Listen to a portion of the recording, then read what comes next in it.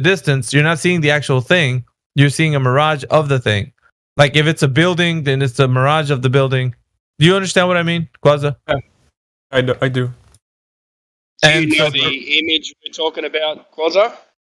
Sorry? Black Swan? Do you know what we're talking about when we say the Black Swan? I've saw it multiple times in the chat. Okay. Right. Okay. So when we say I see too far, that means that according to the globe prediction, how far I'm supposed to be seeing is a lot farther than that. So the globe side argues that the reason why you see things farther is because the light is being bent over the curve of the earth and it reaches your eyes. So therefore you can see farther due to the fact that light is bending over the curve. But there's huge problems with that, right? That's never been demonstrated to be the case anytime, anywhere. These are just the things that they say. These are the now I'm trying to look for a word here, like mental contortions or mental gymnastics, or just so you can may have a workaround that you can see farther, right? They'll say that this is how light works, and it doesn't work that way. Yeah, because the ball is this size. So if we see too far, it must be refraction because the ball is this size. Right. Get it?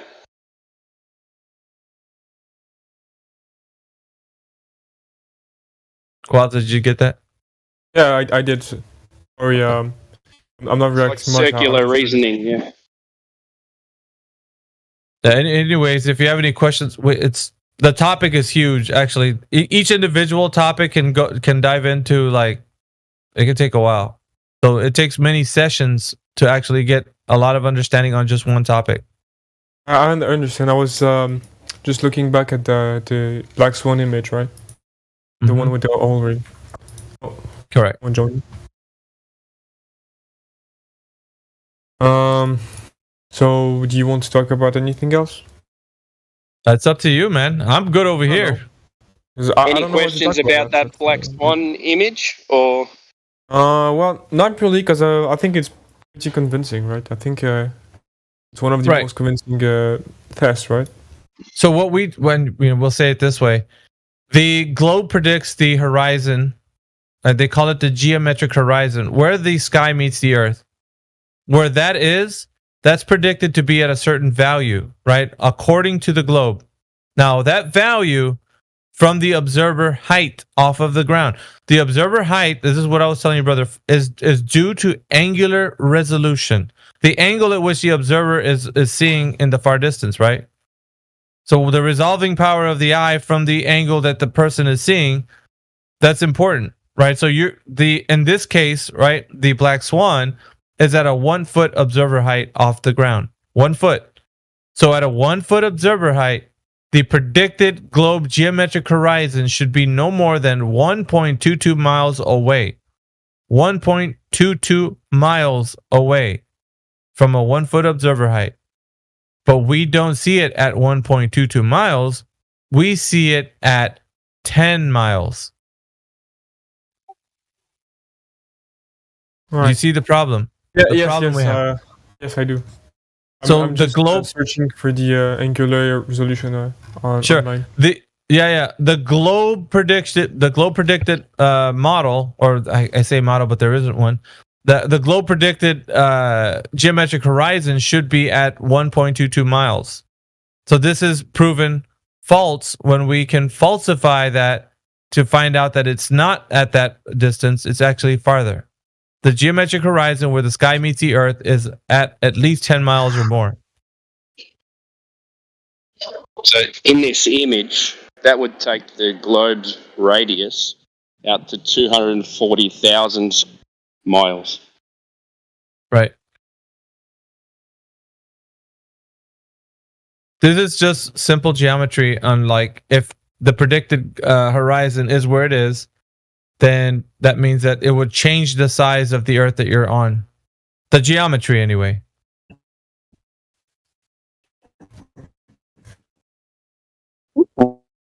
What? Sorry,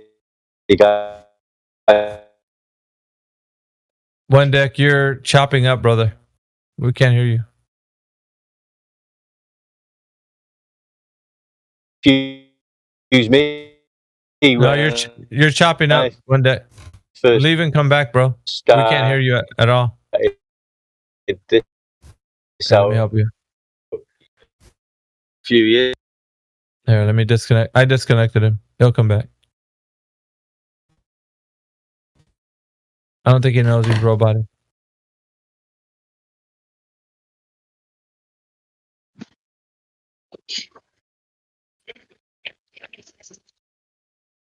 Good evening, everyone. Hello. Hello. How do, Flying? I'm good.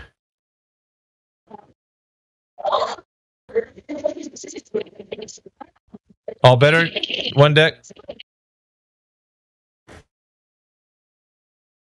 One deck if you're there. Did you get sorted? I think I'm all right.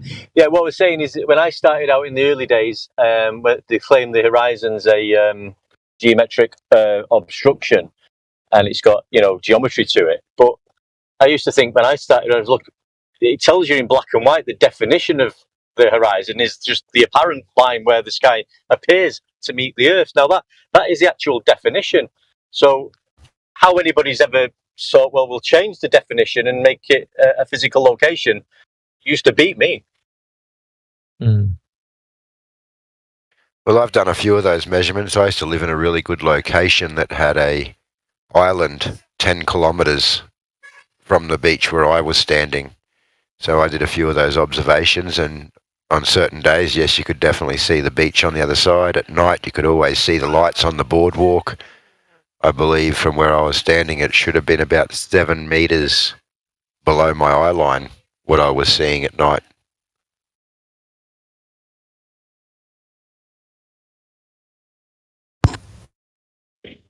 It's just fleur perspective, mate. Fleur perspective? I actually tried to fly a drone across there once. I kept it like right on the water with my camera on, and I got about halfway, I reckon, close to halfway anyway, before it started saying it was cutting out and carrying on. Then I was scared I was going to lose it in the ocean. You got one of them good drones flying? Oh, that was a while ago. I sold it actually, but yeah, it was one of those, I don't know, DJI ones. Went for a fair distance. I got rid of it because you couldn't use it anywhere. Everywhere we go here, you can't. I took it on holidays. I packed it in the car. It was in a massive box. We went around Tasmania, and everywhere you go is a national park, or it's in a national park, or there's a sign up saying you can't fly it, and the thing just basically stayed in the box the whole time.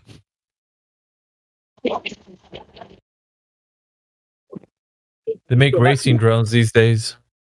Have you seen those videos? The what, sorry? The videos of the racing drones, and they race around like those old hospitals and stuff like that. I think that's proper fun. I do. With those goggles on, man, you'd have to get dizzy, wouldn't you? Like, it'd be pretty full on seeing that coming at you like that. It'd be like you're on a spinning globe. Yeah. Yeah, but racing drones, I think that's a lot of fun. I would imagine. I haven't done it, but I would think it is. So any of those kids that do gaming and stuff like that, if you want your hand and eye coordination to be elite, I'd be doing that. Yeah. Oh yeah. And it's probably more fun than sitting on a computer all day too. I'm waiting for the season to open, but there's no snow. Plenty of rain, though. Yeah, plenty of rain. The whole town's full of tourists because they've all come for the opening of the season and they're not going to open. You got some mud. Yeah. This time last year it was awesome. Yeah, you got to remember we had a late summer too, so it hasn't. I think it extended the kind of summer to a bit longer. The winter didn't really kick in, but still, it's only just kicked in here.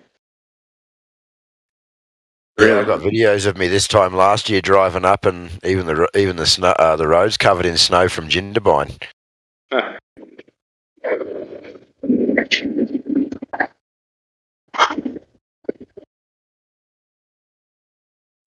But I think everyone's panicking. Like the resort owners and the accommodation, everyone's cancelling. Yeah. Oh, it's school holiday soon, isn't it? Yeah, soon.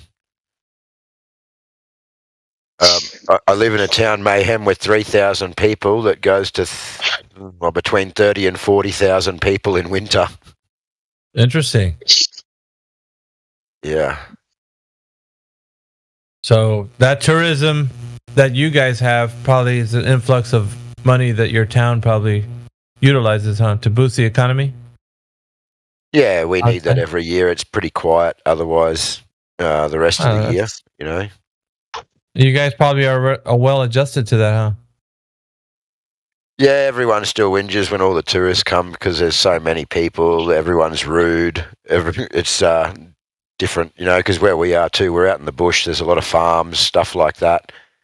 It's just that we're at the base of these ski mountains, and we get a lot of the richer people coming out of Sydney that think they're pretty special. I was watching P-platers today driving around in their $300,000 Mercedes Benzes and Mercs and My stuff. goodness.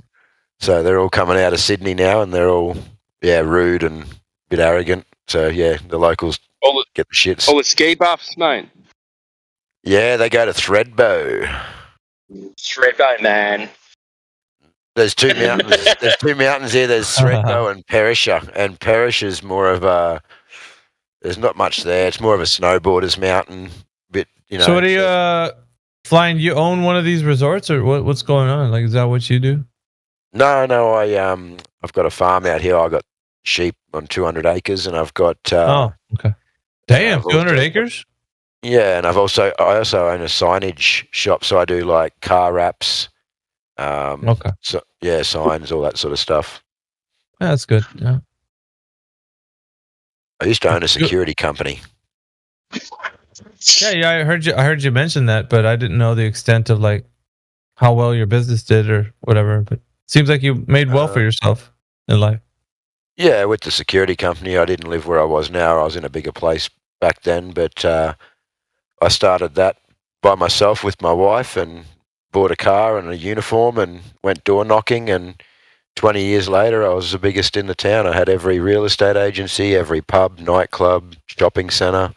We had patrols, everything. We basically took over, but it consumed my whole life. I worked 20 hours a day for 7 days a week. It was crazy, and by the time I got it to there, I couldn't do it anymore. I didn't want it anymore. So we sold up and moved to the bush.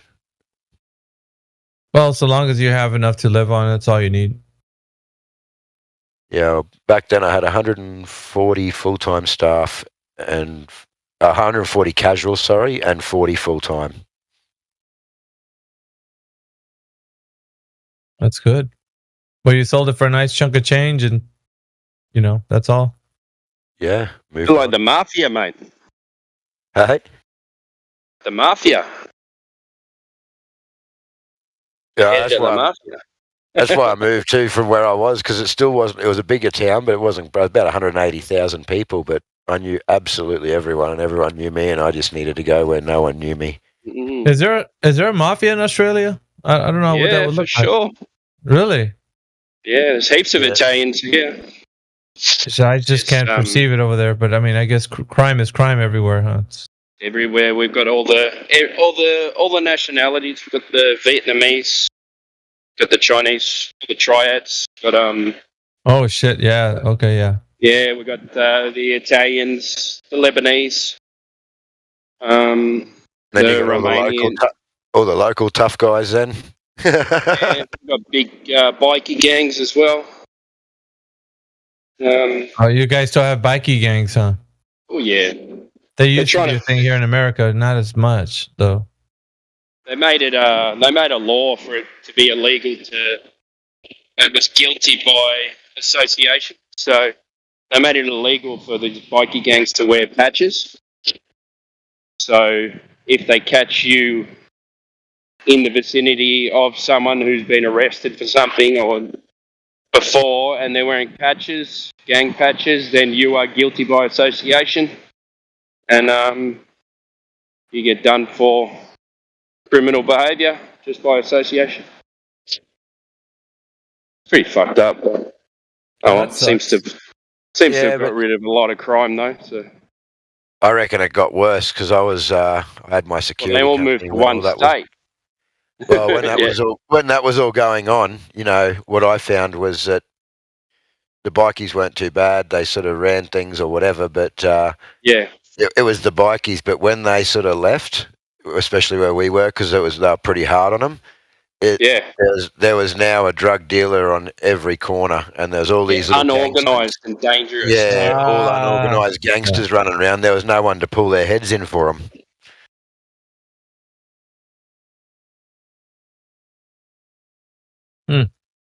That was my experience, anyway. Yeah, same thing happened here in Melbourne. So, just getting back to the culture, I've been seeing a small little influx coming from Australia of people learning about the flat Earth. How does that work for you guys over there? I don't know hardly anyone, man. This topic, and I was talking to you, Timbo, before about this. It's not easy to talk to, and different countries act differently about it. Of course, if you go into China or something like this, it's just you couldn't speak of this. It's like blasphemy. You can.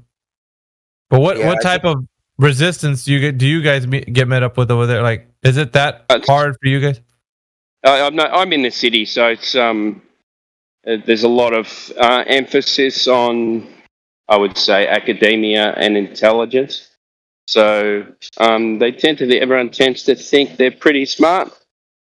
So there's a lot of fight back about it. You're a stupid fucking idiot. You're dumb. You don't know what you're talking about. All of that goes along with it. And I think most average Australians, just a typical Aussie dude, I suppose, probably just doesn't really give a shit about anything as long as they got their beers and their football and their mates around. They don't really care. And that's probably one of the biggest problems in Australia, that no one cares until everything's been done to us. It's all good, mate. She'll be right. Don't worry. And then, everyone's asleep at the wheel, mate. Yeah. Well, they got no control anymore. The government has completely taken over every aspect of life. That what can you if you can't control the result, if the result is already predetermined, the government is just going to do what it wants to do. Fucking have fun with what you can. Enjoy the people around you. Enjoy life, because the rest of it, if you focus on trying to change a system that won't change, and if you buck it too hard, they'll just bump you off. Oh, yeah. Have a beer and watch some football. Yeah, I still enjoy that. I catch up. My team plays mostly Sundays. So we always sit down and have a barbecue and drink some beers and watch the footy. And, it's nice. It's a like you guys say, it's an American pastime. It's an Australian pastime, Sit down, watch a game, have a barbecue. Sorry, Tim. No, you're all right, mate. Go ahead. I've finished. I was going to say, I do talk to a lot of people about it. I was pretty much everywhere I go.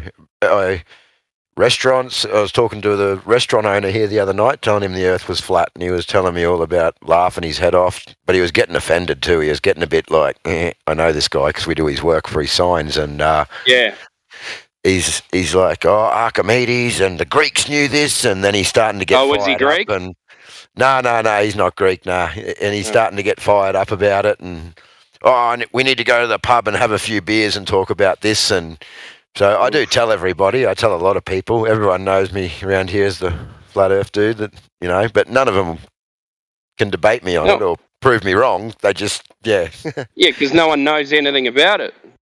No one knows anything about the globe, anything about anything. It was funny. I went out for a barbecue the other night at some friend's place, and I don't normally talk flat Earth because the dude gets a bit upset sometimes, and he's a good mate, so I don't say anything.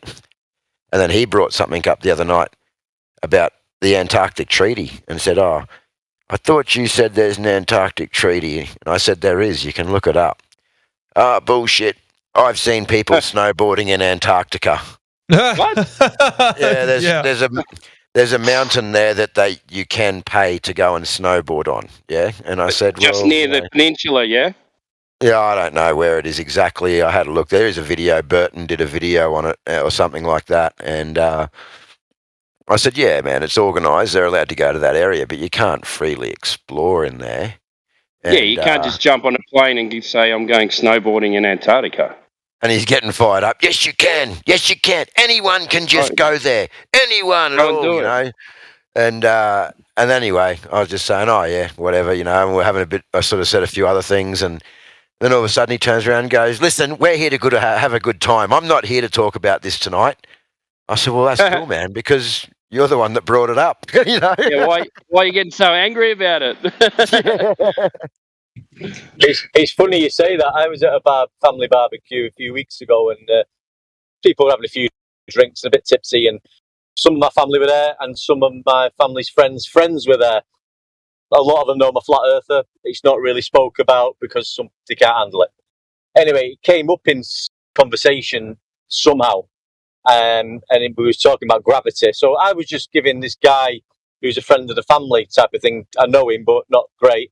The example of like, well, prove gravity. So he picked a lighter up from the table and dropped it. Did the typical dropping, stumping. So I passed him the pretend helium balloon and asked him to let it go, and asked him to explain why is that going up. And then we got onto the gas pressure. But straight away, the guy's getting angry, and then he's all of a sudden he starts telling me, "You sound like a child, mate. You're being pathetic now. You're embarrassing you." This is what he's saying to me. And I've got my family there, really? And they're looking. Yeah. I said, listen, mate, I'm giving you an example that not everything goes down. Well, that's a gas. Gravity pulls things up as well. I said, no. The claim is the gravity pull. Well, it's not a force, but you're talking of the Newtonian gravity, so we'll stick with that for now. And you're saying if it drops, I'm giving you a helium balloon, it goes up. But it's like, you just sound like a child. You're embarrassing yourself. If I was you, I'd just shut up. I said, well, listen, mate, I'm not going to talk about it. I've got family around. If you ever want to talk about it again in private, I'll talk about you in an adult, sensible way. But straight away, like, and other people were sort of nudging up, sort of getting, you know, I had 2 or 3 people around me. This is a family fucking barbecue, man. I know, but then you get the blame for it. All of a sudden, you're the bad guy at the family barbecue. Oh, yeah, you shouldn't be talking about that here, you know, like, and it's not your fault. Yeah, they asked you, you know, like. Yeah, and then when they get upset, everyone else sees them upset, and somehow you've done something to upset them. Yeah, exactly. Just by saying, oh, look, this helium balloon goes up. Oh, my God, stop upsetting him. Yeah. It's okay, man. I've had other shit like that over the years. I nearly got into a fight in a pub once about it, just because I don't believe I live on a globe. It's a flat. What you think you live on a flat Earth? You fucking it. This is in a pub, and a few people have had drinks, and this was again a friend of a friend, and it was getting that way where I thought it's gonna up in fisticuffs here. Yeah. Yeah. I've been in all them situations. Fuck's sake, it's fucking crazy. I was over at a neighbor's house, and it was Venus and the moon, and the moon was crescent, and it was nighttime, and it was like God, I don't know. Oh, was this just recently? Like a couple of months ago? Just a couple of months ago. Yeah. And I just had said, hey, can anyone explain to me how that works? Like, is anyone? You know, I've just been looking at this topic, you know, like conspiracy theories and flat Earth and stuff, and this is something I can't explain. How can you see a crescent moon and Venus right next to each other, mind you, and it's also the nighttime? Can someone draw that out for me, like on a piece of paper or something? You're supposed to be looking at the sun, yeah? Yeah, to see Venus, you should be looking, you know. And then we were in their backyard, right?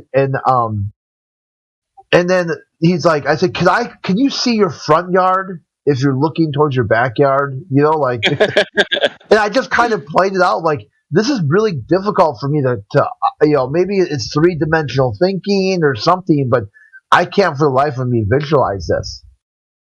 And then someone said, "Well, how does the sunset? How would the sunset work on the flat Earth?"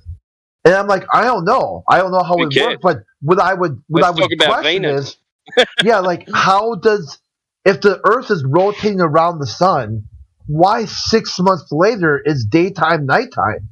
And I faced him, right? I was looking at him, and I spun around, I walked to his backside. I go, look it. So now, how am I looking at your back now? Like, how does that work? If a day is 24 hours, and it spins around and it goes to the other side, now my back is your front. How does that work on the, And they said, okay, whatever. And then people just changed the topic and then dropped it. Yeah. When they've got no answer for it. Yeah. I was wondering that too, because people, you could kind of feel the tension in the air building. And I was wondering, like, afterwards, like, what if someone said something stupid, like quit being a mongoloid or whatever, It'd be like, wow, dude, that escalated quick, Yeah. It seems you can talk about absolutely everything to a certain extent, and everyone's okay, whether it's religion, politics, whatever. But from my experience, as soon as you say anything flat Earth, they're just angry. They get really angry. Yeah, it started. You don't have to, though. You don't have to say that you are a flat Earth. You just need to invoke, for example, Einstein in 1915 with the theory of relativity. Just by dictating that gravity is not a force, is destroying already the globe model and the heliocentric model and all the models on the table. Because the models without this force of gravity, they don't exist, they implode. So you don't need to do anything. You just need to quote the powers that be, Chukaku and many others. Yes, George, how you doing, pal? You can hint towards flat Earth without actually mentioning flat Earth, can't you? Well, this guy on the weekend, that was where he got really, because he said to me, I was telling him about that, what I was just talking about before, that I could stand on the beach where I used to live and look across to the island 10 k's away and see the beach. And he's like, yeah, and I'm a surfer, mate. I fucking see this shit every day. I think I've seen further than 10 k's, mate. What's your point? And I said, well, that is my point. Yeah, welcome to flat Earth. And then that's what I said. Yeah, correct. I said, on the globe, you shouldn't be seeing that far at all. I said, if you're standing on the beach, should be about 5 kilometres max. And he's like, no way. I see further than that every day. I'm like, oh, man, you just don't get it. He's not getting it, is he? No, that's great. He tries to one-up you. Be like, like all the... It's like, I see farther than you. Yeah. Like, I'm a big globalist. I believe in the globe. And you tell me, we see too far for it to be a globe. Oh, yeah, I see even further than that. Yeah. That's when he got really angry, because I think something must have been clicking in his head, because that's when he got angry. I'm not here to talk about this. No, that was when he lost it. Did you guys know that binoculars are the instruments to view beyond the curve?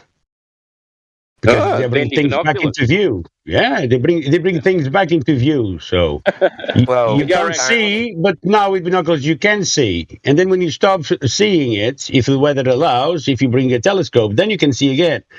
So yeah, and it's funny that they don't understand. They go, yeah, it's because you zoomed in on it. You go, yeah. Duh. Can you? Yeah. And apparently, according to old mate last night, you can also use binoculars for taking measurements. Oh, I missed that one. Oh, I see. Yeah, I don't know who that was. Who was that, Mayhem? He was saying that... was that Kosho?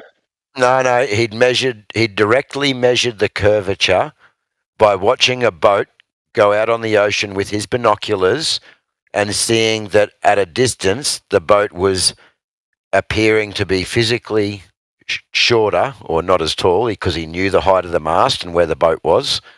And that was how he'd measured the Earth with his binoculars.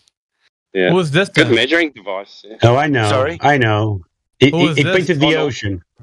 He painted the ocean. He made a cross on the water, and then he measured with a measuring tape to that location. Say the name again. Flying. That was the French guy, one of the French guys that was in last night or yesterday. Oh no, it was probably last night. And Nico.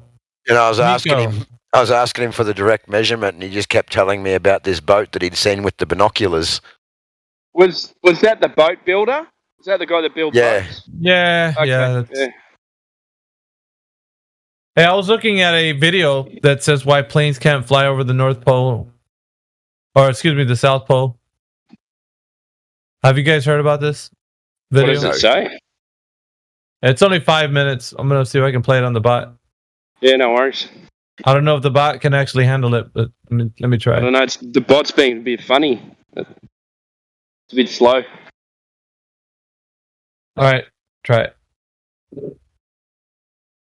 Hey, have you ever wanted to fly between Perth, Australia and Buenos Aires, Argentina nonstop? Probably not, but it should make you mad to know that even if you did want to, you can't. That route would go almost directly over the South Pole, and with the exception of super specialized sightseeing flights, there aren't any commercial flights that us regulars can go on that fly anywhere near the pole. Why? Well, there are a few reasons. The first problem with flying over Antarctica is pretty intuitive. It's cold. Cold enough, in fact, that in March of 2001, the FAA put in place special rules governing what are called polar routes. Any plane or magical sleigh flying above 78 degrees north or below 60 degrees south. Now, I could just read the rules off of this really long PDF I found on the Boeing website, but I don't really feel like doing that, so I'm just going to play this old tape I found instead. Hello pilots, happy March of 2001, which is the year that it currently is, and one that will no doubt shape up great for the concept of airplanes.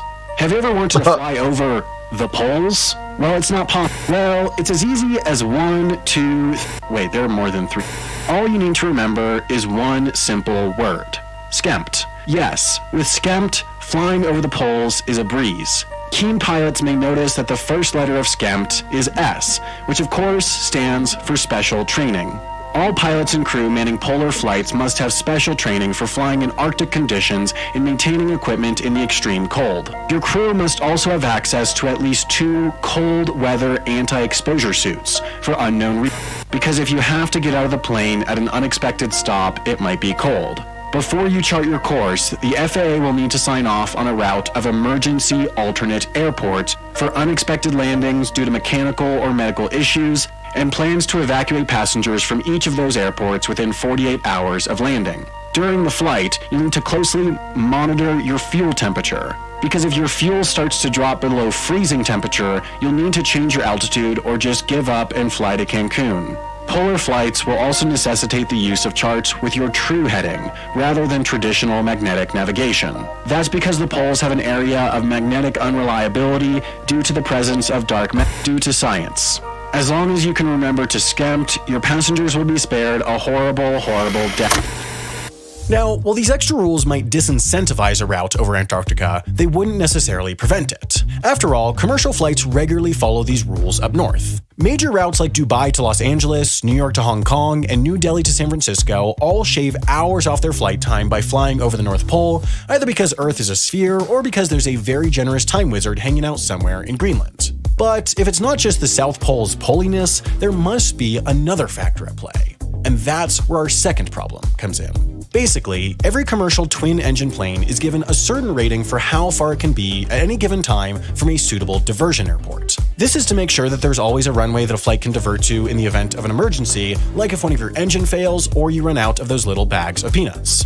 This rating is called ETOPS, and it's measured in flight time.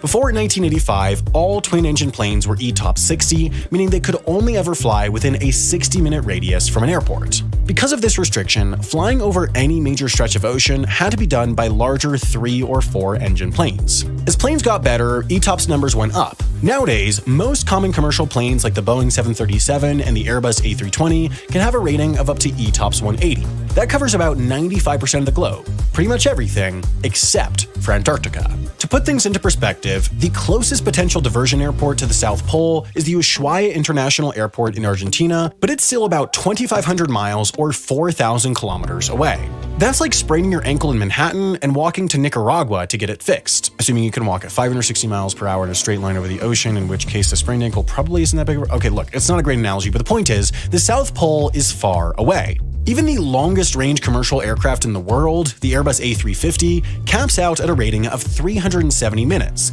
leaving a fairly large chunk of the continent off limits to law-abiding pilots. Despite all these restrictions, an airline could, theoretically, route a flight over part of Antarctica. They just need the right plane, the right equipment, and a specially trained crew. At the end of the day, though, there just aren't many routes over Antarctica that make sense. The vast majority of international flights already take place in the Northern Hemisphere, since that's the hemisphere with 90% of Earth's population and 100% of Earth's M&M stores. Now, some flights do come close to the Antarctic coast, like the routes between Sydney and Johannesburg or Santiago, and depending on wind conditions, they will sometimes fly over a tiny bit of Antarctica, but absolutely zero go anywhere close to the pole itself. Remember the theoretical route I brought up at the beginning of the video from Perth to Buenos Aires? That's pretty much the only one, and there just isn't enough demand to warrant flying it anyways. But you know what there is demand for? Decent gifts. If you're currently scrambling to find something for your friends or family, let me help you out with a suggestion. Audible. Audible memberships are a great, easy... Yeah, that was it. I didn't want him to keep going on. He was just made an announcement to Audible. But, yeah, that's the globe perspective right there. Even they're saying that there's no flights that go over the pole, South Pole. It makes sense if you, in case of emergency, if you want to land, you need to have an airport nearby. But Yeah, anyone but we get a can lot- just go there, can't they? That's what we're told. No, you can Yeah. just go there. Just go. Get a plane and go. Yep. Or actually, they say you could fly over the South Pole. There's a lot of people that would say that there's flights that go over the South Pole. No, there isn't. Yes, there is. No, there isn't. Yeah, they always fly there. There's flights that always go there. It's like, no, there's not. Like, so Yeah, this well, guy's this is- basically saying that. So That was this guy's argument because the biggest snowboard company in the world filmed some snowboarders snowboarding down a mountain apparently in the South Pole. You could go anywhere at any time whenever you like. yeah, there's things that people say, man. Just A lot of it's coping instead of actually thinking. well, just even in the globe rhetoric, it's not possible. They don't do that. Like he even just said that. Like, no, it's not even. And he, of course, he had his comedy, but like, you know, because he's a globalist.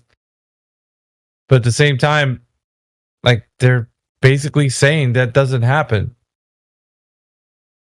But you hear people in this arena argue the toss over this. Like it's something to be said. It's like it's not even logistically something that on people that think they live on a globe would actually do.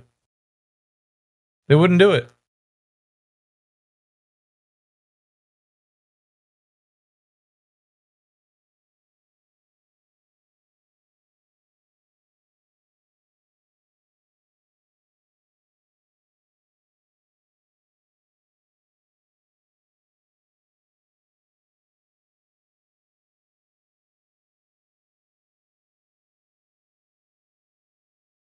Kind of a good experience on their server.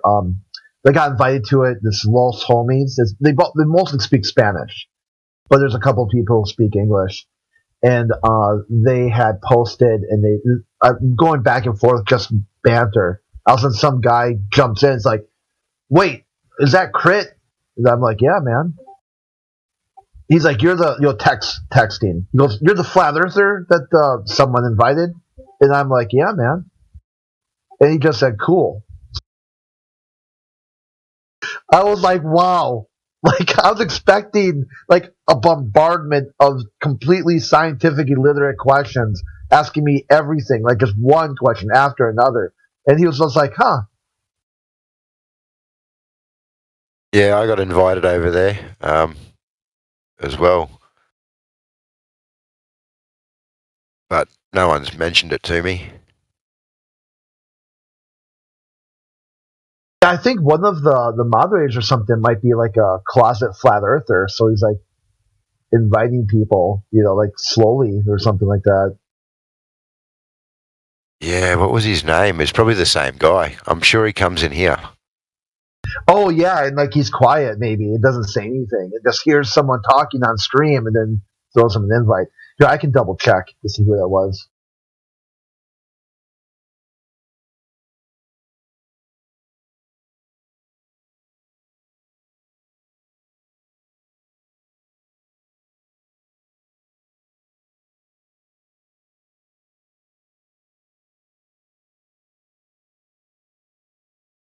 Rawn.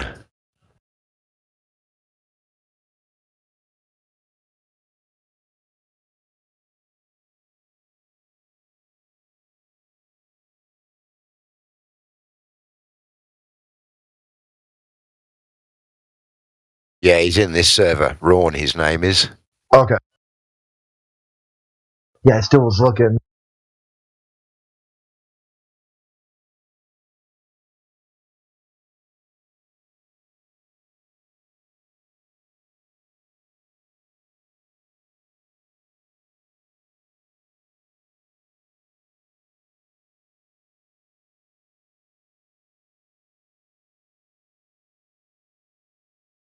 Is it just Ron, or is it the Ron Corleone? The one that I got is Rawn, RAWNN. Well, I'm looking at him in my messenger. So unless he's got a nickname or something in some of the servers.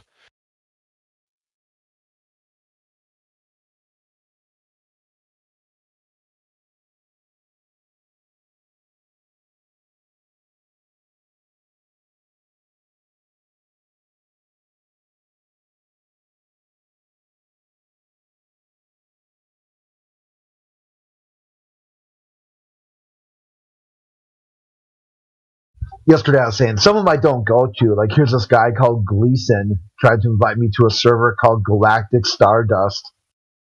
I'm like, nope, not falling for that shit. That's where you go if you really want to debate some stupidity. You mean you didn't want to go to a server called Galactic Stardust? And the user called his name is Gleason. It's like if someone like named like Flat Earth Math or Flat Earth something, and they tried to invite you to a server like debunking stupid. Like, yeah, okay, you're too far gone, dude. You're just not there. You're gonna need a vacuum cleaner for the Stardust. You can prove it with one question. You just ask them, "What is flat Earth?" And they won't even be able to tell you what it is. Yet they're all spurred out about it.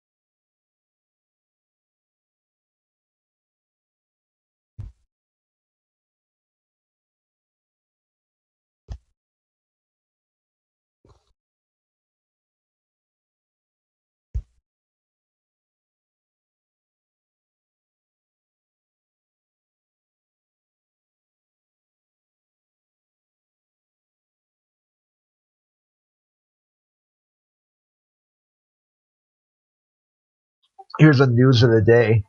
NASA's mission to explore Meta World is back on track after a troubled year.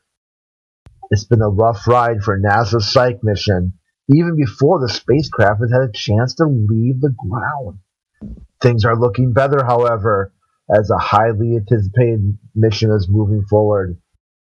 It is back on track. The GIF I posted is a bunch of those Autobots laughing in Cybertronian.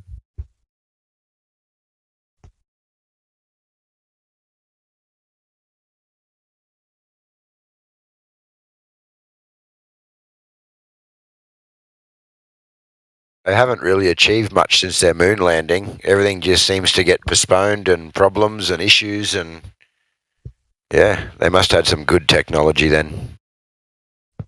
Elon's latest thing blew up, didn't it? Yeah, and people are clapping about it like it was a success. Not only did it blow up, like most of like 6 engines didn't even ignite. Isn't their theory it blew up and we're happy because now we know what we did wrong? Yeah, we got lots of data. We got all kinds of data. Fuel ignites. We now know that.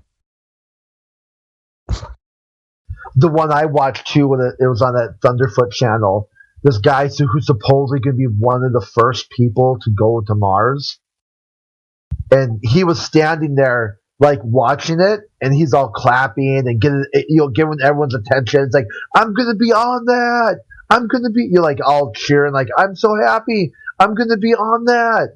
And then they're watching it go up and up and up. And his wife is kind of standing next to him, and then boom, it blows up. And the wife has that, like, dude, if you were on that, you'd be dead. And he's like jumped up and down cheering, like, acting like you're like a little kid. Like you tell him he's gonna have a pizza party, like yay, clap and everything. It's like, dude, there was like, if you were on that today, that was your last day on Earth, literally, like, and figuratively.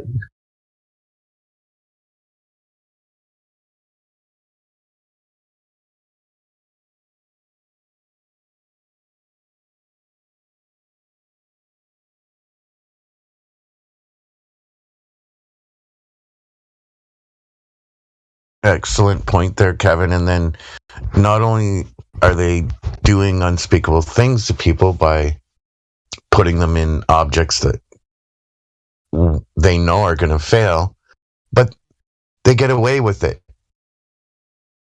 I guess these people sign a piece of paper that say if I die on this mission, no one's responsible for my death.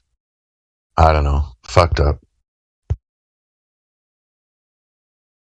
The mission to the studio, you mean? Yeah, they sign papers. If I get put on a tube that is filled with fuel and it explodes, no one's responsible. That's a good way of saying that you're on a tube filled with explosives. If it blows up, it's your fault. You put yourself in a tube filled with explosives. What do you think was going to happen? You sat on it. You're ready to take off. I just need to steer this nuclear warhead where it needs to go.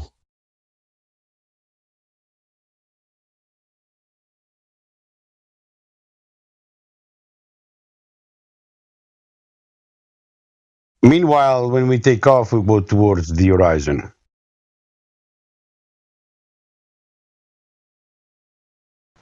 Why would they go straight up? It makes no sense. Go towards the horizon.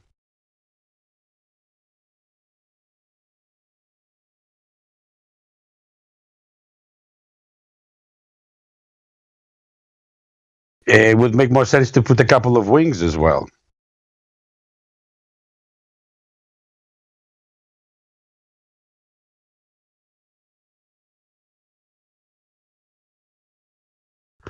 There's a novel idea. If a country wants to launch a nuke, they have to strap its leader to the head of it first.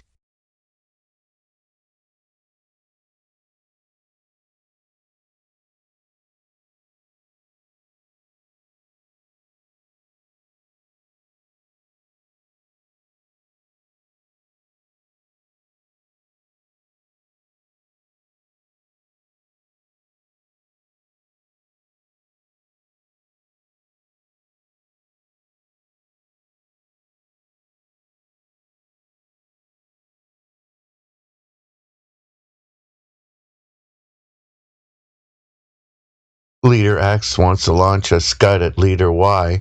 Well, we got to strap you to the head of the Scud first, sir.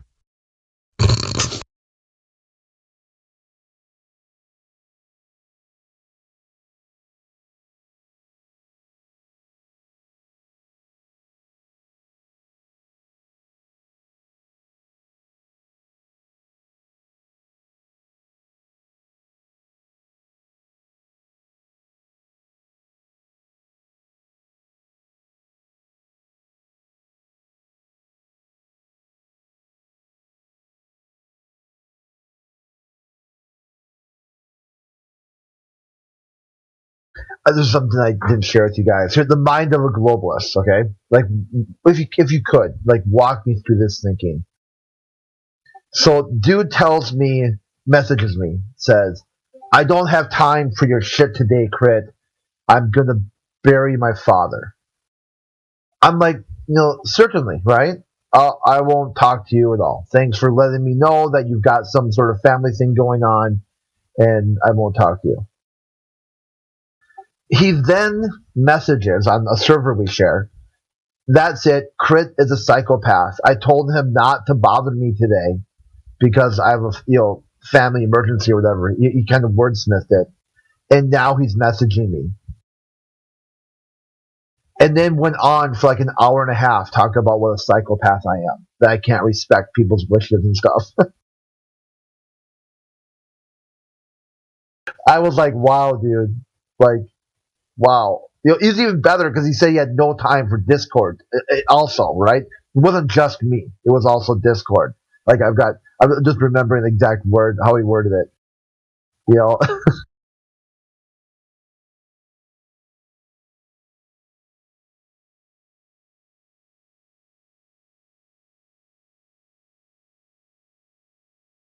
If you can, you should just forgive him. That's a really hard thing to go through. No, I did. I ended up sending them that song where it was an Irish band that's like, how do I say goodbye, like to my father? And you gave me my eyes, you gave me my name, like I sent them that song. I'm like, dude, like I understand, what you're going through. I've lost my dad too. Okay, so when I was a teenager. Okay, and it still hurts to this day. All right, so. I get why you're angry and everything. It just, to me, it doesn't logically match, but you're not thinking with a logical brain right now. Yeah, I can't be helped.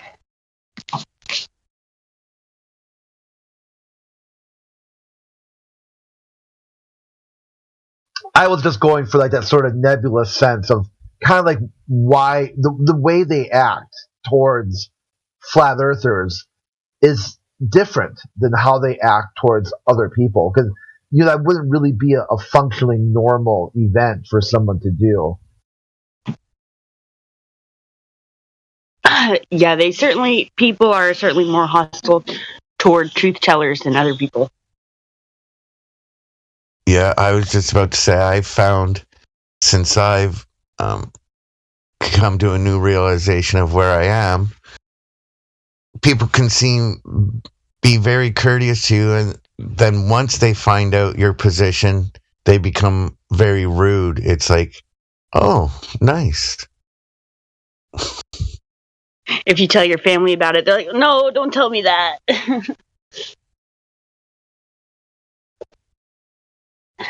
View us that way. It's like, as long as they think you think what they think, you're cool. Mm-hmm. Oh, wait, you don't think what I think? You're not cool no more. Yep. Great minds kind of thing. Yeah, because all of a sudden, they know you, and all of a sudden, out of the blue, you put it a white coat, and now you teaching them something that they never heard of before, which they don't have the answers for. And now, who are you to tell me this? Who are you to tell me different than the experts? And then you point out, but this is actually coming from the experts. And that is how it starts. But in family, it's not good. Well, it's like, you can have a friendship with someone, and the friendship can be lovely, and they'll imagine you like practically in white robes, right? White sweater or something. And then one day you open your mouth and they realize that your white sweater is actually a straitjacket. That's how it is. Yeah, but imagine you go to a barbecue, and in the barbecue, your boss is there with your mates, and your co-workers, and you end up having a conversation with your boss about the flat Earth. And it goes so well that the next day you come to the office and it says, well, you're free to go. You don't work for us anymore. You're a flat earther. That's rough.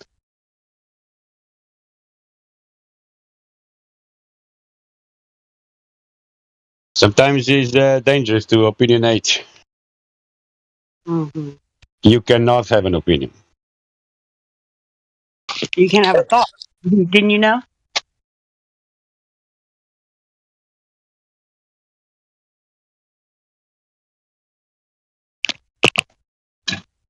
Thoughts are expressly forbidden in this era. Probably most eras. People are still amazed by Walt Disney and Van Braun with the creation of NASA and all the cartoons and his stories about outer space. You know, they've started this notion, and people still believe it.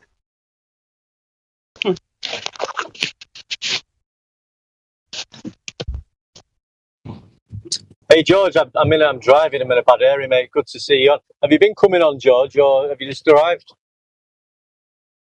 No, I just arrived. I have a day off today, so I decided to pop in for a bit.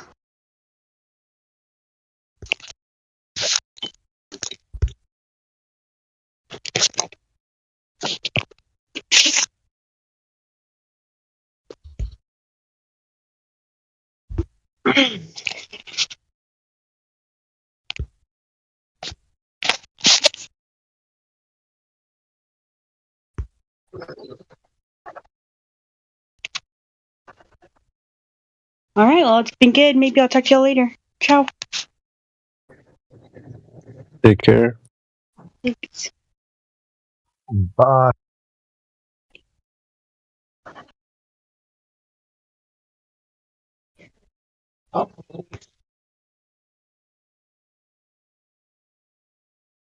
This dude asked me, "Do you want to talk about astrophotography?" I said, "No, I don't."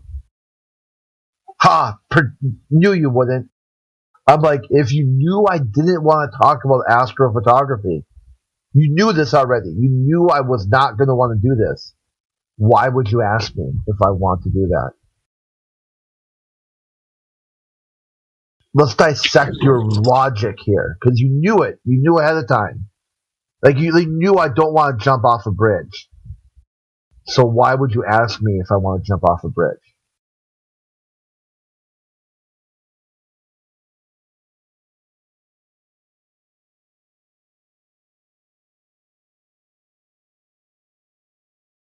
Oh, Bobies. They think they gotcha. I'll probably chat with you later, George. Sorry, man. I'm driving. My signal's all over the gaff, so I'm just listening. But I'll chat with you later on, pal. Sounds good. Cheers, Malik.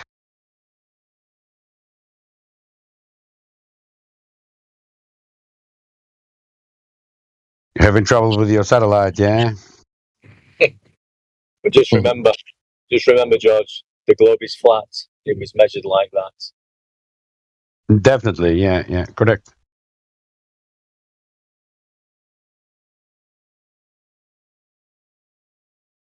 Guys, I have 3 clips. Did you guys know there is more land? Did you guys know that there is land under the oceans? It's called seabed. And if you dig, there's more underneath?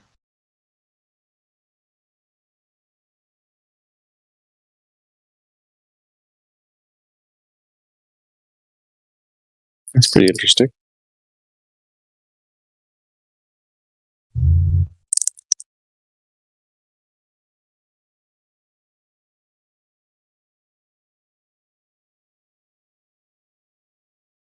It is, isn't it?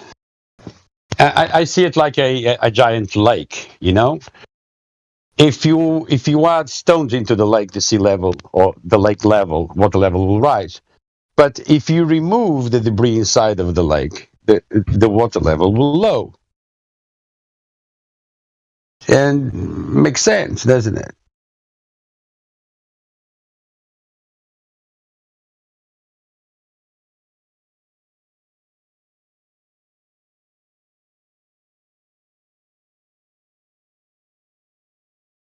And like any lake, there's more land, not only around the lake, but underneath the lake as well.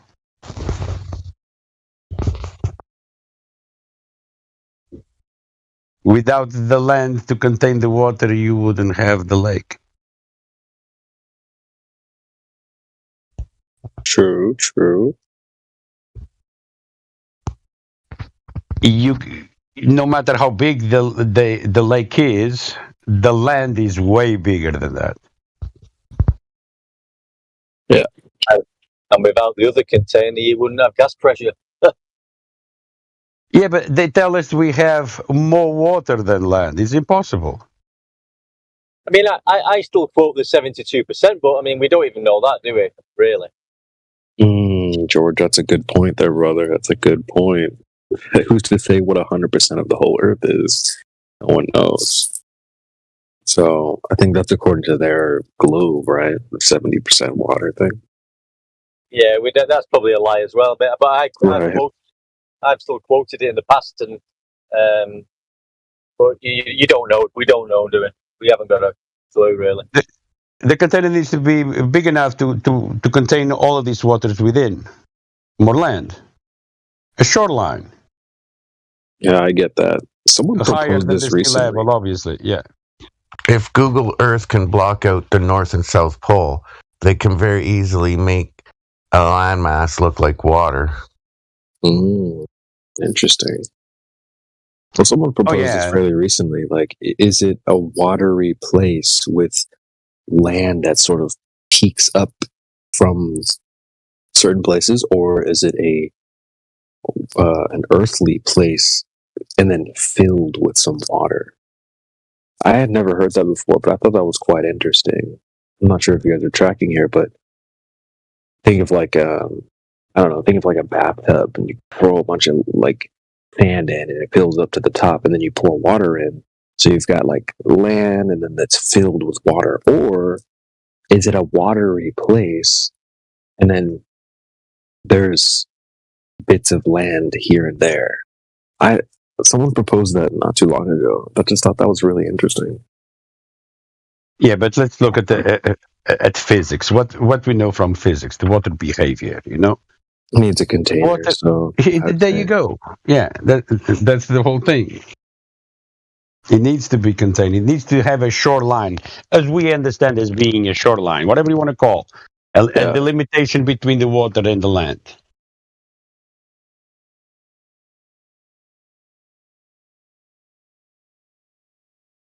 Yeah, and that's right. And some people claim an ice wall, but we don't know that for sure. But it has to be contained somehow. Yeah, but the so-called ice wall, the ice is on top of a plateau. It's described by Admiral Byrd as being a plateau. Yeah, a landmass. The ice cap is on top of it, but the land is there. It has to contain the waters. I think that's such a bad phrase, too. Ice wall. Like, who came up with the word wall? Like, I don't know if I would describe it that way. I guess you could, but personally, that's not how I would describe it. Yeah, but I think it's from a TV series, isn't it? Oh, really? Wow. Yeah, I didn't watch it, but I forgot now the name. There's a TV series apparently that they go to the ice wall, something like that. I like to refer to it as an ice shelf. Yeah, I mean those are better. I like Game of Thrones. Game of Thrones is the name of the series. Oh, okay.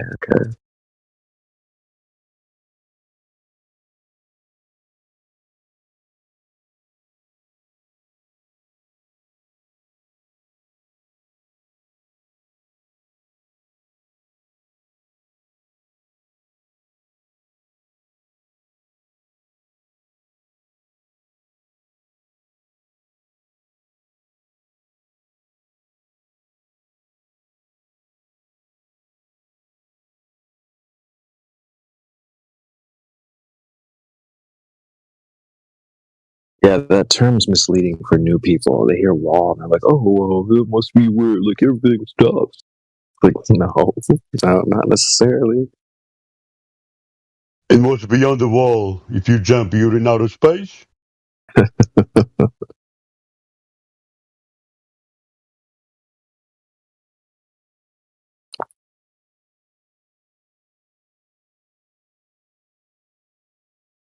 When you reach the wall, there's a big sign saying no trespassing.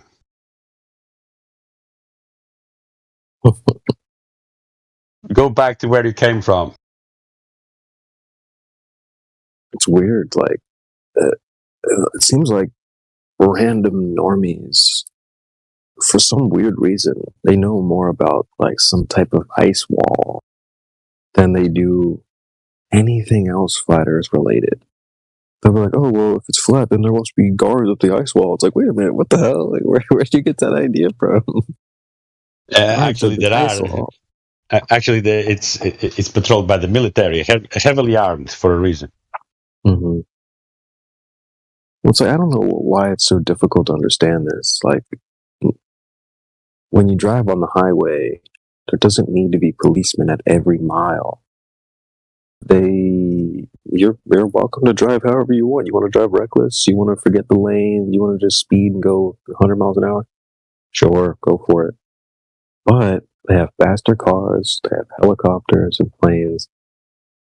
They can get your ass if they really want to. So there don't have to be guards waiting for you. Yeah, even at sea, they can do that. Yeah. Yeah, and so it's even worse at sea because you have a boat. And they have planes and helicopters there too, and faster boats. So they don't have to have guards waiting. And say, pull over, document please. Yeah. So there doesn't have to be people waiting for you at the ice wall or whatever. Like, that's ridiculous. It's not like, that would require you sneaking out there. You're not going to be able to sneak anywhere. First of all, where would you start? What is your visa anyway? If you don't have a visa, how do you expect to go there? Yeah, I know. It's just, people are goofy, man. They have such weird ideas. It's like, what if I got a MasterCard? It's almost like they got their mind wiped and they forgot about the last 3 years. Hey, ding dongs, did you guys forget that you could barely go to the grocery store and buy toilet paper, and now you're talking about freely traveling the whole world? Stop it. These guys, what would you do when you get there to the shore? Yeah, with your rucksack. What's next? Get your bicycle? Well, what's your means of transportation? They literally had lockdowns for everyone, where the only people who were familiar with the term lockdown were inmates. Damn. Yeah, that's deep. Yeah, how free are you really? People just, yeah, exactly, George, too. You're like, oh, well, what method of travel? Let's say you could just sneak down to the south. What then? You're gonna walk? Get a bunch of penguins. Yeah. When the alarm went off and the sounds went out, lockdown, it meant get back to your fucking cell. We're gonna toss this place. Something happened. We're trying to figure it out. No movement. That's what lockdown fucking means. Mm-hmm.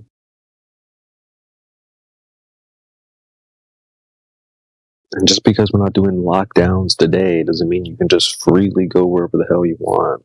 And I say that as a person I'm not like a stand for the government. I'm just saying what it is. I'm not saying like, oh, we have to ask permission.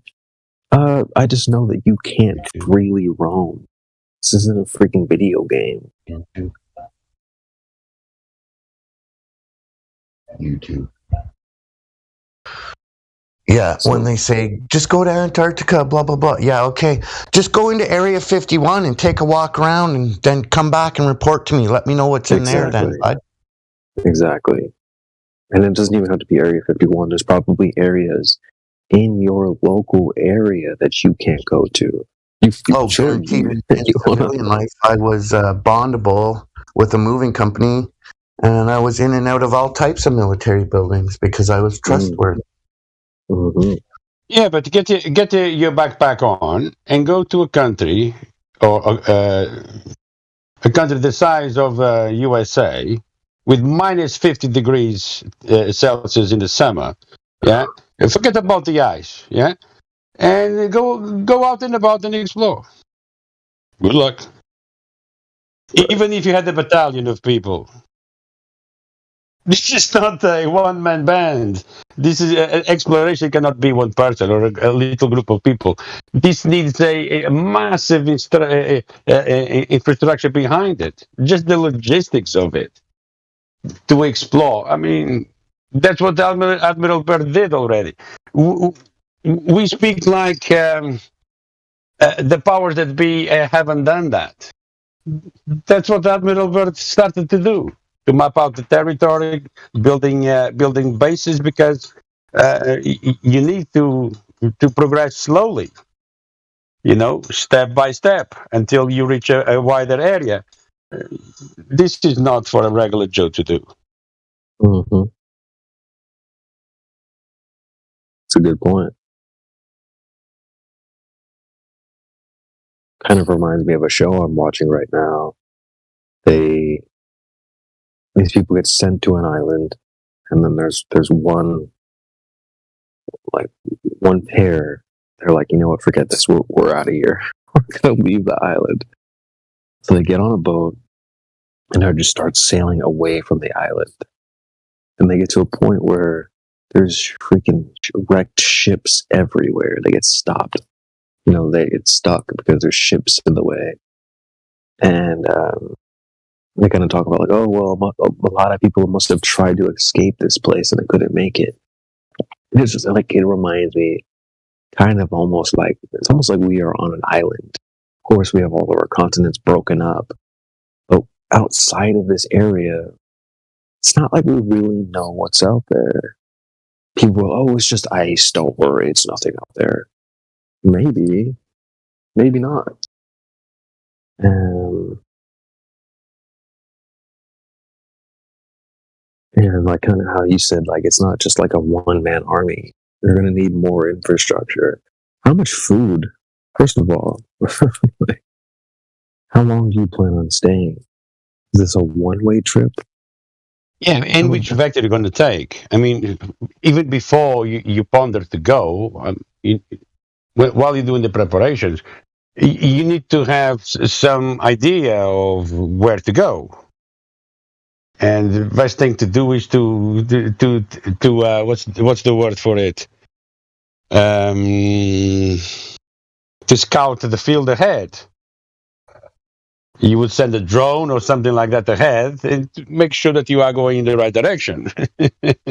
At least to see to scout ahead of you. That's the word, Either I don't know, a rocket flying by and filming. Or whatever, even before you step foot in it. I just have to see the amount of expeditions that got lost and never recovered, that weren't even going there, to discourage me. I'd be like, no. People got lost going up north. Yeah, that's why I would do we call it today, nowadays we call it the drones. They can stay in the air for a large amounts of time. But even a long-distance missile, obviously without the warheads or anything, you just need the rocket, and put some devices, whatever devices are we can think of, mount on it, and send it over.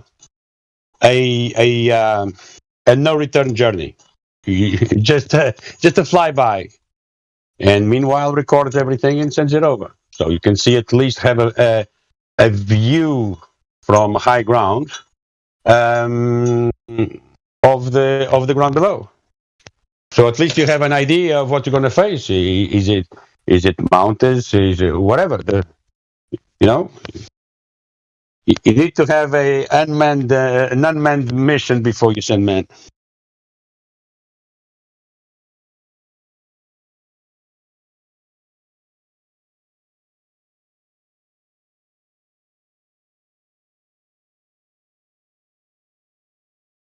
But with today's technology, drones, definitely. It can be refilled in flight, which makes, the duration of the flight and the areas reached larger. Technology, we have it. That's why I'm saying they do know the powers that be. They've done this already. They have the infrastructure. They have the manpower. They have the money. They've done it. Now they just patrol it and they keep us out.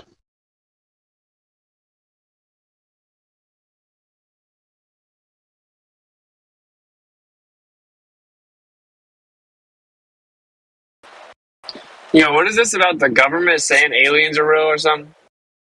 Yeah, the Air Force says it has a ship, but NASA says they're lying.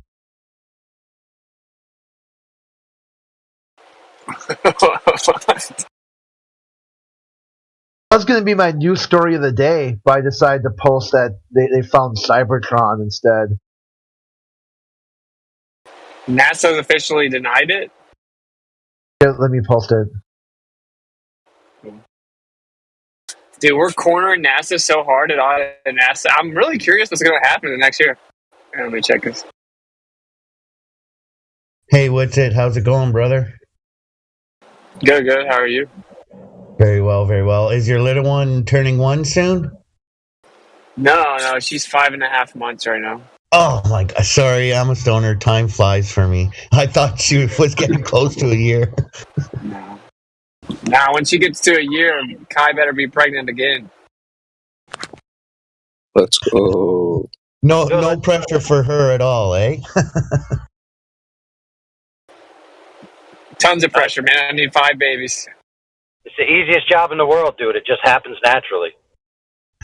Yeah, no, absolutely. It's like the only hard part is actually like not doing it too fast. Which it's building one half of a baseball team. Hey, all the woman literally has to do is not be unhealthy, which is really not that hard. And boom, problem solved. That's what I'm saying. But anyway, so when NASA puts out an official statement about what the Air Force does or doesn't do, the Air Force says to them, "Shut up, punk." NASA's a punk bitch compared to the Air Force. Yeah, you're like, sit down, sit up. Yeah, but this is what's weird, right? Like, what do you guys think about this? Because Tucker Carlson is talking about it. So I guess Tucker Carlson did a thing talking about. So whistleblowers come out and said that not only does the U.S. government have crashed ships, but non-human pilots were driving the ship, flying the ships. Yeah, this Tucker Carlson just said that, bro. I have a clip. So I'll drop the clip in there. Non-human pilots. Interesting. Hey, guys. Hey, what's going on? Somebody had a question for you. What's up? Yeah, it's me. I've just come in here. I was just asking something in the lobby. When I watch these debates, like a modern day debate and stuff, sometimes it's like 15 degree per hour of measurable drift thing keeps coming up, and I've just kind of wanted to know exactly what they're talking about. And I sometimes I watch Witsit's videos, and he mentions something to do with it as well. So I just wanted clarification on the whole thing, really. The sky moves 15 degrees per hour. Okay, and what's that measured with? Is that just like an observation or something? Yeah. We just see the stuff in the sky move 15 degrees per hour, roughly. It's actually not always exactly 15 degrees, but. And then, it looks like we can maybe use a gyroscope to detect that. Some flat earthers don't like that, but whatever. But yeah, I just think that the angular momentum of the cosmos moving around the Earth translates energy down to the Earth. That's what I think. But of course, it's simple. We see the sky move, and they claim that it's not moving, and that the Earth is moving. I claim that the sky is moving. Yeah. All right. Thanks for clarifying. Yeah. Yeah, I heard the gyro thing. They keep bringing up. Go ahead. There are some ancillary tests and things you could do, but the main ones that they claim only show a device reading a differentiation every hour. That's it. They then interpret those results in favor of their bias that the Earth is spinning. Yeah. But remember, our base our base observation is that we're stationary and the sky moves. Everybody agrees that that's the base observation. Oh yeah, of course, yeah. It's the gyro bit as well. That's what kind of threw me off because they keep bringing up the whole somebody bought a gyro and it measured whatever, and I was thinking, okay, what that so yeah, that, but that gyro is it a gyro movement. or check it out? Is it a gyro or is it an interferometer? Those are two different things. Yeah, I'm not sure. The latter. It's the latter, right? They use a ring laser gyro. Mechanical gyros, trying to get mechanical gyros to allegedly pick up this motion is good luck. I mean, some people claim that you can, but it seems pretty obvious that you actually cannot.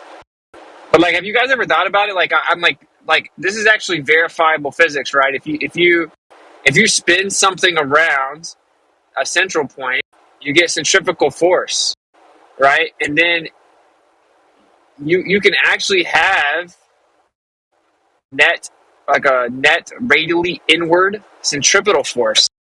And modern physics, due to like really heliocentrism and relativity and stuff, like they claim that centripetal force isn't real. Like, okay, but what, I mean, if everything in the sky was moving around us, bro, it's not actually a huge leap of logic to think that it may translate force or motion down to the Earth. So, yeah, that's where I'm at.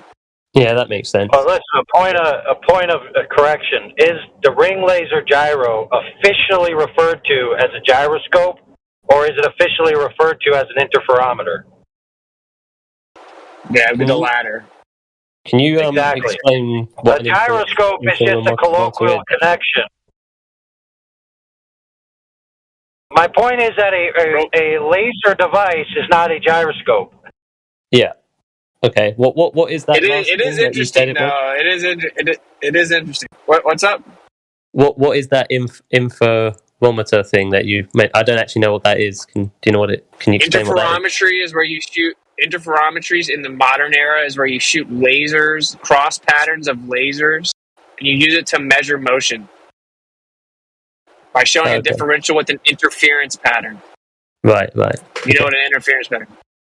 If I have a wave moving through the ocean and then I have a rock and the wave gets broken up by the rock and then reconvenes on the other side, where the waves come back and hit each other basically would cause an interference pattern.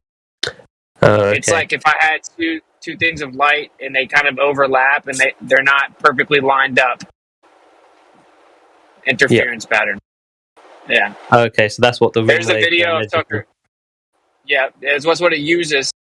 That's what it uses to make measurements. You check out the Tucker Carlson video if you haven't seen it. You can save that. It's just a minute. I got that. Someone sent me down Telegram this morning. I'm like, bro, what is going on, dude? I can't even keep up with how insane this world is. It's not even off the table that they come out and say the Earth is flat, dude. They're coming out and saying that the government has UFOs with extraterrestrial pilots. Where's that clip?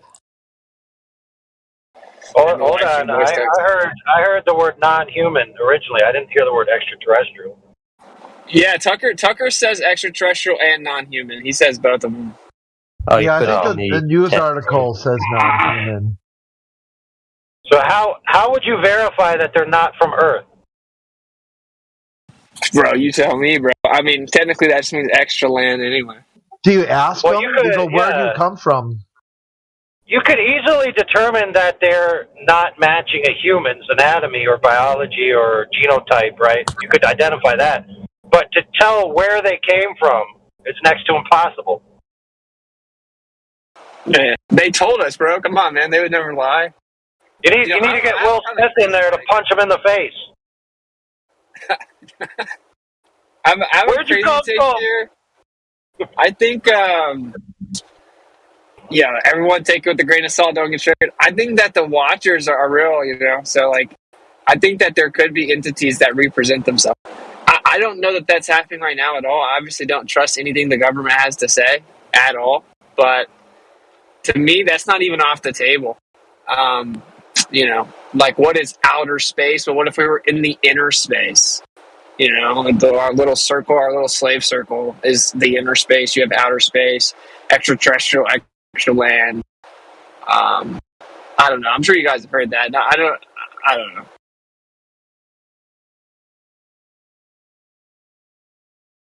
It's getting crazy out here, though. Apple just dropped their Apple VR. The government talking about how non-human life crashed their UFOs on Earth, and that they've had them for years. That's what the whistleblower says. They've known it for many, many years.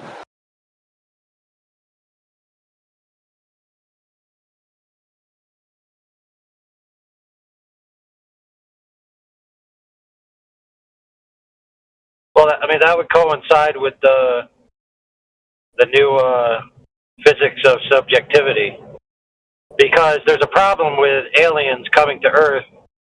There's a lot of paradoxes that have to do with fuel, radiation, the expansion of space, all of these things that basically make it impossible for a craft from a faraway world to come here in their worldview.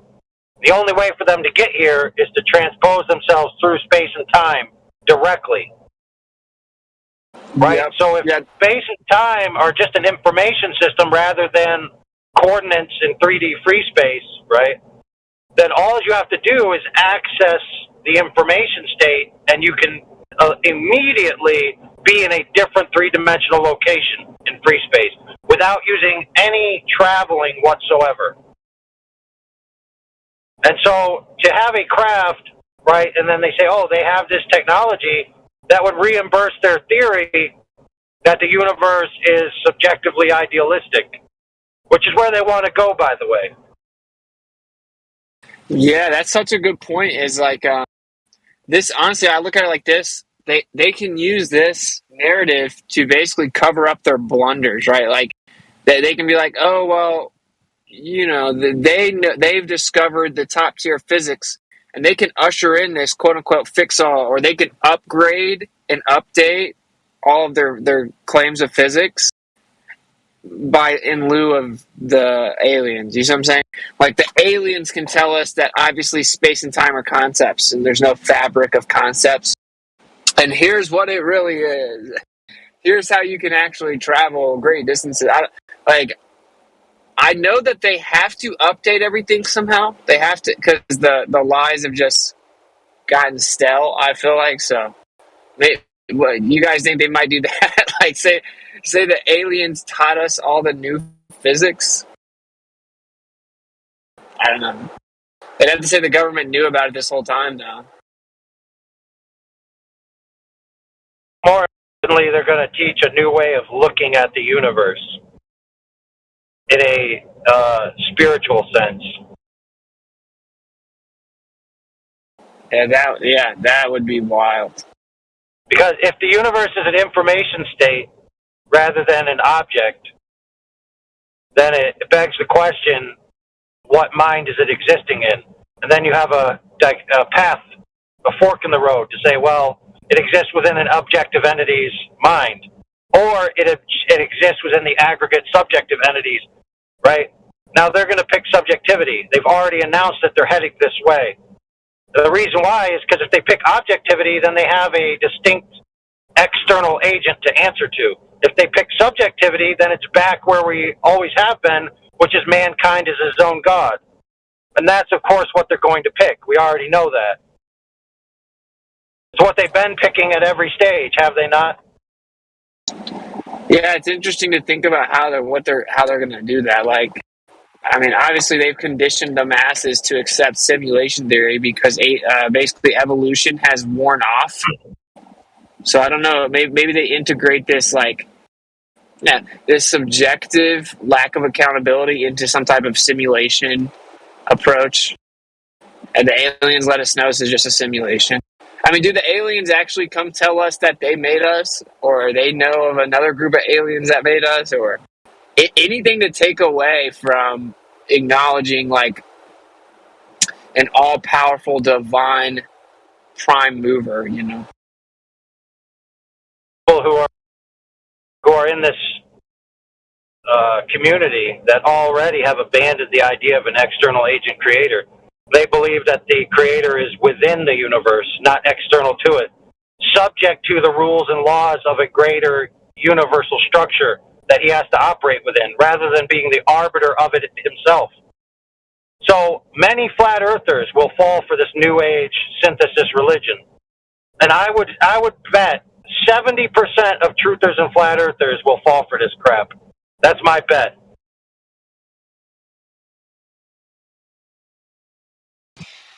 Yeah, I can't even disagree, man. Actually, not only fall for it, like, it'll be right up their alley, bro. Like, yeah, they're waiting for it to come. They're begging for it. Yeah. To me, that's so retarded, though, bro. Like, I don't know. Like, just simple logic alone necessitates you acknowledge something outside of the quote-unquote universe.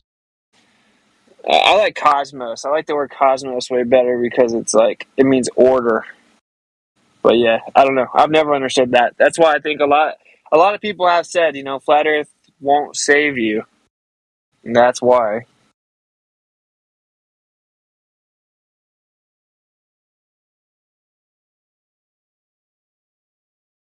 Think about this too, dude. Think about like the moral degeneracy that is just completely accepted now, like the sexual depravity that's just completely normalized. The desensitization to sexual depravity is so mind-blowing at this point that we have, for 5-7 years now, a female rapper named Nicki Minaj that little children are trying to imitate. Her name is Minaj. Right, so like, the desensitization to sex is so astronomical, poor choice of words maybe, that like, when they integrate or they introduce the idea of like integrating with these beings, there will be no pushback. There will be, like, in theory, right? Like, there will be people that line up to do it. Why would you say astronomical is a poor choice of words?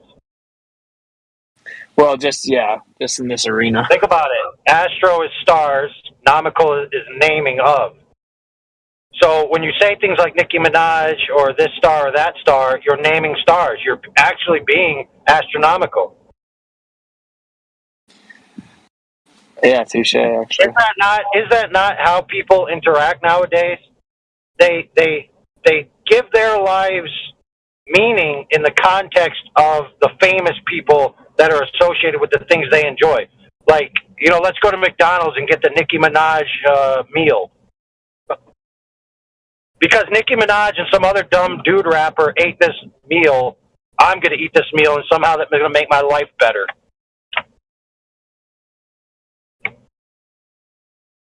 Yo, I'm just coming. I'm just gonna throw it out here. Like, I'm coming from like a scriptural perspective. I think that there will be entities that present themselves. I think that women will line up to have sex with like the Avengers, basically, right? I mean, they have sex with everybody. Why would they not have sex with them?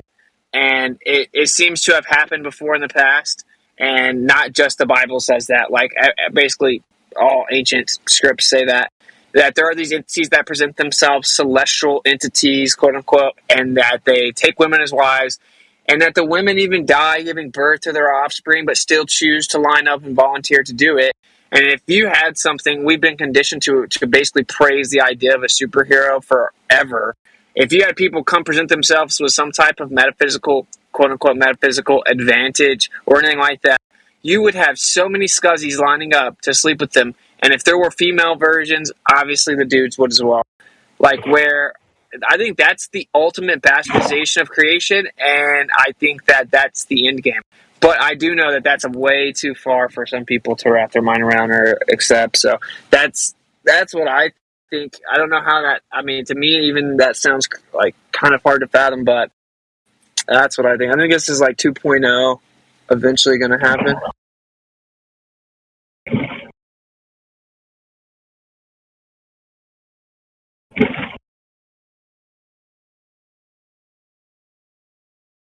Yeah, no, it sounds crazy. Yeah. Well, it's not far off from what the physicists are going towards. So when you get rid of objective theology or a specific theism in an objective sense, you only have subjectivity left. And within a universe of subjectivity, and evolution of some kind, whether it be energy states or biological states that transform themselves eventually into energy states, these physicists admit that if that's true, then there must be other entities out there that are more advanced on an energetic and quote-unquote spiritual level than us. So in other words, demigods and, gods in a small g sense, in the plural sense, of multiple, like hundreds of them out there, or entities such as the Cthulhu, right, and Lovecraftian entities. And when you connect with these entities, they're being in a higher power state, they can give you some of their power, right? So there's a whole chance to have a pantheon of people being loyal to this entity or that entity.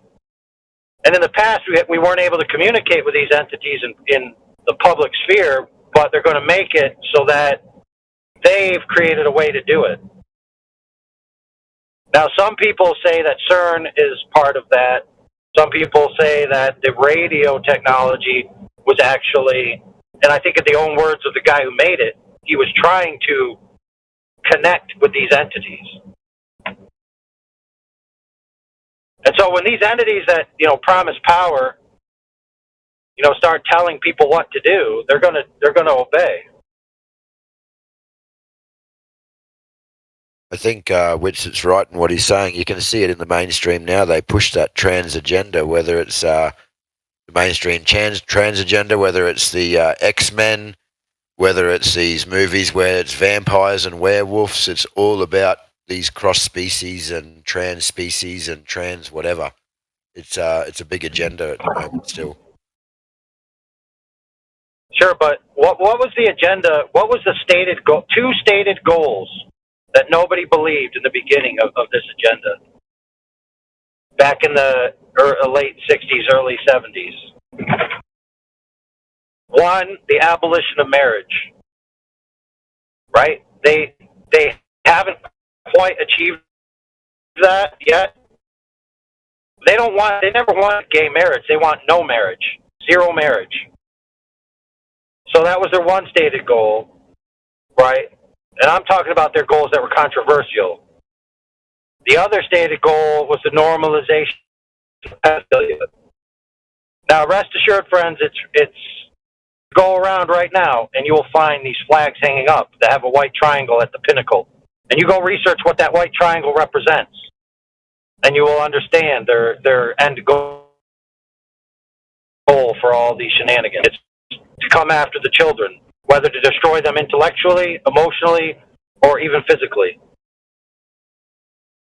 Yeah, by demoralizing the family and the male pattern archetype, which protects the family, they now have free access to our children's minds and bodies.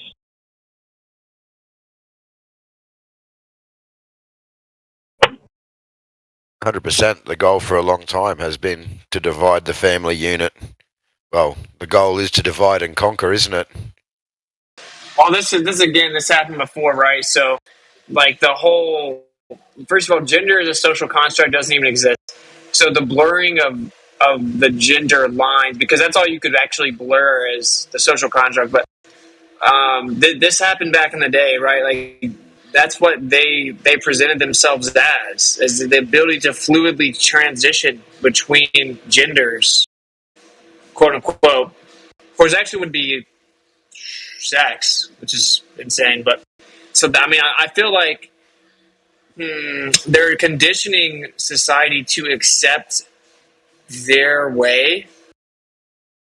So it could be way deeper than like this tactical degradation of society simply for control purposes, right?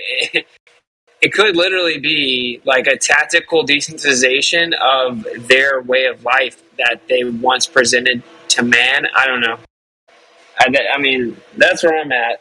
Like all the stories say that they can fluidly transition and change form, and are you going to accept that if it's just still like a foreign concept?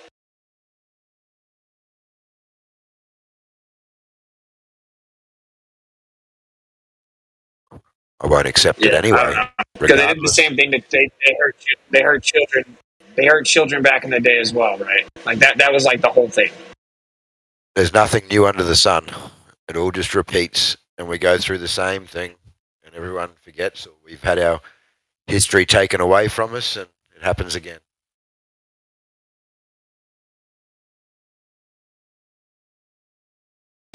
I think if anyone has not actually researched this, they should definitely spend some time to look into what all of our ancestors and ancient civilizations said happened on the earth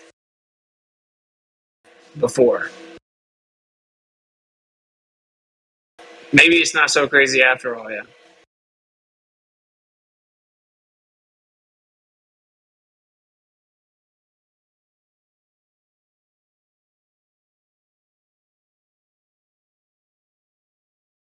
If I had told you you can talk and send a message to someone 10,000 miles away, almost instant, through the ether, basically, and you can't see it, you don't even know, but boom, talk to that person 10,000 miles away.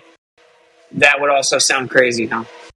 So I don't think that reality has any obligation to conform to our preconceived notions of crazy.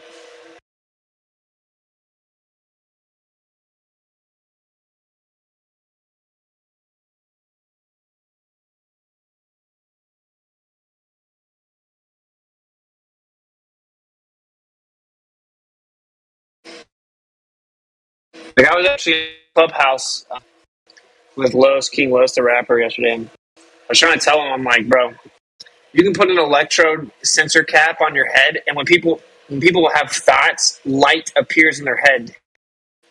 Light's directly, like light, detectable light, directly corresponds to our thoughts, and spiritual experiences make your brain light up like a Christmas tree, and you make up your mind, not your brain.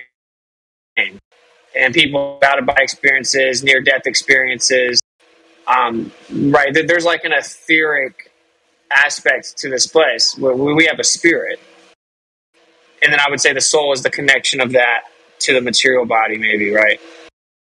All that being said, like if you really accept that and understand it, then the possibilities of deception drastically change. You have a whole bunch of people that don't actually understand the basic aspects of the fact that this place is intertwined with the metaphysical presence, and you come in and hit them with the metaphysical deception, you know. Yeah, I mean, I'm just saying, it's very obvious to me that we've been set up. Yeah, I was looking into this week, actually, in the Bible, in regards to that, and it was... God formed man out of the dust of the earth, and then he breathed it says breath, but I think the interpretation is spirit, into Adam, which made him a living soul. And then it says that when you die, your body and soul go to the grave, but your spirit returns to God who gave it, which I believe is the spirit of man before you're saved. Yeah, of course, you got Ruach meaning spirit. That means breath. Breath of life. But yeah, it's just all crazy. I mean, you look in Revelation, it says after they took the mark effectively, they'll no longer hear the voice of the bridegroom, meaning like you have connection to like the ultimate source, or maybe even what we call consciousness, you know, that internal dialogue, and that the light will no longer shine within thee. So like really what is the soul? Meaning like what would be the physical evidence of the soul, right? Because the soul, just like you said, seems to basically be the connection between like your mind and your body. Like it's like this physical medium of exchange or whatever, because when you die it goes away. So there does seem to be a distinct difference between soul and spirit. Yeah. From my understanding, I've done quite a bit of reading on this week. because I had someone else, my brother-in-law, was questioning me about this because he didn't believe that a person had a spirit to begin with, because God can only give you the Holy Spirit. But yeah, I believe that your soul is part of your body, so that's your thoughts, that's you basically. But your spirit, or the spirit that God gives, the spirit of man, is what animates your soul and body, and death is just the separation of your spirit from your body.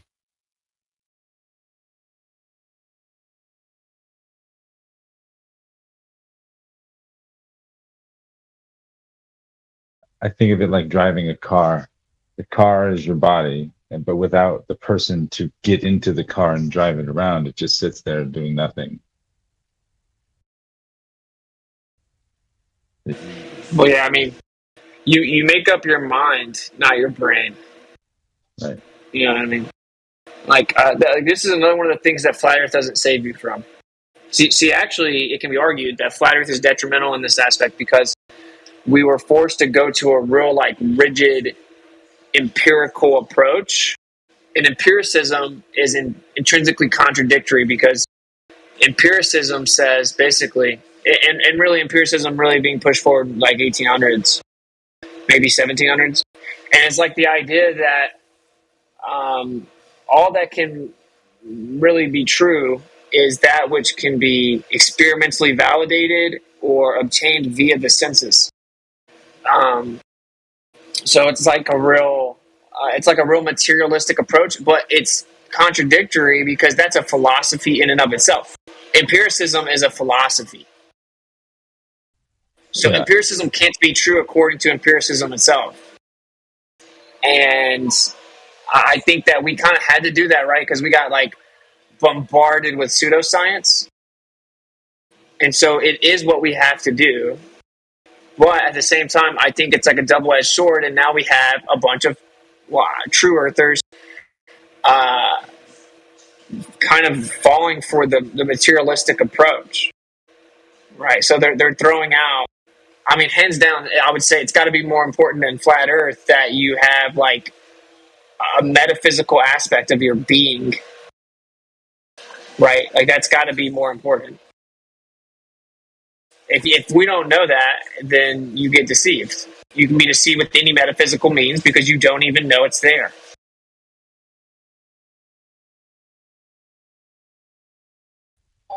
I used to think that finding out the Earth is flat or not the globe that they claim it to be was the end of the rabbit hole, but it's really just the beginning. Yeah, literally.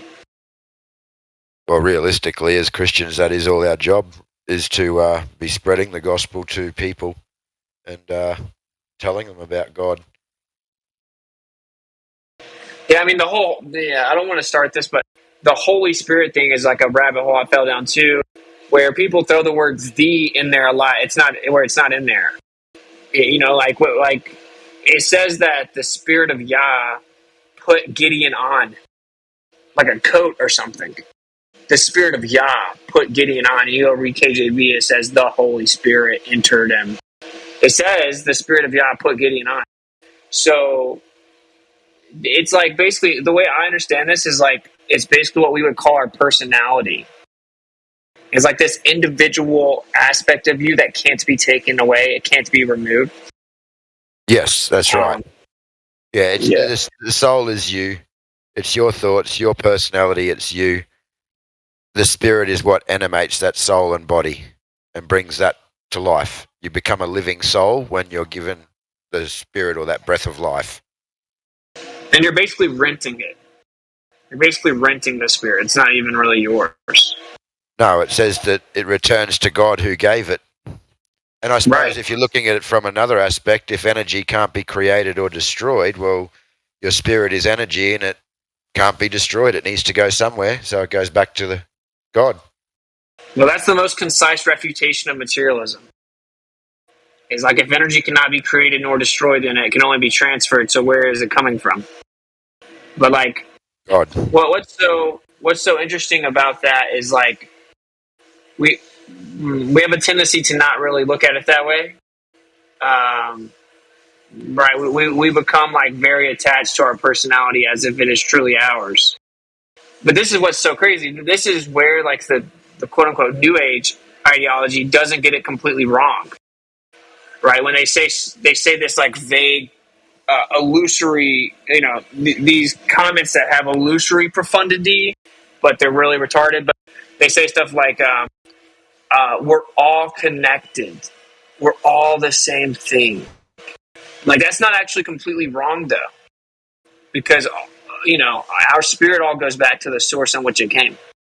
So in that sense, we do all have a piece of the same thing inside us.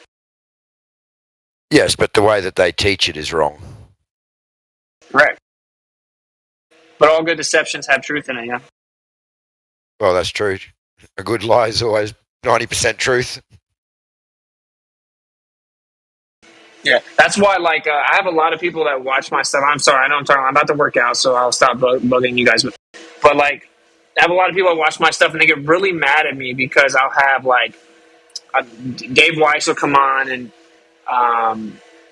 whoever comes on my show, right? I just sit there and I chill with them. I hear their ideas out. I go back and forth, and I acknowledge the validity in some of their ideas, like that one, where I think we miss the mark sometimes, where we like violently push back on it, because if someone's truly pursuing what is real, they are going to come across that realization. It's not really our job to be like, no, you're stupid, New Age stupid. It's like, nah, they're not wrong though. They're not wrong. They're just like interpreting it incorrectly. Like they're acknowledging a truth, but then it's being bastardized. Yeah. Right, hopefully that was coherent. I gotta look up.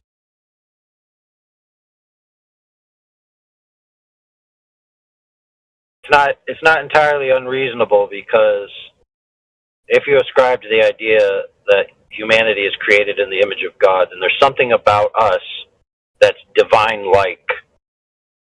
And so when you do a self-assessment and you say, there's something about me that's divine-like, to make the step to say, oh, therefore I must be part of God, or a fractured piece of God, or humanity in total is God, because we have that feeling within us that there's something about us that's better than everything else, right? It's not that big of a leap, especially when you start getting into things like idealism and the nature of how reality is rendered or created, and you realize the necessity for a mind in the first instance for reality to be, and you reflect on the fact that you have a mind, right?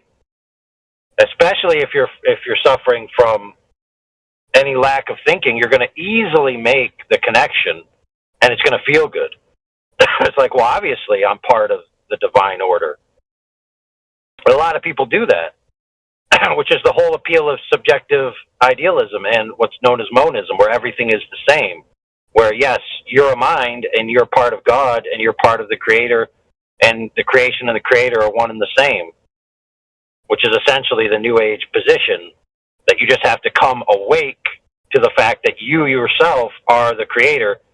And that does appeal to human pride, and it does appeal to human intuition that there's something about us that's divine-like, or partly divine, or at least semi-divine, or on the way to full divinity, or on the way to ascension. And that's the appeal, right, of the pride. It's like, well, and self-preservation, obviously, we don't necessarily want to die, and we look at ourselves and we say, wait a minute, there's something more to this world.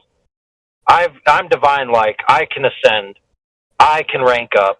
I can become like God if I'm not a part God already. And of course, that's the same lie that the Bible says Satan told himself. That's right. That's just the occult teaching, and unfortunately, they like to throw the scriptures out and twist the scriptures, and they're going to have some issues with many of them. Let God be true and every man a liar. Right, but there's a very important philosophical point. There's a very important philosophical point here that you don't even need to believe in the Bible to understand. Is that if you believe that God, or the Creator of us, is within the universe, subject to the laws, and just a user or an advanced user of the laws of the universe, and you tell yourself, I can ascend, you then have a plausible, believable matrix of saying to yourself, one day humanity will usurp God and kick God's ass because we can eventually achieve high enough rank where we could challenge him. Right? But if you believe that God is external to the universe, then there is no chance of ever defeating him, ever, under any circumstances, because everything is subordinate to him in principle. You can't usurp him because he's the source of all power. Those two paradigms are a vastly different worldview. Yeah. How could you convince people to go against the creator if you can't convince them that it's possible to win? Yeah, and my personal view is that, you know, people argue about Lucifer, Satan, whatever. My personal view is that people or entities who are in the presence of God, not having the full context of the nature of reality, looked at themselves and said, look, I'm powerful. Look at me. I can do this. I can do that. I have this ability, that ability. You know what? I'm going to kick God's ass and take this place over. And they believed they could achieve it because they didn't understand the nature of reality. They didn't understand that they were subordinate, that they were subjective, that God is beyond the subordinate reality. You know, if I say Kami Yami Ha 10 times, I could zap God in the face.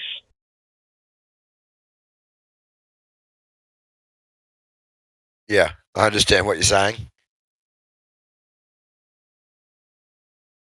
It's like the Matrix movies, right? If you have enough faith in yourself, you can control the fabric of the system and you know, take it over. Yeah. But sadly, the Matrix also taught the contrapositive, which is the entire Matrix was designed, which means the designers ultimately have the ultimate power within it. So while they're giving you this false hope of you can achieve, you can attain, you can ascend, you can evolve, they're simultaneously also letting you know that ultimately everything is arbitrated by the external agent that created the game. This is why atheism was so important to their deception, right? Because they have to empty you out, and then once they reveal the inevitability of, I just use the word metaphysical, of the metaphysical, then you're basically like a lost puppy looking for their owner. You're just like looking for the way, like, please teach me, right? And that's when Albert Pike's letters get very interesting, and it says atheism will be done away with. And if you read Masonic literature, I mean, it says atheism is the most retarded belief we ever propagated onto man. And I think, in closing, like what I think is these gods, quote unquote, because technically speaking, based on, like, say, the Greek etymology, like, they are gods. They're just not the one true God. They're just going to say they're the creators. It was a collaborative effort. They're the creators. See what I'm saying? Like in order to pull that off, you have to empty people out, completely detach them from their own logical avenue of figuring out that there's a creator. So then you can come in and tell them about it. Right? And I think that we're at that stage now where they've sufficiently emptied people out. Evolution's run its course. And now we're about to see the transition over where they give you their replacement story. Yeah. And this time they're going to have validated it through the scientific endeavors of the past centuries. And so before they said, you know, science proves secular materialism, they're now going to come full circle to, quote unquote, the science that people have been indoctrinated to believe proves theology, but not specific theology, general subjective theology, where we have come to the truth, where science has definitively proven that God exists, but the catch will be, you all are God together. Yes. And don't you think that's what simulation theory is all about, though? Like, The way I see this is like they pushed evolution, and for a very particular reason, right? Because after a century or so, you've emptied people out, but people aren't really falling for evolution as much. Like, it's starting to wear off.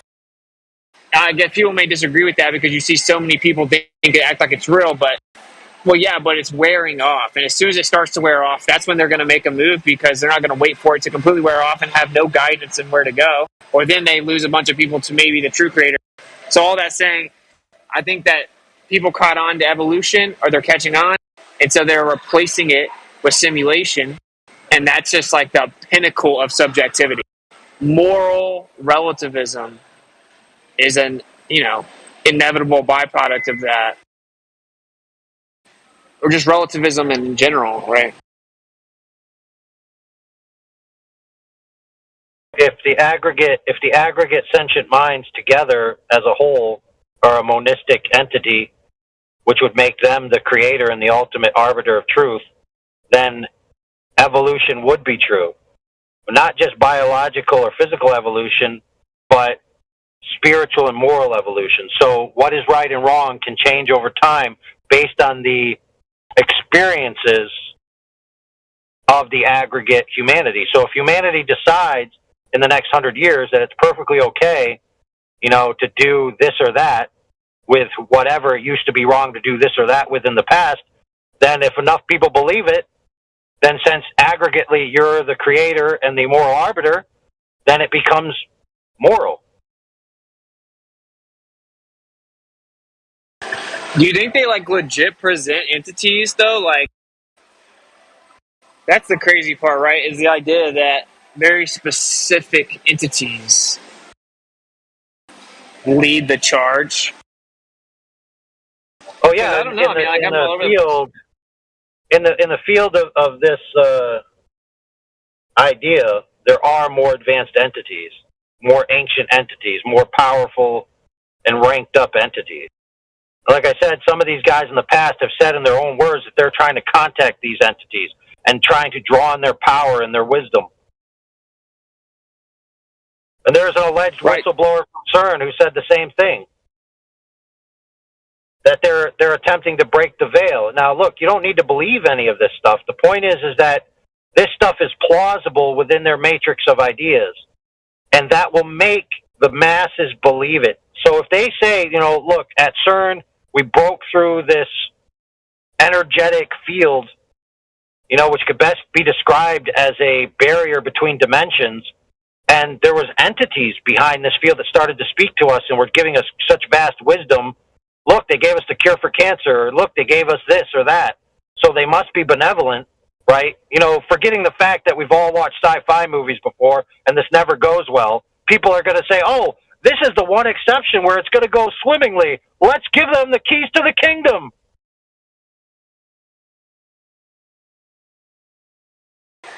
Yeah, it's like I don't know. I'm undecided because it does seem like you want to ultimately convince them to go against the one true creator, which would require acknowledgement, right? Which would be distinctly different from what we're talking about in a way. But do you actually need them to have the people have a conscious decision to go against the creator? Maybe not, right? Maybe they don't need to know that's what they're doing. I don't know. If you follow the one eschatological interpretation that Satan actually wants to come to earth and declare himself to be God and be worshipped as God, he can't have a subjective paradigm ultimately. So ultimately it will try to shift back to specific theism, or at least I can't remember the name for it, but where there's one most powerful God and then the rest of the gods are subordinate within the matrix. Either way, he wants to take the head of it. And so this is very interesting, is that a lot of people think like Satan's completely in charge of all of the evil things, not realizing that humans are equally evil and they have designs against Satan's designs. So all evil factions are competing against each other for their own end goals, even though some of them are manipulated by others. It's like, for example, Satan himself can't even trust humans to do the evil he wants them to do because humans want to do their own evil. You know, Well, so you hear it all the time. They've made a pact with Satan, blah blah blah. Well, a lot of people make a pact with Satan and then screw Satan over because they're evil. They can't even keep their pacts. Yeah, and that's a trip. It's like there's honor even within that realm that man doesn't adhere to. Well, what's so interesting though, it's like, so if you look at like the Tower of Babel, right? They did acknowledge the one true creator, and they actually somehow came to an agreement to go against him. And that's like next level, right? You think about a figure presenting themselves and wanting to play the role of God, but is the sales pitch like, well, I'm your God because look, the real one, he didn't tell you all the secrets, right? Is that the move? Or, I mean, there's no way for us to know, I guess, but like, that's the question. Seems like that's what happened the first time. You know what I mean? Like that. They were building the tower because they knew there was a true creator, and they wanted to go take over heaven. It's like that's the part that boggles my mind. Like, what? At what point in time, and all this that we're talking about, they pull it off? It's the same principle as that they believe that God, in principle, is a member of and subject to the mechanisms and functionalities of the universe. As if you find like this energy state where you can, attack God and hurt him with like a specific laser frequency, right? Because somehow he has parts that can be laser blasted. So like if you go and you take over the command center, you can fire the super weapons at God and kill him. It's like this way of thinking is bringing God into the creation as if he's subject to the creation he created. It literally makes no sense. But isn't that what they believe? They've done that by making God a man. They keep talking about God as a man. It says in the Bible it's the unseen God. He's not a man. And by making him a man, then obviously, yes, they can do what they believe they can do, according to them. But you have to be so confused to believe it. Sorry, go ahead. Yeah, don't they believe that that's what all... I mean, don't they believe that they can do that? So actually, all the secret weapons projects and so on, it's possible they're not actually wanting to take over the world because they already control the world. They're developing these special weapons to basically take over heaven and the kingdom of God and to destroy God. But you actually, like you said, that doesn't make any sense. That's why, like, you have to be so deluded and confused to think that that's even a thing. But if you read, like, some, like, Arab-centric texts from back in the day, and they tell you the story of the Tower of Babel, what they say is that Nimrod shot, now they have a different name for him, but he actually shot an arrow up into the sky, and it came down with blood on it, and he told everyone he killed God. And they believed him. So it's like, that's what I'm saying is mind-boggling. The idea, like, AI just broke it down perfectly, right? Like, how could you ever think that something within the construct that was created could actually overpower or overtake or even eliminate that which made the construct? Thus, intrinsically must exist outside of the construct. So, but the so-called controllers and all that, they must believe somehow, like obviously they're deceived, but they must believe that they can actually attack God or take over, destroy God. Otherwise, they wouldn't be putting all these resources, generation over generation, for thousands of years to develop said weapons and techniques, or to bring the entities here to help with that war, right? No, that's no. Well, you're not gonna hurt God in any way. Obviously, that's retarded. Yeah, but the question is, do they think that they can? I've thought about this too, and what I've thought is they believe in something called apotheosis, which is the path. When I say they, I mean it's just whatever, like esoteric groups, right? Occultic, esoteric belief is that there's something called apotheosis. That's the path of becoming godlike, and it seems like that's actually what Mount Rushmore is about: is the veneration of those which attained the state of apotheosis. Long story short, it's like this is why they're obsessed with the sun, because it's symbolic of ultimate enlightenment. So the enlightenment or illumination of oneself is the pathway to apotheosis. That being said, imagine if they believe that if they get enough people to attain this God-like state, right, in a unified effort, that in that scenario they actually would have a fighting chance, right? If you were to have an entire group of people, and maybe they even want to try to get a huge amount of people on the earth in general to do this, do they think that the collective would have a fighting chance? I mean, it's still illogical, but it does seem like they may actually believe that they can be victorious somehow. Yeah, I mean, I don't know. No, they basically they clearly mock God because by messing with His finest creation, which is us. That's about all. The point is, if you don't believe in an external agent that's the source of all subsequent reality, if you don't believe that, if you believe that all agents are within that reality, or that system, or that matrix, or that space, whatever it is that you see as the totality of reality in the universe, if all agents exist within it, right, then it's plausible that God is just a user within the system, just like you, just like anybody else. Yes, He created you, but what makes Him so special? He's still subject to the laws, and all you have to do is figure out the laws of the system and exploit them.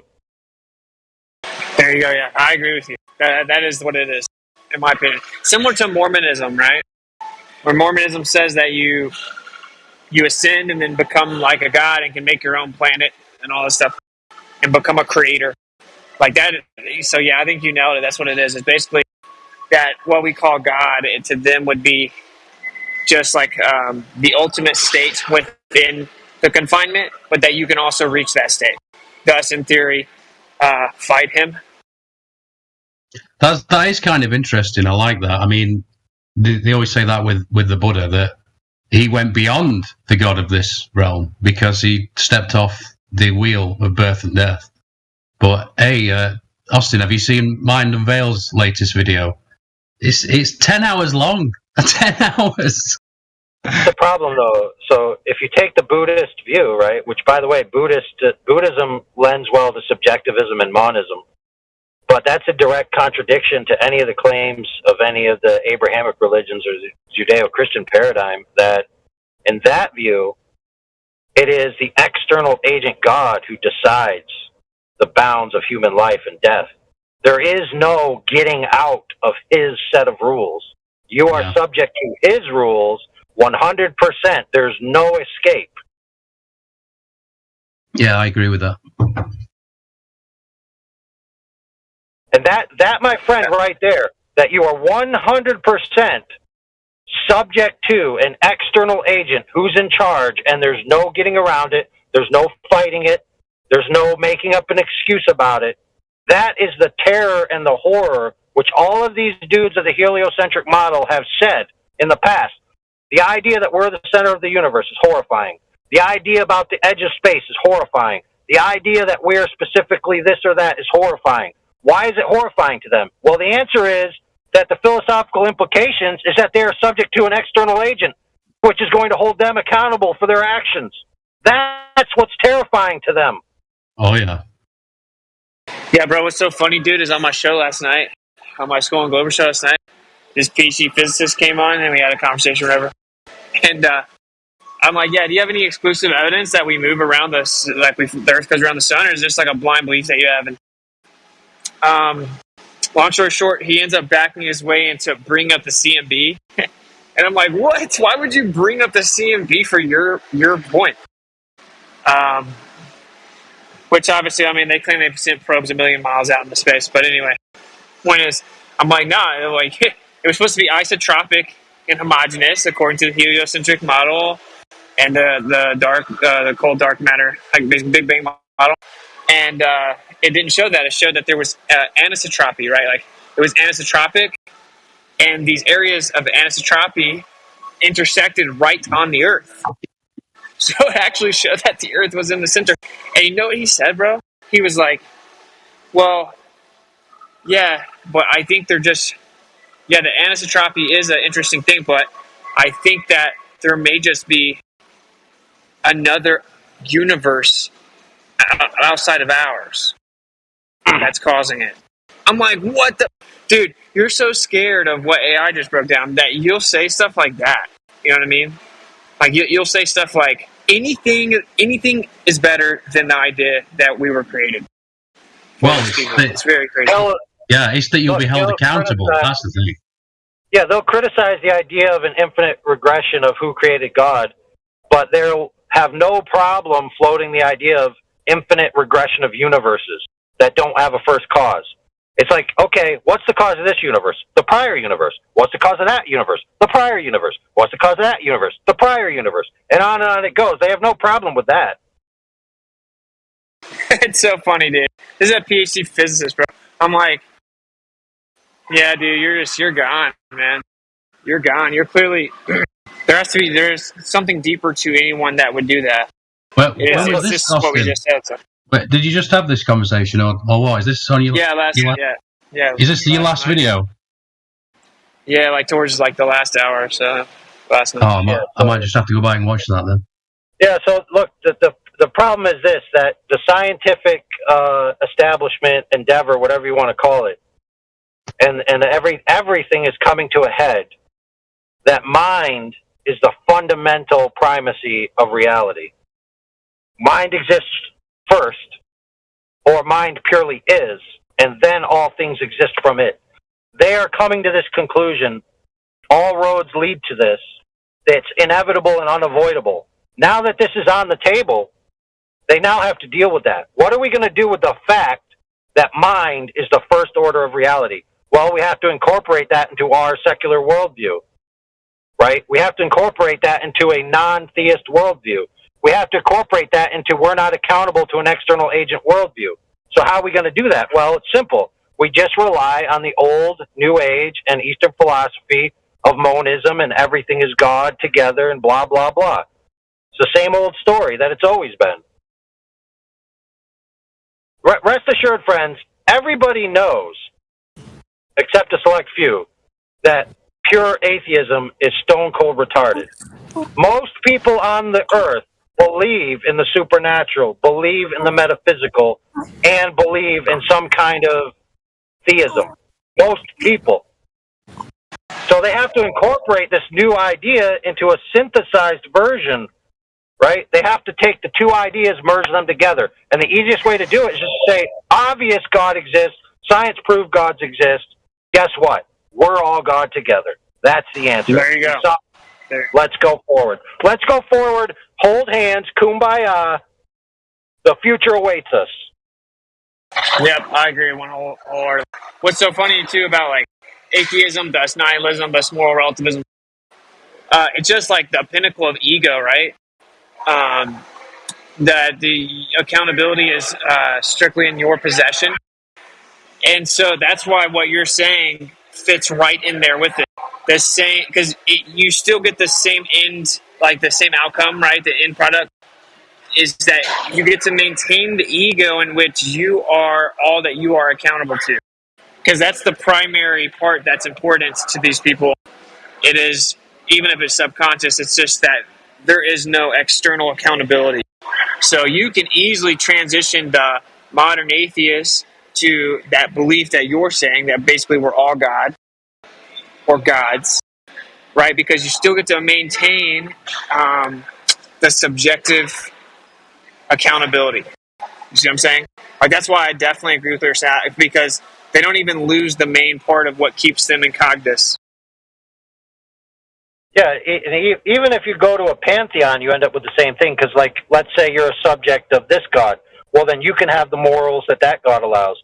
And then if you're subject of this entity that's powerful, you know, they'll let you do certain things within their realm, right? So you can pick and choose your flavor. You know, there's not one standard that you can't alter. Yeah, wow, that is true. Yeah. Especially if you look at what they were doing. They promoted all kinds of depravity, so there's really there's no rules, basically. Just pick which ones you want to go by. Hey, can I interrupt to ask, Witsit, you were talking about a conversation that you had I watch you on Rockfin, but do you have another channel that some of this stuff pops up on? It's on YouTube. Yeah. Okay, cool. Thanks. Yeah.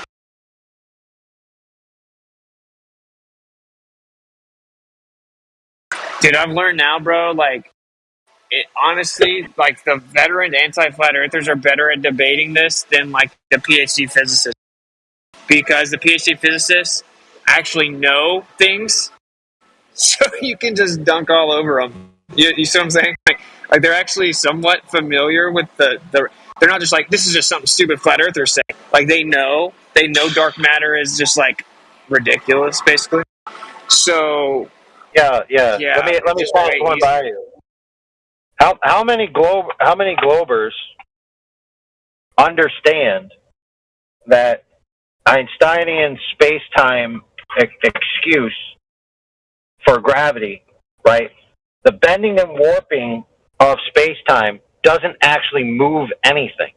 It doesn't cause anything to move towards anything. Everything would be static in their bent space-time. They need a different vector of motion that causes an object to pass through bent space-time, and that's what causes displacement in free space. How many Globers know that? I haven't spoken to one Glober that doesn't claim Newtonian gravity. Every time I ask what's gravity, they all just bring up Newtonian. And when you say that it's been overridden by Einstein or superseded, they say, no, it hasn't. They're exactly the same. And that's the argument. Right. So mass attracts mass, right? I want you to think about this. Mass attracts mass. If you take a singular mass and you put it in free space with no other mass existing in that free space, it will just sit there. If you then take a larger mass and you put it at a different spot in free space, right? So you now have two objects, one of a particular mass and one of a much larger mass. You set them there, then you press go. The one object, if mass attracts mass is true, will move towards the other object. You understand that? It's very simple to follow. Yeah. Now, take free space, a box of free space, empty. Now get rid of mass attracts mass and put in the bending and warping of space-time. Okay? Put a singular object in that free space of a particular mass. Now put another object in that free space of a much larger mass. The space-time will warp, right? But neither object will move. No, and nothing will be attracted to them. You need another vector of motion to cause that object to move through the bent space-time and be displaced. Which is why when you see them demonstrate this, they always have a vector of down acting on their behalf when they do the space-time bedsheet. They put a ball in the center of a space-time bedsheet, right? It bends the sheet into an inclined plane. They then use the down, which they know is going to happen, to demonstrate to you a ball rolling towards the other object. Yeah, they've just created a funnel. Right, but what did they need for that to happen? They needed the down. They can't do that without down already existing. Well, you just can't bend a concept for that to occur.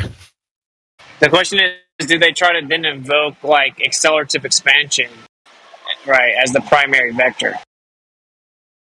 Yes, the expansion of the universe outward is the primary vector that moves the object, which then causes it to be moving through warped space-time, which then causes it to displace in free space relative to a larger mass, which, by the way, is a density distribution. So the fundamental cause of the motion is an object passing through different densities. So even in their space-time thing, it's relative density, and density distribution is the reason why things are moving in the way they are. So they can't even get out of this idea of relative density, and they always need to appeal to down to do any of these things. They need to bait and switch you and say, look, down exists, I can show you that. Therefore, all this made-up nonsense also exists. Yeah, that is a trip, right? They never talk about that. The primary vector. What's Yeah, so why? Yeah, exactly. Now, why do they need an expanding universe? Well, because Newtonian gravity needs an infinite universe, and the guys recognized very quickly that with an infinite universe, you'd have infinite light, and it would be daylight all the time. Think about that, friends. Don't the Globers accuse us of having a worldview where it would be daylight all the time? Guess what? Their Newtonian worldview, it would be daylight all the time. It's known as Olber's paradox, because you need an infinite universe to sustain Newtonian gravity. And with an infinite universe, you have infinite stars. And with infinite stars, you have infinite light. And with infinite light, you have daylight 24 hours a day. So they accuse us of having a stupid worldview that would be daylight all the time, but it's actually them that have that stupid worldview.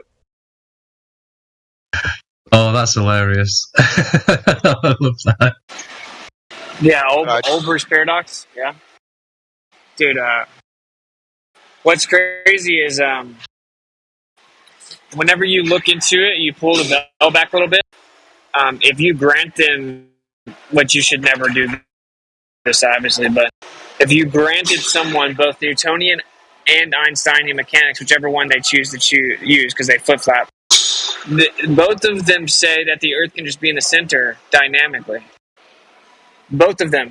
You have the covariance and equivalence principle and relativity, and then of course, you know, I don't want to talk too much, but like Newton said that space was absolute and fixed, and he didn't account for anything outside of the presupposed solar system with his own dynamics. If there's an entire cosmos moving around the Earth, it would be a sustainable system. And he actually put this in his Principia on his final page that never got published. So that's like the funniest part, right? Is that what's propped up to show this model, this heliocentric model, it literally dunks all over the model, right? Like it doesn't show any exclusivity at all whatsoever. It does the opposite, because once you apply either one of those dynamic systems, you have a dark matter, dark energy problem. But if the Earth's in the center, you don't have that problem, right? Because you don't need an accelerative expansion, thus you don't need dark energy, and you don't have like galaxy rotational speeds aren't a problem because you just have an immense magnitude of quote unquote mass and distances and blah blah blah. Now, obviously, I don't believe any of that, but the point is that in their own paradigm, geocentrism is 97% more viable. So it's the biggest trick ever played on man. It's like mind blowing to me that it slid under the rug. Oh, you can also have both. You can have both acting simultaneously and still have a flat Earth. It has nothing to do with the shape of the Earth. It only has to do with their creation story. That's it. The reason why they exclude their gravitational models from the Earth being flat is because they need those models to be part of the creation forces of the Earth in the past. So without their creation story, they don't need it. For example, if the Earth was just designed and fixed and set in place, right, as the center, from the center, then all of their other claims where they need this gravity for don't even matter anymore. But they want to tell you, no, that's not true because we have this proof from the past because we went in a time machine back to the beginning of the universe and we know how it happened.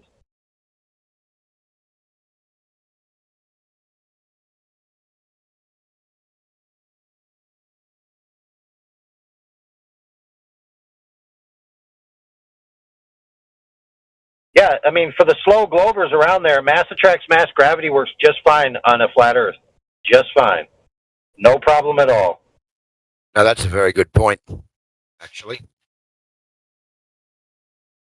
Well, yeah, but think about how incredibly stupid that statement alone is. Like, mass attracts mass is so stupid. What I try to do when I talk to people, I'm like, have you ever even actually thought about what that means? So, like, if I put a basketball on this side of the room, and then I put a tennis ball on this side of the room, you think that the matter itself has something intrinsically built within it that pulls the other matter. Like, have you ever even thought about how retarded what you're saying is? Like,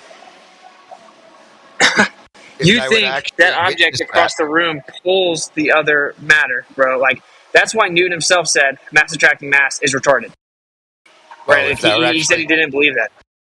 If they actually witnessed that today with these two objects floating across the room to each other, then they'd be claiming the spiritual realm. Well, it's just funny though, right? Like people say that phrase. I mean, that's just a phrase that they tell children. And like everyone here knows, right? But I mean, like, Newton point blank was like, to think that gravity is inherent and innate in matter, and that it can act on other innate brute matter through great distances in a vacuum without anything exchanging the interaction is absurd. Like, please don't attribute that to me. That's retarded. But he said it much more elegantly than that, right? I mean, that people used to not be so stupid, but I know it's such an absurdity that no man with competent faculty of thinking in philosophical matters could ever fall into it. I ask that no one attribute this to me, and whether or not this agent is material or immaterial are left up to the consideration of the reader. He writes that entire Principia. He comes back to the final page. He says, all this being said, the Earth could just be in the center, like in the Tychonic system. So, and it didn't make it to final publication. So it's very crazy, bro. Like, they have nothing. They have nothing, and we know this, but like, I mean, you know, you can literally dunk all over any professor, physicist, whatever, just bringing up these simple points because there's no way out. So why then would they have said, you know, like, why wouldn't they have proposed, like, if the Earth is flat, then to say that there is this base ground plane that's very large and everything just falls down towards it? Like, did they have any of that theory before the mass attracts mass? You don't really, like, okay, the whole need for some type of, like, okay, I will say this, though. I do think this gets overlooked. I would say, like, even on a geocentric, stationary plane Earth, everything in the sky is moving around. You require some type of dynamic relationship. There's some type of force causing that, right? Like everything's moving, seemingly perpetual. So, like, this is still a thing that exists. Like, there's some type of force up above us that's causing everything to move around, right? So, I guess you could try to argue that that's not necessarily true, but I don't see it. Long story short, that's all this was about. That's it. It was just about that. It was about explaining them. It wasn't about an apple falling or anything like that. So no, they didn't. I'm saying no, they didn't think about that because the only reason they came up with the need to do the dynamic application was to explain these balls moving around each other.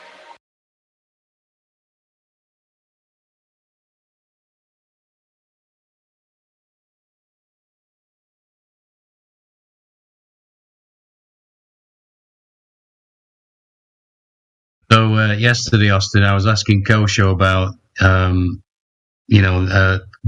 the light always being there, sort of thing, not traveling. The light doesn't travel; it's just the disturbance. And because I basically asked him, "What do you think of Witz's thing then with the light doesn't travel?" Because they were talking along them lines anyway. And I said, as soon as I heard him say it, I thought it made a lot of sense to me, like, because you can imagine throwing a big rock in a pond and then seeing those ripples going in every direction, but we're just measuring the ripples, and he didn't do a very good job of explaining it. I'm like, look, just explain it to me why it doesn't make any sense. And he just talked about the CMB for about 10 minutes, and he didn't do a good job of explaining it at all. But surprisingly, Percentage came in, and he really talked about it well, actually. Sort of was on side. And talking about how, everything's just a convention anyway, the speed of light, etc. So it was kind of good conversation. But yeah, like I say, that as soon as I heard that made a lot of sense to me. We are truly understanding it. It hit that sort of truth that's inside each and every one of us. And I was like, yeah, that makes sense. And it's sort of unifying rather than quantized chunks. as they want to put, as the hypermaterialist wants to put everything in. Yeah, absolutely. Well, all the evidence shows us that. So, sorry, I'm not really out of breath.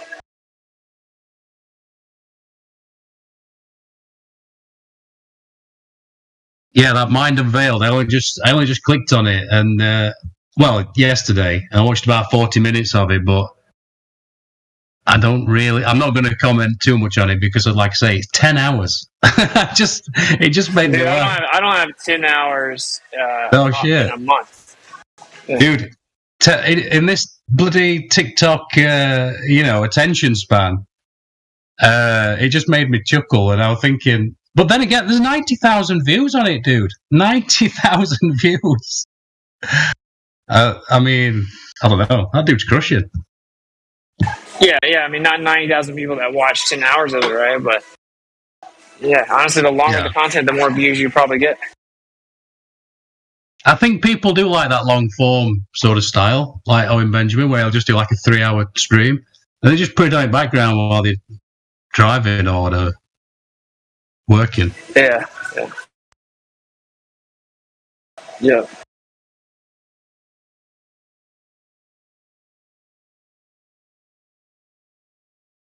They're driving.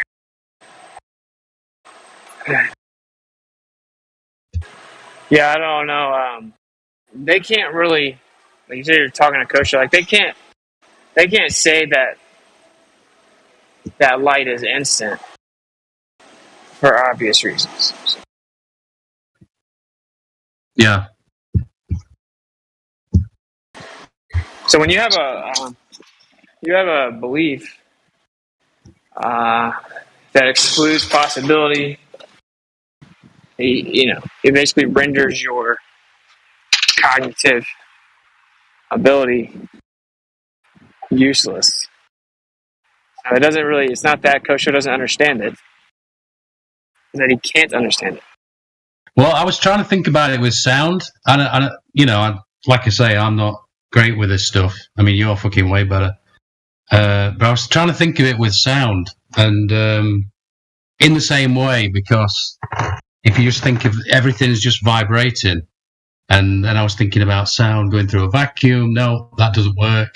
And then, I was just sort of like mulling it over and contemplating sort of thing. And having a good old time. Sound is the perfect way. Sound is the perfect way to break it down. So, like, people think sound travels, right? They're like, speed of sound. Speed equals distance over time. So they're like, the speed travels. The sound travels, right?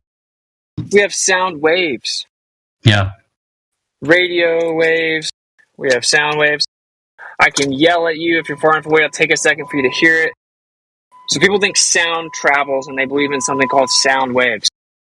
Okay, but sound doesn't travel. There is no such thing as a sound wave, because a wave is a noun. Not a noun.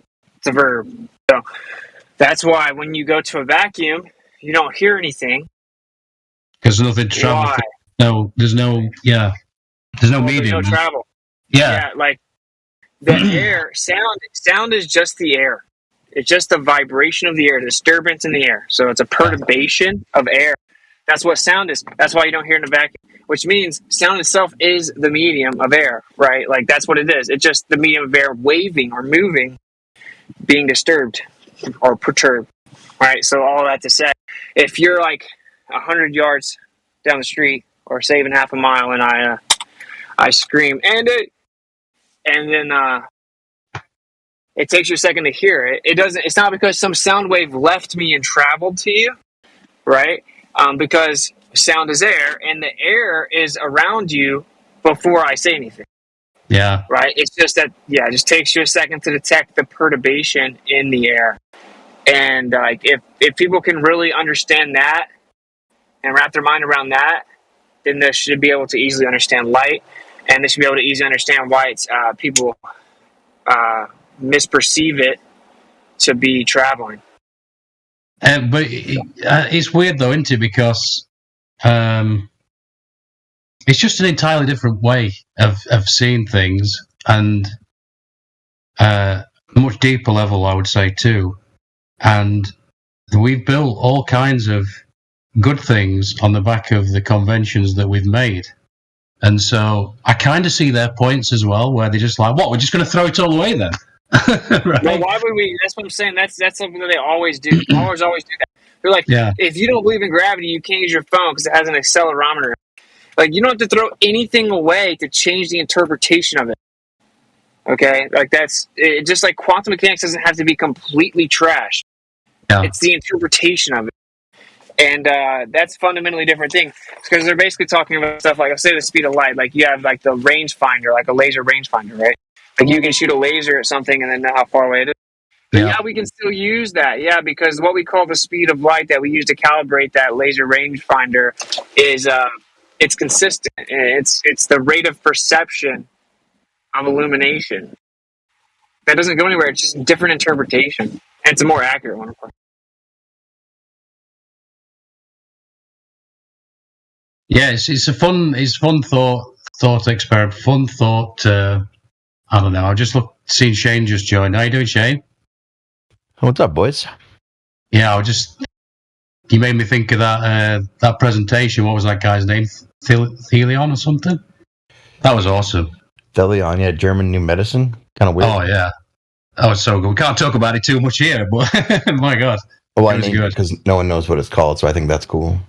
Yeah. Yeah, you missed that one, but it was good. Very good. The Germans were right about a lot. Yeah, a lot of people look into it just because of the name, so I think it's probably a good name. But it's more like combining biology with like psychology and diagnosing disease.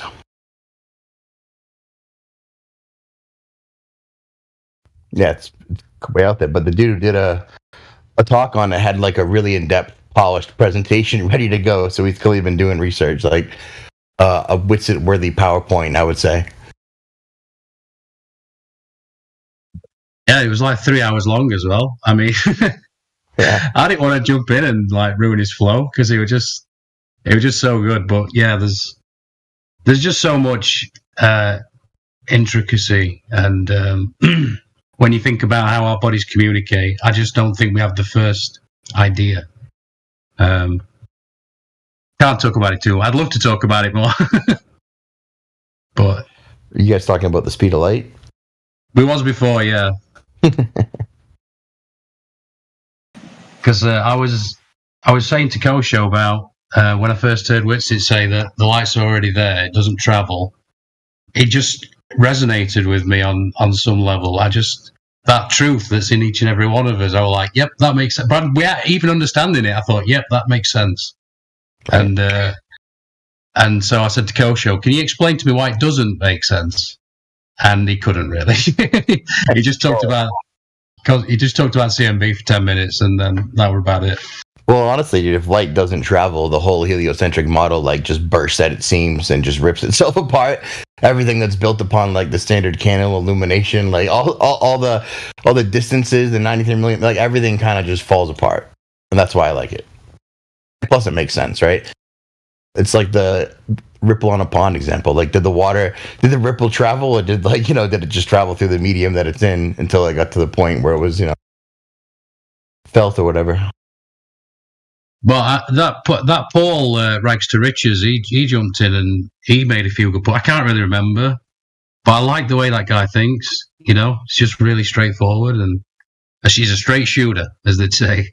And then he was talking about sort of an ether to travel through, and is it that, or is it some sort of wave?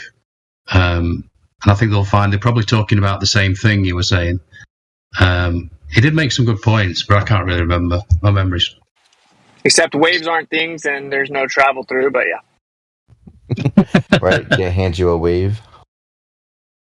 Yeah, I can't. I wish I don't want to put words in his mouth. It's been boiled down to something that it's so simple that at this point it's like you're just choosing not to understand it. I can wave my hand. I can't hand you a wave, and sound is nothing more than a disturbance in the air. So it's a waving, a motion, a disturbance, a perturbation of the air itself. You know, like I don't emit sound waves. That's retarded. I create vibration that creates a disturbance in the air. That's how our vocal cords work, right? Creates a vibration. That vibration causes a disturbance in the air. And then we get sound. So, and the reason that's brought up is not to say that they're the same thing. It's to say that it's the same misinterpretation. It's like people think that sound physically travels in waves from point to point. Like it's some type of thing, like a sound wave, and they got a speed for it. So it's the same thing in that sense. It's a perturbation of the medium misinterpreted to have a speed.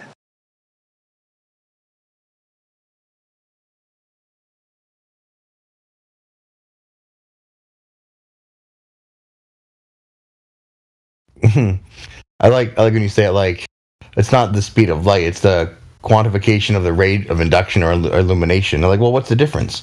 Well, everything, because now it doesn't have to travel. I just described it in a slightly different way, the same effect that we've quantified, that it's useful, that's reliable, that we can use for calculations, but it's no longer traveling. That's all the difference in the world. Yeah, the rate of perception or the rate of perceived illumination. I'm trying to like boil it down to be simpler, like quantification of perceived. The quantified rate of perceived illumination. Like what I always normally said was like it's just the quantification of the rate of perception of illumination. That's like doesn't really roll off the tongue. Since all light is EMF friction, shouldn't you just roll in like induction? Maybe then sounds like it could fit nicely there. It is a rate of induction. Yeah, that is what it is.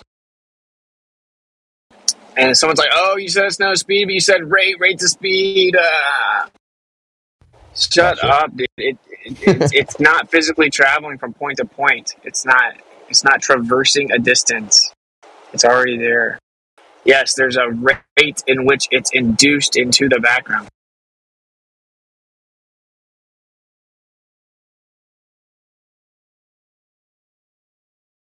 Dun dun dun dun dun dun. But this is something else too that like I never had anyone really rebut. Like there's light everywhere.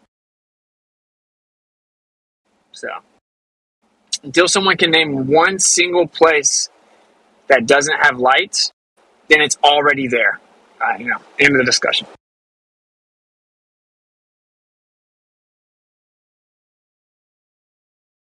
Oh, I'm stupid because you want to tell me that the visible light is different than the rest of the light when we only see less than 1% of the light spectrum, and we can see it fluctuate within that spectrum based on the disturbance that we cause. And every square inch of existence has light there, but you think light's not already there. Okay. Yeah, that's why I was trying to think of it in sound, Austin. Just thinking about because I've been thinking about this quite a lot lately. Like everything's alive, so to speak. Everything's vibrating. You know what I mean? And I was trying to think of it in that sense. And I'm not going to explain it well, so I'm just going to stop. I need more contemplation on that, I'm afraid. Well, this is like a very profound subject, and I'm certainly not in any way claiming to fully understand light, but I was naive enough to hope for like another flat earther, whoever it was, that disagreed, to like have a cordial, like professional debate, because I think it would be very edifying, and it's yet to happen. I don't know. Well, just like that, you seem to have a pretty good grasp of it, and it just makes it easier for the listener. That's the way I see it, anyway. It just becomes a bit of a chore for the listener if you don't fully understand it, and yeah. So I really need to sort of sit and contemplate a little bit more on it, and well, keep watching your stuff, and I'm sure QE will have something to say about it. Yeah, but not to me. So just go throw a rock in the pond, bro. There you go.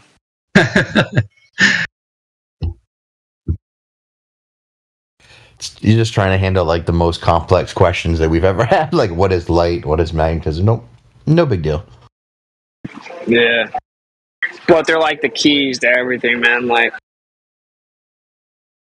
we should be able to have little panels that just constantly convert energy to electricity because it's all in the background. So, like, you know, if I want to line up my RV with these things, with these panels that can, basically charge even at night. See what I'm saying? Like it's obviously a big deal. I mean, not understanding magnetism is the whole crux of the deception, bro. Light and magnetism. Yep. I thought you were going to do a debate with QE. Was it? That's what everybody was saying. Yeah. Everyone says a lot of things. People say a lot of things. Yeah, like I don't want to start all this, but like someone told me that, a bunch of people were telling me that. I'm like, okay, I came in here. I was like, "Hey, you want to actually debate after 9 months?" And it like, I'll destroy you, blah blah blah. But he's just telling everyone, he's like, it won't even last 30 seconds. So if like your intention is to have a quote unquote debate that doesn't even last 30 seconds, then you're not actually wanting to have a debate. It's like if you want to have a moderator and official topics and then like have a legit debate, then yeah, sure. Guy says I shouldn't because it's just for clout. But I would if it was like a legit debate, yeah. Yeah. What was that? Did you say it was PhD or you had on last? I should just go look. I don't know why I'm even asking. Yeah, just some PhD physicist. I don't remember his name.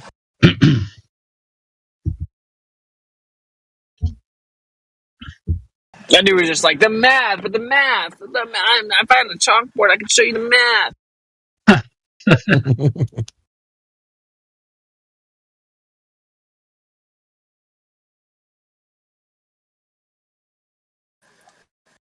But yeah, like I dunked all over the freaking photon, dude. I'm gonna redo my presentation because it seems that it wasn't really appreciated. That's not true. I appreciated the hell out of it. Yeah, but I'm like, it ends the debate. It's just over. So Right. It's like there's no evidence for the claim, so it can be thrown away. Is this the guy, Rick Thomas? Is that the guy, or is that? No, that's a flat earther. All right, okay.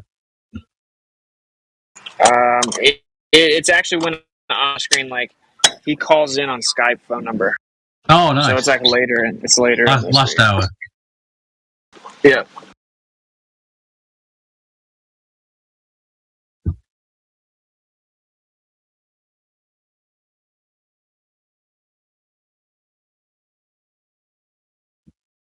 Oh, nice. I'll listen to that, dude. Conversion. What second? No, I was just saying I'll listen to that. Yeah, that's cool.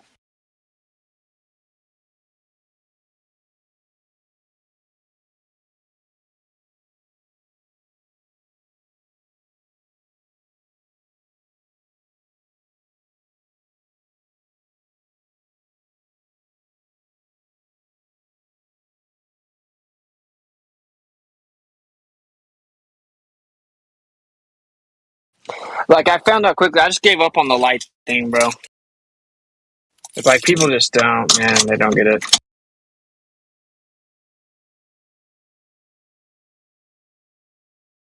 You gave up trying to tell everyone that light isn't traveling, you mean? Yeah, or just like light in general. Yeah. I need a better understanding of magnetism as a whole.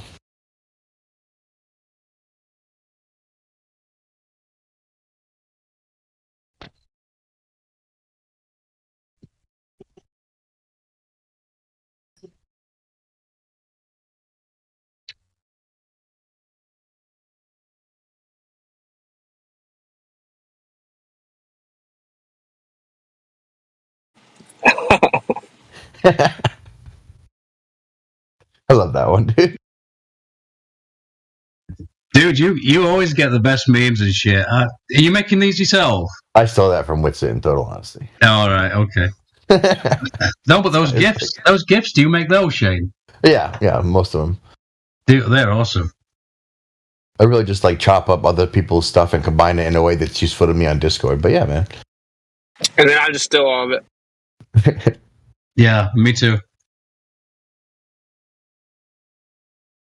Dude, I like GIFs because it's like force sharing. Like if I put a video, someone has to click on it to watch it. If it's a GIF, I make you watch it. You know, it's like successfully implanted an idea. Nothing you can do about Yeah, it. it's like share rape. Yeah. If that was a good thing, I would agree.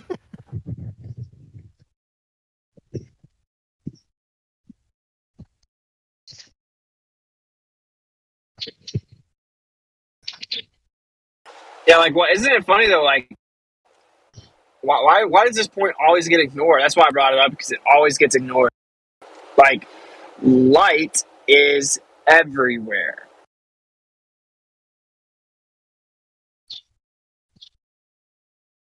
So, Hey, can you hear me? Which you believe is propagated through the ether, is that right? I think it is the ether. I don't think that anything permeates or propagates or travels. No. Hey, I'd like to ask you about this.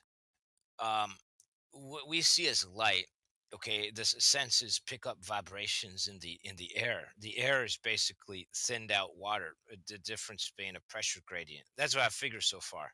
So in our mind, in our third eye or whatever, we have a light show, a holographic light show, but our senses are just picking up vibrations in the air. So how do I make sense of that? I don't think light exists outside the mind. I think it's all just vibrations out in the world. You say light's everywhere. Well, I think the light's in your mind, in your head.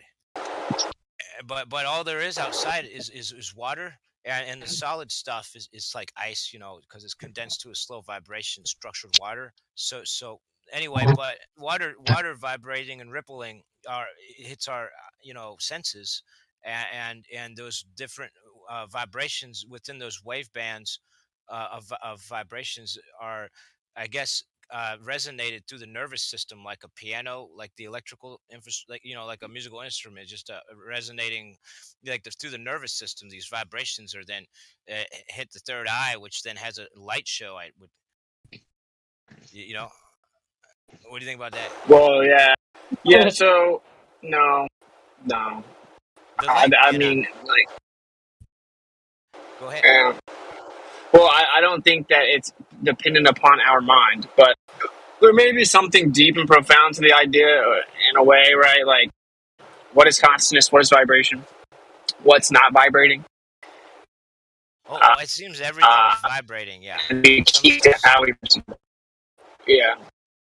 Saw your radio. But like we perceive a very small percentage or spectrum of the vibration as visible light. Yeah, that's what fascinates me. Yes, and that light.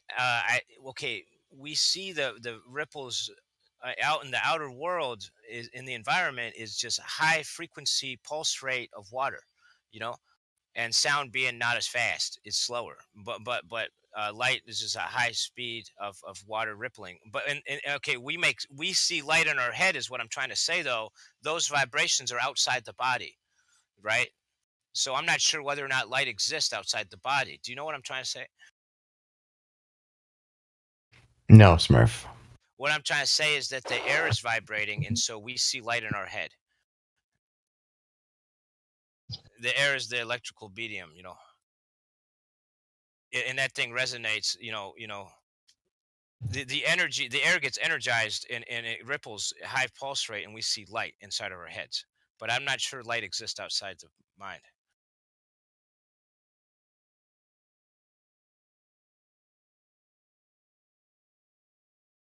That doesn't make sense to anybody? Yeah, go on. You telling me to go on? I'm asking a question. I'm wondering if anyone can make sense of what I said.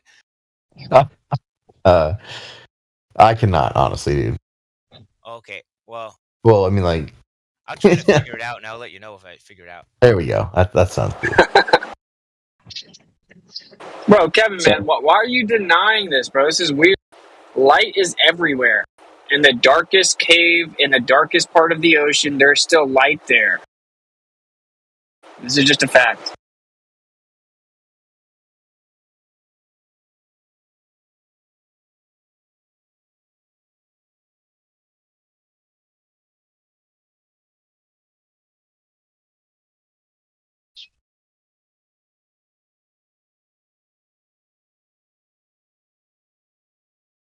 I find it weird. Because this pseudoscience is literally propped up because it's needed for the heliocentric model. So why are true earthers defending it pseudoscience? Can you please provide verifiable empirical evidence that light is a physical particle that's massless that travels from point to point? Why are we defending pseudoscience that props up the heliocentric model that Einstein won his Nobel Prize for? He's in the eyeball. It was mind-blowing to me. I agree 100%. Like, if I pull out night vision, I can see light there that I couldn't previously see. There's light everywhere. Electromagnetic radiation is everywhere, in every square inch of existence. Okay, they say that, well, electromagnetic radiation is light, but really it's just a physical particle inside that's massless, that's traveling within the electromagnetism, and you can't detect it, and you can't actually prove it's there, and it's massless, and but I promise it's there, and it has no magnetic properties or charge because it's not actually there, but that proves it is there. Sounds a bit like dark matter. It's weird, bro. It's all weird, stupid.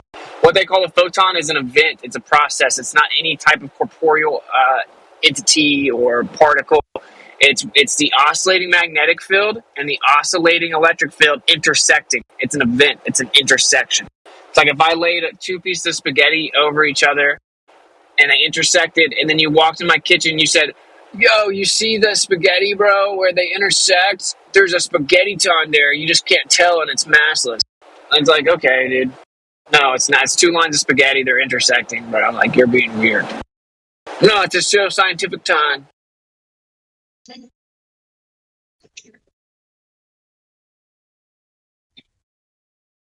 Then I got people saying they believe in the photon, but that light could be instant. How can photons exist and light be instant?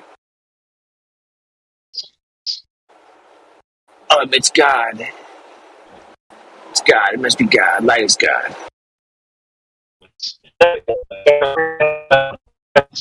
Whoa.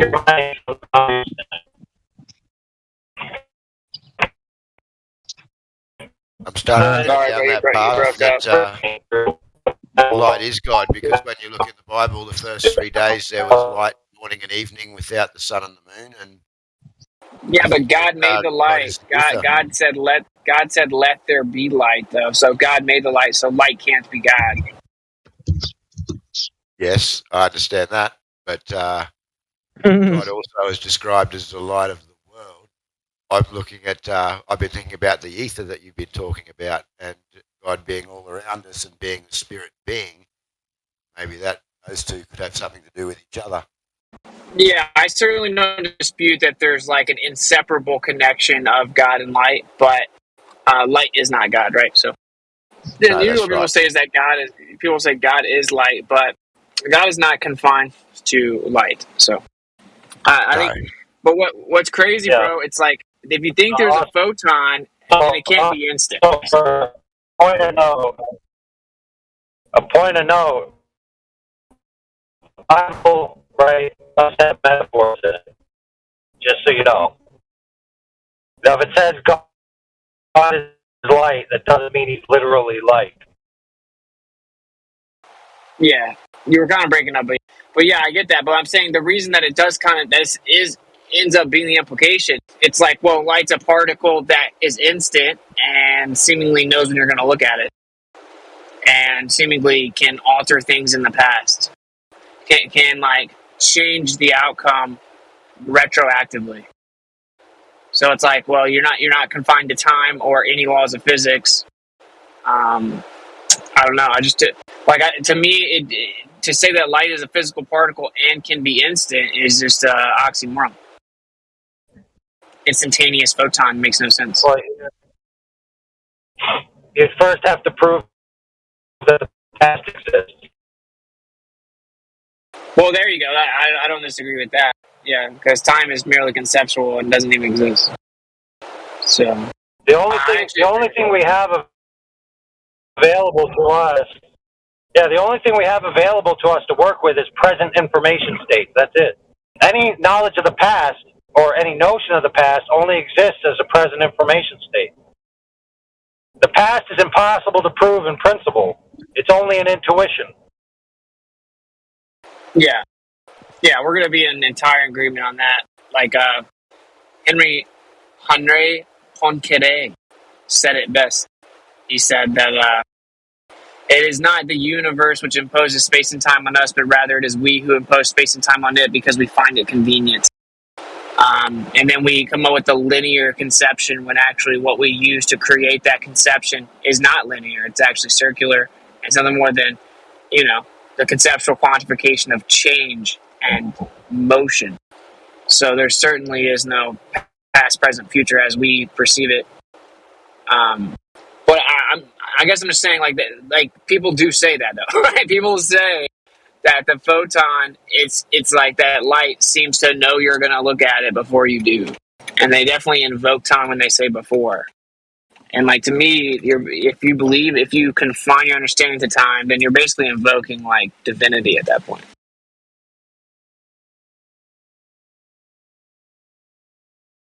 Well, that's not unplausible. If God created a matrix of reality in which we're agents that affect it, the way in which he can affect it is eternal. So since he's not bound to space and time, and the matrix of reality in which we live doesn't have to be except to the end user, then it's perfectly plausible that things we do now can affect the information state to where it seems like something is altered in the past. But if the past doesn't exist, then it's only altered in the present. Well, yeah, and so like I actually agree with that, but that gets into something very deep, which is like for me at least, what is energy, right? Because it's currently defined by academia as the ability to do work, which is not a definition of energy. That's a description of something that can be done. So what is energy? It's not even properly defined. And I think energy may actually be intent or consciousness itself, like intent. And so that being said, then maybe our intention is directly related to perception of what we call light, right? Like it would be directly tied together. So that's on the table for me. But this like corporeal it's the first idea. Motion. Right, it's the first motion. There's philosophical reasons for this, but essentially the first motion had to be initiated by will. There's no other power that can initiate motion. If you begin with a pure sentient entity and no subsequent energies or no subsequent matter, the first motion, the first action had to be by pure will alone. Yep, absolutely. Now, people won't like this, but I would say energy is a etheric vibrational displacement, which is intrinsically dependent upon intent. So I know that people aren't going to like that, but that's what I think. Well, that wouldn't work fundamentally because then you'd have to have ether existing alongside God as a secondary substrate for which he then acts upon to create things. Well, I think so. You have a cart before the horse fallacy. Well, he created the canvas and then painted on it.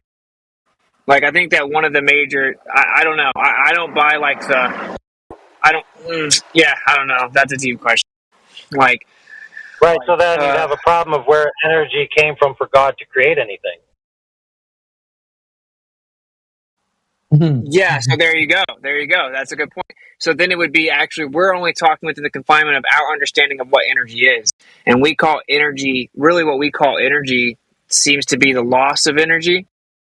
And we just call it energy because it's what we see. As in like the actual energy itself. Is there anything that could be described as energy that isn't moving? No. Right. So an intrinsic part of any energy state is motion, correct? Yes. So is not energy just a way of interpreting motion? Yeah, definitely in the way that we describe it, yeah. That's what I'm saying. I think actually what we call energy is the loss of energy, though. Right, but if an object is static, but it has potential to move for some reason, they say it has potential energy. It's not yet in an energetic state, it just has the potential to be so, because it could move if it had such and so state applied to it, or allowed to be put into a state where it then wasn't restricted. But even that's a misnomer because nothing's really static, right? Like, everything's intrinsically vibrating. So really everything that's even what we call static does have what we call energy. Right, like I don't even think that energy is what we call it, though. I think that energy would actually be in the initial state, and then what we see is the loss of that going back to its state of equilibrium. Right, like I don't think we understand energy at all. We don't understand energy, light, magnetism. I say we, like we as a people.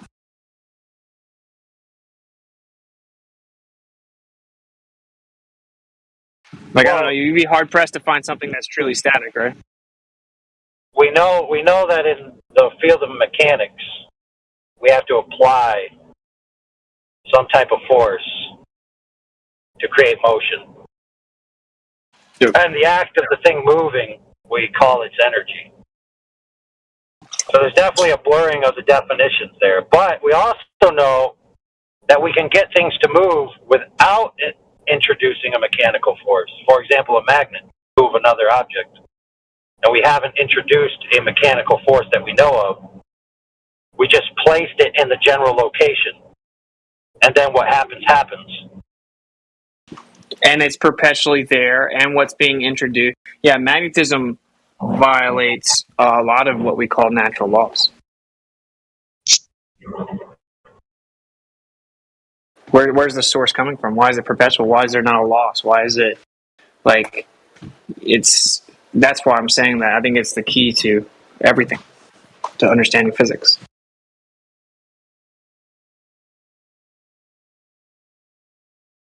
Give me a second.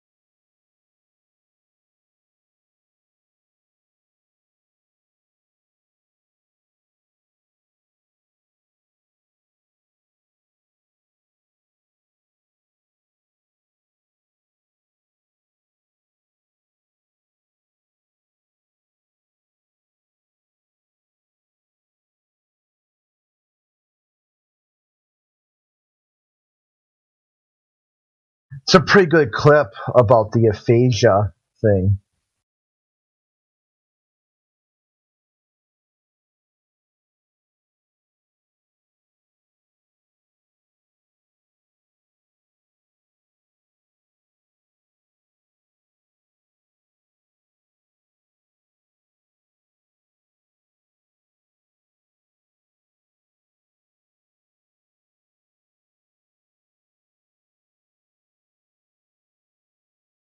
So everyone there, or just people disconnecting? I was kind it's kind of weird at this moment. Yeah. Yeah. Okay. I thought so because a bunch of people are disconnecting and rejoining. Well, I thought like Witsit was right in the middle of something, and then I didn't hear him anymore. And and then AI. Everybody just stopped talking at once. Yeah. So I was like, here's my chance to say something. Mm-hmm.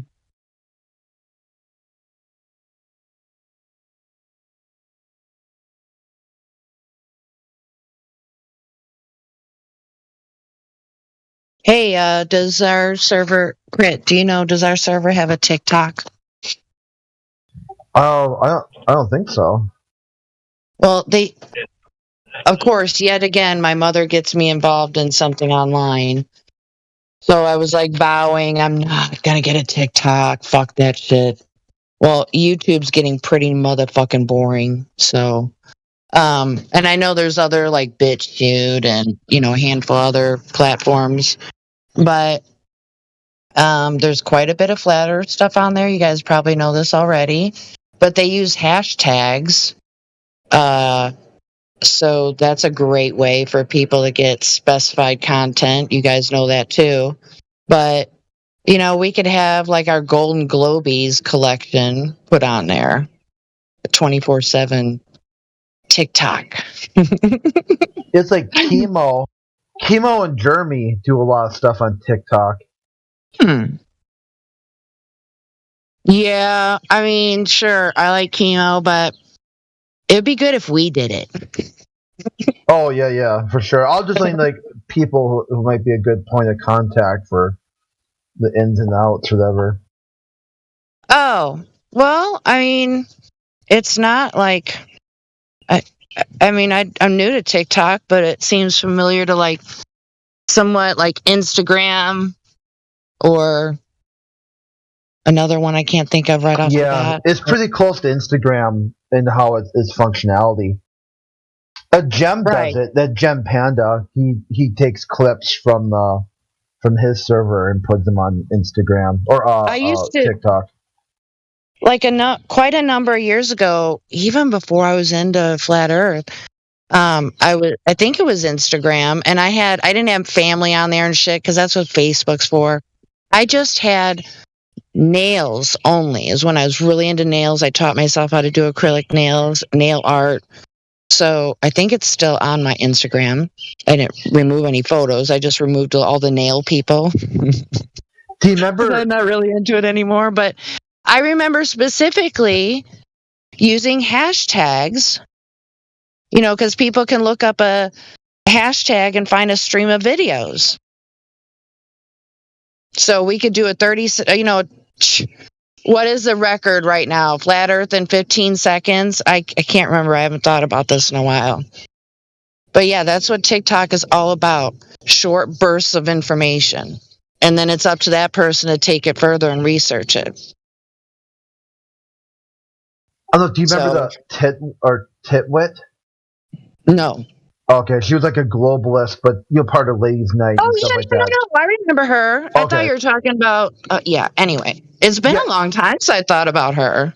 Yeah, I remember it. Twitwit is that what you said? Yeah, Twitwit. Yeah. Mm-hmm, So she left the community, and one of the last things I remember talking to her, and I basically had said, Instagram at one point, and she kind of accused me of, you're just there to look at young girls show off bathing suits, and I'm like, not at all. I look up funny dog videos, like people. Like, there's a dog who has his own Instagram, like, I know people do that. God, yeah. I remember that. It was, everybody nicknamed him Steven, but it was actually a girl, and it was a funny name for the dog, and had an overbite. You remember that? But anyway, sorry, go on, Crit. Yeah, so then I was like, this is like the thing where I basically talked to her about, why globalists are so toxic. You're already assuming the worst features and the worst everything about. And even if it's true, you got that on the globe side just as much as the flat earth side, but why would you care if the flat earther does something a globaler does anyway? I'm not on Instagram looking at young girls, but you said I was. But anyway, Yeah. from that, what were you trying to say, Crit? Ultimately, what were you trying to say? I think once she understood me and understood that that's not what I was doing, she started listening, and really it got to the point where she said, "I'm out. I'm out of the community," and she did this really like heartfelt speech about how people need to start working together and being more of a community and everything. That's amazing. Yeah. I love that she said that. I always thought of her as almost like a not full 100% Glober almost. Yeah, I can't point out anything specific, but it's just a feeling I always got from her when I interacted with her or when I heard her talk with other She just Globies needed and like such. she needed just a light flat smack, just a little flat smack to get her to be like, okay, I get it. Well, the division, I appreciate that she highlighted that because, that's not progress. And if you're a real, I think I recently heard this term, 21st century human, truth seeker, somebody who's interested in finding knowledge that can be utilized or what have you. Maybe she's in that category. How could there possibly be unity? Acceptance of other people. As long as there's no victim status. And so if someone's not harming you, you let them do whatever they want to do. And then you can coexist peacefully because as long as they're not affecting you and you're not affecting them, just live your life. Right. If, a relationship, whatever type it would be, is not beneficial to you, then, why would you want to remain in it? I applaud her for stepping out. Yeah, it was really cool. I have it clipped because it was like she gave a lot of insider baseball. She's like, I'm going to give you guys a peek into what the mindset of the globalists is like. Because I've been on Gem Pandas. I'm a moderator. I've seen the mod-only channels. I've seen how they act and how they treat people, even each other. Wow. Is that a recording? Yeah, I got it clipped. It was also, can we listen to it? Do you think? Yeah, I'll dig it up. Oh, dude. That It was also on Geos, too, so if it's still recorded. I know she was always welcome in our server. Yeah, it was really powerful because you said like half the globalists are there because they just want to mock people that they don't Oh, understand. absolutely, because they don't got anything else. Of course they have to. Yeah, and the other half are there because they want to teach something. They want to teach the globe to flat earthers, but they also claim that flat earthers are incapable of learning anything. Yeah. So it's like this constant spiraling going on because they always have to disagree with you to maintain Okay, their now that you're bringing this up, before you play her clip, I have a question for you. There was another female that was in Gems long time ago, like 2016, 17, and she was really outspoken, loud, maybe to some considered obnoxious, but she was really seemingly knowledgeable in like logic, so she had this following for a while, and I think she took some people, she had an audience from Gems, and she would do her own streams, and for the life of me I can't remember her name, and I don't know. Does that ring a bell? Because it's really vague. Yeah. I'm trying to think of. She was like a punk kind of girl, sort of personality. I think she was real tiny, dark hair. She caused quite a bit of drama, is what she did. Yeah, I can't think of anyone that fit the description. You might think of it in the middle of the night, write it down. Yeah. And get back to me. I mean, women generally don't last very long on that server. No. Because they're a bunch of creeps. They're like super cringe dudes, like. For sure. Who would not act like that in face-to-face interactions, IJS. Yeah, that's where Stacy was pretty powerful because she would be like, what's she's up to? Is she over at Geo's? Oh, I don't know. I haven't heard from her in a long time. Yeah. Yeah, she had an interesting journey through the community for sure. I get it. Yeah, but she would come on like strong or flirt right back with them. Yeah. Kind of like, I get you. And they wouldn't know how to handle that, because they're kind of gamma, sort Well, of that's males. where you get like, I don't know, like you have expectations about how people are going to be in your mind, and then you figure out that that's not how they are, and then it's kind of you're in it, and you're like, oh shit. I think that's what happened to her or something. You know what I mean? So, I mean, I feel for her. She's actually, truth be told, she's gotten mad at me once. Which I don't need to go into detail, but it's like, whoa, I'm out of here. Bye. So, tons of interesting stuff has happened. We could do a movie. 24/7 could do a movie.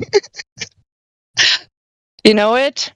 I'm not trying to make light of any situation but anyway, Crit, were you was that what you were wanting to end to say, is that women don't last long? I thought you were going to something else besides that.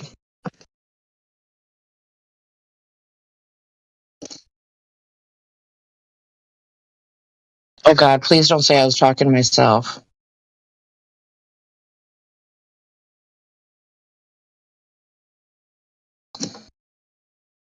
Hate that.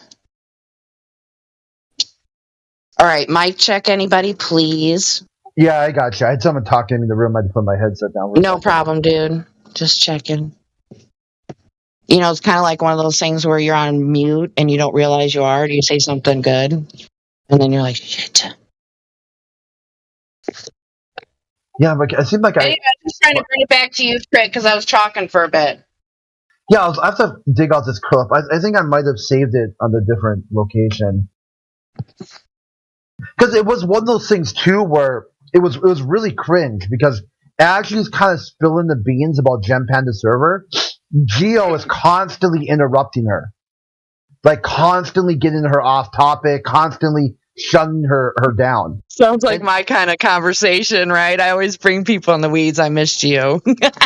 Yeah, and then, she's really giving some impactful understanding of what it was like to be an anti-flat earther. And he won't even let her talk about it. And then finally, people are like, shut up, dude. Like, let Twit talk. And she's like, yeah, I'm just letting you guys know I got a new job. I won't be on Discord anymore. I just want to tell you a few things before I go. And people are like, let her talk, dude. How long ago was this, approximately? Oh, like 2 years ago, maybe? Something like that?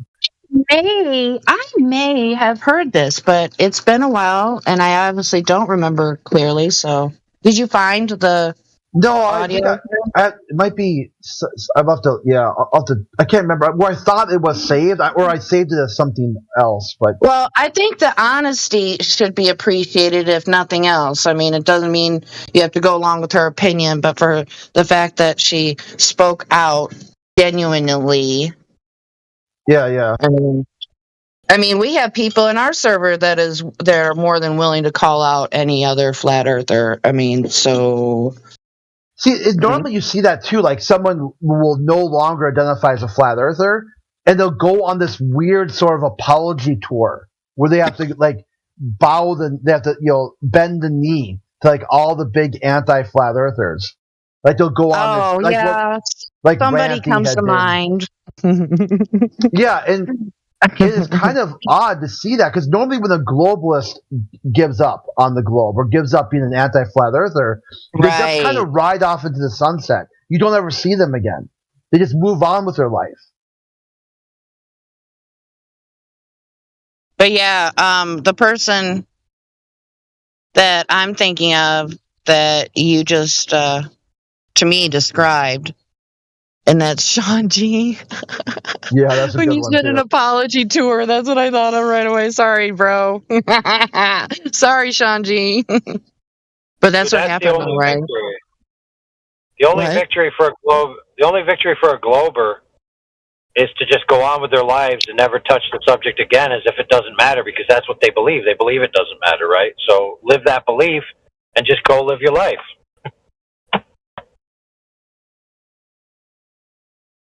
That's very odd to me. Something you invest your time in and then have no affections for in any way, shape, or form going forward. Yeah, there's kind of like there's a sunken cost principle or something like that. Right? A lot of like gotcha games that have microtransactions use this principle to get people addicted. Like once someone has spiraled about flat Earth for a certain amount of time, like they can't let it go now because otherwise I feel like they have wasted all the time that they spent triggered about flat Earth. Like so they somehow they were stuck in the mud and they have to kind of admit that they were a fool and they fooled themselves into caring about something. That's so weird because everybody was played the fool. That's so self-centered. Those people are not ready. And we should just say next, in my opinion. That's my personal opinion. You know, does that make sense? Yeah, there's a great meme. It's like, you're mad at me because they lied to you. Right. That's like the Jerry Springer effect. That's what I call it. You know, like the ones where the couples would go on there and, you know, you'd have the cheater exposed and, you know, the two women would fight over the man, you know, even though the man was the one that had the agreement of, you know, to be with just one person. See right here, this meme. So you're not mad they lied. You're just mad I didn't fall for it.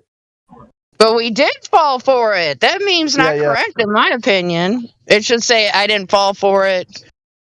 I don't know. I think the wording should be changed a little bit. Sorry. I'm not trying to ruin anything good. No, you're right. It's not a perfect match, but it's the gist of it, the spirit of the message. But the thing is, that's giving an implication that you never fell for it. That's why I don't like it. Yeah, we all fell I for gotcha. it. So that could be edited a little bit, because to me that would be like poking a stick at the snake kind of thing. I could use a better analogy, but that's the first thing that came up. But fuel to the fire, if somebody's triggered that their ego's all puffed up because they were played a fool and they don't like it, well, don't take it personally, bro, because it happened to all of us. Don't take it personal. This is not personal. Crime against humanity, folks. Let's not go into a category error. Yeah, this is sometimes what I read to them about. It's like, I tell them the failure of the globe model is that it fails to offer an explanation on how to deal with somebody who disagrees with you. And if it does, if there is an explanation in the globe on how to deal with people who disagree, it's not me who's rejecting it, it's you rejecting it. Therefore, there's a problem that makes you a science denier, or the problem with your globe, as it has no explanation on how to deal with people who disagree. I was watching some TikTok video and they were talking about some sort of definition, and they said it meant to disagree. And so it was like a double entendre word, and I can't think of it. Damn it all. Thinking out loud. Thank you for listening. But, anyway, go on with what you're saying, Crick, because I loved it. Yeah, I posted a text version here. The failure of the globe model is it fails to offer an explanation on how to deal with those who disagree. If it does, the globalist is the one rejecting it, which makes the globalist a science denier. It's either a problem with the globe model or a problem with globalism. Okay, I have a question. Why use the term globalism? Because I always attribute that to a political term. Why not? Are we just trying to shorten the word heliocentric theory believer? Or heliocentrism? Well, because the idea of globalism is one idea that is perpetuated across a wide swath of people, and generally against people who the other doesn't really have a lot of political control. So what they do to advance their agenda is they use some sort of violence, social violence, military violence, economic violence. They tried to water it down to make it sound like globalism about free trade or whatever, but it's really about control. It's about controlling people. And this version of globalism is about controlling your thought. They don't care that what they care about is that they can't control your thought. They want you to think the earth is a globe And if you think something different than that, they can't handle that rejection. So they look for a way of controlling you, dehumanizing, like deplatforming, all these systems of control. They never present a positive claim or some sort of argument for the globe. It's always some sort of method of control to get you to think something that is not true. Because if they can get you to think things are fake, they can get you to think anything at that point. Voltaire said a really powerful quote on this. If you can get someone to believe in absurdity, they'll commit atrocity without even thinking about it.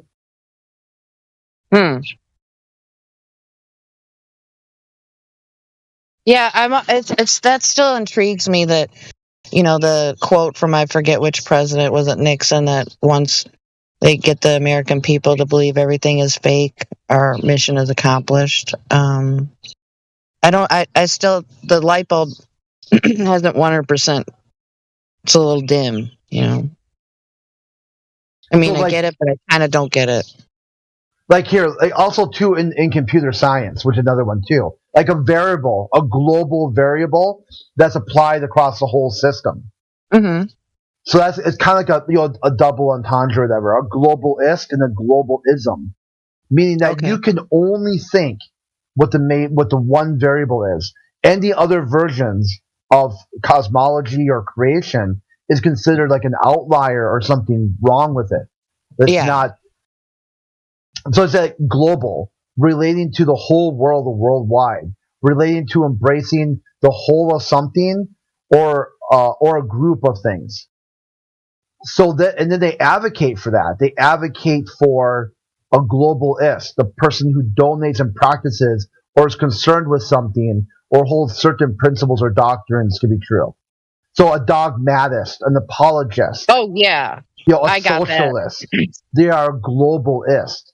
They advocate for some sort of worldview, agenda-driven worldview that is anti-science, it's anti-logic, and it's anti-reason. It's about control. And as much control as they can possibly assert. So in a way, the globalist agenda is contradictory to what the claim is about the globe. Because they told you what the globe means. It's a giant leap forward for all of humanity. Kind of like a oneness, all people being together on Earth for like a shared life, that we're all here together. But they try to flip it upside down and pervert the actual meaning of what it would actually mean to be like humans on a lava-filled water ball hurling through God, space. I couldn't agree with you more. Oh my gosh, bravo. It's upside down fucking clown world. Even normies are kind of pointing that out, that it's upside down clown world. They may not know how to describe it, but when I say it, they nod their fucking heads. Something is happening. Oh. I think I saw it on TikTok, so I have to ask people in real life about it because I haven't watched the news. Is Canada on fucking fire right now? Oh, yeah, big time. Like, all at once. There's a channel on YouTube I kind of watch every now and then. He just seems to be so obsessed. And that's Dutchanese. The channel on YouTube where he's always talking about earthquakes and shit.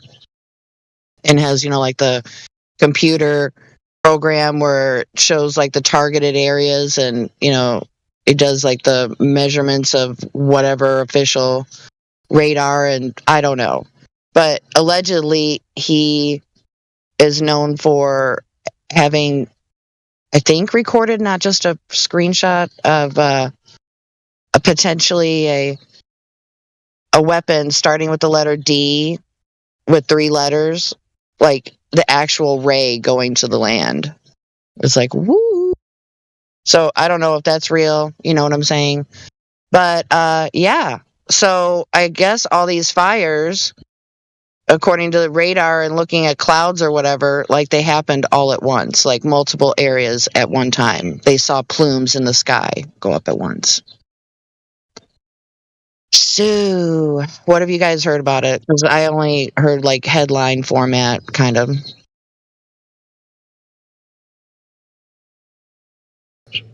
Crit, what have you heard? Or anyone else for that matter, jump in. Oh, wait. Okay, yeah. That's the dude right there, blue jumper.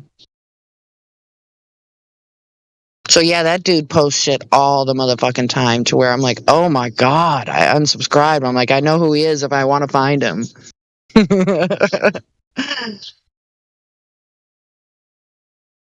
But yeah, all at once, Canada's on fucking fire. People are freaking out because they're saying they should put on masks. Well, yeah, if there's smoke fucking everywhere, that would be the not a bad thing to consider. I would consider it. I mean,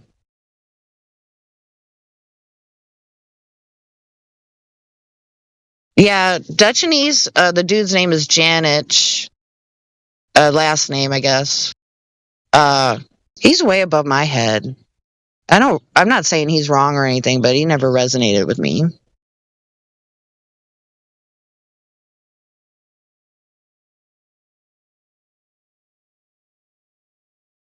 Since 2010.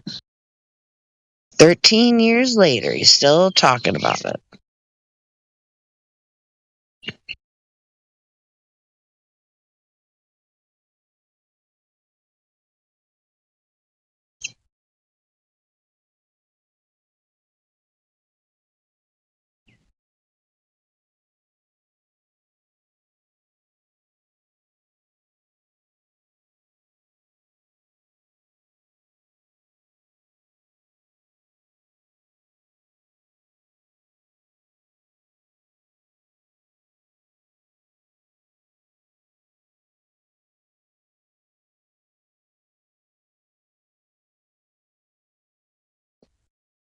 Yeah, I think she might have deleted her account because at some point I think I clipped it and messaged her the clip part, but I can't seem to find it in my DMs either.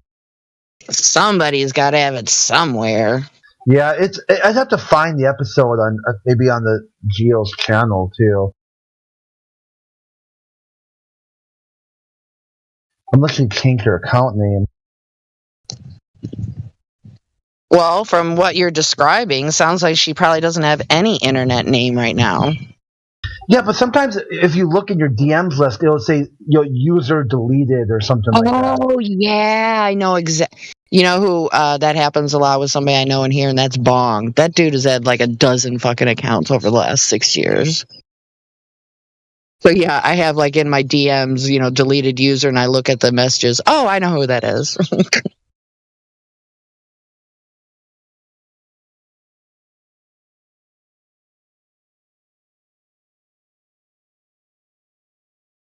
Well, could somebody have posted in Geo's server? You could probably find it. Yeah, it'll take a little doing, but yeah, I'll find it because I know I got it saved somewhere because I clipped it, and then there's also I took a note too, and I wrote it down like this is the date, time, and which episode number that it would be under.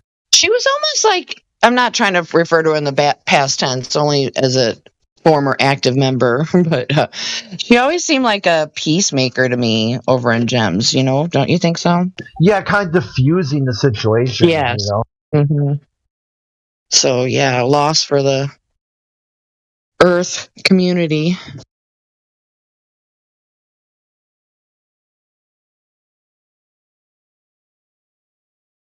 Too bad she can't come here. That'd be fun.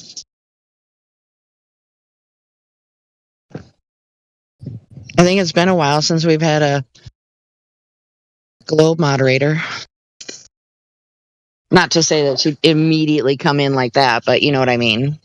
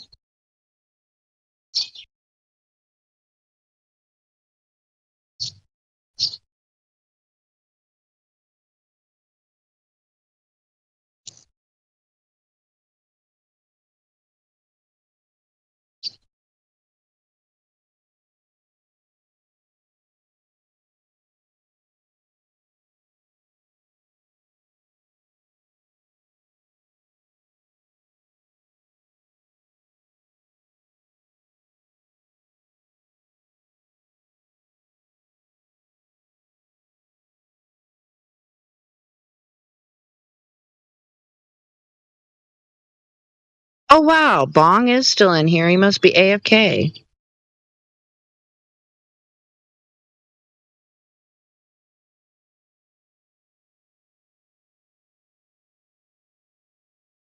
Shows how much I look at my phone.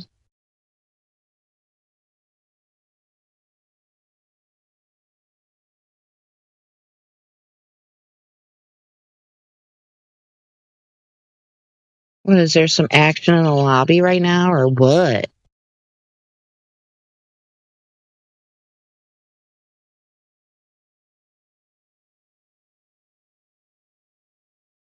Yes, so far I haven't found it. I'm going over all these really old messages. It's like Sassy, Sassy Undeniable. Oh wow. Yeah, I Yeah. remember her.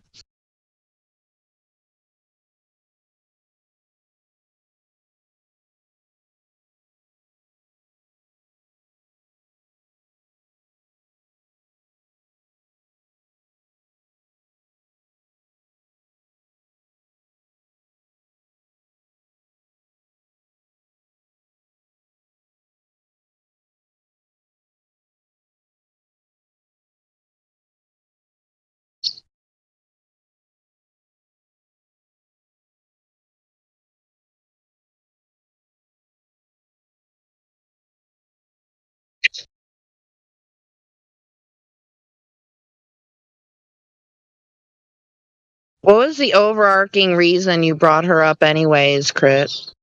The other social media platforms about where to find more content. Oh, okay. For you wanted to do something with TikTok. Oh yeah. Oh yeah. And then That I we had should 24/7 should have a TikTok account. then I had mentioned that Chemo and Jeremy have been using TikTok quite a bit. And that brought up the idea where Instagram has that sort of bad reputation of creepy men looking at young girls. And then how I had used that to diffuse and actually meet Twit on a human level. Yeah. So then meeting them, someone seeing something on TikTok that they clicked on and they, it sort of takes away that, it's plus TikTok's a little bit different too in how it handles, content and whatnot. In what ways would you say? Because I'm new to it, really. Well, Instagram has a lot of that sort of e-girl personification to it, like. Oh yeah, Instagram model, quote unquote. But TikTok's a little bit different than that because there's a lot of people just doing all kinds of goofy, funny things and whatnot. Yeah, it's kind of like the new YouTube almost. Flat Earth Banjo, he has a TikTok. He does the TikTok videos. There's a lot of conversation going on about Flat Earth on TikTok. Or a lot of videos, anyway.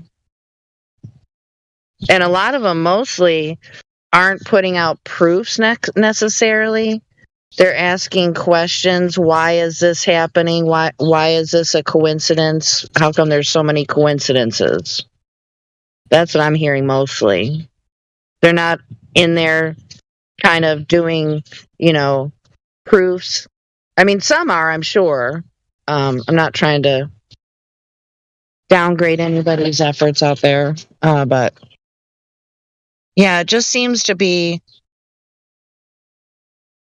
not trying to convince anybody, but just say, hey, did you know, ... So that's seems how what I've seen so far. I mean, so you haven't been on TikTok yet, Crit? No, I've seen TikToks here and there, but I don't have an account on there.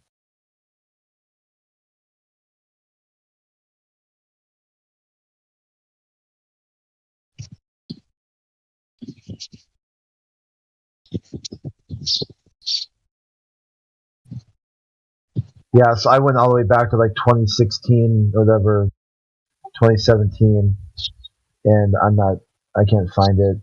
But sometimes I guess it goes away too, though. Like not all. I went all the way down to the bottom. It definitely wasn't that long ago. It was like I think like 2 years ago, something like right at the end of Corona, whatever. Oh, that would have been what, 2020? The beginning of 2020? Yeah, something around there. So that would be like 3 years ago.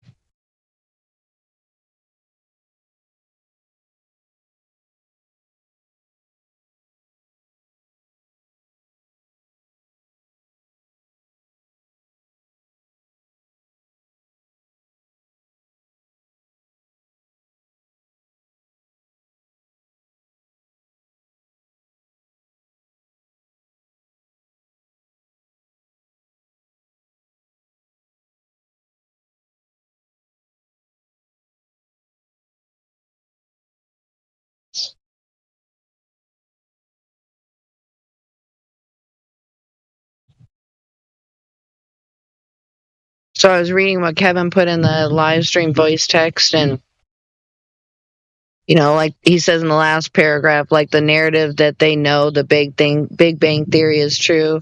How do they know about the beginning of existence or our location in our galaxy? That's like when they come in here, well, where's the edge? So dumb. It's ironic that that's how it is.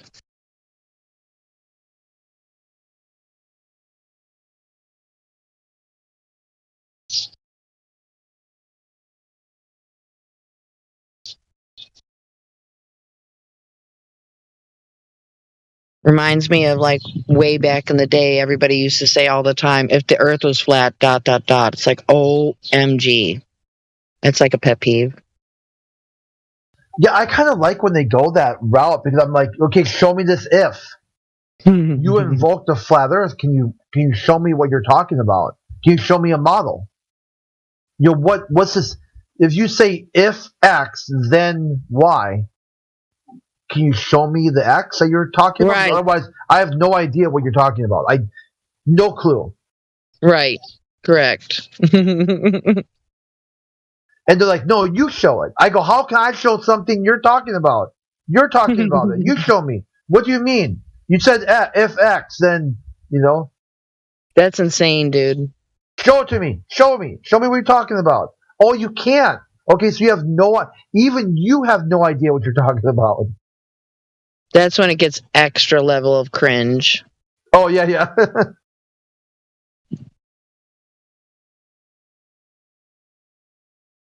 It's like the person doesn't listen to their own words coming out of their mouth or something. Isn't that weird? That's really weird.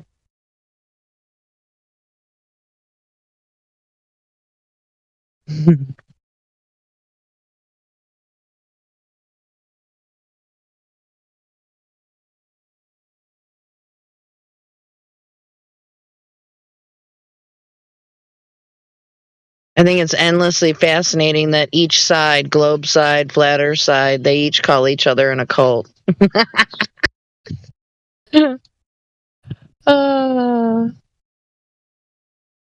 So weird.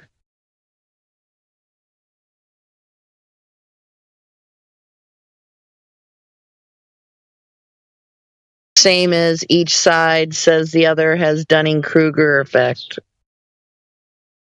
See, that's the thing too. That's a failure of being able to read Dunning-Kruger. Dunning-Kruger is an internal thing.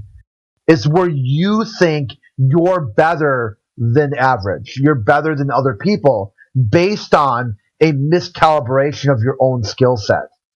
So when the globalist says flat earthers are below average and that makes them better than a flat earther, that's the Dunning-Kruger effect. It's the same thing like when drivers, they saw that like people thought, are you a good driver? The people would be like, yes. Why are you a good driver? Because other drivers around me are stupid. You know? So the Sounds way familiar. That's why I laughed. Yeah, so when people use Dunning-Kruger to apply to somebody else, they have effectively Dunning-Kruger the Dunning-Kruger effect. Exactly. They broke the fourth wall. Yeah, that reminds me of, the word, what is it that the transgender people use all the time? Bigot. To invoke the term bigot onto someone makes you also a bigot. Yeah. Man, I almost lost that one. Whew, that was close. Yeah, see here. But yeah, that's insane.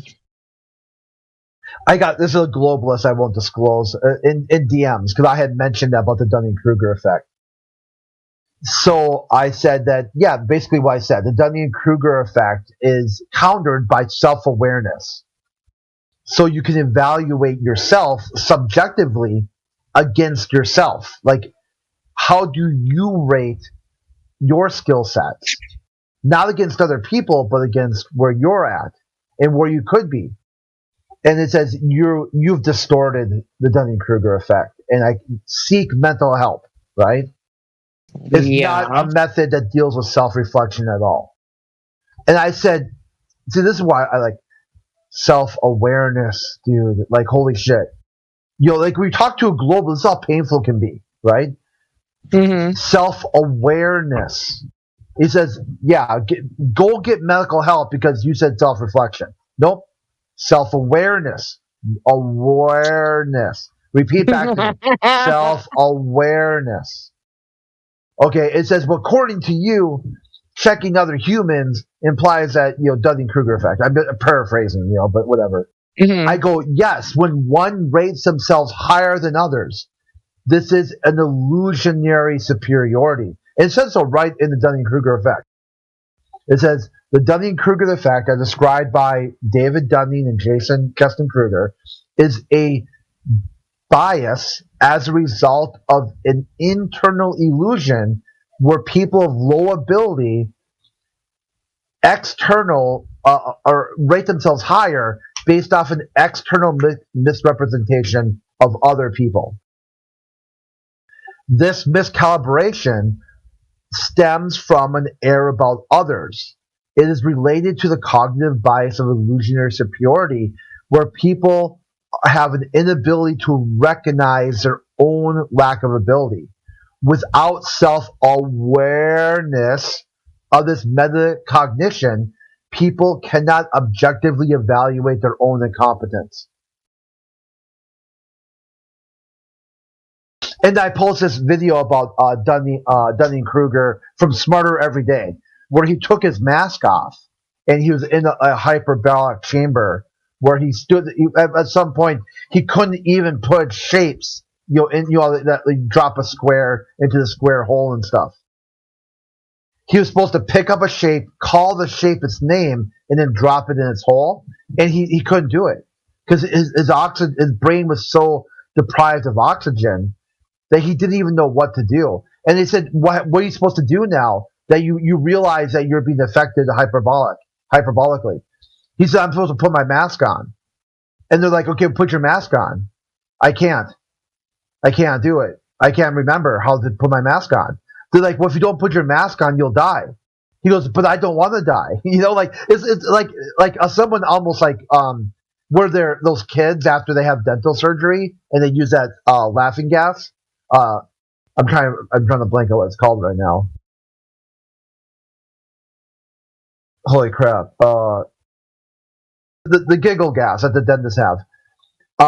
Then eventually someone helps him put his mask on, and after he recovers, he says, "Oh, there we go, nitrous." Yeah, So then, after he recovers from the low oxygen environment, he says it was really weird because I knew I had a problem, but I couldn't think. I couldn't process it because I had built a habit around everybody else not being able to do what they're supposed to do. So when I had asked, I was like, well, I have to put my mask on. But I couldn't think of it. I couldn't also ask because I was thinking something was wrong with them. Like, they weren't understanding that I had to put my mask on. And he really went through this really part. Here, let me just link the video. It's really good.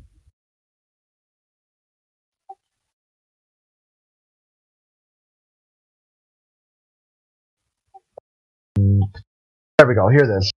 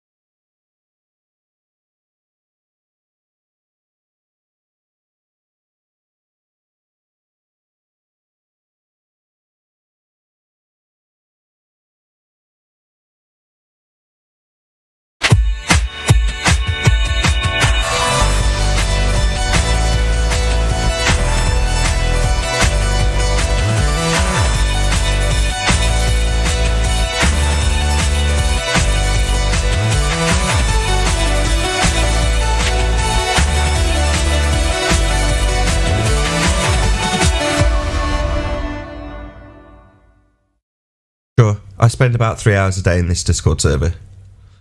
And that's going to be the limit of what I spend in here. As much as I understand what you're saying, it'd be great if I could come in all day long and smash fundies. I can't. Hey, Nathan. Hello, Brenda. Have you figured out how to calculate the curvature of the Earth, the circumference of the Earth, using the Al-Biruni method yet?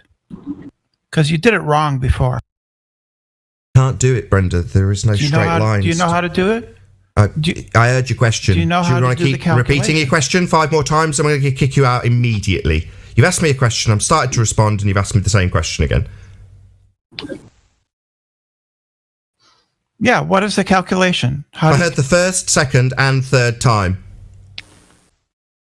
So you can't perform that calculation.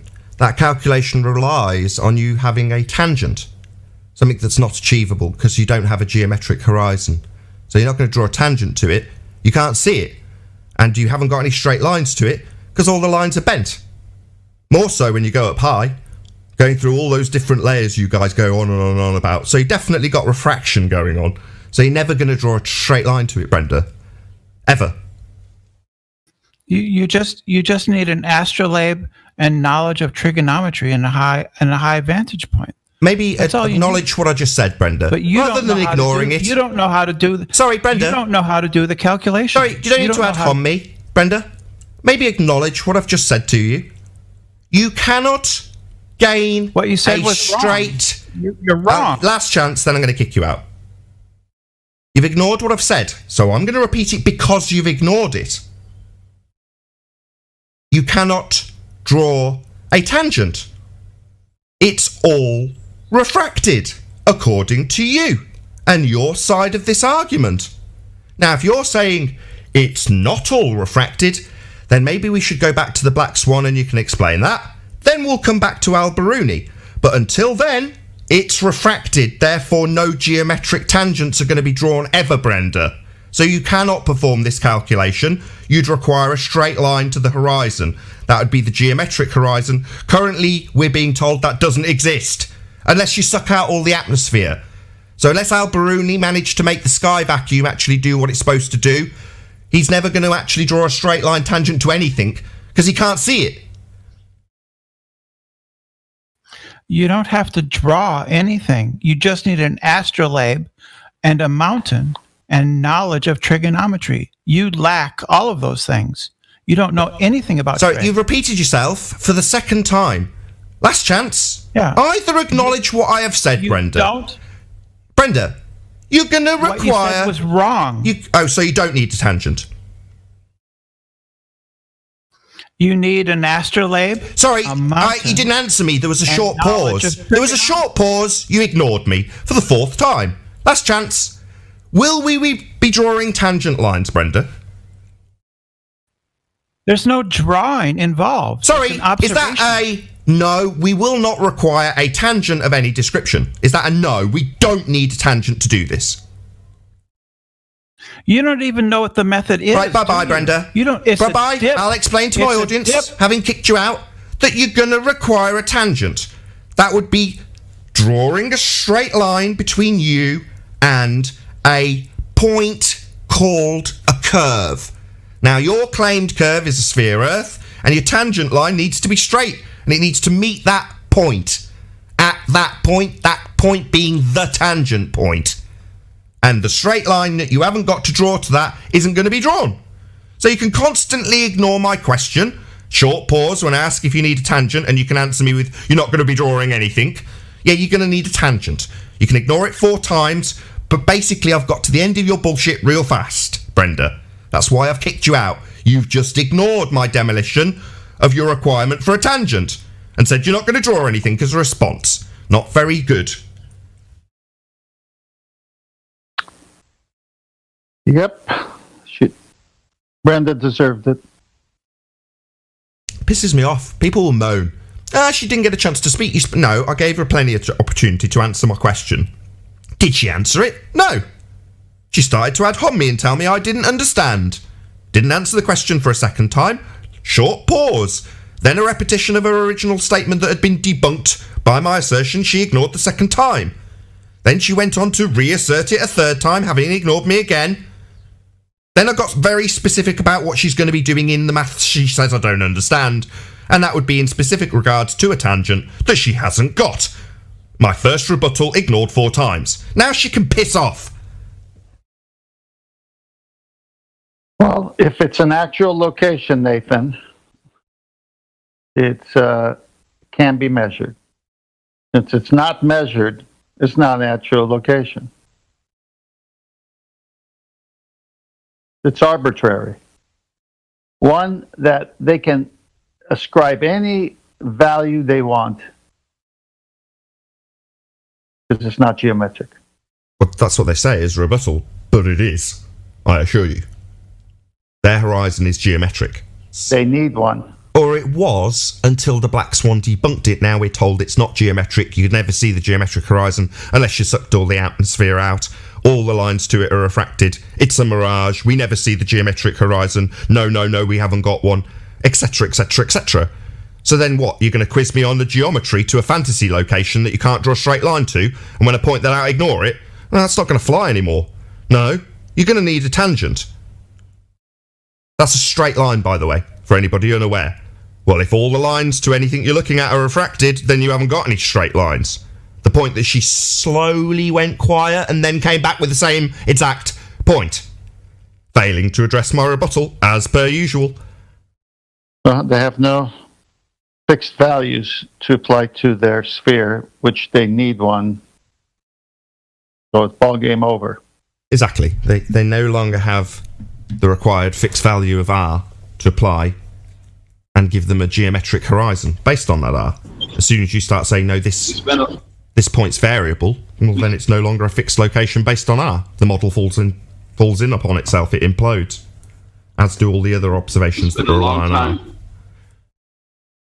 We spent a long time yesterday arguing with Zanuck because he kept saying there's two horizons, and the reason why I said that was because there was two pictures, and we go, well, if you put another picture, there'll be three horizons, because he wasn't getting it. He wasn't getting the question, and someone kept asking Zanuck, how are there two horizons? He goes, look, there's that picture and there's that picture. He goes, no, there's one horizon in each fucking picture. He was not getting it. He would not concede at all.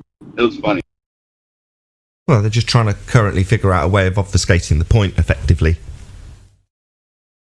So their latest attempt to obfuscate the fact that they require a geometric horizon while simultaneously telling us the point where the sky appears to meet the ground is not geometric, it's refracted.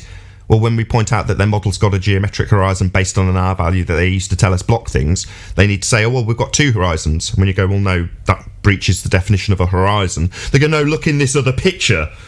Oh, really? What a wonderful rebuttal. Exactly. It's fun to see him melt.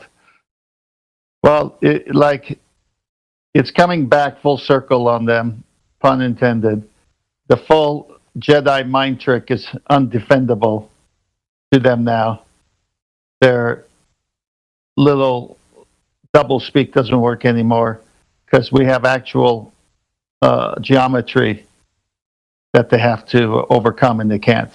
Correct. Brenda wants to focus on the outmoded geometry in our understanding when the geometry is relying on having a physical geometric horizon to draw a tangent line to. Well, my understanding of the geometry that doesn't work is kind of irrelevant given that it doesn't work and you don't have tangents.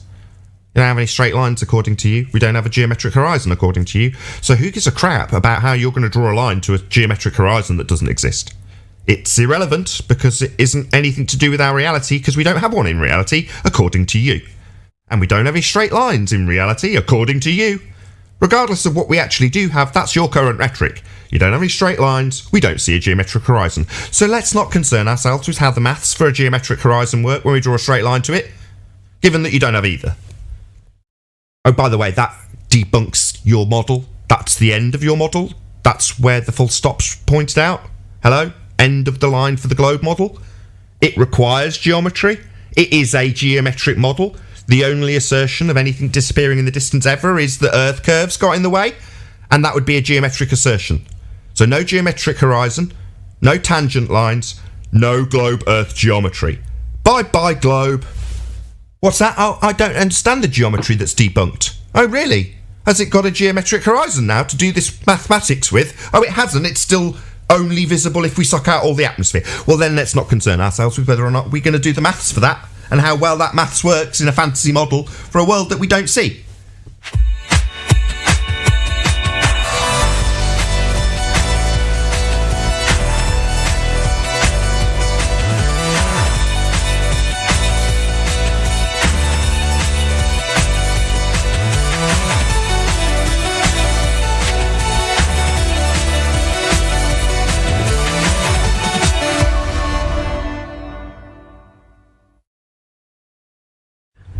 How to awaken other people to flat Earth. Unfortunately, it's not as easy as just walking up to people and telling them, hey, the Earth's flat. You've been lied to for 500 years. Just thought I'd let you know. That would be nice, but that's the worst way to try and wake someone up. How not to wake people up to the flat Earth is to preach to them, or to pander to them, or to condescend to them. So the best way is instead to Socratically question their worldview.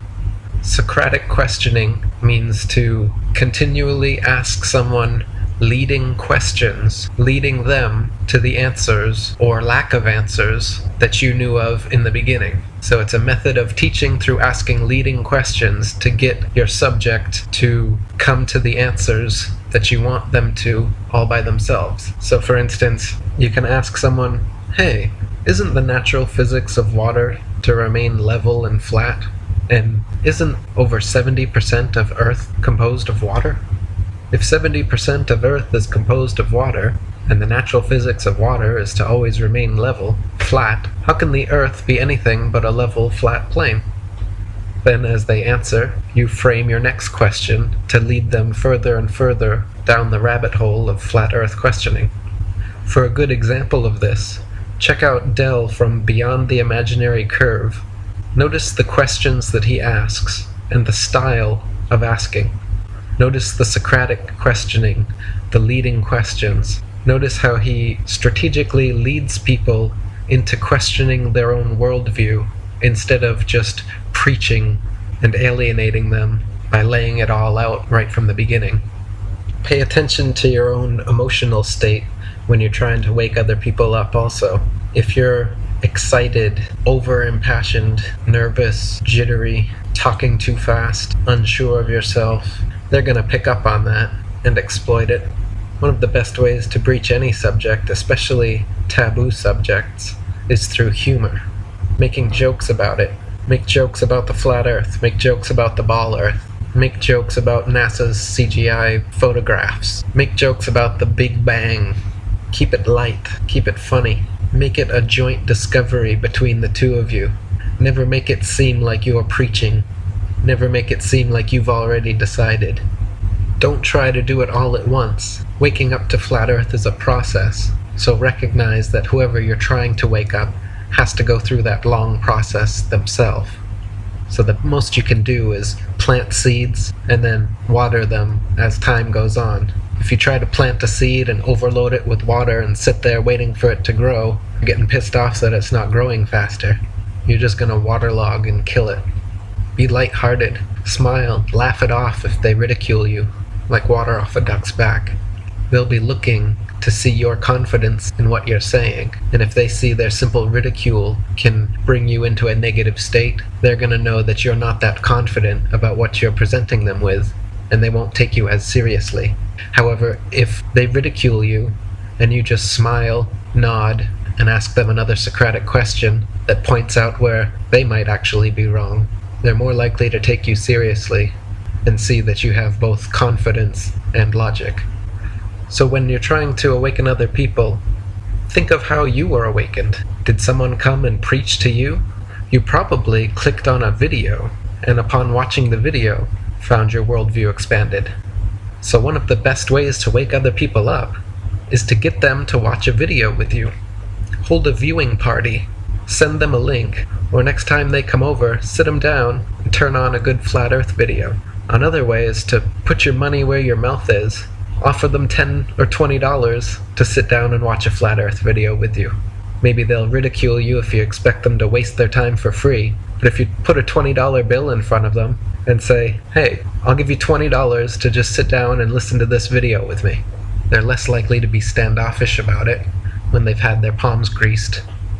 One guy wrote me and said he challenged his friend to a bet that if his friend still thought the Earth was a spinning ball in 6 months' time, that he would buy him an Xbox. And when 6 months came around, his friend couldn't honestly tell him that he truly believed the Earth was still a spinning ball.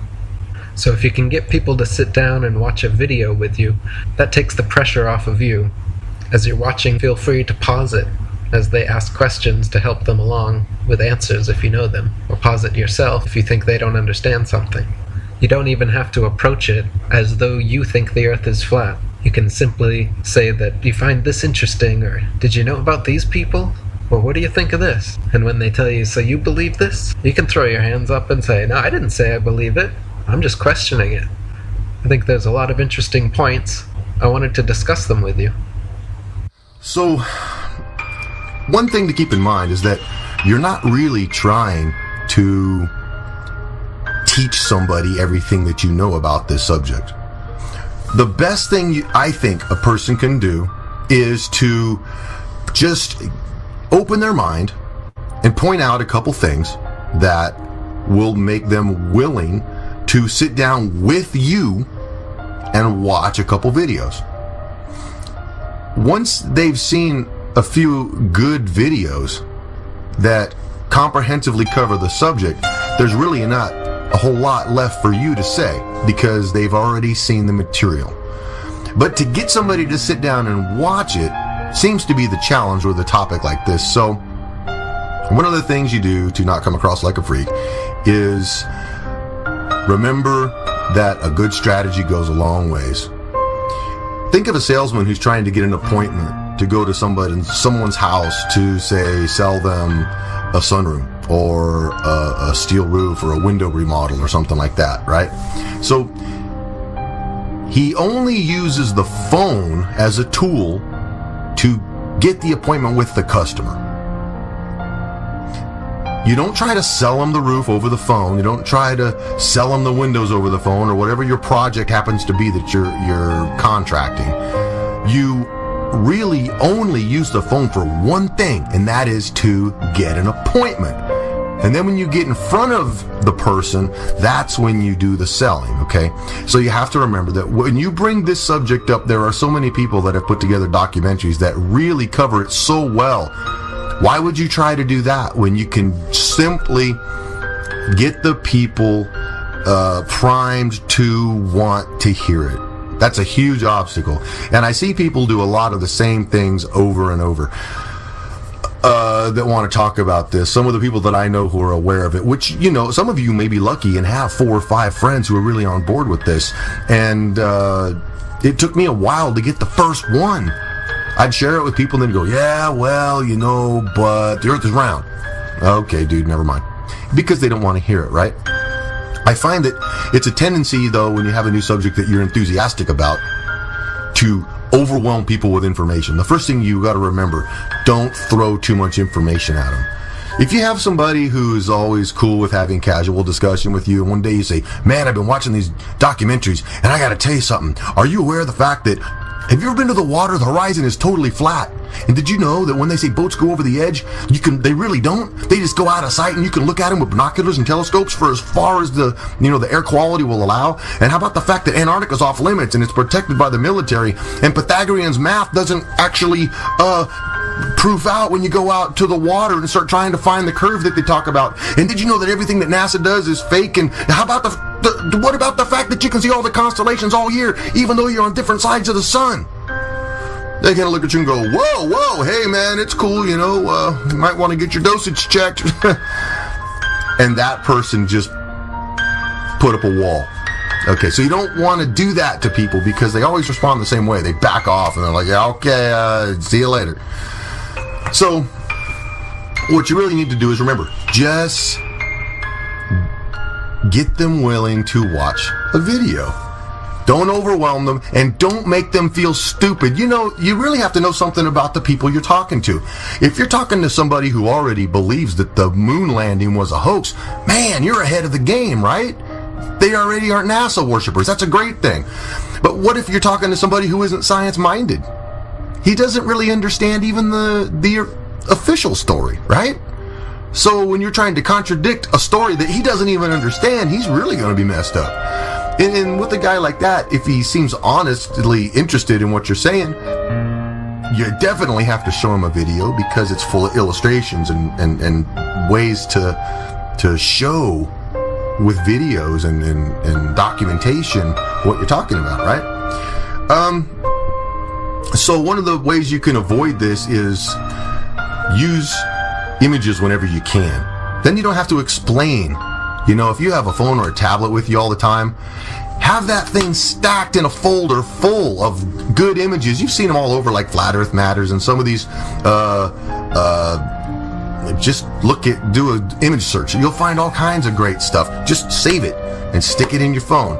And then when someone talks about, oh, well, you know, this isn't true, go, well, you know, have you ever thought of this? And you show them a picture. If a picture's worth 1,000 words, great. A video's worth 1,000 pictures. So just keep it simple and just get them willing to watch a video. And preferably with you. Don't just send them one and say, hey, come on over, I'll buy pizza. You can come on over and we'll hang out. I want to show you something. There's something that's going to blow your mind. And I'll feed you. Come on over. And people are usually willing to swing by and, you know, drink a six-pack and have some pizza. Get them over there and then put a documentary on. And shut up and let them listen to it. And then watch their response. Because if they start asking a million questions after that, that means it cracked the shell. And they'll start peeking out and going, hey, wait a minute. And then now they're curious. And then there's 50 other videos probably. I have a good handful of videos on my proponents list on this channel right here. And you show anybody 3 of those, any 3 of those, and if they don't get it, there's nothing really else to say. Because you're not going to explain it better than these videos do. And if they don't care and they go, oh yeah, whatever, and then they turn football on, well, let them go back in the Matrix. That's where they belong. But it's really worthwhile to it's rewarding to share this with somebody and have them call you and say, okay, I got a friend. I'll give you a personal testimony. I had a friend he lives over on the West Coast. I'm over here on the East Coast, but we worked together like 15 years ago. And we've shared little conspiracy stuff off and on, talking about this or that, Bilderberg, 9/11, whatever. When I got into this, I showed it to him. I said, watch this video. He wouldn't touch it. And then I sent him another one. Watch this video. Did you ever watch that? No, I haven't had time. And, you know, one day I got him to commit to watch one of them. Then he started calling me with a bunch of questions, and I sent him other links and other videos. Then he started sending me videos, and then he started sending me, pretty soon, he's calling me going, oh man, dude, what'd you do to me? My whole world melted down. This is like, everything else is nothing compared to this. All these other conspiracies just, man, dude, I can't believe this. And everyone thinks I'm crazy now. I talked to my mom and my brothers, and they're all telling me I'm a fool. But he has someone to talk to. And if you can get somebody to watch a few videos and get it, and then see, an education is not like filling a bucket. It's like starting a fire. And once you get people to see it, it'll take on a life of its own, and you'll see them, and maybe they'll end up finding something you've never seen and share it with you. But people are never going to basically come on board to this reality if they don't allow themselves to be informed. And so the real art in this, because of the subject and the depth of the indoctrination, is just get them interested enough that you can sit down with them and watch a video and then watch them try to digest it. And if they say no, fine. But you'll avoid a lot of headaches if you don't overwhelm them, you don't make them feel stupid, and don't try to teach them everything. You're not trying to be the encyclopedia. Just, I'm not sure. Don't act like you know it all. Just show them a video. And if they ask you a question that you don't really want to get into because it's like kind of heavy, you say, I tried to explain that, but I think I'd mess it up. Let me show you something. And then you lead them to a video.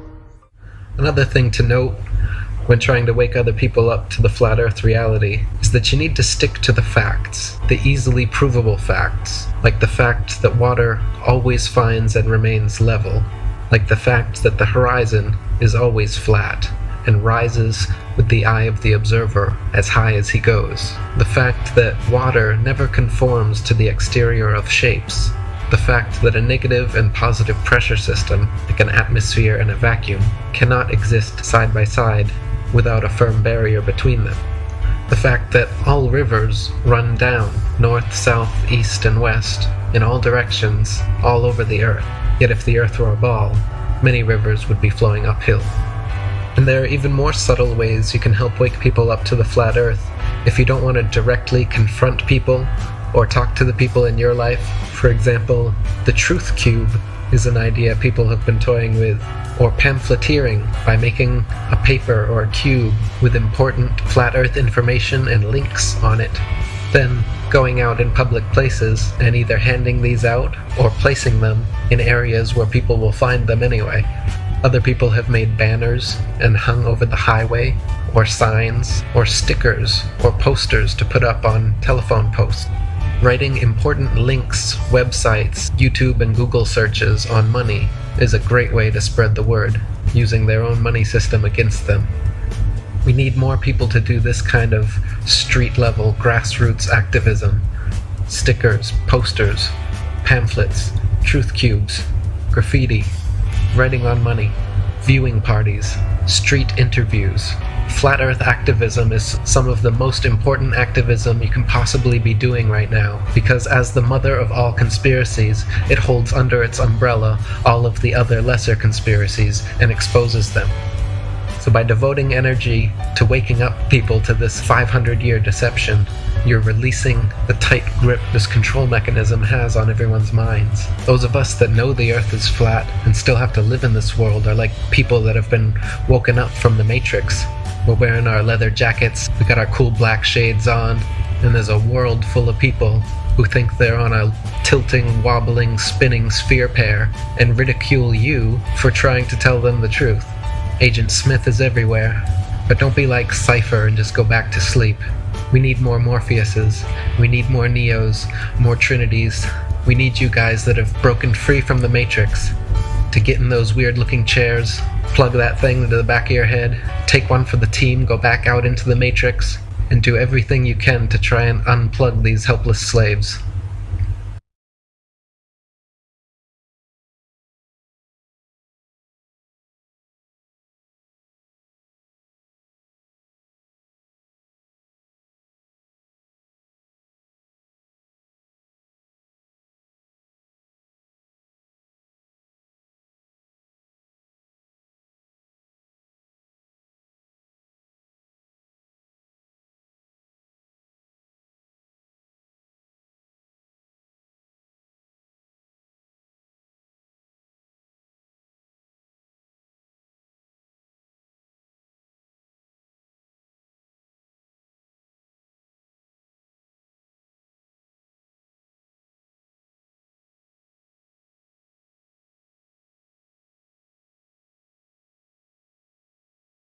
Sure, yeah. What brings you to the server? Oh, I was just hanging out on another server where they just talked about like being on here, and they said, you know, that the URL or invite, I guess, is just flat Earth without any spaces. So I just punched it in. Yeah. Okay, gotcha. No. What do you understand about the topic? I mean, I have really concerned myself with it. You know, I'm if you want to say that, you know, I'm not a flat earther, if that's the correct term. I don't know. But on the other hand, I find people who are like coming on here, like trying to debate you, whatever, calling you stupid and so on. I find them like to be extremely obnoxious themselves. Very, I don't know, like ignorant. Yeah, that's fair. Sounds very fair. Well, welcome. I went ahead and gave you the VC Verified tag. Be aware that there are a handful of rules and expectations, mostly correlating to Discord terms of service. And I'll let you know that this is live streamed. This specific voice chat is live streamed on a handful of platforms, but primarily YouTube. Just be aware of those things and use standard internet discretion. Right. Yeah. You know, the obvious stuff, basically. Yeah, exactly. But yeah, if you have any questions, curiosities on the subject, there's a handful of us that are quite familiar with the topic. And right.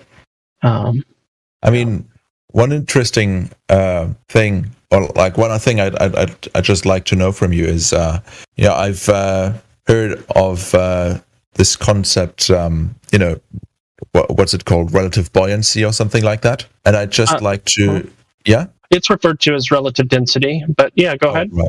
I just like to know like how that how that would work. Like, does that work for you with or without gravitational pull or something? You know. So when people use the word gravity, they oftentimes have an idea in mind, and interestingly enough, that idea usually correlates to a very archaic interpretation of up and down and why things go up and down, referred to as the Newtonian gravity model. Are you familiar? Yeah. So, like the concept of mass attracting mass.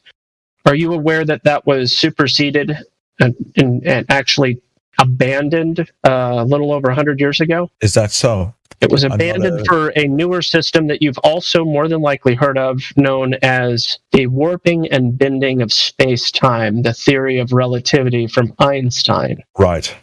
And did you know that that is currently being reformulated and, for all intents and purposes, will ultimately also be abandoned in the current understanding? And by understanding, I'm using that word very loosely. I could call it a narrative. I could call it a story. Right. But they're abandoning that for a medium or an element or a component that exists between matter, such as there's different theoretical elements that they're inventing, like the graviton, or the Higgs boson, or antimatter, or black matter, to explain in a more consistent way what we see in reality. Now, right. I'm going to give you a little bit of an analogy. You may have been in a conversation before where somebody just says God for all the answers. Okay. I mean, not really, no. Okay, or basically what I'm saying is, if you just say magic is the answer, magic could answer everything, right? So, and I don't mean that literally. I mean that logically. Yeah. So if magic can do anything, then magic can fill the whole of explanation for anything, because you could just say, magic is the answer. Magic is the answer. Magic is the answer. And I'm using that as an analogy for what's currently happening as they continue to obscure into deeper forms of sophistry, I would call it. Right. They say things that sound really smart, but they're really just using a synonym for the word magic when they invent ideas like particles or forces. They just make a new name, oftentimes after somebody's last name or something, who talked about the subject, and they name it this new thing after that, and then they're like, this explains it. This answers all the questions.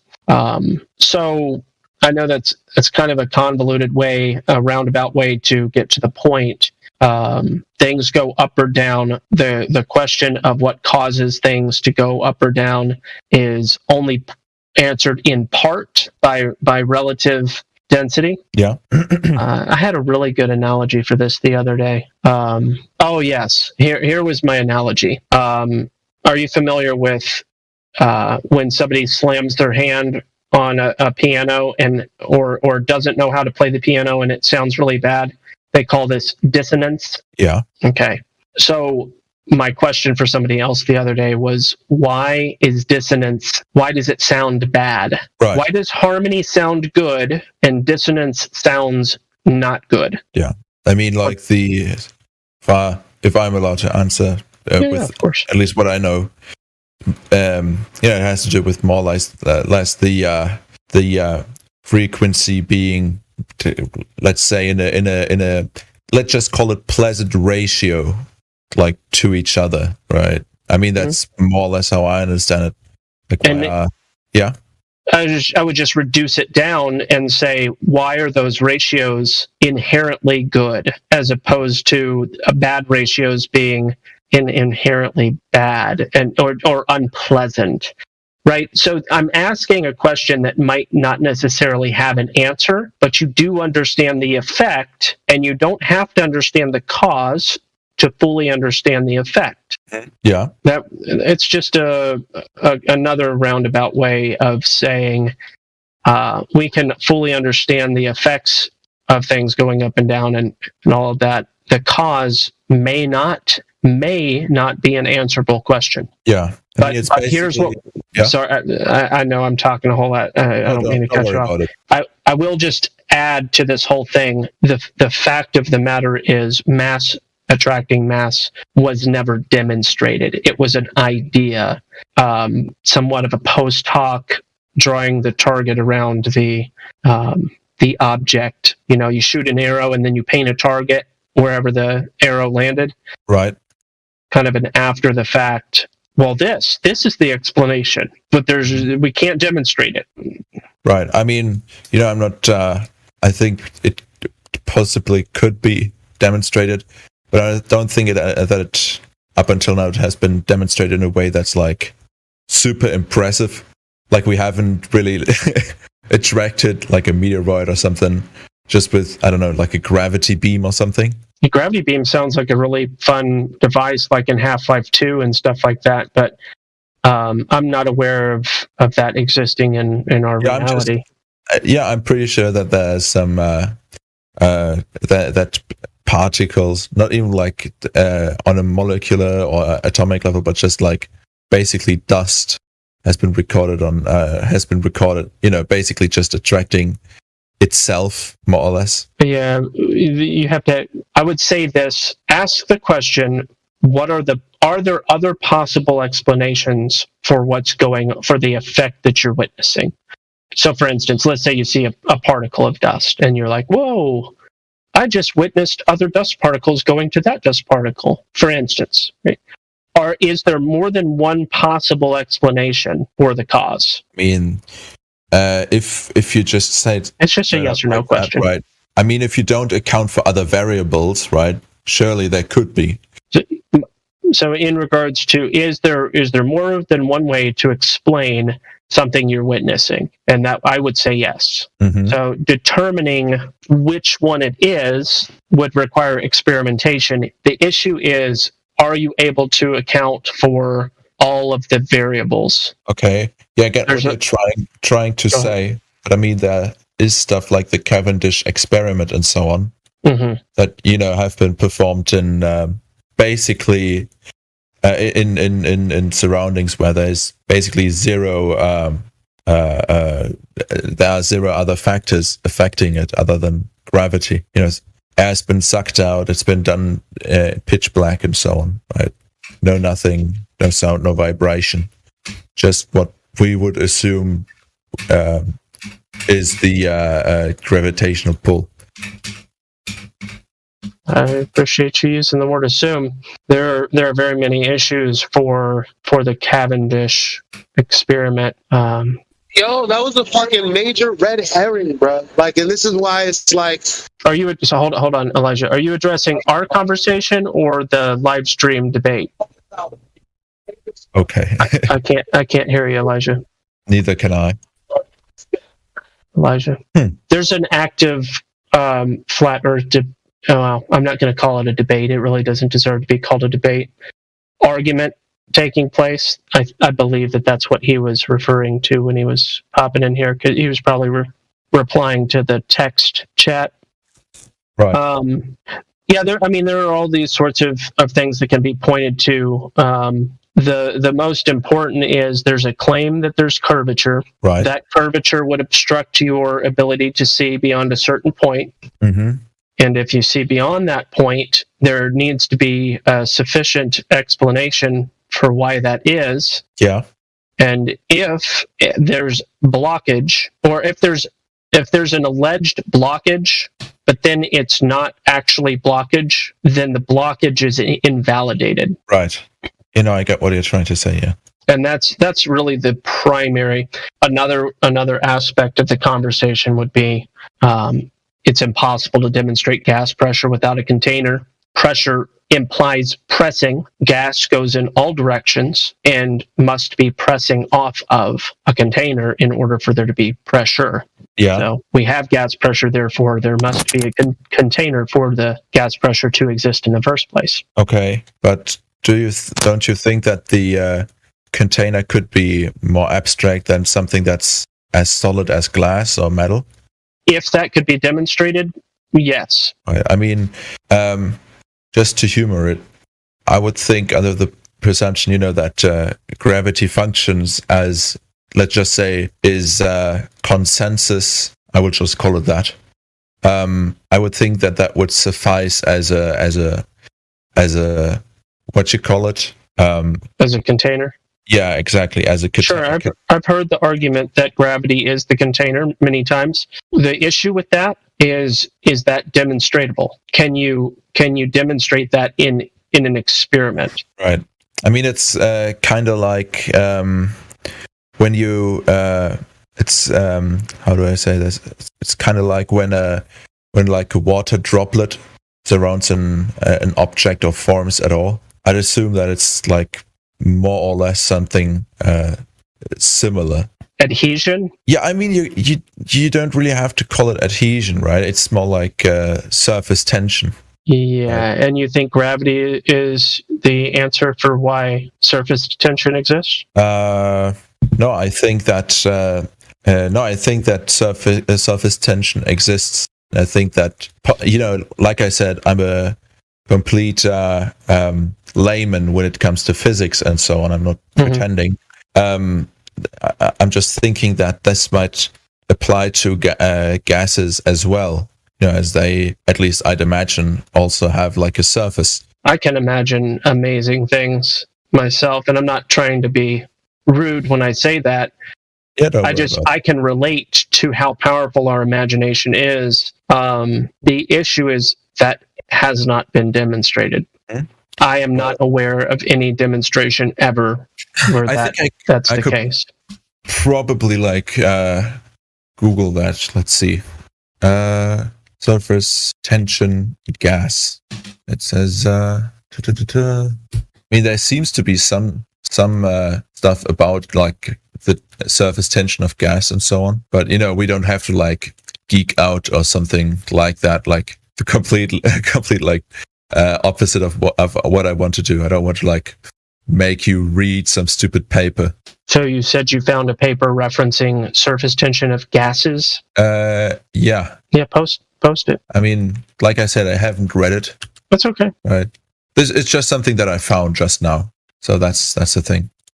That is fine. It does say liquid, though. It says gas, liquid, surface tension. So, I don't know what it will say in specifically. And I mean, having, that's the types, like the people who will just search something without having a clue of what it actually means that they're referencing, then taking that as evidence. Yeah, and I would just say it says liquid too. So if you're going to, I know. I'm just there's many results for what I just posted. It's just something that was the first result. Again, I'm not here to be a missionary or something, right? Mm-hmm. Right?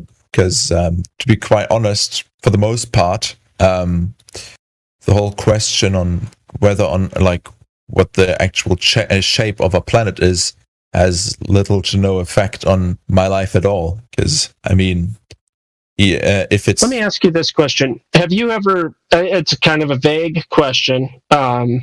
Just think about it for a moment. Have you ever made a decision based on trust of the individual, based on trust in an individual? I know exactly what you're going down on, which road you're going down, and I support it 100%, because the main problem I have with the people that, the types that would go here and say something like, I'm going to debate these stupid flat earthers, or something. I'm going to destroy them with, science and logic and stuff like that. Is that basically just without judging any group here, at least for the few first sentences, I think it's much more rational to believe your perception more than, just somebody that you're told to believe, right? Mm-hmm. I think it's much more suitable for most circumstances, right? I mean, in many cases, we would call a person that just believes something which they perceive to be false, but are told to be true, delusional. Yeah. So there are very many people that place a large amount of trust in certain people and or organizations, and inform their decisions based on that degree of trust. If they were to be made fully aware of the lack of honor is not the right word.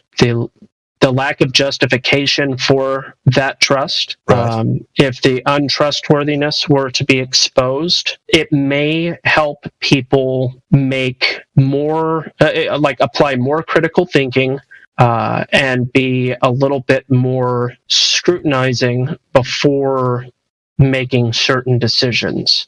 I understand there's the phenomenon of cognitive ease, where we tend to make there's certain behaviors that we find ourselves doing quite regularly, and we do them the same way, so we don't really think about them very much. That can be expanded out in a lot of different ways, and I think that there are people, you take a foot forward.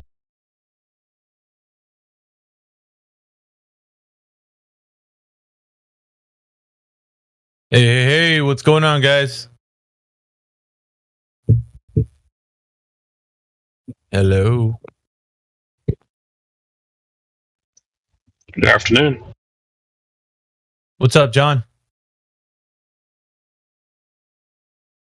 See, we got a few people here. We're listening to this podcast from I guess one of the archives. It's kind of upsetting to hear that guy who's talking to Gospel Bearer is the guy who's interviewing that. I don't know who that was, just some random person. But that nonchalant attitude that he was taking an approach to the topic, that's usually what we hear when people come into the server, when they're saying that. Well, I mean, flat earth and globe earth discussion, it's interesting, but really, what does it matter? Because it really doesn't matter to me. And it really does, because they wouldn't be that curious to come in there and even think about it or talk about it if it didn't matter to them. Everybody at some level, when they hear about this, feels like they have some sort of investment in it. So it's all cap when they say that. What does it matter to me anyways? Shut up. It does matter to you. We got Flat Lloyd right in the house, Ireland 32. What's up, guys? Sydney Adams is joining us. The Gettier Problem, Warrior, Carr. What's up, guys? Critspiracy, Elijah. Yo, what's up? What's going on, Mayhem? Just another day, my friend. Yes, sir. Another great one. I'm just actually getting my breakfast tacos on. Kicking back, listening to gospel. That's great. Yeah. What kind of tacos, bro? I got some chorizo and egg, and some bacon and egg. Hell yeah! You say you're close to what? San Antonio, Austin? Oh yeah. Best tacos in Texas. Thank you. But yeah. I don't know. I started teaching again, for the summer, and I had a student. He's a bit older, and we were chatting back and forth about schooling, academia versus the real world and whatnot.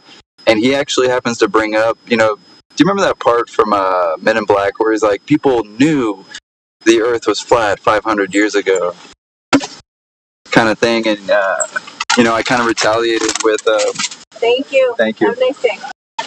Retaliated with a like, well, how do you know it's a globe? You know, it kind of just said it out loud. And you know, he's kind of up there. I would say he's maybe 55, retired, kind of coming back to school, wanting to learn architecture and stuff. But I don't know. For me, it gives me signals that it's getting around. You know, people are starting to kind of talk about it. And it was just funny because he said it the same way as the Men in Black movie, right? Like he'd been watching a clip or something, or I don't know, maybe it was just kind of on his mind. But it's definitely interesting when you run into it in the real world. Anyway, back to you guys. Yeah, so the main point, and we always talk about it here, is not to strong arm somebody into this conversation so they can believe something else. Exactly. The whole point is to teach them how to think. That's what we're showing people. It's like when somebody tells you something and you just accept it as truth without any effort, that right there is what the rest of the world has been doing. And they basically say, like, when you go to school, just obey, don't ask questions, just learn your work, you know, you study your work, and memorization, regurgitation.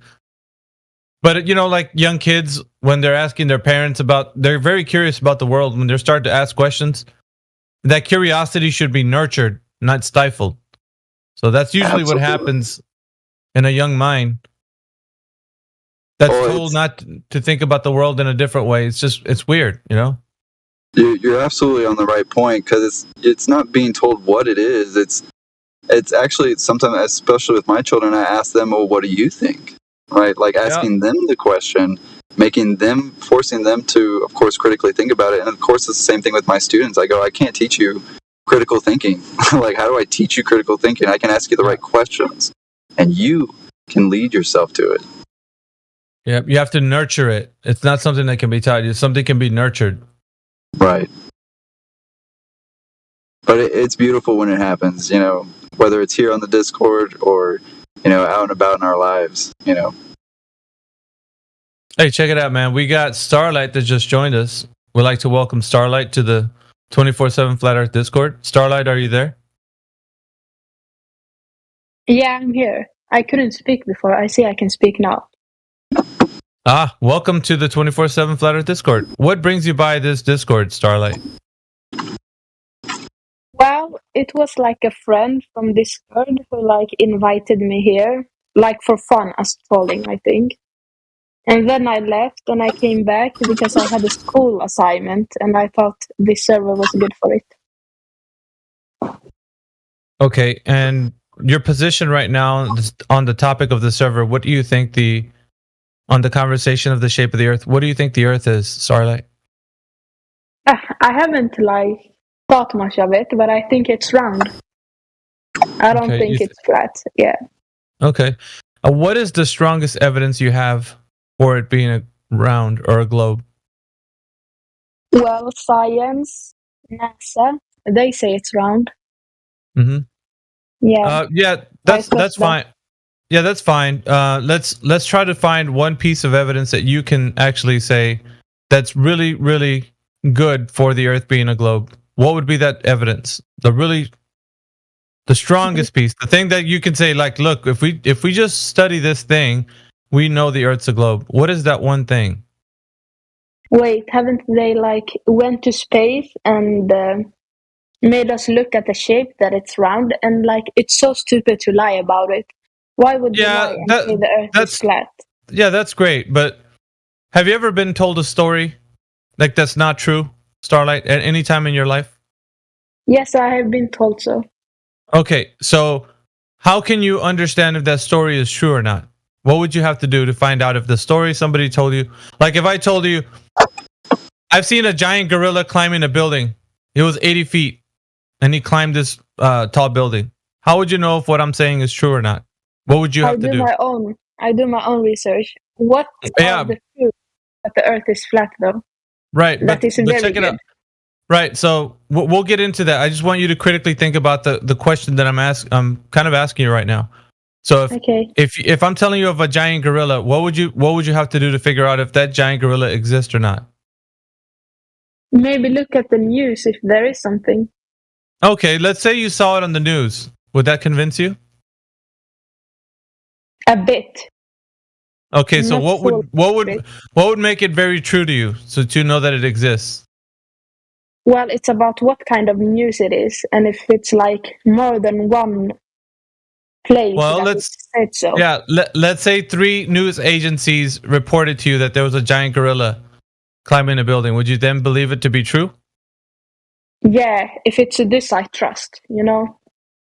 Oh, I Like, see. I So like the standard. to watch the Daily Show. If they said so, Okay. then I would be So like, yeah. So this your standard of evidence is just more people telling you that the information that I told you, like if you had more people, that's all you're saying. More people telling you No. the same story makes it true. No, it's also about the people and like what type of education they have on it, you know. Well, what if they're people who are educated people telling you this story? Does that change the fact that the information they're telling you is true or not?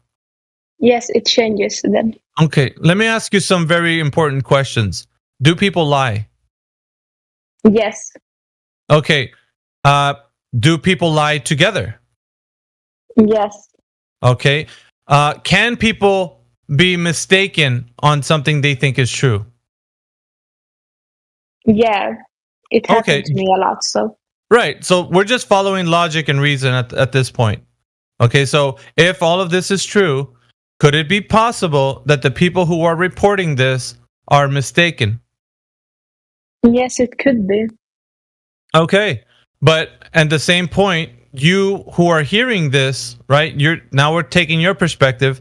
Your perspective when you're hearing this, you think that what they're saying is true based on what? What are we basing this on? Because we already understand based that on they their education right. and So based on you're their status as well. so education equals truth.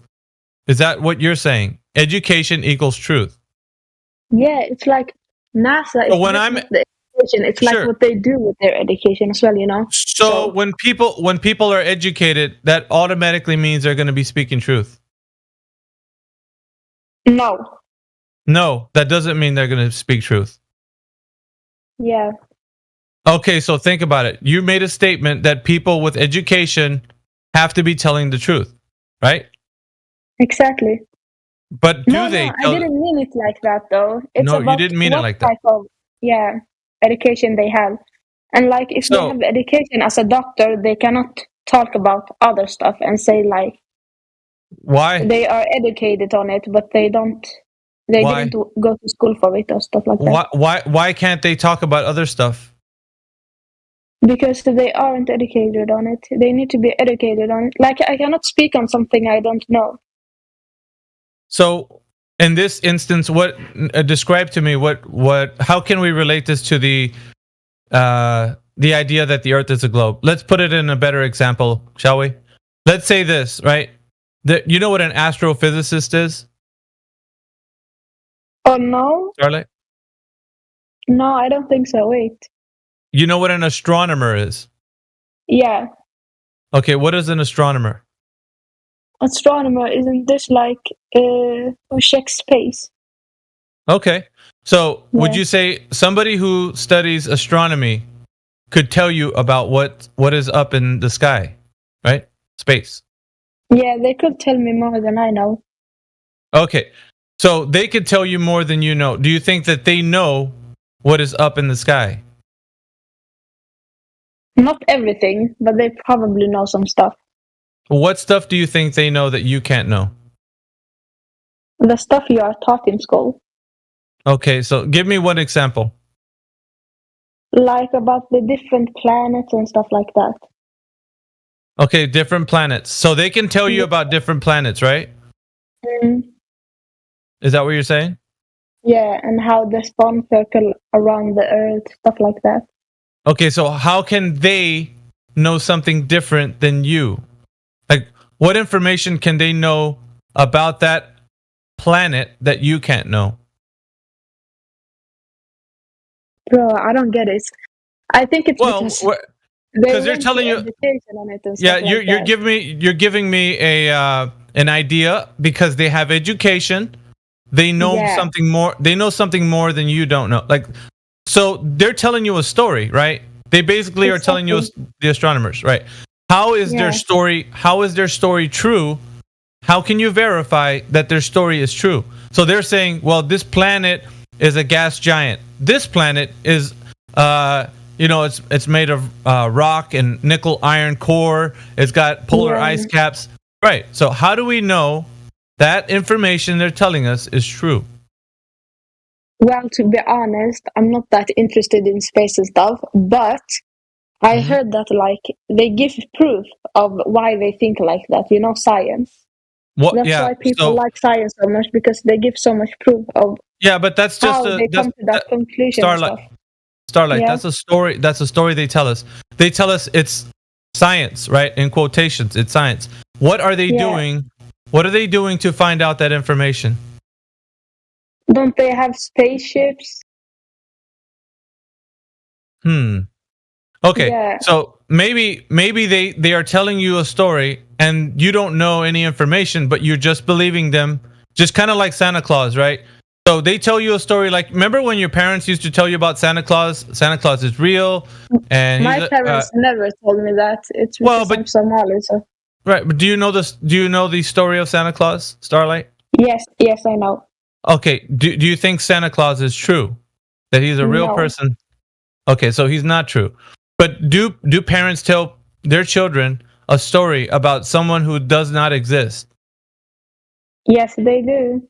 And do people everywhere on Earth keep the tradition of Santa Claus?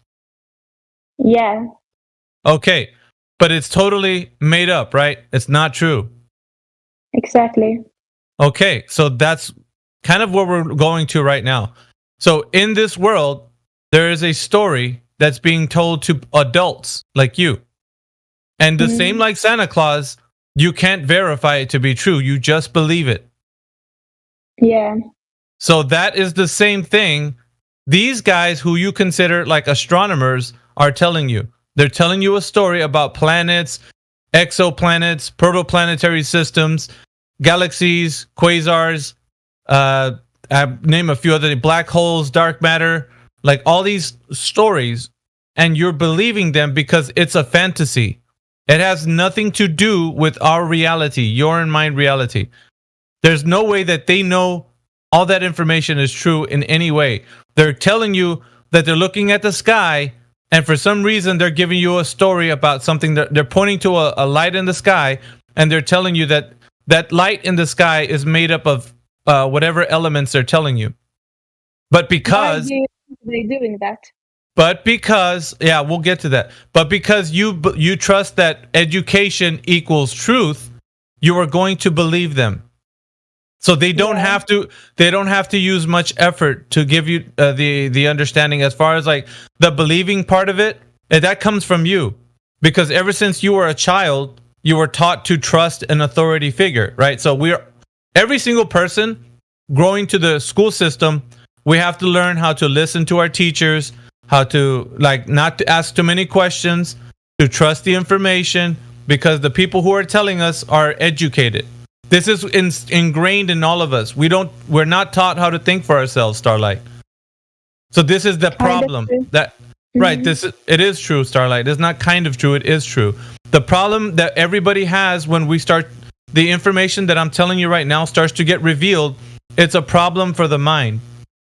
You and me, we don't know this, right? We can't, because when we're growing up, nobody tells us, like, there's not an adult like myself telling the young children, guys, you have to think for yourself. How do you know that's a true story or not? So nobody's telling us that. We only are taught to believe, and our parents say, listen to your teacher. And so we listen to our teacher, and we only believe. We don't challenge anymore anything that they tell us.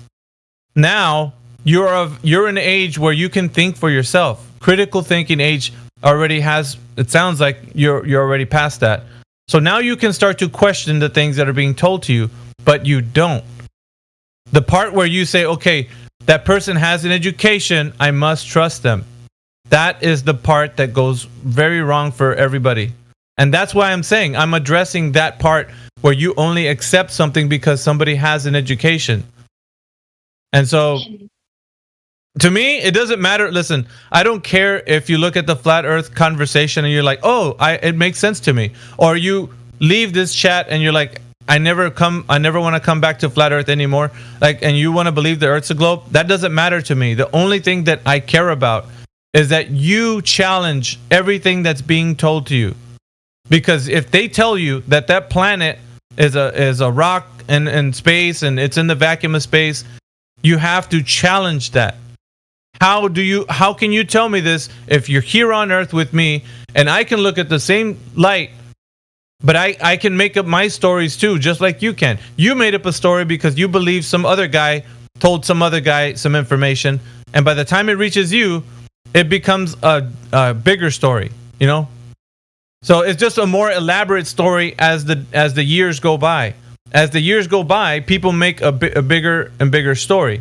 But when you ask them, how do you know this is true? They tell you things like, well, if you want to say the reality of the vacuum of space, we don't know 98% of all the things out there in the universe. That's what they tell you. These mainstream scientific communicators will tell you this, that we are 98% dumb of everything in the universe. They say this, Starlight. I'm not even making that. The main But scientific communicators will say that. Yeah, I challenge some things, you know. It's like I don't believe everything the media says and stuff like that. But it feels like the Earth is flat, the Earth is round. It's like something so stupid to lie about. Like, why lie about that? Yeah, but see, this is I believe them when they say that. Yeah. Okay, so when you're very young, have you heard of Christopher Columbus, Starlight? Yeah, Okay, who was Christopher Columbus that you can remember? What did he do? I have learned in history, and it's like the guy who started slavery. Okay, school. but what did he do? Yeah, he started slavery, but what did he do in the world? What was he famous for, I should say? I'm not gonna lie, the only thing I know he's famous for is like colonize and like start slavery. I don't know. Yeah, more.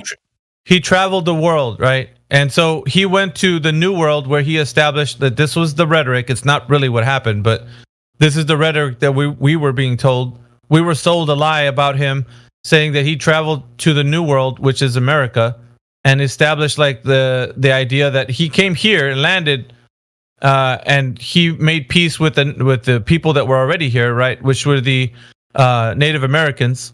And, you know, he made peace with them and they colonized here, all due to the fact that he traveled here. But they said that Christopher Columbus thought that the earth was flat and that he would eventually go and find the edge of the earth and his ships would fall off the earth.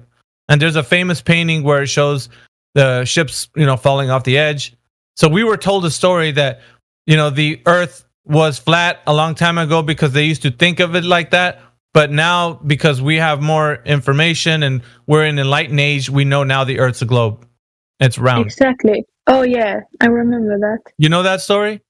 Yeah. Okay, so we're told and that we learned that at a very young age.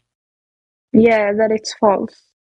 Right. It's what we know. We know that the information they told us is a weapon. It's a weapon to put into your mind. So that whenever you start to think, well, the earth could be flat, then you think about Christopher Columbus and his ships falling off the earth, and that's all stupid. It's so dumb. Like, why would you think the earth is flat? You know what I mean? So it's a weapon they used against you so that you can't critically think about what you see in nature, which is when you go out into the world, you don't see the earth as a globe with curvature, you see it as flat. That's how your eyes see the world. You don't see it, the earth looking like a globe at all. Exactly. So they weaponize the idea against you. So you think that you're using your mind to actually think about it like seriously when you've been already taught how to make fun of the idea. Just like you have already stated. You said, you know, this is really silly thinking of the earth as flat or a globe. But because you were taught how to think that it's silly. You've never looked into it. And if I give you any information right now, I'm going to show you what I mean. Okay, good. Give me information about it. Okay, I'm about to show you. But in order for you to understand, I need you to answer honestly, okay? This is not a gimmick. Trust me, this is not a gimmick. This is just so that you can understand a foundation of your base knowledge, okay? Okay. All right, 3 questions that I have to ask you. And I'm going to talk a little bit about the question and then I'll ask you the question, okay? Okay. All right, the first question. Who has ever directly measured the curvature of the Earth as drop over distance? I don't know. Okay, second question. The Earth is spinning on its axis, or they call it axial rotation. Who has directly measured axial rotation anytime in history? Can you tell me? No. Third question. The Earth is said to be next to the vacuum of space. So the Earth resides in a medium called the vacuum of space, right? So they say we're floating around in space, a lot of planets and all of these things. But we have an issue because the Earth being an open system, it's an open system for all intents and purposes as a globe. So as a globe, they say that you can get in a rocket and you can leave Earth, right? So it's an open system. Matter and energy can transfer between this system and the vacuum of space. You understand this, right? Yeah. Okay, so as the Earth, as a globe, it's being told to us that that's the way it is. So if we're going to look at the Earth as an open system, well, we understand that we have gas pressure. The gas pressure that you and I are breathing right now, the air, is said to reside at about 14 psi, so 14 pounds per square inch. So the air that you and I are breathing right now on the surface is about, the value is about 14 psi. So we're breathing air pressure right now, you and me. But when you get higher in elevation, that pressure starts to dissipate and it becomes less and less and less. So right about the exosphere, at the top layer of our atmosphere, they say that right beyond that, when it becomes low Earth orbit, it turns into, well, it doesn't turn into, but it actually is said to be measured as 10 to the negative 6 torr, which is a super low gas pressure. Really, really, really, really low. Really close to zero. Not at zero, but it's really, really close. Okay? Super low gas pressure.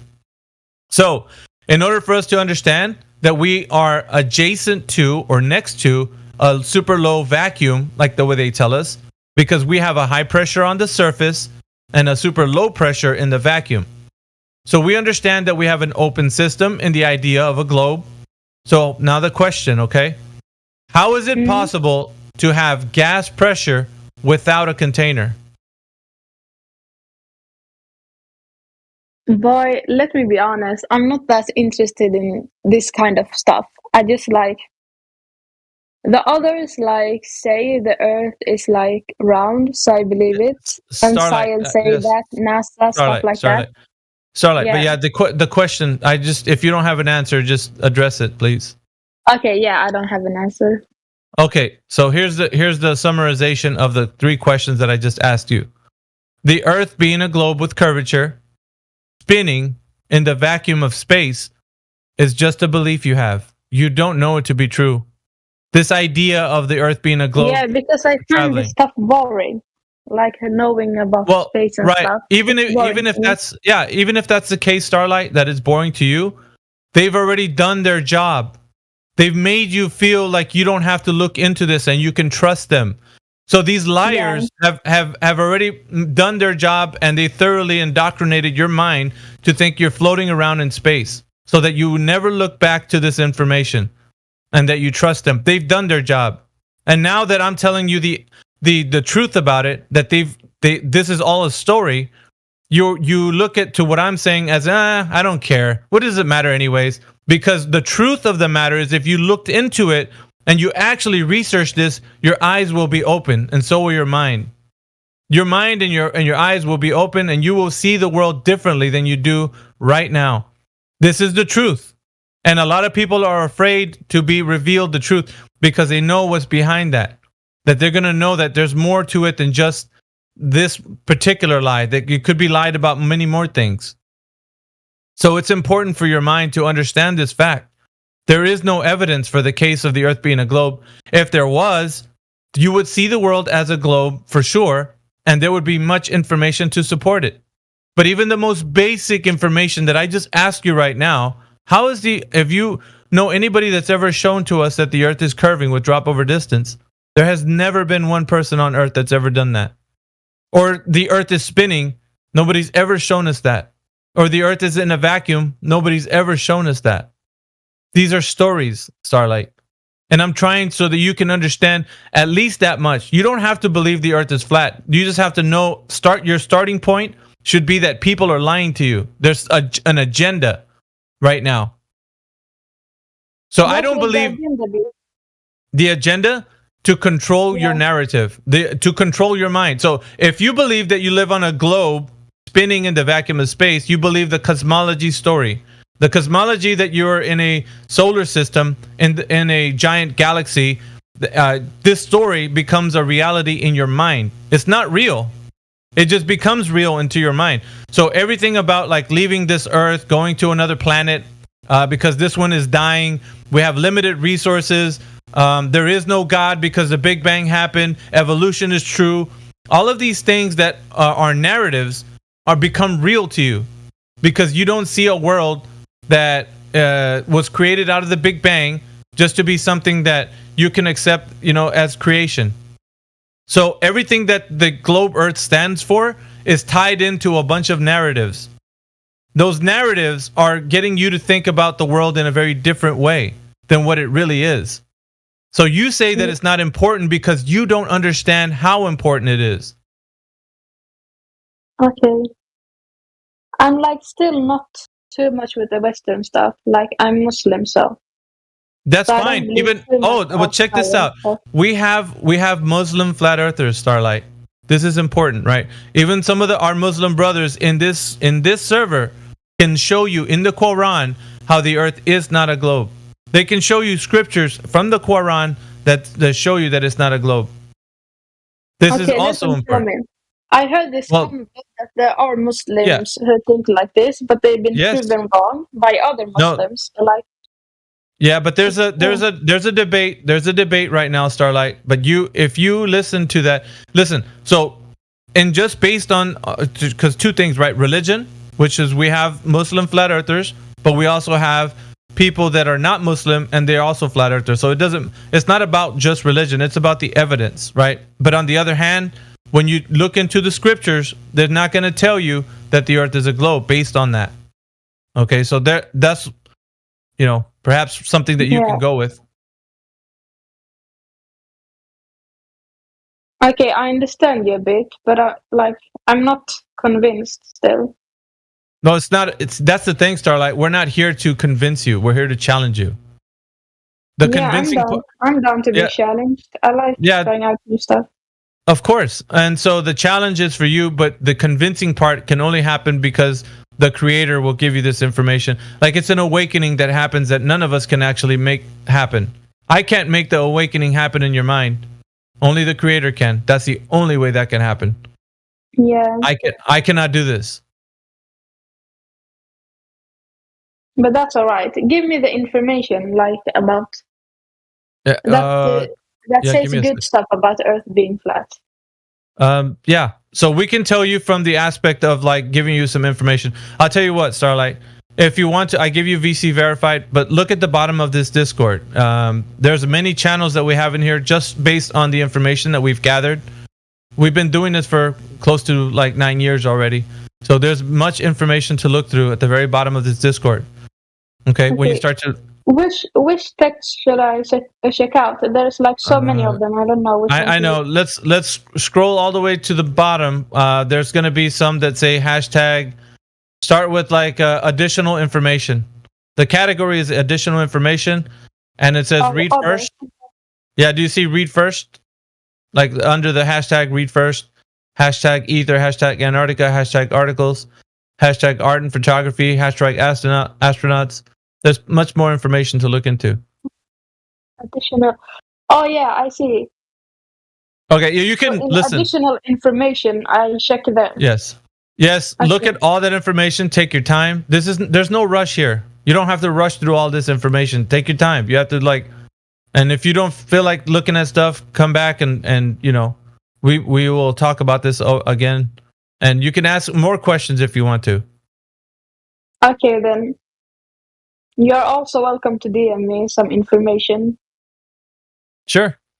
We have like I said, what I will, if I DM you anything, it's gonna be the Muslim server that the brothers in here who come in here, they're very knowledgeable, but they have their own server, their Muslim server. So I will probably link you to that. I'll tell you what. Look at the live stream channel right now. So there's the voice channel you're in right now. Right above that is a text channel. That text channel is the channel that we're always typing in. So somebody might give you the link to the Muslim server. I don't know it offhand. I could look for it. But if somebody has that link, I can wait for the link. Yeah. I would say if somebody has that link, drop it in live stream voice text for Starlight. You guys are listening. Mm. By the way, I have to leave the voice call soon because, like, my mom is calling for me and sister. I need to fix some things. Yeah. Yeah. Thanks for stopping by, Starlight, and come back anytime you want to and ask questions. Thank you. Bye.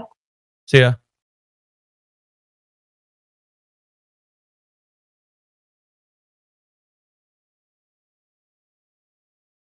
Am I remoting my hand?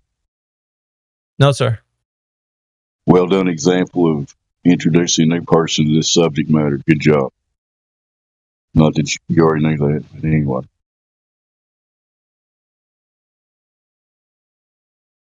Yeah, no worries, Dave. I feel for the next generation of critical thinkers, man. I do. There's no buffer between them, being in this world and us, like us getting to them.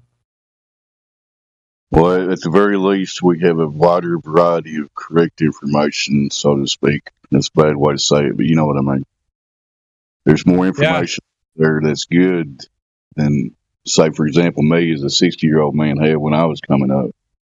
I was basically what's in the book and what's on TV, and that's it, Yeah. I mean, there's two types of people, right? There's people who, they read books, they grow up believing something, right? But Kel, get in the same room with your mic, man. My bad. My mic was like flipped backwards, sorry. Yeah, there's two types of people, right? There's people that grow up, right? They learn the topic, right? They believe it.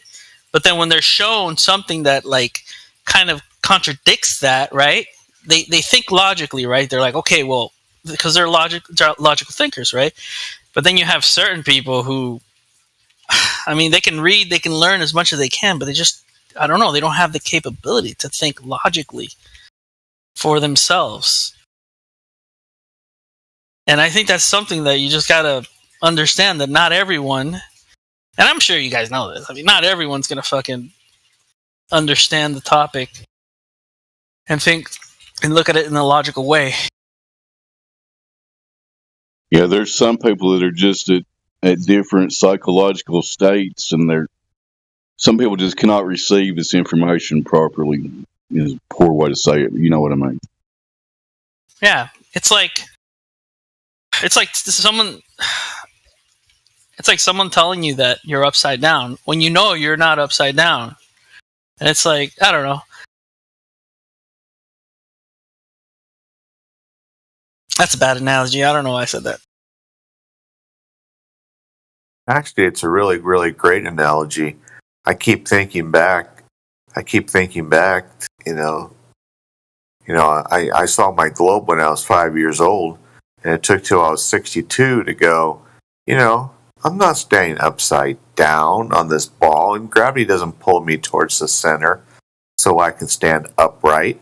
But I believe that if I was actually on the bottom, I've never been to Australia, but if I'd been to Australia, in my younger years, I would have thought, oh, gravity is pulling me towards the center, therefore I am standing straight or upright. Now, I probably wouldn't have thought about it like that. I just would have assumed my indoctrination.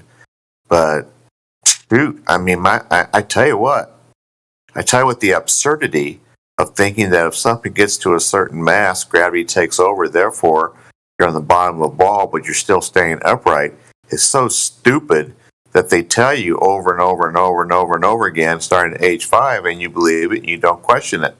So I never question it. So, hey, what are you going to do?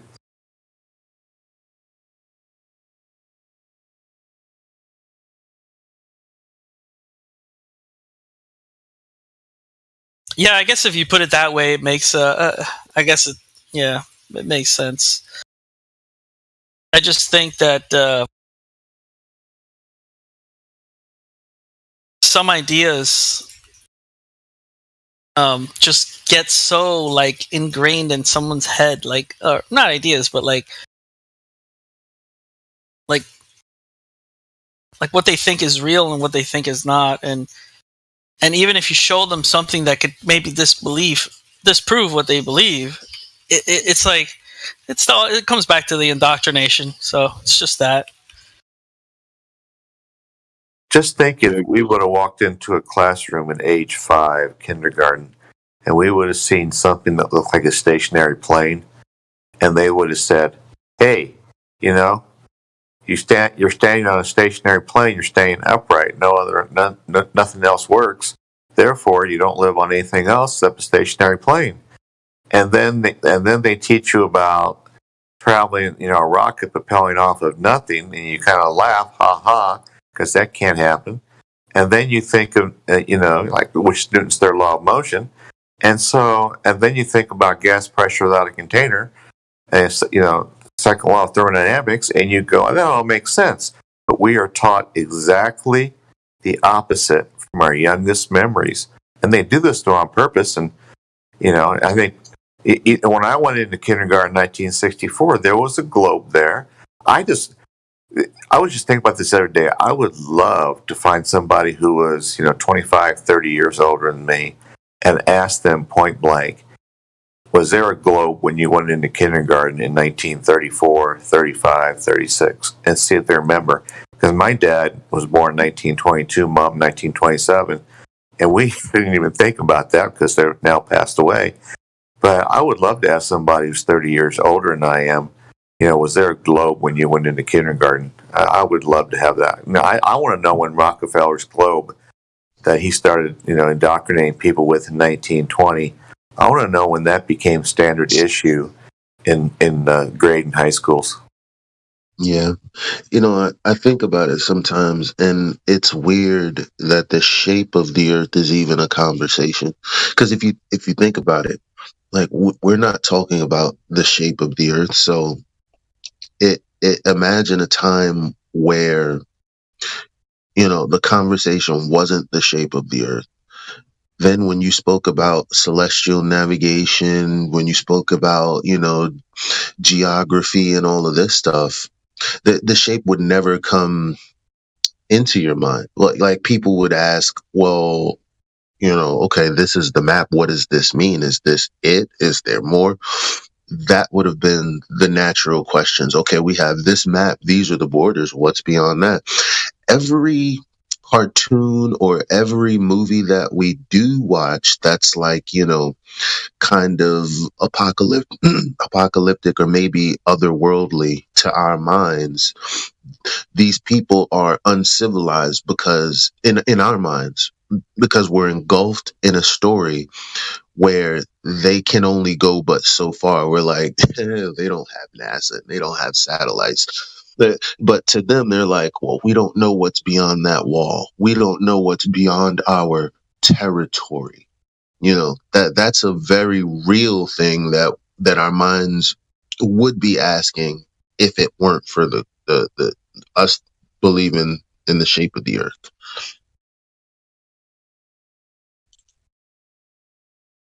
Well said, Elijah. My mic's still working. Once human beings started contemplating the entirety of their existence and thinking that they started to figure it out, we kind of went backwards, sort of, in my opinion,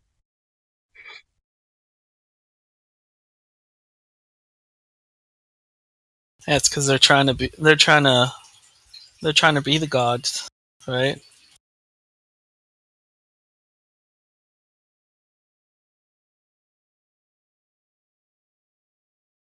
Because to Elijah's point there, if you think about any group of people, wherever they're at, you're always wondering what's beyond where where something is. Well, what's after that? It's just human existence. To be redundant.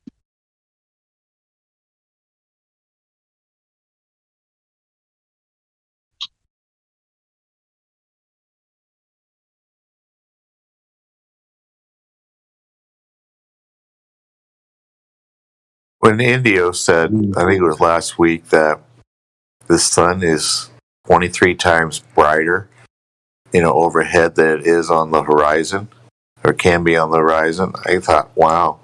And then this morning, I actually turned my P1000 onto the moon, and I actually got up to 3,000 millimeters, which is what the highest it can go. It lets you go digital, and it came out really crisp. And then I was looking at the sun this morning. I was out at the beach on the pier at Michigan City, and I was waiting for the sun to come up. I think it was like 5:12 in the morning. And the fascinating thing was, I started to see it, and there was so much going on underneath it that was still, to the horizon where the sky meets the land. And there was so much beneath it because there was so much atmospherics, or whatever you want to call, going on, that you didn't see the sun. I have it on video. You didn't see the sun until it got a little bit above the horizon, because there was so much going on underneath the horizon. I went to Chicago. I went to Michigan. I went to the pier last night. And looked at Chicago, which I 3 minutes, which I posted last night. And I went to this morning at 4:00. I have no life. I went there at 4:00 in the morning, and then I waited for the sun to shine, and I saw nothing, because there was so much going on under, close to the horizon. I couldn't see anything where I could see it really well. Long story short, February 15th, I went to look at it for the first time, Chicago. It was 35 degrees. I bundled up. It was 35-degree water temperature, still a bit of ice on the lake. And Chicago was 38 miles away. It was so crisp. It was so clear on the horizon at 38 miles away. I couldn't believe how nice it was. Today I couldn't see it at all. It's the same distance away because of what was going on above the water. Didn't he say 23,000 times? I think he said 23,000 times. I may be wrong. Please correct me if I'm wrong, because I really like those numbers. Not that number, but I really like numbers. So That's what I heard. Yeah. If I'm wrong, please correct me, because I haven't started to use that number yet. I just wanted to make sure it was correct. But I tell you what, I can't get much more above 1,500 millimeters on my camera over the water, because, as I was told by the owner of Gene's Camera in South Bend, Jack, a couple weeks ago, he said the camera reads what you're looking at, and when it looks out over water, on the horizon of water, it has a hard time reading it. So that's why it sometimes gets cloudy on me. But I put it to the moon today for the first time. I put it on moon mode. It has a moon mode. I put it on moon mode today, and I put it to 3,000 millimeters, and it came out great. And I posted it this morning when I got home.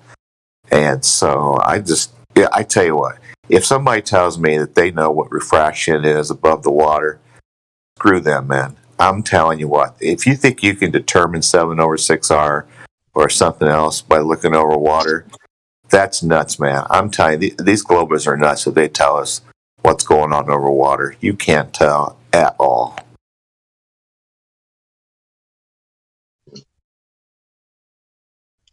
Even the phenomena that happened the past few days, a couple of days,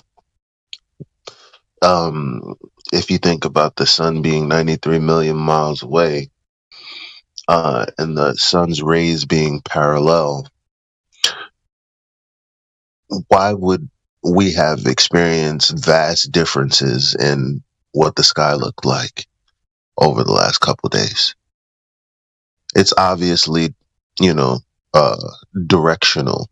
That's not an option for a 93 million mile away sun, but obviously with the sun that we do have, at the angle to us, at the limited angle next to the horizon, or even 20 degrees above, the entire sky is completely orange.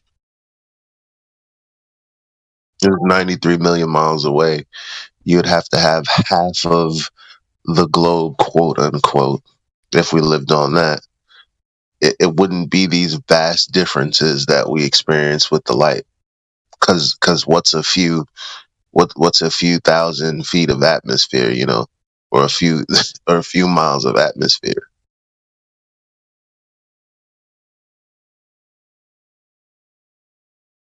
How are you doing, Elijah? I'm doing good. Is it still yellow outside? Not right now.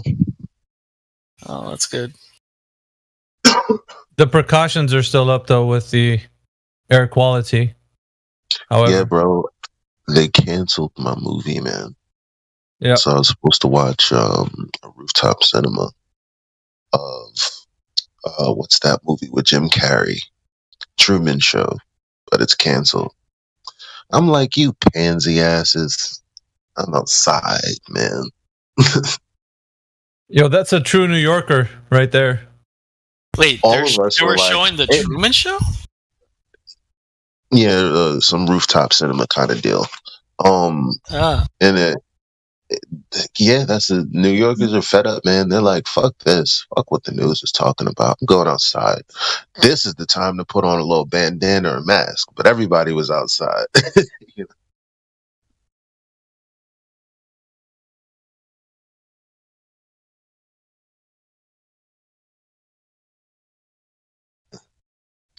I like to believe that you can't beat up New Yorkers with the same belt more than twice. You know, I think we're getting fed up. The bullshit.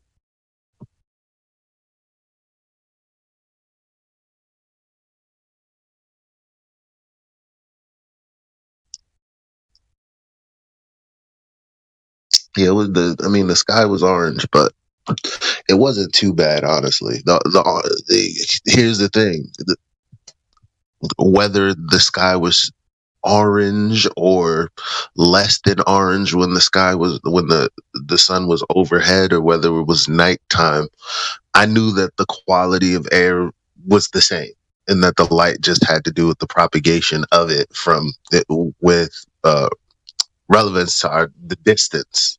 So it's like, if I can't go outside when it's orange, I can't go outside at night. So I went outside when it was super orange. I was trying to take those pictures for you guys, and I'm like,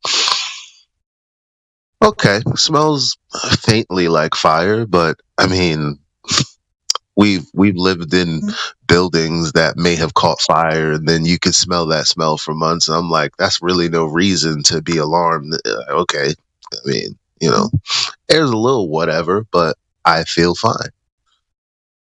Because who is going to like some people would look at me and go, "Oh, that's dumb." Because haven't you heard what the experts have said? No. Could be wrong, could be right.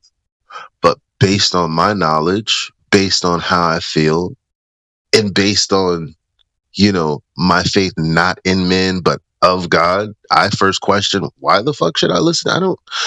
Okay, expert, how? It's like, I'm gonna go with my experience. If I went outside and my throat was a little itchy, I'd have went back inside. Wasn't a big deal. And I think everyone else felt the same.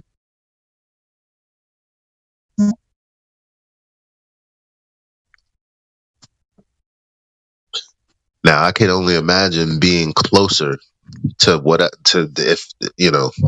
if we were in that super. They claim we were in the purple area, but if we were really, really like close, like how Californians be close, I don't even know how that would scare me. But even still, we spoke to a couple of Westerners that are like, yeah, it happens every year. It's not a big deal. So why would I worry?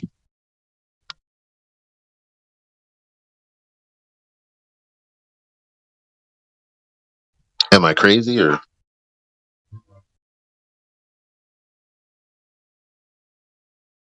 No, I think you're right. I mean, if you would have felt bad, I'm sure you would have gone back in, right? You would have gone with your own instincts, your own feelings.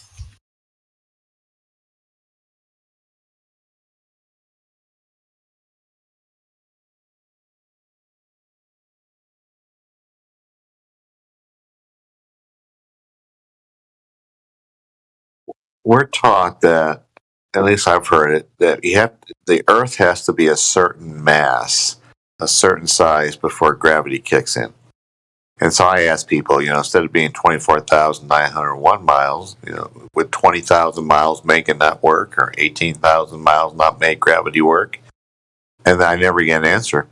And then I think about, the supposed Apollo 11, 12, 14, 15, 16, 17, which were on the side of their rock of 2,100, mile diameter, four times smaller than our good Earth, if you believe the fairy tale. And they were on the side of it, and they were standing straight up just fine. It's just like, my goodness, all the things that I used to believe, they just all went down. When the thing that we can't talk about happened, that's what started me. And all the things that I believe, like, the moon, 2,100 mile diameter. It's just like, oh well, better late than never.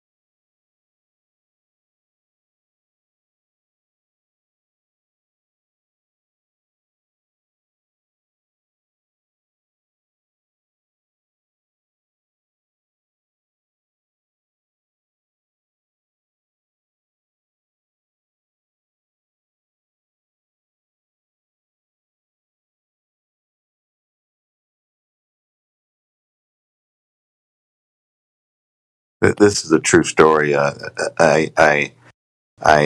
debated or discussed cosmology with a physicist a couple of weeks back, and it was 90 minutes long. We didn't get through everything because he had a family obligation.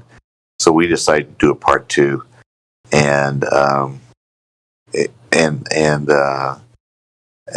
interesting that he sent me a message. He went, part 2, we should just discuss math. I have it. I actually have it here on my phone. He sent it to me this morning and said, part 2, we should just discuss the math. It's just like, really? We're going to discuss math to prove your ball? I mean, that's just so stupid. And math proves the ball. Oh my. I'll tell you what. Anyway.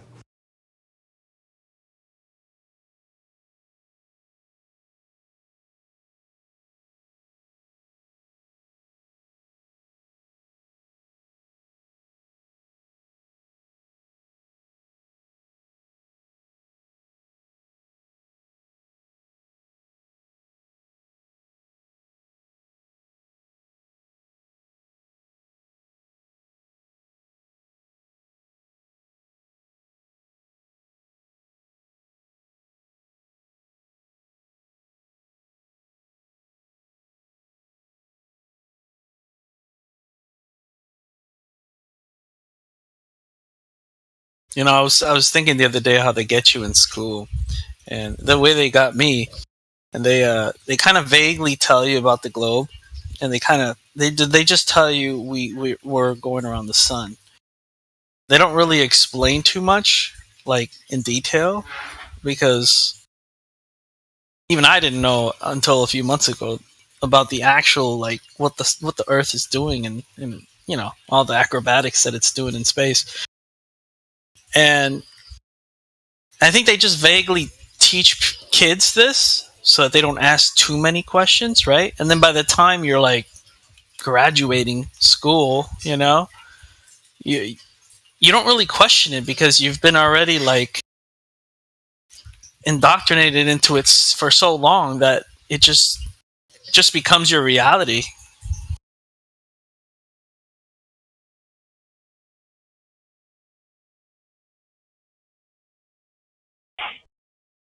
Yeah, for example.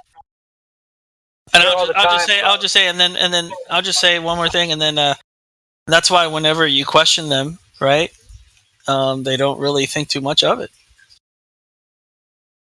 I'm sorry. Go right ahead, man. Anyway, for example, you hear all the time, thanks, Bob, for the 15 degrees per hour, right? Because they think like that's measuring the Earth rotation. Okay, where's all the other measurements? The Earth's supposed to be going in like 11 different vectors, right? At greater speeds. Where's all that being picked up by this device that they claim picks up all these motions? You never hear about any of that. For example, they'll say, oh, we shot a ping to the moon, using radio signal, right? But they'll only tell you the displacement of the rotation of the Earth based on how they would receive the signal back. They never tell you about the displacement of the Earth in free space relative to the radio signal that you just left behind as you're jettisoning in that direction 66,000 miles an hour, that direction 1,000,000 miles an hour, etc. They always dumb it down to the simplest, just basic stuff and never really go into all that in-depth stuff. Yeah, because once they do, you start questioning it. That's why they don't teach kids like all the in-depth stuff about the globe. They just tell them the most basic thing, and and then if you try to question it, they're like, well, that's what the scientists say, so you got to believe them. The radar or whatever you shot is moving sideways with the galaxy.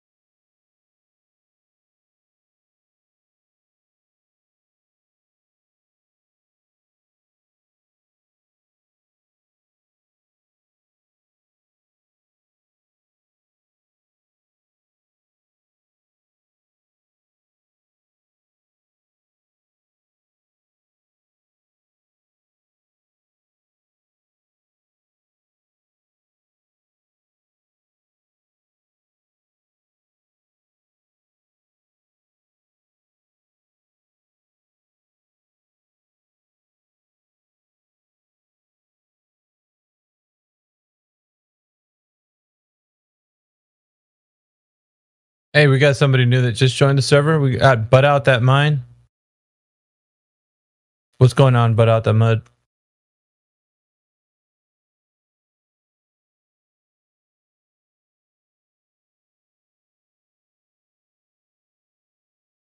Butt Out the Mud, are you there?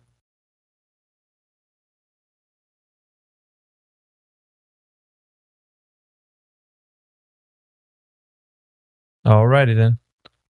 What's up, Flatsy? Heretic. What's going on, guys? Yo, be right back. Hola, hola, ¿cómo está usted? Muy bien, ¿y usted? Muy bien, muy bien. ¿Y cómo ¿Y cómo amaneció usted? We were talking to some guy in Spanish last night, and Yeah. we were doing a pretty good job telling him that the Earth is flat. Did you get through to him? No somos muy bueno en español. It was a lot You of fun, guys. though.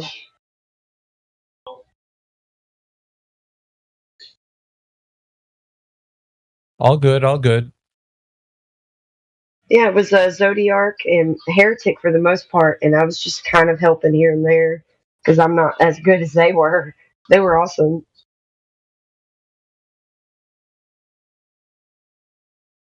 Oh, so you're trying to learn Spanish? More like relearn it because I learned it in high school. Like I know the basics, like the alphabet and numbers and stuff like that.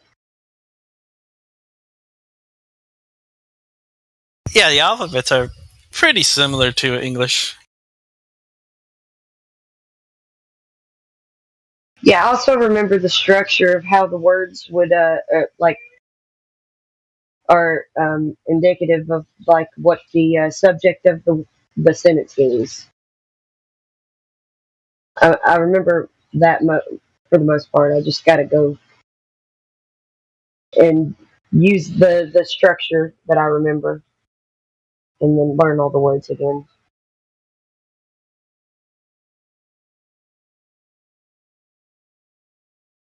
It's funny how like a lot of the I don't know if this is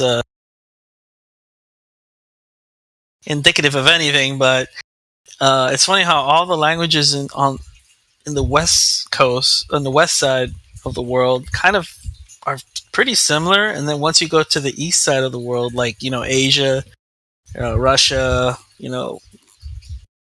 Egypt, Pakistan, all those places, the languages just get really weird. They completely change. Well, I don't know. I'm just trying to learn the verbs that tell you what the subject of the sentence is through the verb, all that kind of thing. One language at a time.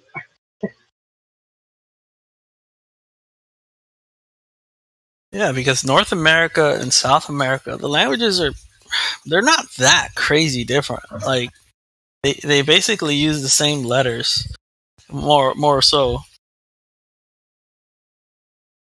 Just they sound You different. you can't tell somebody in Spanish no es globo. Okay. Well, no es el globo yo-yo. No, I know you can't, but that's not what I mean.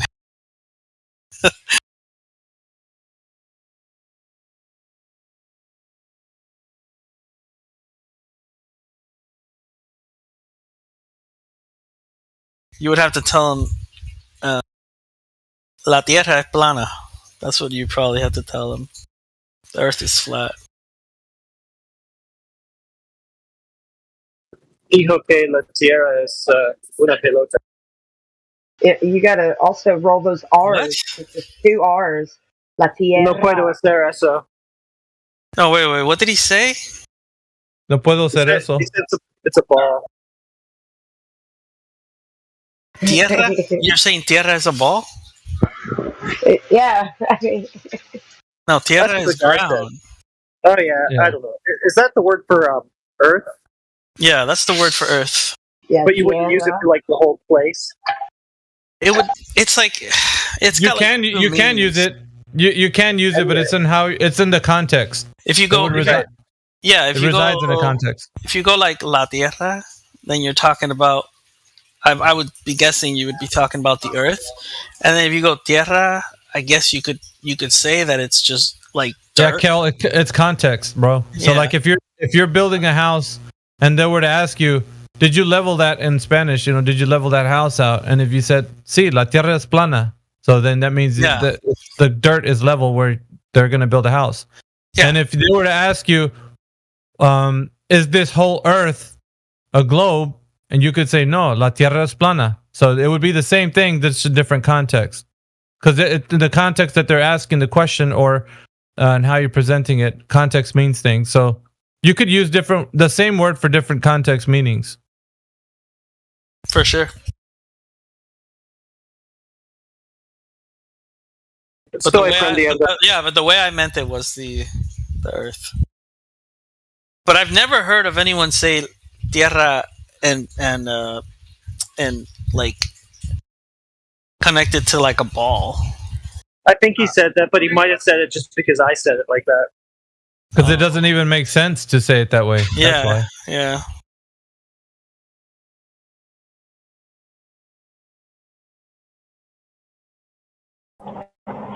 You guys remember that time the Miss America took the crown off of one and smashed it on the ground? Flatter than a pancake? I don't remember that. Yeah. Was that? Oh, the tiara. Well, what happened was the tiara was plana.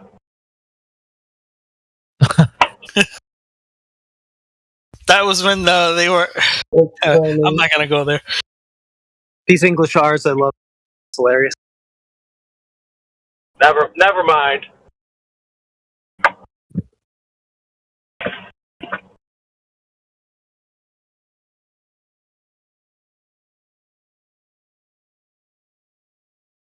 At least one person got it.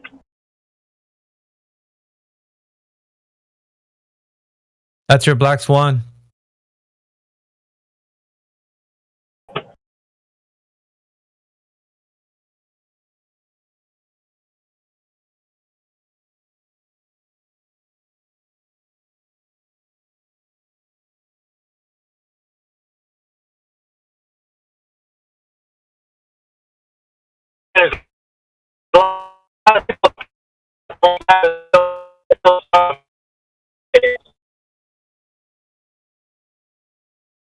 We can't hear you. We can't hear you, AI. You're roboting, brother. AI is a robot.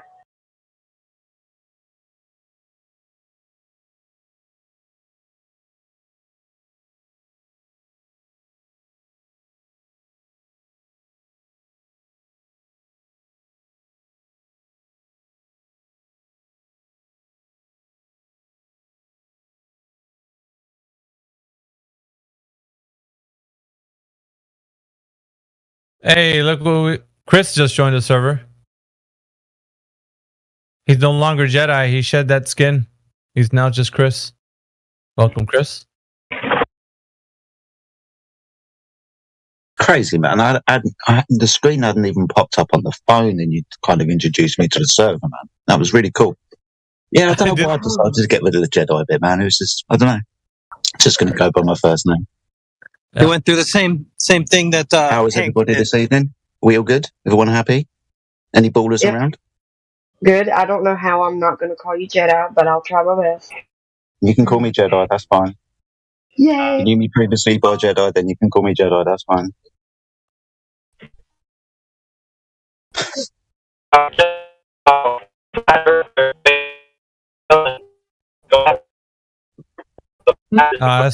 That's no good, mate. I can't hear you. Yeah, don't worry, Jedi. We just got a robot in here. You know, his name's AI. No, that's fine. That's fine. You never know, the name Jedi might come back at some point. Who knows? Hey, he's trying this out, see how it fits. You used to have FE in front of Jedi as well, didn't I? Yeah, I remember that. What happened with the name? Really confused Quantum Eraser. Yeah.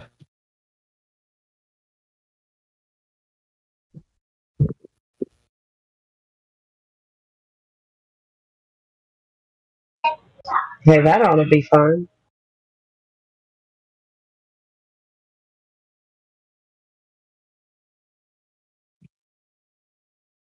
Yeah, you can turn your name into something darker, like I don't know. What other cool names for destruction is there? Well, other than Mayhem. Yeah. What's destruction? Destructo. I don't know. Because you are that, like, we. And when it comes together, like Quantum Eraser, like, you know what I mean? You have a very You have a very Well, strong that doesn't character in this realm, in this arena. So To be fair, man, I've already had enough complaints about me changing my name. I might have to change it back. Did the name come from? I'm guessing it came from Star Wars, right? Well, yeah, the name came from Star Wars. The name for me came after I destroyed a baller in this server because I went by a different name back in the day. Do you remember what that one was, Miggy? the very first one. Yeah. Oh God, dude, we're Effie Jedi. Yeah, no, before that it was Them Exposed, and then I changed it to Effie Them Jedi. Exposed. There you go. I met you on Oakley's forum with your name Them Exposed. Yes, you did. That's what I remember. Yeah. Well, here's a couple of ideas. If you wanted to do something, you could do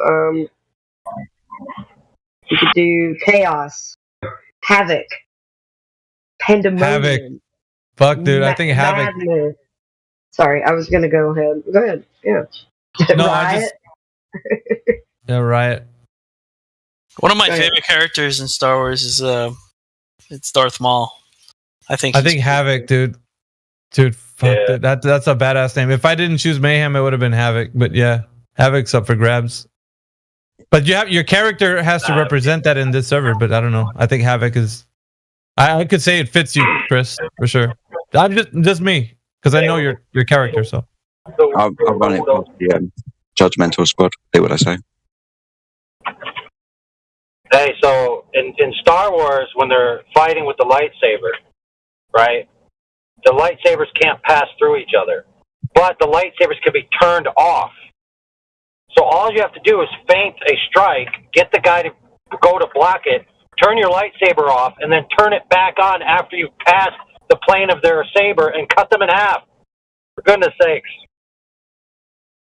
No, because the Force will prevent them from doing that. The Force is all powerful.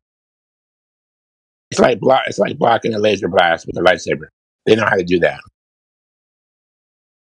hey, this is one way not to get women, guys. If you're gonna be talking about this shit. Are you sure about it? Dude, have you ever seen the chicks that go to these conventions?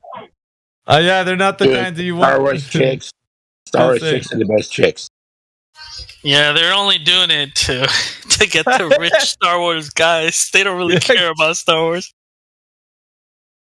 I mean, some do. Usually, the girls that care about Star Wars are not the ones that you'd be interested in, anyways. Just saying. I've never even seen that. Look, who will win the fight, Darth Plagueis or Darth Vader? There you go. Don't geek out, okay?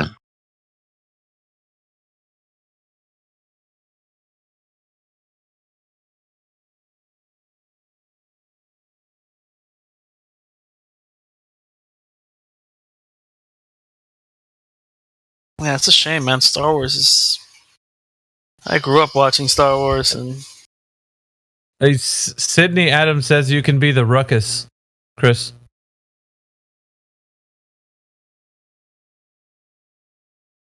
I don't know. Ruckus is more like riot or something. Do you know what? Thinking about it, mate, I might just have to turn my name back to Jedi because I'm still not used to any of you guys calling me Chris. To be fair, It's weird. It's kind of weird, right? It is a bit weird, isn't it? To be fair. I don't I mean, advise usually- anyone to put their real name on Discord. I don't know. That's just me. That doesn't bother me. But That doesn't yeah, bother I'm me not, either. I miss it, man. When you say my name, I don't always catch it. Well, what's your real name, Mayhem? Miguel. Well, they used to people at work used to call me Miggy. So it was just like a name a term of endearment. I guess people used to say Miggy. It would be like, hey, that's just Miggy over there. You know, like it was, like they say Chewy to people named Jesus. Yeah. Yeah, same thing. My Spanish friends used to call me Miggy. They wouldn't say Miguel. They'd say, hey, I thought Miggy. Yeah, they used to do shit to me like that too, and I would just fucking stop calling me that shit.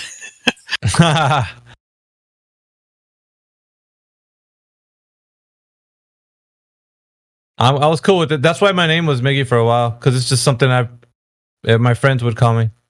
But I didn't want the ballers calling me that. So, yeah, I guess it depends who calls you. Well, the people in here know me as Miggy, so it don't matter. I don't care, Mayhem, Miggy, but like Mayhem's kind of cool. I like it.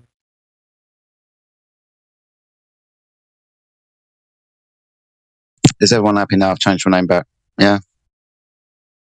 No, yeah, I'm Jedi. I mean, it's up to you, dude. I mean, it's like whatever you want. No, I don't like said, it. I don't like it. I didn't even recognise my own fucking name, mate. So, for scroll too far to to keep the find it server now. rolling, then it's probably I go by something that I'm at least going to reply to.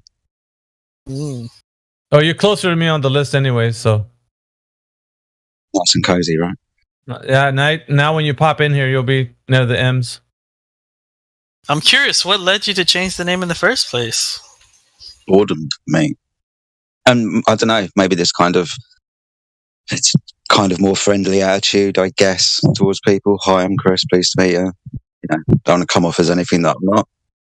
You know, not hiding behind anything, not hiding who I am, that type of thing. So just like what you see is what you get. The Jedi comes with a bit of a, I don't know, reputation, and I love the fucking reputation, don't get me wrong, it's really cool. But yeah, I wondered whether it was too harsh. But I mean, even when my best mate in the server calls me by my first name and it takes me a while to respond, then it kind of swung it for me. I had to swing it back to Jedi. And the name just comes from, like I was saying earlier, just an argument I had with someone, and the response afterwards was, "Hey, Chris, you sound like a Jedi when you talk to these people." So I changed my name to Flat Earth Jedi. Yeah, I think that Jedi suits you, and Mayhem suits Miggy, and Heretic suits Central. Wasn't it Central before? What? Yeah. Yes. What would Central Banker. What would happen if Indio changed his name, or Meme changed his name? Crypto changed his name, or Elijah changed his name? I feel you. I'm sorry. I'm sorry. I fucked up. I mean, Hank did it. No, But that he's is true. coming here. But I recognised his voice, Hank Hill, so that was all right. Larry was fine. Well, I think Flatsy Climb suits me. He's probably going to say that. He said that. It's a classic name. You might as well stick with it. You got it. I'm sorry, Flatsy. That was just my little joke there. Oh, you're good. Hey, I'm used to shitheads. My husband's one. You just have to get used to this British wanker as well, mate. You're fine. Oh, yeah. Yeah, I gotcha. We always have to remember when you initially came into the server. I think I've told a few people now, but I don't actually think I've told you, Flatsy. So when you first came to the server, I thought you were black. That's crazy, right? I didn't even look at your PFP, and when I finally did a good few months later, I was in for a shock. So nice to meet you, Flatsy. You thought Flatsy was black? Yeah, I'm colourblind as well, mate. What are you going to make of it? But yeah, I definitely thought it's because of the southern accent. Excuse me for being ever so slightly racist. I do apologise, but you all sound the same to me. I am from Alabama, good old Alabama. She sounds like a white chick from Alabama. Yeah, that's what she sounds like to me. I don't give a shit. She sounded like that to me. I don't care. Where are you from, Jedi? Again, you're not American, are you? You're like European or something? European or something? Yeah, he's European or something. He's European or something. Yeah. Yeah, European or something. European or something. Usually, it's like the Brits and Europe. So you usually remember us and then cast everybody else on the European continent into some vague obscurity of countries that you don't know. But thanks for not knowing any of them, buddy. I appreciate that. Yeah, but, He wasn't born with a plum in his mouth, though. No, definitely. I wasn't trying to be disrespectful or anything. Oh no, I don't know if that's what you thought. Yeah, no, definitely not. It just made sense to me after I asked you that why you would think she was black. That's all I'm saying. No, you're fine, buddy. I mean, it's funny because him thinking that I was black and then you just saying that he's European or something, it was kind of perfect. Yeah. But yeah, I'm from just outside London in the UK, mate. Yeah, nobody hardly knows what he looks like. I do. He came on camera one time when we were doing a show. He's a pretty handsome devil, this guy, Jedi. He is. I'm looking at myself in the mirror and you are not wrong. Just saying, man. Definitely got my beard settled in at the moment, mate, but there's a bit too much do you grey now? coming. Yeah, but there's a bit too much grey coming through, man, for sure. Starting to look old. Starting to look like a wise old Jedi. That's okay. And hey, look, get used to it, everybody out there in YouTube land. We ain't going anywhere. This Jedi, his beard is just going to get greyer. It's just going to get longer, and the Earth is still going to be flat. And there ain't fuck all you can do about it. Who is that, Sydney? She says, your voice reminds me of Sven Longshank's real name, Allchurch. If you're familiar with his narrations journalism, it's nice not to be a creep. Okay, I guess that's good.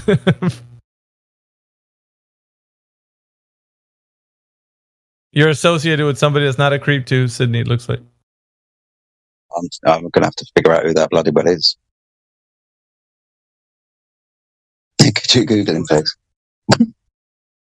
Sven Longshanks, real name, Allchurch. But I appreciate it. I mean, neither of those sound like real names. That's one thing I do get complimented upon. It's my voice. It's weird, especially listening to people like Mayhem and Helio and what's the other guy's name? Gregory. Such commanding voices. I love listening to those people. All right, Helio slurs his words half the fucking time. I get that. But nice commanding voices, do you know what I mean? So it's nice to be complimented with those types of people. So Longshanks was the name of the British king in Braveheart. That was Longshanks that died when Mel Gibson was being tortured on the rack. Is that the same spelling, Longshanks? Yeah, no, I'm going to go with that, mate. Yeah. Yeah, it's the same one. Yeah, oh, there is another one. But I don't think. There is another one we've just found, but he's a paedophile. And, yeah, it's a completely different one. His name's James Allchurch, but completely different. Not associated with this guy. Yeah, when you said Longshanks, it's like, yeah, that's, I used to watch that movie quite a bit because I was into that. What do you got to lose? Freedom? Whatever, whatever he said, so it's like, I was into all that stuff, but no, I'm not.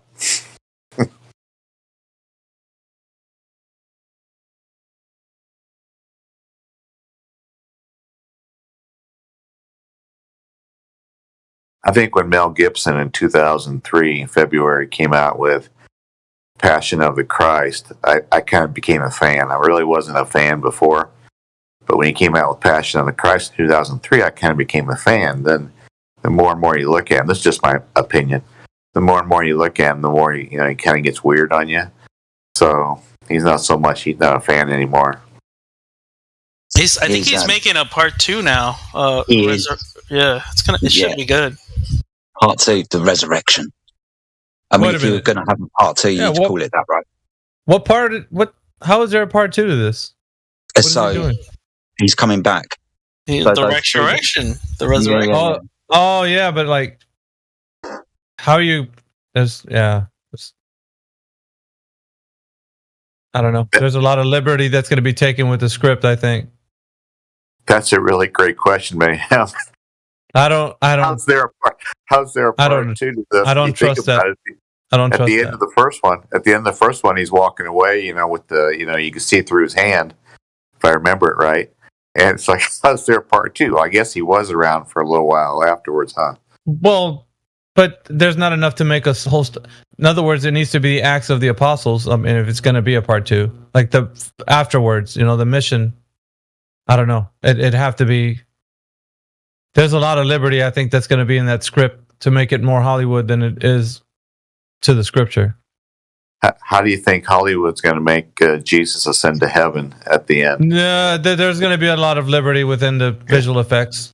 I don't think that has anything to do with Hollywood. What he's doing. What, Mel Gibson? Yeah. Bro, okay. I mean, think that. It's a movie, but I don't think. You know what I mean, though, right? Yeah, I know. But here's the thing, though. Here's what's going to blow your minds when I say this. What was the first commandment in Exodus 20? The first commandment that God gave, and the 10 commandments. Oh, thank you. Isn't it the idol one? Yes, but it said, "Thou shalt make, you shall not make for yourself anything, an image of anything that's in heaven, on earth, or in the waters beneath." Now, what do you think they're doing in Hollywood?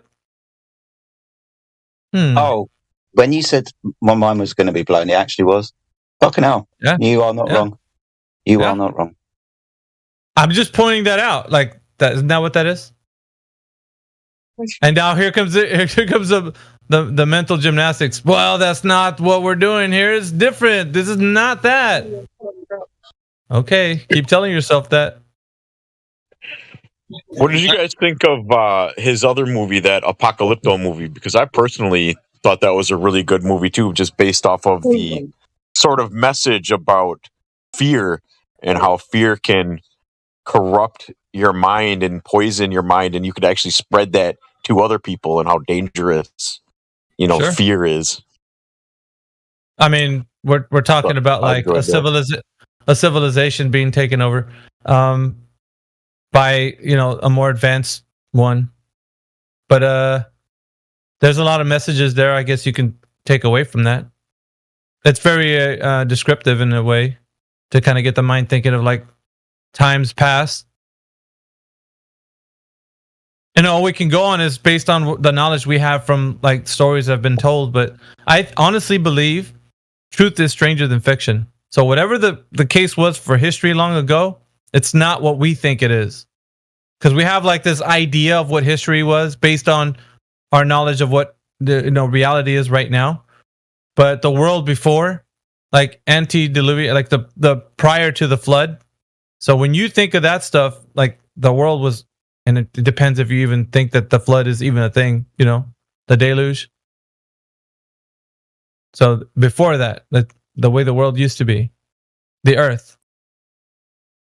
I always tell people that I tie it into flat earth being that the reason why we're in this like fight that we are in here, like even I'll relate it to this Discord. The reason why we're even here is because the creator has for himself a people that have separated themselves from the rest of the world. Now, we are flying under the banner of truth, right? Which is what the creator is, the attributes of the creator is being truthful, right? So if the truth is of, what the earth, his creation, of what it really is, and if we're the ones speaking it, then we are separated from the rest of the people who believe that it's a globe. So it's a battle for the mind that if you believe that the earth is a globe, it's an agenda, right? That's like a poison. And what that does, we can see the effects of that, right? You can see people's minds wither away when they don't critically think for themselves. They just believe whatever somebody tells them. We understand that's an enemy to critical thinking, right? So our fight is on the premise that if we can get people to engage with this part of their mind where they're not lethargic, they're just apathetic, they can actually understand that it's a poisoning to the mind, so we're talking about it in that way here. But it's always been that a fight against the creator. So the spiritual side, because there's a physical and a spiritual side, the spiritual side of this is that it's a battle for the mind, and it's a war that's been waging against us, the people, because there's like another faction that's against us. The faction is the host that fell from heaven. They lusted after the thing that who we are. We're created after the image of the creator. And so the host that saw that they were jealous of us, they wanted to, usurp their authority over us. And so they did for a time. prior to the flood, then they were swept away with their children, and along with the people who followed them. So it's a deeper story than just what you might think. It's not just caveman. Now we're not caveman anymore. It's not like that. I think it's more deep. It's more deeper. It's more spiritual. And so now today we understand there's a separation of people that are coming out of this deception, and the deception is it's deep, and we know that the other side, we can understand how evil it is because we can see how corrupt people can be when they are of that mindset. They can be people who kill without any moral thought about it, and they justify all the evil doings in this world. So we are becoming people that don't want that. We want to be people free from that kind of. Yeah, it's like a death cult. Thank you, Jedi. That's a death cult. That's what it is. Absolutely, bro. I'm right there with you. Yeah, and they're also changing history a lot because, like, they told us that agriculture was like we used to be hunter gatherers for a long time, but then it seems like they were wrong, and agriculture was actually they were doing it way before we thought it was. We thought we were, and I don't know. It's who do you like? Where do you think all these things came from? Where did war start from? Why do we fight with each other and make weapons and harm each other? I got my hand up, teacher. I know. Yeah. This is the knowledge that was given to us by the angels that fell, right? That's right. That's right. Thank you. Why did they do that? I was asking the same question the other day, but basically to give us the knowledge to destroy ourselves. Right. What did God do to the angelic host children, to their children? To their Does children, anybody know? Are you talking about how he cast them out of paradise? The Nephilim. Yeah, that's what I'm asking. So the angels' children are the ones that they came down and raped women with, right? So those born of women, or whichever way that they, so those born of women. Those born of women were the children of the children of the angelic host. The angelic host, the children of those angelic hosts became the Nephilim, the giants of old, or renowned men of old. Let's say they're the ones that you hear stories of and such. And so, like these guys, at some point prior to the flood, they were in a great battle that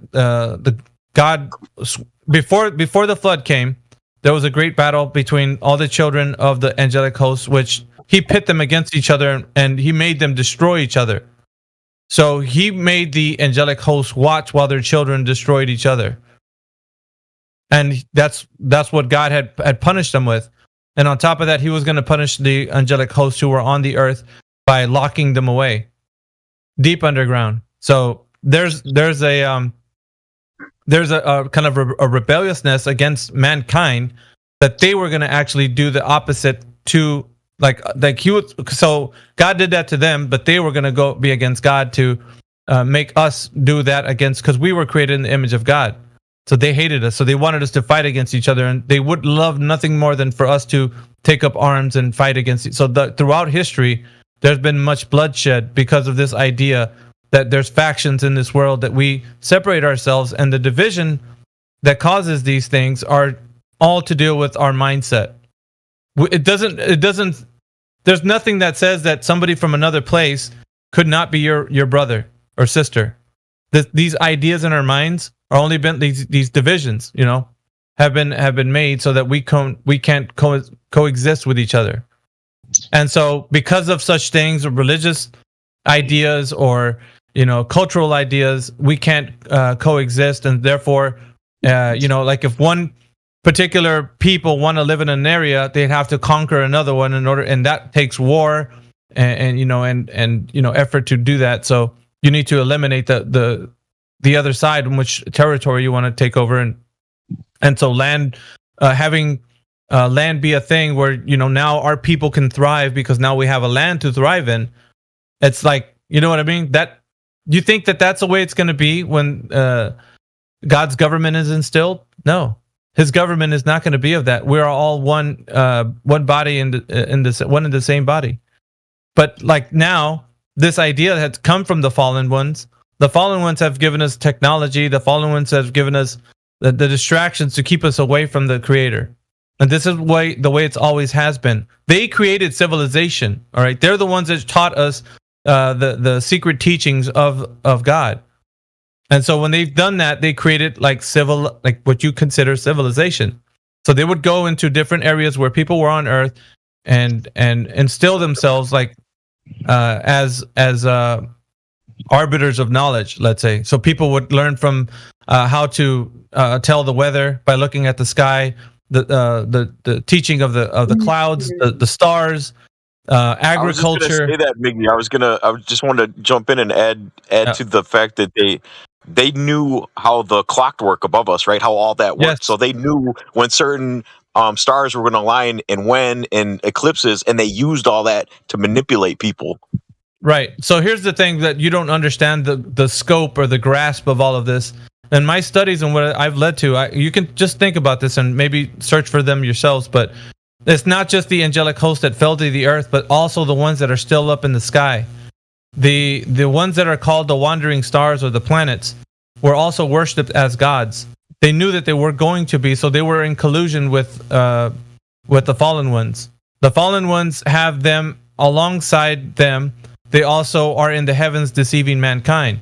So they're also used for astrology. They're used for wicked things, And so these wandering stars or planets are also in collusion with the fallen ones. They're all working together to deceive mankind. And so the star that was above Yeshua's, over Bethlehem at the time, the wise men were following. They wanted Jesus's place to be known. They wanted him to be destroyed. So why do you think there was a bright star, kind of living like an arrow pointing straight down? Like, here he is. He's right here. He's right here, guys. Come and get him. And it's unmovable, right? It doesn't move. This is one of my favorite mayhem stories. Sorry, it's the Star of Bethlehem story. I love it. It's awesome. Sorry. People associate the Star of Bethlehem with a good thing. It wasn't. What planet do you think it was that was above Bethlehem at that time? I want you guys to research this. What was a star that was above Bethlehem at that time? That was the brightest star in the sky. I think I remember the answer, so I just keep it to myself. Yeah, I want to see if people can find this out. Yeah. You guys can do the research, but yes, thank you, Flatsy. Flatsy found out. But yeah, so if you look in the live stream voice text, she has the answer. Now, these wandering stars have a fate the same as the angelic host. In the end days, when the judgment comes, there's a scripture in the Bible that says even like us, God's chosen ones, are going to be judging angels. Well, the angels are not just one type. They're not just like, people with wings. They are also like the hosts that you see in heaven. So the ones who colluded with the fallen ones. And so like this also means that those wandering stars, even to this day, are deceiving mankind. Because when let's say like fortune tellers, palm readers, like anything that tells you your future, that's not a good thing. Like prophecy, however, is different. A secret knowledge that's given by God, that's given to the people, is different than somebody who asks for what their future is going to be so that they can, I don't know, find out if their husband or wife is cheating on them. Whatever the case is, that's inherently evil. Like you're not supposed to. Yeah, go ahead. I just want to ask you a question about, you were saying the star over Bethlehem, because I got confused and I was thinking of the North Star. I thought the Polaris was that star. No, and then because I always thought that made sense, as that was the the symbol for Yeshua, and that's why I thought it makes sense today, because it doesn't move, right? It's fixed in a spot and it's there to help guide us. Right. Around, I can see. Around. Yeah, I can see the comparison you made there. Yeah, I can see the comparison. But what star was it? Did you find out?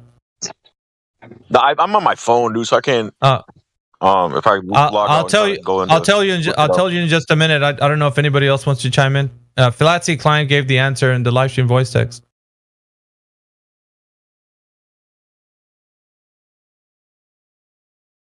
Okay, I'll tell you. Deep. Yeah, it's Jupiter. Jupiter was the star. Jupiter was the star above Bethlehem, and this star was telling the world where he is. The angelic host in this, because the answer couldn't come from anybody that's on earth to tell the kings who wanted his death to be made, happen. Like nobody could give them the answer. So the astrologers of the actual king that was alive, King Herod, that was alive at the time, didn't understand.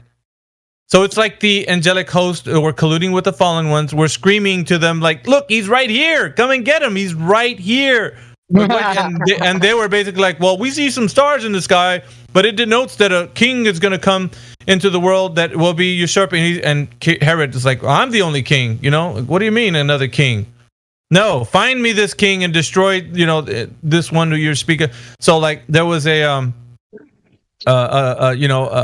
edict. There was an edict for that any of the firstborn of this children would be put to death. So the edict was put out to we're gonna slaughter this would be king to come. So the angelic host Jupiter was like with the arrow pointing straight down, but the only people that could understand this were the three wise men. They were astrologers. That's why they were considered wise. Okay, so they wanted to just come see the king because they understood this, and their travels were because they wanted to find out where he was.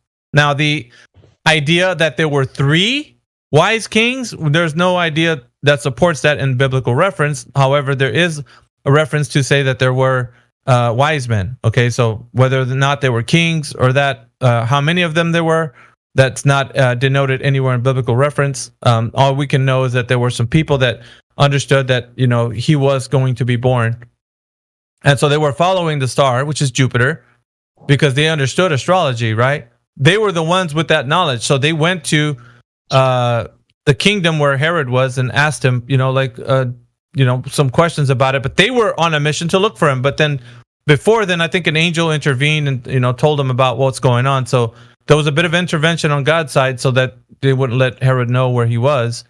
But they did want to go see where Yeshua was because of the star, Jupiter.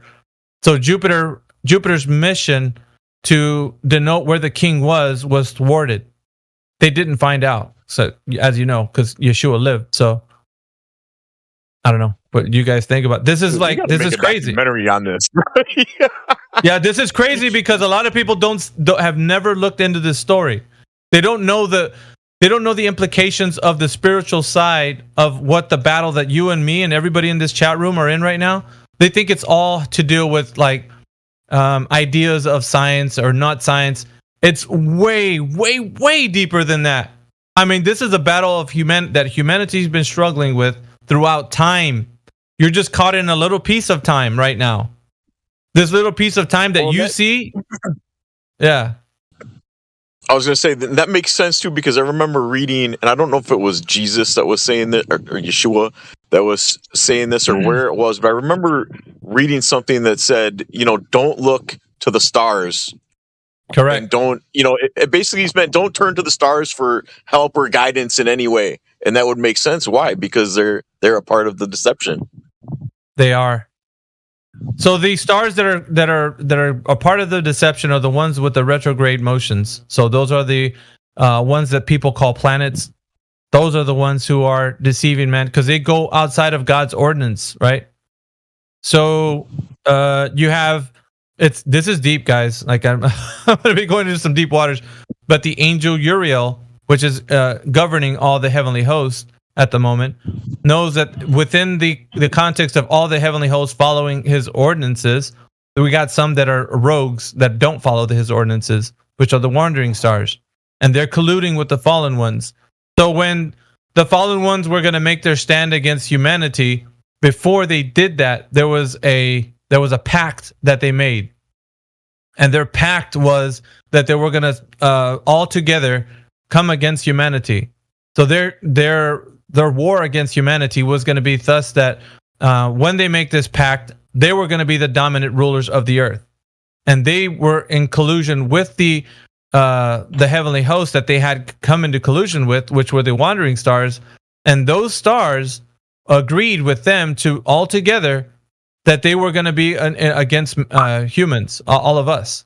So when they came down to Earth, right, they instilled themselves into different lands on the Earth, and they were viewed as gods among men. And so because of the things that they did, the people worshiped them as gods on Earth. So the Creator was not worshipped any longer. It was the people or the angelic hosts who were here. So the ancient alien ideas of great megalithic structures were starting to be able to be built because they had secret technology. They were creating civilizations. They were creating ancient knowledge about like how things work. They are the ones where if you follow the ancient mystery schools, right, like all the esoteric ideas, like where stuff originated from, and you find these teachings that are really old, all that stuff has its roots back into their teachings. So, and people sometimes think, oh, that's enlightenment. Like, what is this teaching with the chakras and all this? Like all this secret knowledge, all that comes from them.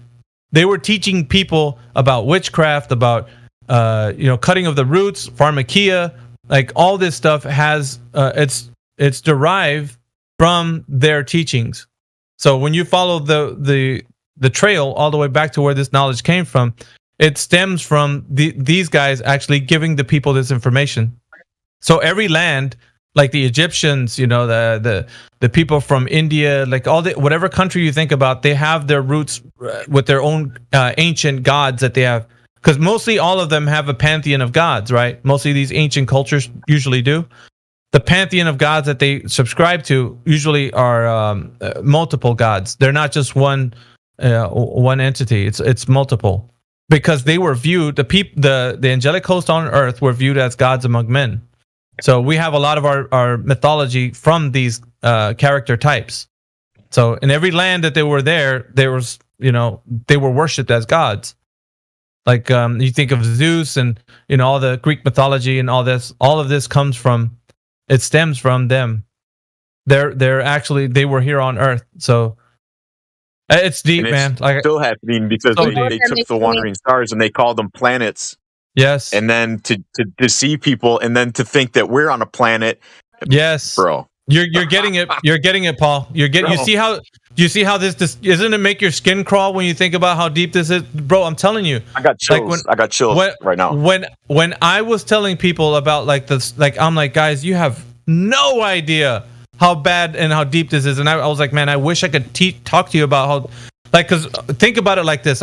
You can hear me say this, but when truth is spoken, you know it. Because when you go look at ancient cultures, you can understand each and every one of these ancient cultures are saying something, and they're similar.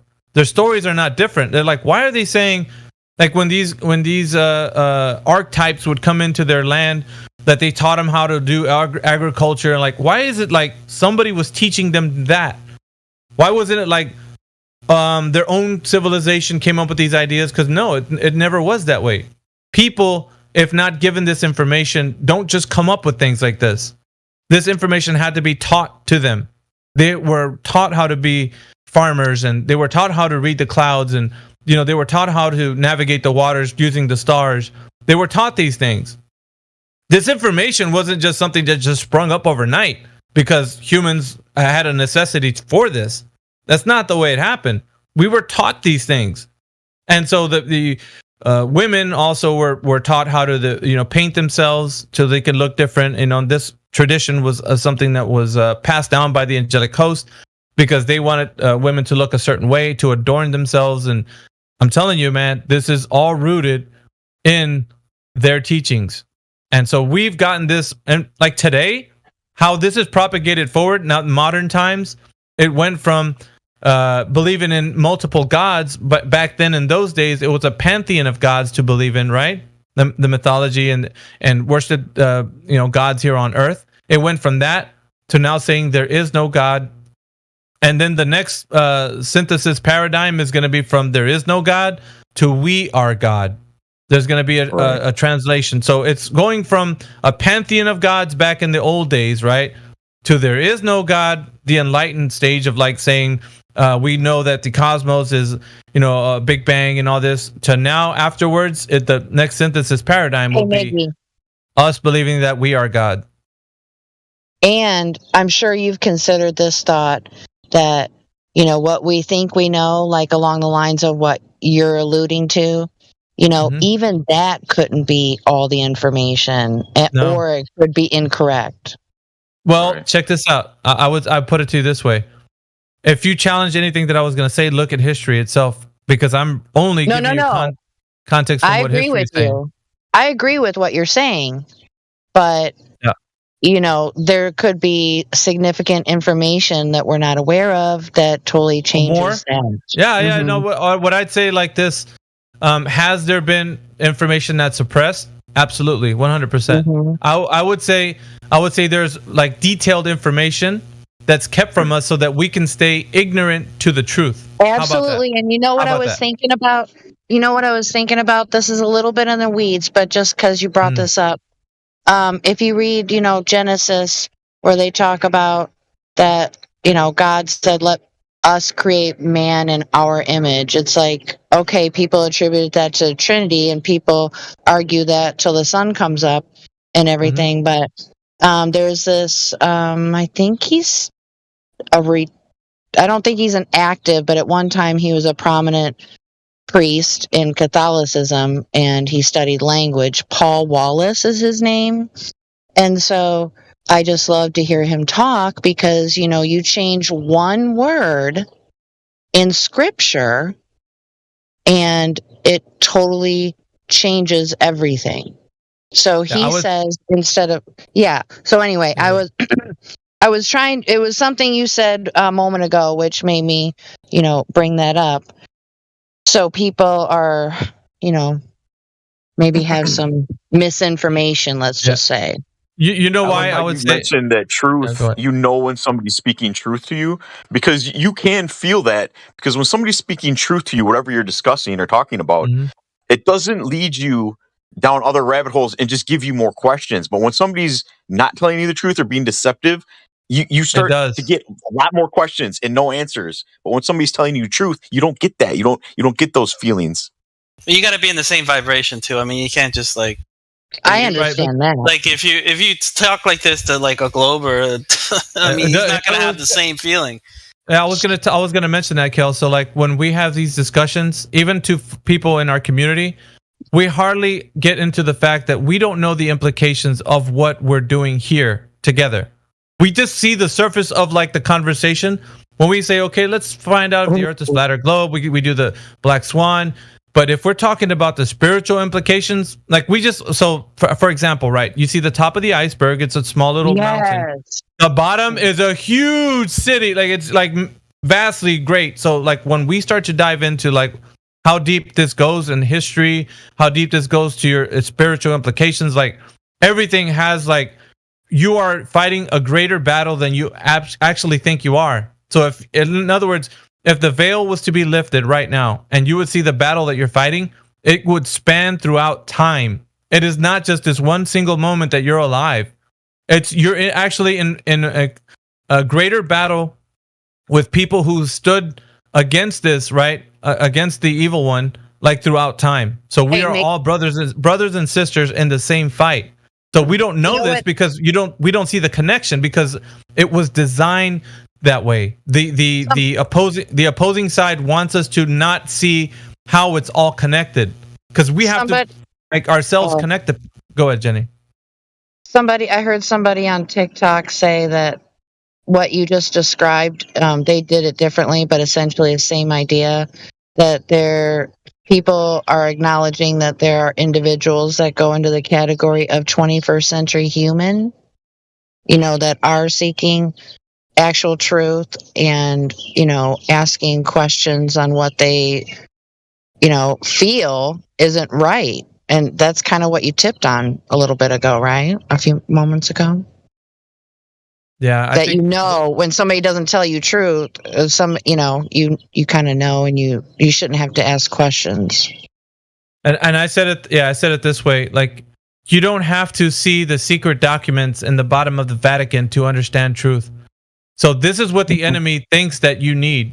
He thinks that you need to have information in the way of like written and some things like this. But the people that were called to the truth already have the information written in our hearts. So when truth is spoken, it resonates with the person whom truth resonates with. So the people who are supposed to be awoken to the fact, they're going to be awoken because there's something spiritual about this, and it has nothing to do with you being an eloquent speaker or being able to articulate yourself well. It has everything to do with something that's inside of them that gets awoken because the Creator designs a time for them to be awoken. So let's say you try your very best to really tell somebody about the earth being flat, right? As much as you can possible, it just does not get through.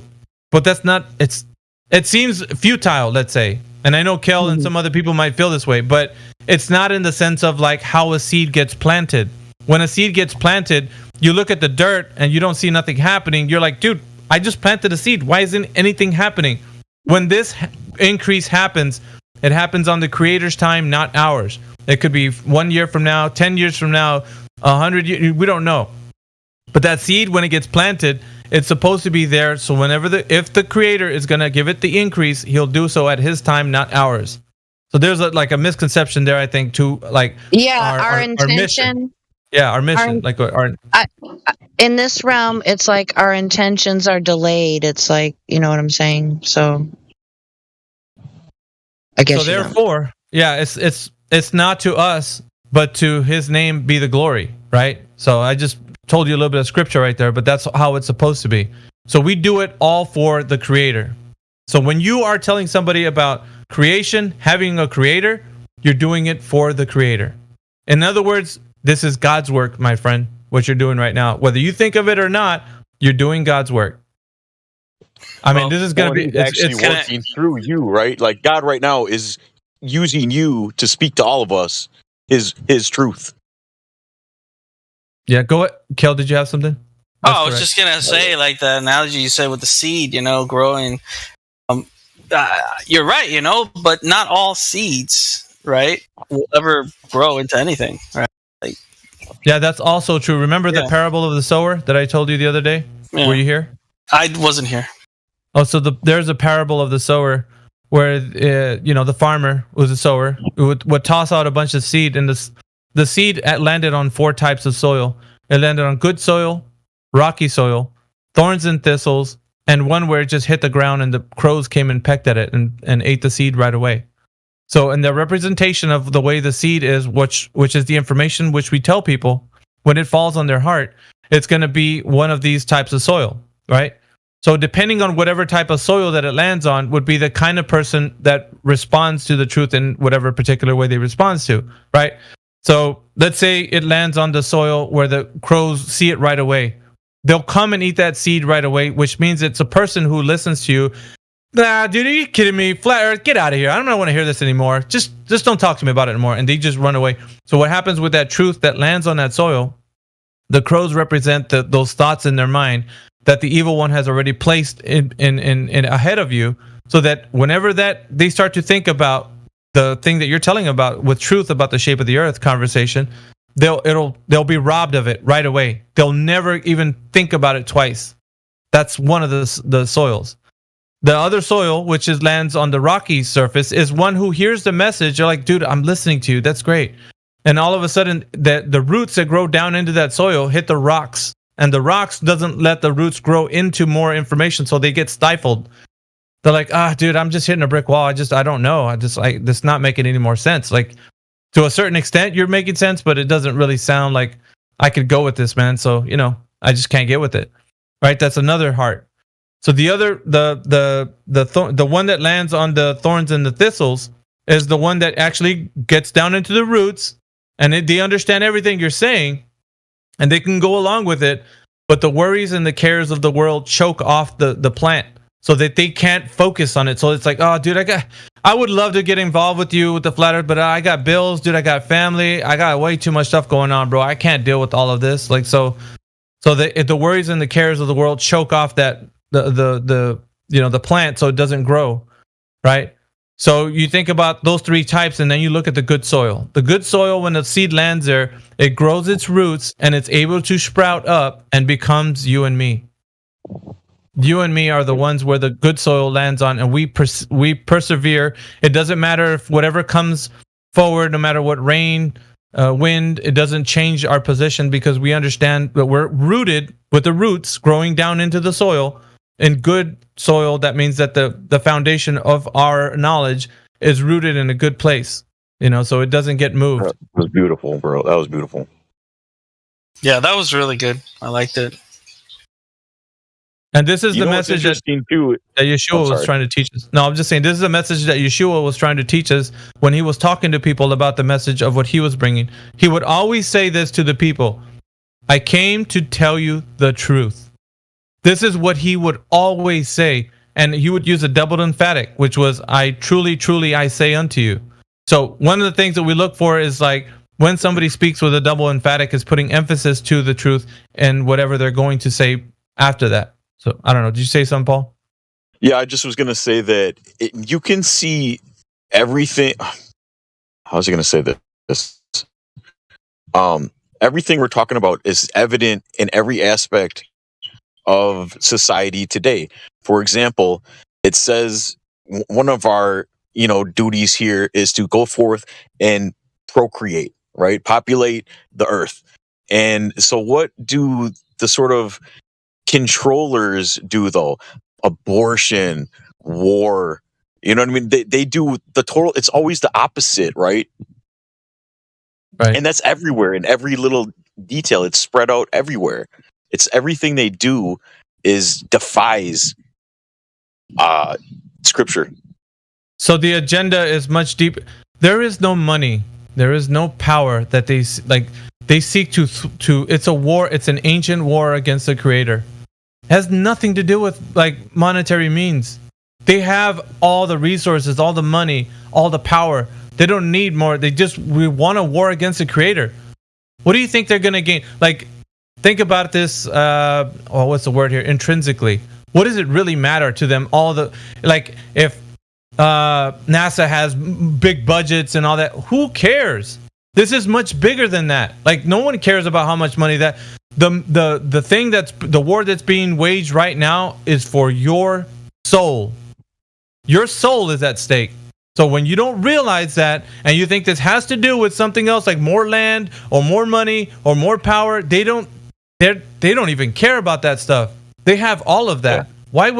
Why would that concern them? They can print money.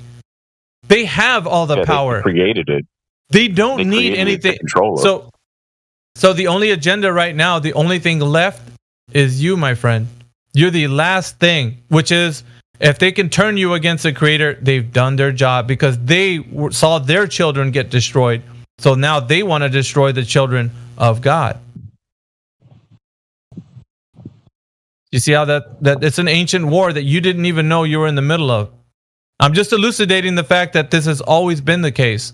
Now, there's much more to this than what I'm just describing to you, but I don't know how much your minds can bear at the moment. There might be a point where I keep going where your mind's just going to start rejecting all of this. So I have to understand that minds need to like have time to rest and soak in at least what I said. If not, then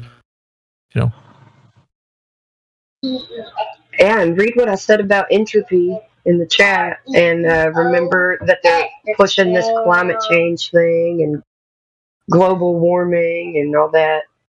Maybe they're hiding truth in plain sight by saying that, because entropy does always increase. Yeah, that's the greatest salesman, though, right? That can give you a pitch to something that it's very obvious to you, but he makes you think about it as it's something else. That's one of the greatest, and it's the greatest deception too. But I would say this: it's far greater than just this community's chat will allow. Like we're on a battlefield that's like you probably couldn't even imagine. So I don't know. Like it's hard. It's difficult. It sounds terrifying too, but you got to realize too that we're on the side of truth and we know what the outcome is. That's right. We have nothing to fear. Yep. No fear. A coward dies 1,000 deaths. A soldier lives but once. So when you go into the fray, you don't go into the fray just knowing that you're by yourself fighting this fight. You're standing alongside the rest of humanity who stood against this tyranny for all of time. You're in this battle with the rest of us. Like, you're not alone. And also, if God be for you, who can be against you? Yeah, those words are so true too. I bet all of us in here at one point in time in our life were in a situation where we were scared of a confrontation and we backed down, right? We didn't stand up for our belief or ourselves. And then throughout the rest of our life, that sticks with you and kind of haunts you.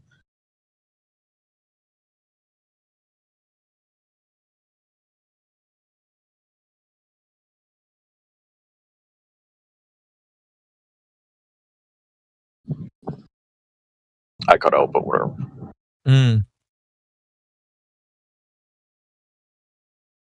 No, it's great, man, because like we're all flying under the banner of truth, and it's even you can see the how people are drawn together with truth, right? It doesn't matter what religion, what culture, none of that matters when we're flying under the same banner. You can see that this chat is evidence of that. Look at how we're gathered together under the banner of truth. Isn't that crazy?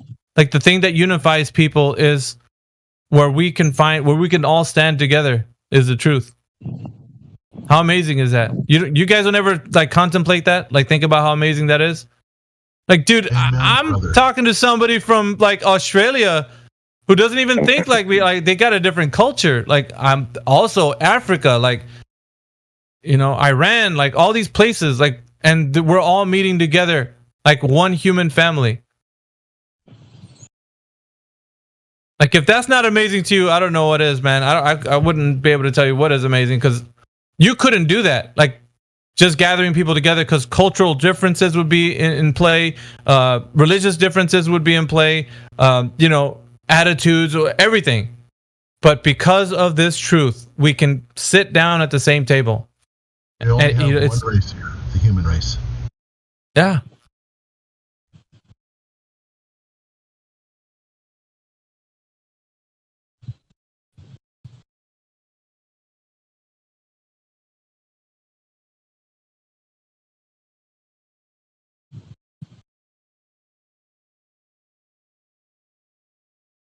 I mean to cut you off there, Mayhem. I was in the middle of eating my lunch here, so I figured I'd speak for a moment, but I'm going back on silent. Yeah. Is he a little low for anybody? I can really hear him. Oh, Wave Mixer? Yeah, I think he's on his lunch break. I hear you, Wave Mixer, but you are coming a bit low. But I guess that's fine because you're using your Bluetooth or whatever. Actually, I'm using a cheap little webcam that's got a built-in microphone. I got to get real close to it, I guess, for you to hear me. Right. Yeah, critical inception. Yeah, I could see where you're coming with that. Like that, people do say that. Like, why are we so focused on flat Earth? Like, if you're a Christian, you shouldn't be talking about this. You should be focused on the death, burial, and resurrection. You know, focused on. But that's exactly what somebody who's been deceived would say. Because they don't want to talk about truth about God's creation. And then we talk about, if you really want to get into that, like that's pretty simple from a perspective of somebody that's preaching truth on the, the Christian side of things. Like those guys, they want to wag their finger at a camera and say that how stupid it is to talk about flat Earth. Like Steven Anderson. He's one of those guys. And to me, it's blasphemy. It's like, how dare you speak against God's truth? His creation speaks for itself. You don't need to tell me about that. I can go out there and see for myself. The necessary antecedent for creation is a creator, and it's not what they're telling us it is. So you believe man over God. You're the one that believes that they sent people to space and the ideas of planets because some people who consider themselves to be scientists are telling us these things. You're the deceived one, not me.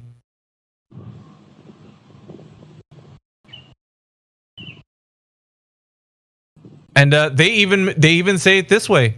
Get this, I've heard of them say, well, it's not a salvation issue anyway. Oh, so truth isn't something that's a salvation issue? So I can just believe whatever lies that come out of their mouths about what God has created? And that's not going to harm me in any way? Yeah, things will make themselves known. Like it's self-evident that your belief in something is what is being manipulated or being tried for.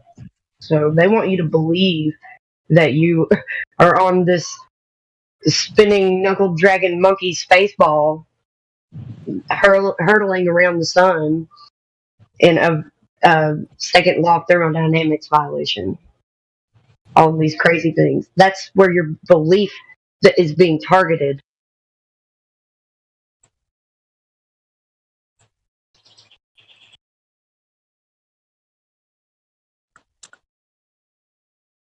Yeah, it keeps us out of the actual war that we should be fighting right here on Earth. Instead, we think about the planets and we want to traverse the stars, and there's probably millions of other species out there like us that are maybe even smarter than us, aliens and shit like that, to It's make a us feel distraction. insignificant and nothing. Yeah. It's such a distraction. It's a distraction, and everything that the enemy has put in front of our way, he uses it to distract our minds. We're the complete opposite of insignificant. Right. We're the most important thing here. The most important creation on this earth. But why do you think there's war against us? Why is it targeted against people? Why are we fighting amongst each other? Because of our mindset. We've been taught to believe that. Well, when man was created, the heavenly creation bowed down to Adam and Eve, and there was one jealous one that spoke out against it, and others followed.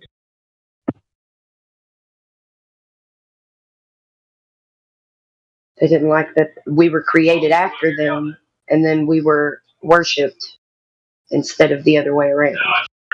All right, so think about it like this. I'm going to give you something that's truth. Our fight is not against flesh and blood, but against principalities, against powers, against the rulers of the darkness of this world, and against the spiritual forces of evil in the heavenly places. Why is that so important? That's right. Because it's the truth.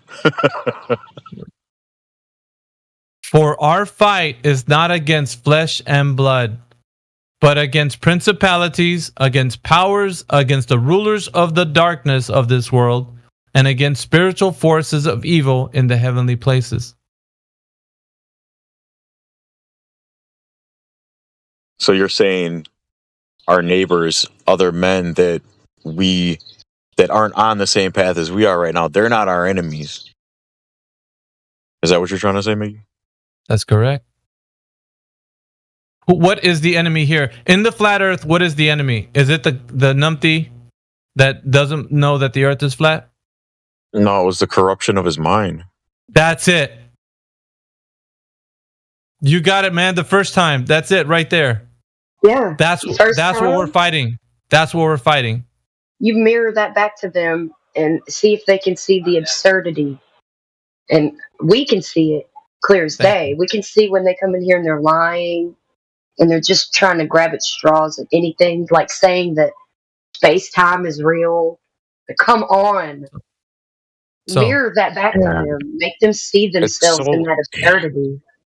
Do you it's see so now? hard too, because they don't realize that we're doing it because out of love. I know. I know. And then you get mad and you yell at them and call them names because you just get so damn frustrated.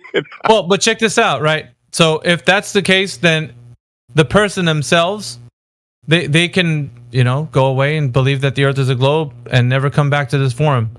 But why do they keep coming back? Because they know something's wrong. Yes. That's it, Paul. We're not making them come back. They want to come back. So we're fighting for them, and they're trapped inside their own mind. And they keep coming back because they're like, something's up. Something's not right. So the inside of them is fighting, but they're the agenda that's overtaken their mind, like the parasite, if you want to call it that, the mind virus, that's what's overtaking them and not letting them think clearly. So we're fighting the mind. Themselves. Yes, and we're trying to help them. In essence, that's what we're trying to do. So it's a spiritual battle that they're dealing with, but we're doing the best we can on our side. They have to actually destroy it from the inside out. not from the outside in. They can hear what we're saying as somebody trapped inside of a cell door. They don't know they have the power to break through. They think that we have someone else has the key to unlock this prison. It's not. It's them. They've always had it. And we have no agenda. We're not profiting off this or gaining off this. Other than just to help our fellow man. That's it. But what are we doing it for? Remember, the ultimate goal? Creator. Is right. Because it doesn't benefit us if somebody understands that this is a created place and there is a creator. It benefits the creator. We're bringing a mind back from... He's giving us the tools to do that in this fight. He's given us eloquent speech. He's given us different personalities. He's given us like brotherhood, sisterhood, like with amongst each other. And with that, we stand together and fight. And we fight like hell because we know that every single day that you do this, whether you think it makes a difference or not, you're planting a seed. Just like the sower is. Can you see now? Absolutely. Sometimes I think about all the people that have come and died believing that the earth was a globe. I hate that. Well, use that and turn it into your passion and zeal moving forward. Well, at least it's only been prominent for about 100 years. I mean, it's been trying to be pushed for a couple thousand, but it really took off like about 100 years.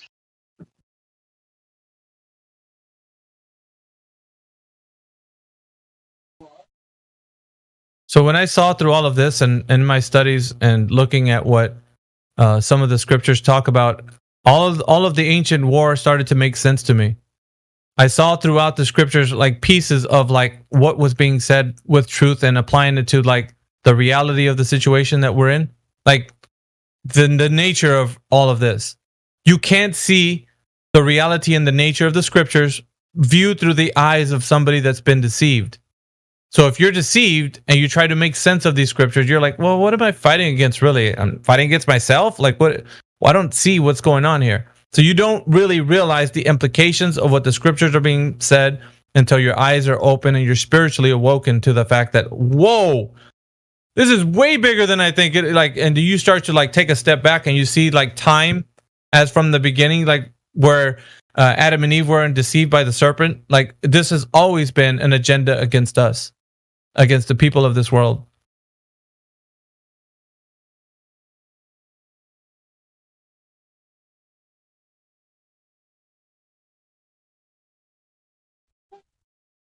Just some That's thoughts one of the anyway. reasons too why I don't get discouraged anymore with the idea that there's never going to be. I don't think there's ever going to be really a mass awakening for our movement to where it will actually change. Because I think this is always how it's been here since the beginning. There's always been this battle, this struggle, and it's always going to be this way, you know, until the time is up and it's time for the king the end game. returns. Until the king returns. When he returns, his government will be instilled and there will be no more. Because right now, like the way it stands, is a counterfeit government that's instilled right now is the fallen one's government. Until the king returns, and when he does, he's going to instill his government on earth. And there's a lot to I'm going to get too far into this. Like people are going to have more questions and disagree and all that kind of stuff. So I'll just stop there. I think too that it's part of that. The reason why that is too might have something to do with maybe what's next for us to go through this and awaken to it. You know what I mean? And then be in the position we are now to be awake and be aware of all this. I think that's part of the struggle too. That's like an important step for us for some reason. Can I ask Mayhem a question? Yeah, sure, man.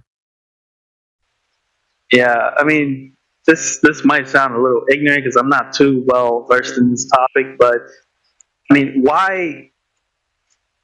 God is all knowing. God is all powerful, right? If he wanted to, he could probably stop all this from happening, right? Is he? What do you think? why he's allowing all this to happen? Is it because he's just waiting till like it gets to the point where there's no way to reverse it, and he has to come down and save us?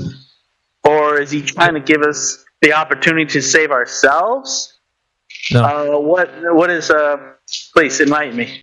The ability to be rescued from this corruption can only happen through divine intervention.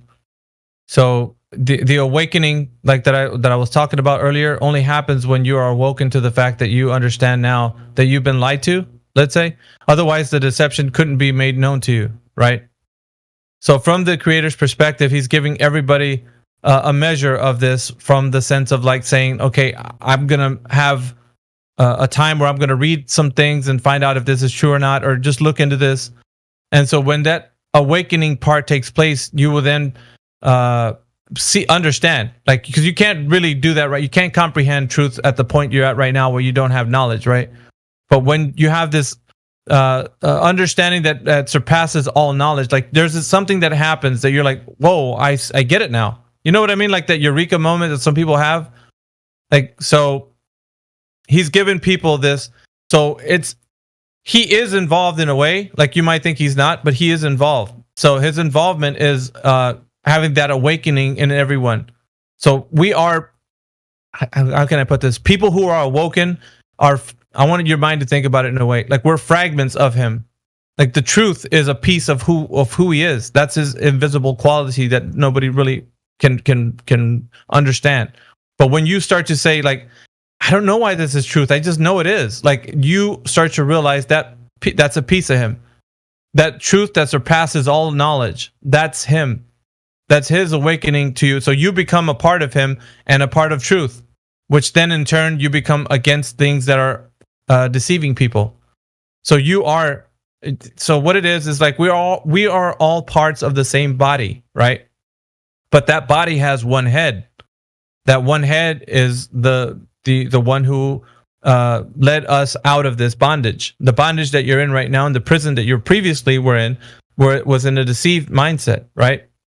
So this spiritual battle that's been waged throughout time has been like a calling on his people, on the people who would gather together and be a part of him. So that only happens when he calls on your heart, on your mind, to be awoken and to the fact that, what truth is and so on. And so you then become, a part of him. So you start to recognize truth when it's spoken. Whereas before, if somebody was to tell you, well, how do you know the earth is flat? You could just look at it like a globe. You could be like, yeah, it could be a globe. And you go right back into it. You couldn't discern truth. Now you can see there's a distinct line where somebody says, hey, the earth could be a globe, man. You're like, absolutely not. It is not a globe. There's no evidence to lead us to the case that it is, right? So you have this awakening. So he's actively in everyone awakening them to the fact that, to the truth. Can you see where I'm going with this, Kel? I don't know if you understand what I mean by his involvement, because you're saying that he left us like orphans, to fend for ourselves. And I'm telling you, he didn't. He's given us this. He's given us the Holy Spirit, because in Scripture it says, on the last days he's going to pour out his Spirit amongst people, and that Spirit is the Spirit of truth. Okay, so when you're awoken to the fact that you understand this deception is happening, you're drawn into the truth. And so when more truth is spoken, you're drawn in closer. It's like you keep getting closer and closer and closer. And so wherever you started from, let's say you were, I don't know, atheist or whatever, and you're now of the mindset that the earth is flat and stationary, and that there is a necessary antecedent for that as a creator. Well, that's one step. The next step, who is he really? And you start to draw closer and closer, and you start to be like, oh, I understand now. I know that what you just said, it sounds exactly like his invisible qualities, his divine nature. And then the next thing you know, you're really close to him. So it's a drawing near. That's what it's called in the scriptures. It's a drawing near to the creator. So he's given us this information in the world to understand that what his nature is, and we draw near to him. So he hasn't left us like orphans. He's always with us. You just perceive it in a different way, because we're all taught like certain things about religion, right? Well, you got that religion, you got this religion, but we don't understand like what the difference is and the distinctions. It gets kind of confusing. but truth is not, right? If I tell you go out into the world and tell me if you see a globe, a cube, or whatever, right? You could only tell me what you see based on the evident nature of the earth being displaying to itself to you, right? That's just what you see, and your senses are telling you that, right? Kel? Did I lose Kel? I was away from the mic. Sorry. Yeah, I heard everything. Yeah, but can you see what I'm saying? Like when the creator is teaching you about the creation, you can see it only being one way. If somebody was to tell you that it's something else, like a globe or whatever, they can't deceive you into that now that you know the truth, right? Yeah. I mean, or could they deceive you? Could they say like, dude, I got this secret video you didn't see that it's really a globe? Do you think you can be brought back into the globe knowledge? No, I don't think it's possible. Well, that's a little hesitant. You're not standing on solid ground at the moment, Kel. And I read people very well. And well, I would say it this way, because you're very new to the topic, you still haven't like seen the whole scope of what we talk about, perhaps. But I see there's a little hesitation happening. A person who understands truth to be what it is not confused. They can tell you straight out, it is not what they're saying. No, I think you misunderstood me. I said no. I don't think it's possible that they could convince me. Well, possibility is a suggestive term, Kel. Do you know this? Okay, well then I don't think they can't convince me. Yeah, if you say definitive, if you say something definitive, it takes away from the possibility that well, maybe there's something I didn't look into, right? It takes away from that. But if it's something you struggle with, it's not something I can make you. I can't strong arm you to think that way. I can't say, dude, it's got to be definitive. No, if you don't think like that, you don't think like that. You think there is a possibility, but I can't strong arm you into that thought process. You have to actually go into that yourself. You know what I mean? Yeah, everyone has their own journey to knowledge. So. Yeah, exactly. So I can't say, well, dude, you got to say definitively. I can't say that. If you understand it that way, that's great. If you don't at the moment, that's okay. I'm not rushing that. That's your walk. That's your journey. So what I'm saying, though, is when you see the earth being what it is, it's not what they're saying. Okay, so if that's the case, then you can't be deceived and back into that. However, if you're not fully understood in that point and you're not convinced in your own mind, then it becomes something that you could be deceived back into, because maybe there's something you didn't look into and now it's a globe again. You know what I mean? Like that. Yeah, I mean, I'm trying to put my mind around it because the way I see it, the way I think I see it, I understand it, in my way, is that it has to be some kind of test, right? That's when it comes down to it, it has to be a test. Yeah, and every individual goes through their own test, Kel. So you're right in a way. It's a test for your faith, and it's a measure. Like everybody has a different test in their life that they have to endure. Nobody's life is the same. We can't say one thing fits everybody because everybody's life is different. So we can't use it like that. Everybody goes through their own journey and their own test and their own kind of way that they were woken to this. So it's different for everyone. But getting back to the point, like if we're talking about truth in the way that we're speaking of it in here, it's objective. It's not subjective at all. It either is or isn't, right? So truth is truth. Like it's not moved. I don't care how many times people might come in here and give us mathematical formulas or tell you they got some weird way to work refraction that it just now makes sense. Like nothing changes the fact that the truth remains and it's unshaken by like whatever deception might come aboard. But like I can't make somebody think like that. The person has to come into that knowledge themselves. And if they're not there yet, they're not there yet. Like you can't rush that process. That has to happen for everyone the way it happens.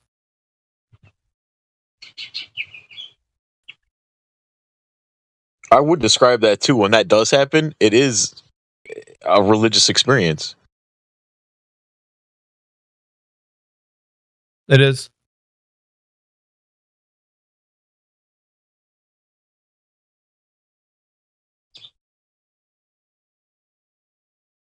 Does God create?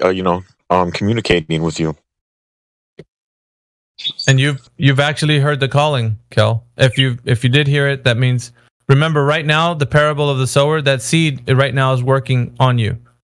Whether or not the outcome of that seed is going to be it fell on good soil, that's because the scriptures say endurance to the end. Those are the ones who are saved. Endurance to the end. So I can't speak over your life and say that you're one of those seeds. Only you'll know that yourself. And then that's because the fruit that you're going to be actually producing from, hearing the truth. And when I say truth, I mean like when we talk about subjects in here, this is truth. We're talking about the truth of creation, right? Pretty simple. And that goes across all boundaries and barriers. When we say the truth of creation can be known from any religious standpoint or any culture, when the truth is spoken, everyone can understand it. All right. Yeah, I don't want to offend anybody here, but definitely I think that the Earth is 100% flat. Right? We know this. It comes down to the Bible, right? Because in the end, the Bible is a man-made object that somebody man wrote, and so that's where I kind of like have to get more like I have to understand it more, maybe. Because you could put it this way, Kel. The Bible may be man-made, but truth isn't. Truth is it transcends human knowledge. It is something that you can actually understand and feel beyond written or writings in a book. Truth actually passes over all kind of like logical reasoning, and it becomes solidified in your mind as like, I don't know how I know that this is true what that person just said. I know it's true. Like that's something you can actually say without having a logical kind of connection to that. You know what I mean? It's just like when you say something about vibration, like if somebody's vibrating on a certain level, like maybe I'm trying to speak so that you can understand. Like if they're vibrating on a certain level and they're vibing with what you're saying, they're like, yeah, I can get with that. Like, because and that's not truth, but I'm saying when truth is spoken, it resonates with the mind and with the heart, and it's like you can't refute it. Like if you try to in your mind, like how can I come against this? This is truth right here. You know what I mean? So that's truth, and truth transcends written words on a book. So if you read words on a book that is truth, then that's truth. You get what I'm saying? So it's not about the actual physical object of a book. It's the words that are being spoken of in that book. Does that make sense, Kel? The living word. Yeah, no, it totally makes sense. Okay. A lot of things that are said in the Bible, we can actually observe in nature, and we can confirm that it's truth. We can't deny it, but I'm not gonna say everything, because there are some things in the Bible that we can't explain physically, right? Like it's just, I don't know. That's just my way. Well, think about it like this. Try to tell me how you can quantify love, Kel. Quantify love for me. The love that you have for your mother, or the love that you have for your wife. Quantify that for me some way. Obviously, I can't. Why? Because it's not physical. But you can tell me that you do love, right? Yeah. Is that true? Yes. Okay.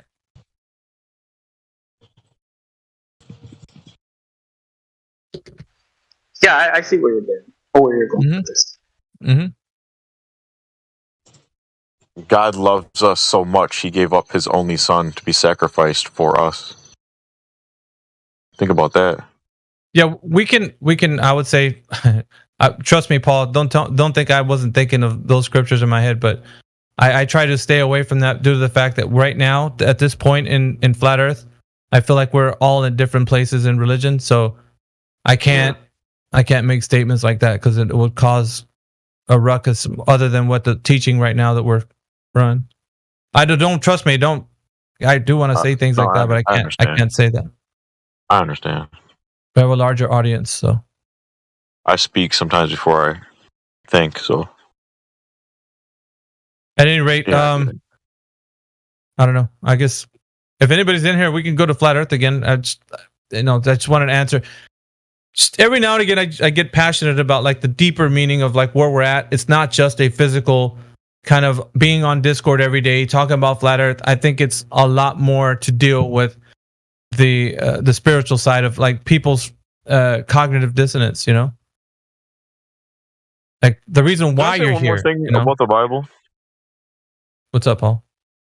I just want to add that the Bible too. It's not like a novel, right? That you just pick up and you read once and then you put it down. It's a tool and a guide that was given to us to use every day of our lives to navigate, our experiences here while we're alive. And as much as it may have been manipulated by, people that want to deceive us, the word still comes through to everyone eventually. His message and everything is still in there. They couldn't mess with that. Yeah, but I mean, I can understand Kel's kind of perspective on it too, because a lot of people have questions about things. So, but let's just change the topic because it's going to start stepping on people's religious toes, so to speak. Sure.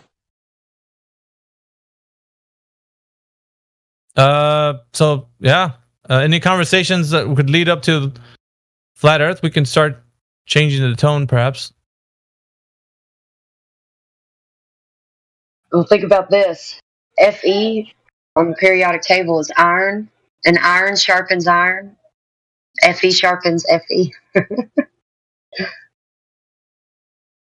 Here's an interesting misconception about Flat Earth from Globe Earth perspective. They think that everything falls at a constant rate. How many of us have heard that argument in the Flat Earth conversation? Everything falls at a constant rate. And how many of us would agree with that or disagree with that? I think that's a good topic we can talk about. At least I haven't heard about talking about much in here, so I don't know how many people still think that when you drop something in the medium of air, it falls at a constant rate. Yeah, it totally doesn't. Right, but like, does anybody have any evidence for that fact? Because we have, you know what? I forgot the name of that tower. If somebody could actually remind me what it was, that tower. 'Cause we have the GIF of showing of that. I was trying to figure that out the other day, and old dude was going to help me find it. But I know that Drace has posted it on here before. So if you look up Drace, I'm sure that you can figure it out. I still need to learn how to use Discord. Well, it was okay. So if you look at what Heretic just posted in the live stream voice text. This was a big topic though, but like, I guess I could say back in 2018, we were really discussing this heavily. But after we like debunked this, I never really looked back to it. I was just like, it was nothing that I thought would make any significant impact. But it just lately, it's just kind of resurfaced. People have been talking about this, and it's like, whoa, didn't we talk about? Like, I didn't think it was something that was questioned within the Globe Earth paradigm. So within their paradigm, they already have this understanding has been known. It's just kind of like, in the beginning of the when Flat Earth got onto the internet, people were thinking that toilets flush in a certain direction. You remember that? And it was debunked because their idea it was dumb. But they thought because toilets flush in a different direction in Australia than they do in America, then that shows that Coriolis is a factor within that. Like, that was ridiculous, but that was one of their arguments.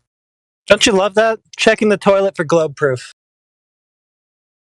But you guys remember that? Like, we had that argument. So like, there's misconceptions within the Globe Earth paradigm. Even in their own paradigm, they have misconceptions. And we have to correct them on that. So I'm like, well, I remember the constant rate of fall was another misconception. Although it's spoken of in the face of like Newtonian gravitational ideas. That would be a constant. And so they're kind of conflating Newtonian gravitation with like Einsteinian. So they're, you know what I mean? So this was like a talking point for them to actually get into, because they're trying to use both ideas, but you can't. They're mutually exclusive. They think that they're interchangeable and that they're the same thing. Now, Heretic and me, and how many of you guys have heard that they're interchangeable from the Globe Earth paradigm? You guys can chime in. I actually want you guys to pop in here and say what you know about this.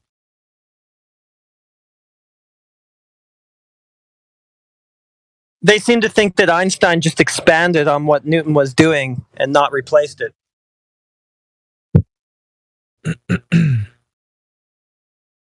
Now, I've heard that,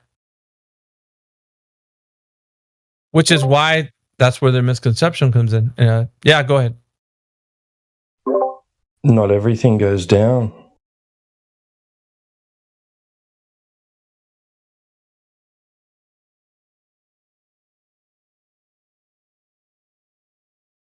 Well, yeah, I mean, we know that, but they're still trying to say that the things that do go down fall at the same rate. That was what's on the table at the moment. The gravitational constant. Well, isn't it medium dependent anyway? They say in a vacuum, everything falls at the same rate. That's supposedly the standard. Still a medium. Still a medium, though.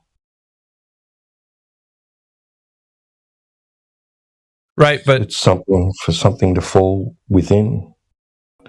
Is it falling? So the question still remains, though: is it falling at the same rate in that medium? Well, Heretic posted something which shows that that's not true. Well, of course we got that, but like citation wise, because that I was saying before, I forgot what tower that was, but that when that tower was done, they actually were testing this quite some time. So if you guys have that information, put it in live stream voice text, will you? Well, I asked someone the other day who measured it. How was it measured? Oh, lots of people. Like, it's been done, and we continued to ask them, and they still didn't give us a name of a person who did it or a method by which they measured that constant rate. That sounds familiar. Seems to be a trend with that.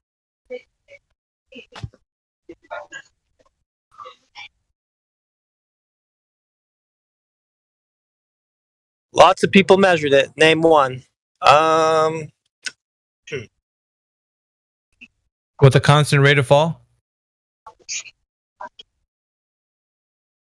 Is that what you're talking about, Heretic? Yeah. It's just parallel to the curvature claim. Oh, lots of people measured it. Name one. Name one, yeah, exactly. Last you hear of, yeah. I love when they bring up the sticks. I'm always like, I'm always surprised that they always bring up the sticks. Oh, actually, I started to reword the first question of the 3 points, Kel, due to that fact. I'm now saying it this way.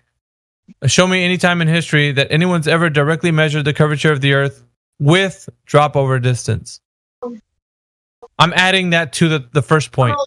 That was a caveat I think it needed, because now if they go to sticks and shadows, I'm like, is this drop over distance per what I'm asking for? I think it's essential. So it was the caveat that an addendum to the first question.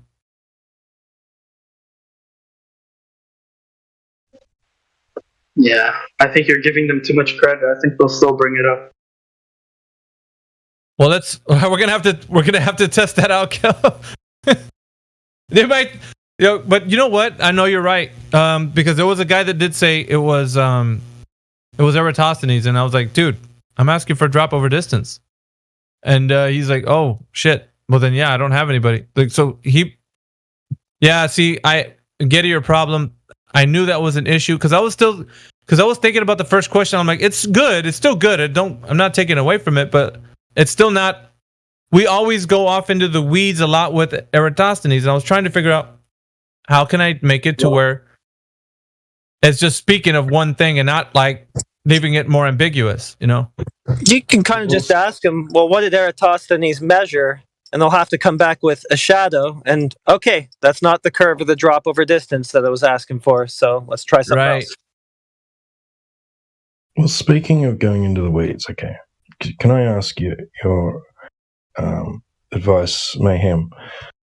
We have someone that comes into the lobby a fair bit called F.E. Riddler, and they're obviously on another platform or another server somewhere, and they're debating with Globers, and they come back and they say, "Oh, I couldn't refute this argument. So how do I do? What have you got for me?" Now, the last time they did it was about satellites. How do I refute the satellites argument? Can I get your take on that? What would you say to that? Mine would be the same as Heretic. It would be a derivative topic versus the primary claim that the Earth is a globe. So it would be basically the third question that I ask people. It's violating the second law of thermodynamics. So if we're going to talk about the satellites being in a particular location, that location is said to reside within their idea of the vacuum of space, which is above the exosphere. So it's already built on top of an assumed understanding that they're on a globe.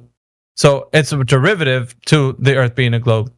So it's like you're kind of working backwards if you're talking about satellites. If you're like arguing with somebody about satellites, you got to work backwards. And so if you start with the premise of it, which is the Earth a globe to be going around, and also if it's a globe, then it must be doing something, spinning, and then it also has to be where it has an exosphere, where it's leaving the system of the Earth, going into the vacuum of space. So there's a lot of things that are before that particular argument. So it's like you're fighting with a topic that has like 3 layers of deception before you get to that one topic. So you have to start from the premise. Exactly. Thank you very much. Now, what we have is a lot of responses to that where they've ignored that, like from flat earthers in this server. They're posting things about satelloons and other things like that. Now, sure. Well, that might be okay for somebody who's just inquisitive and asking, well, if the Earth isn't a ball, and well, what are satellites then? But we're talking about people that are arguing vehemently and very strongly for the globe. They're zealots, so that's not going to help, right? Yeah, totally. Yeah, it's not going to help. But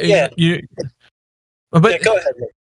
No, I'm just saying, it's our nature, dude. We don't want to. Okay, so when me and Heretic or just other people, we know that if we say we go to the premise, they'll be here for like 5 minutes. We're gonna lose them, and they'll just leave. But like, this is stupid and whatever.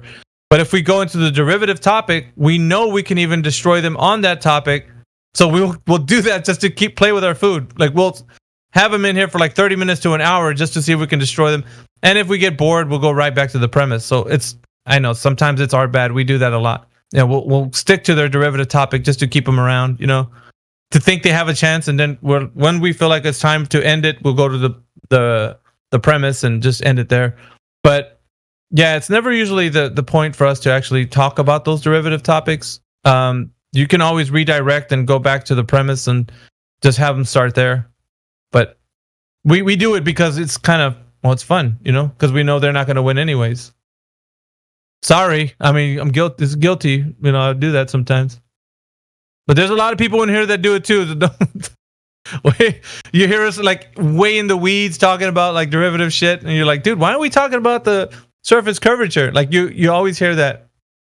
Somebody comes in here. Yeah, and those are like. Sorry. There's like 2 different types of conversations that you can have around that. Like you pointed out, like one of them is, okay, I figured out that the Earth is flat. So what is actually going on with these satellites up there?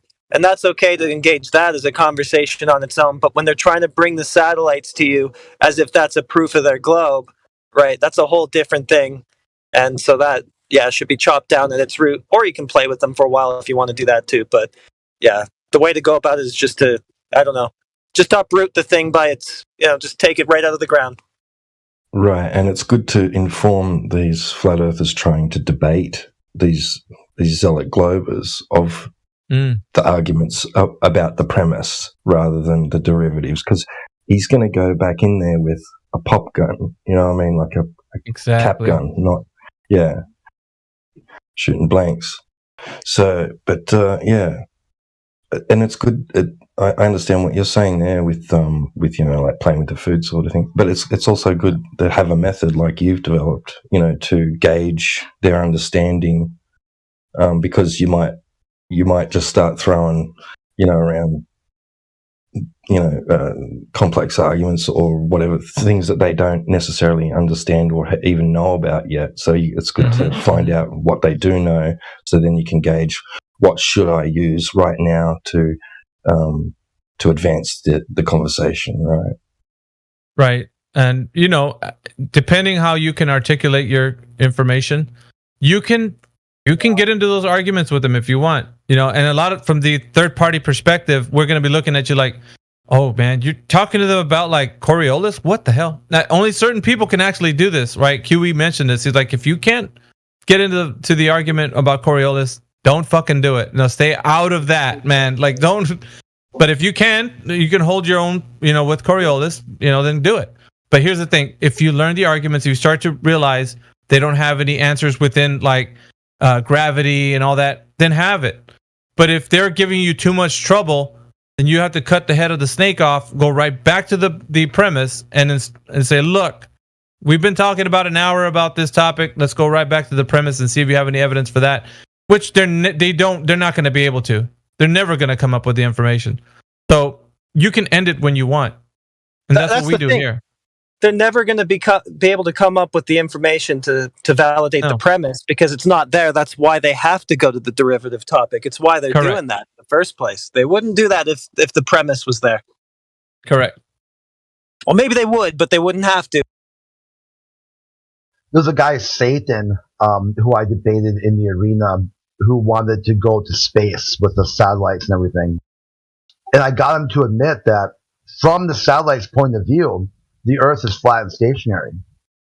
And he kept saying, well, how do they work? I go, it doesn't matter. It doesn't matter how it works. I just know it doesn't matter where you go. Up in space, down on the ground, you're always going to perceive the Earth as flat and stationary. From your point of view, if you were to sit on a satellite, you would be moving around the Earth, and the Earth would appear flat and stationary. You would be the one moving, not the Earth.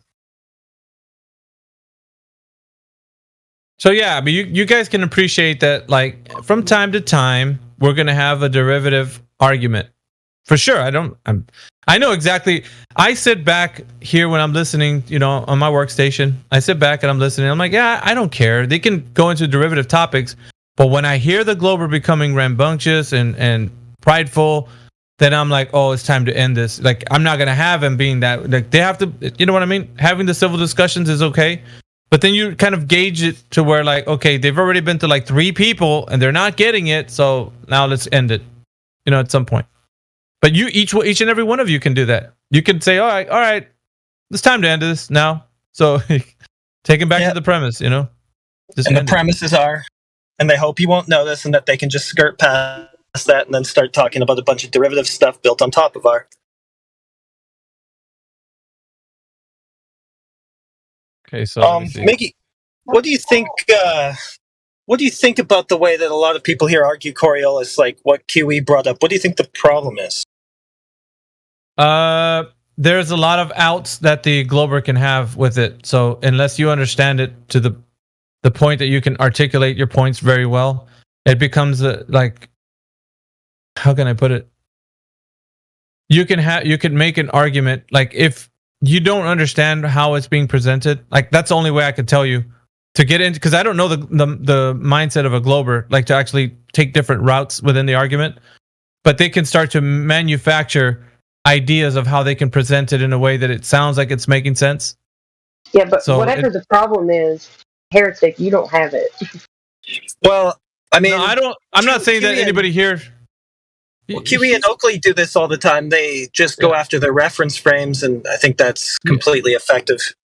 Yeah, but like, if you're not able to articulate yourself within because you can do that, but they know which way they divert. Like the Glober diverts, so they bring them right back to the point. Like if you entertain their diversion, then you're gonna probably find yourself into the weeds somewhere. You know what I mean? Right. Yeah, totally.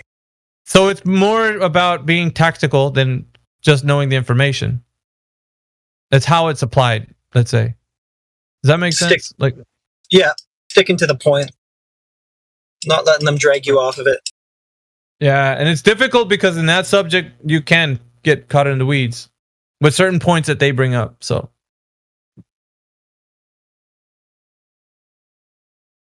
I mean, they're double speaking with that claim that they have, though, because on the one hand, they say that the Atmo and the Earth rotate together, but they need two reference frames in order to have Coriolis. So which one is it? oh, 100%, yeah.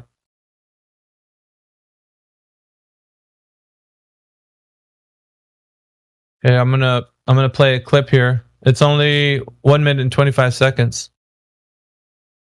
One of my favorite clips.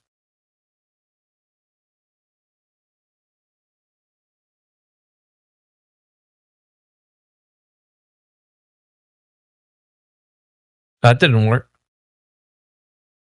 Oh.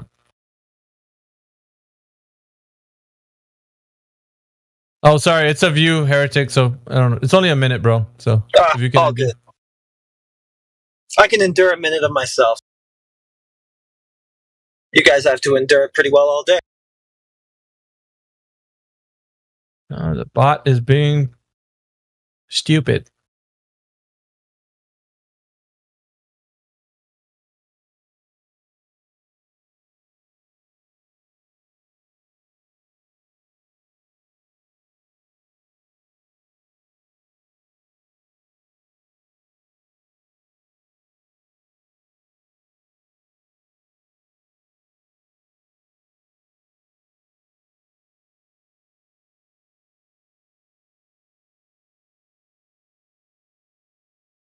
I got to figure out why the bot's not playing right now.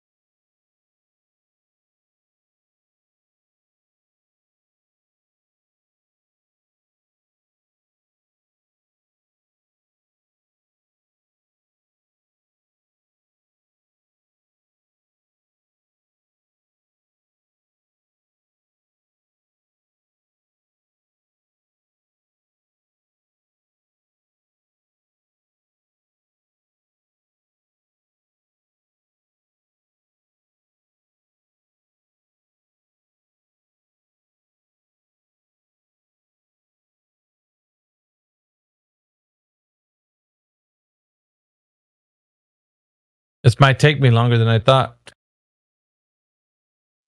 There was another bounce of that video that works with the bot, right?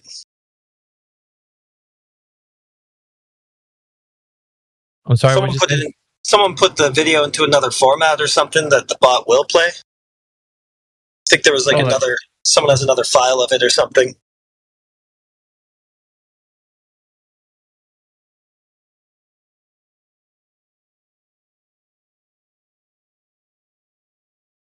I'll find it. One sec.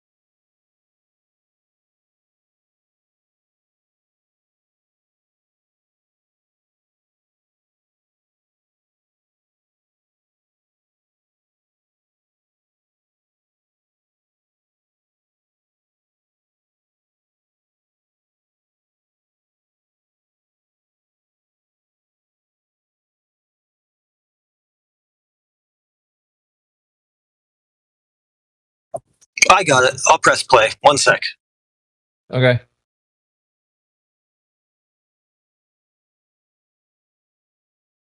Plumb line straight or curved?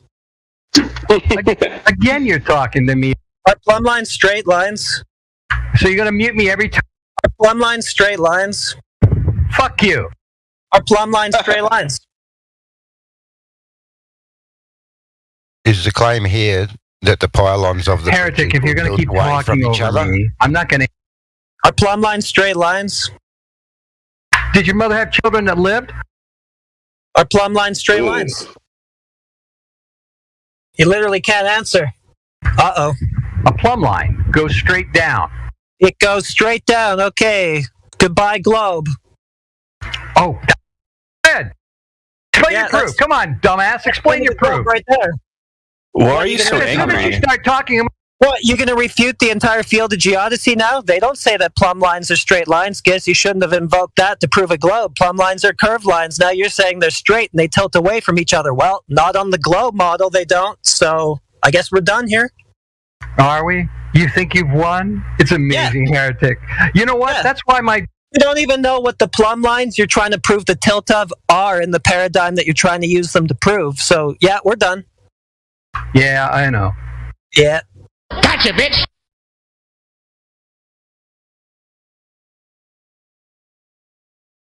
That never gets old. That's funny. It was satisfying because you could hear like the evilness in his voice, man. Yeah. He wanted to come at you in the worst way, and you were just like, "Oh well, the truth is going to stand over your whatever you're trying to say." You think you won, Heretic? Pretty much. And he's like, yeah, I know. Yeah. That's a So good and so example here. of like an anti flat earther, like somebody who oh, has yeah. an agenda, right, and isn't really willing to kind of like listen to the other side. This goes to what we were just talking about a minute ago, though, with their reference frames, right? Like they flip flop from having 1 to 2, right? And they just go back and forth depending on what they need to say, right? And this is the same sort of thing. Like, one hand, they have to have their plumb lines curved all over the place to make it work. The other one, they're straight, and they assume that they're straight in order to get that model where they all end up curving. It's like, which one is it? And if they curve all over the place, then why do we have to interpret the plumb lines not being parallel as it being due to curvature of the Earth? Why aren't they just curved all over the place? So of course they're not parallel. It's like, Indeed. yeah. Indeed. It was so good. Oh, man, you can't believe. I was at work when I was hearing this. I was almost dancing a jig, dude, when you finished with him. Like, I was like, that's so fucking good, man. Just so good. And just right in his face, he's like, you think you won, Heretic? I was like, yeah, he did win. Yeah, he did. He really did. And then he's just like, yeah, I know. He actually went more after that clip. There's much more of it, but He went for a long time. It was like another hour or more, maybe. I can't believe he had that kind of stamina, to actually keep going. Well, he had Indio handle him after that, too, which wasn't good for him at all. So, I don't know. He got it that day. Great Angela. I think it's Bob the Science Guy, to be honest. Like a voice changer? I don't know. It just his demeanor. It just seems like what Bob would do. But who knows, man? It might be somebody else. But they're probably two peas in the same pod, Yeah. There's so many ways to take out that plumb lines claim of theirs. Well, what was he actually talking about there? He was talking about, I think he brought up bridges. The bridge. that The I was bridges. tilting. Yeah. That was his whole point. Yeah. So many ways to go after that. But what's the tolerance? And first question is like, who even measured that? Who measured that tilt? I mean, is that something that's measured, or is that just something you're saying? Yeah, it's derivative, bro. That's what shit that they build this on. It's all derivative. That conversation has everything to do with him saying, "I presuppose the Earth is a globe, and because it's a globe, we're gonna build bridges on the globe with the what he said, all the tops of the towers that were leaning away from each other, and that's so stupid because everybody knows that's not why they build them that way. Yeah. Yeah. And they're saying that they do just tilt like that because of the curve, but they don't actually show measurements for it. They just beg the question of the curve and then go, well, therefore they must tilt like this because we know it's curved. Yep. And like the amount that they claim that it's curved by, I mean, the towers will wobble as well on their own. And they build them like that too, I think, like you just said, for reasons that have nothing to do with curve. So dumb, dude. Yeah. And then you can look at the water underneath these bridges. It doesn't seem to curve.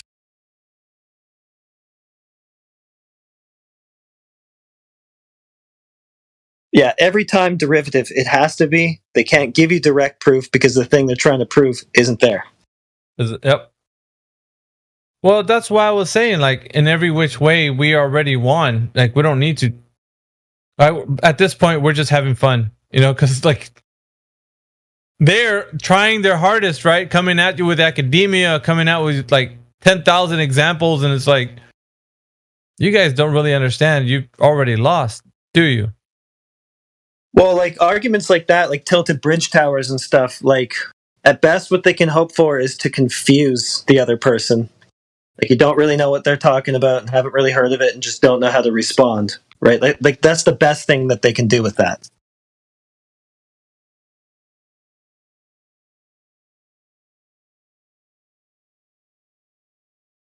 I like this one right here. I'm going to play this one. This is 1 minute and 10 seconds. This one will play, I think.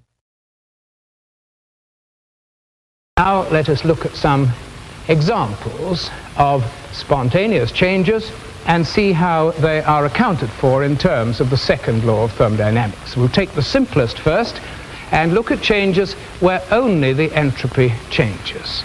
Now, one, perhaps the simplest of all of these, is the expansion of a gas into a vacuum. I have in one of these bulbs some bromine, and in the other I have a vacuum. And if I open the tap between these two, you will see spontaneously the bromine rush from one to the other. Now that is the simplest change we can have, perhaps, because all that happens is a change in entropy. In this case, the expansion into a vacuum, nothing else is involved. There's no energy change, there's no temperature change, there's no change except entropy. So without the entropy concept, that would have been difficult to understand and difficult to account for.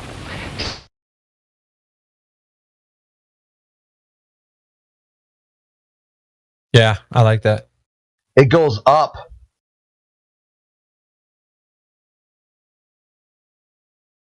Bromine go up. Bromine don't go down. Bromine go up. Yeah, you say like a caveman, huh? Yeah. Go down, go boom, boom.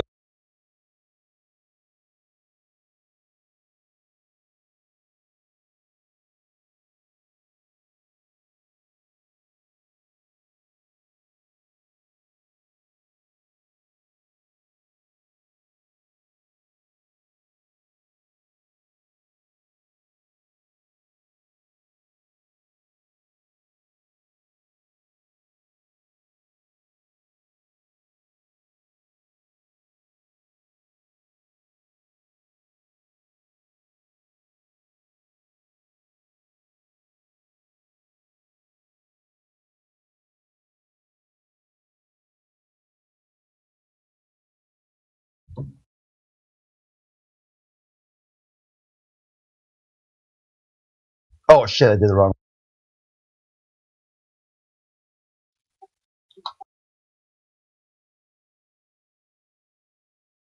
I think the funniest one I've heard lately was, what was that guy's name? The one who was just here the other day, Donald. So basically just Eratosthenes with this thing called a quadrant photodetector. Oh, Donald T? Yeah. Yeah. Talking about that. Yeah, he's taking angles to the sun, right? Exactly the same thing as Eratosthenes, but he's using the photon or photodetector device that he talked about instead. The quadrant thing he kept bringing up. Yeah. But I It's mean, so- it's so much fun. Eratosthenes. Exactly the same thing, right?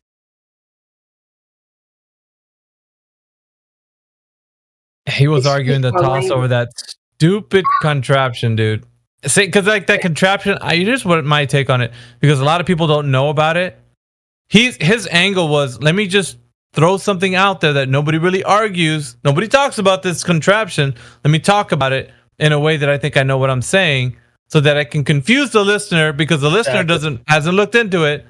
Dude, I know this. I know all the mindsets. So Exactly. that's what they want.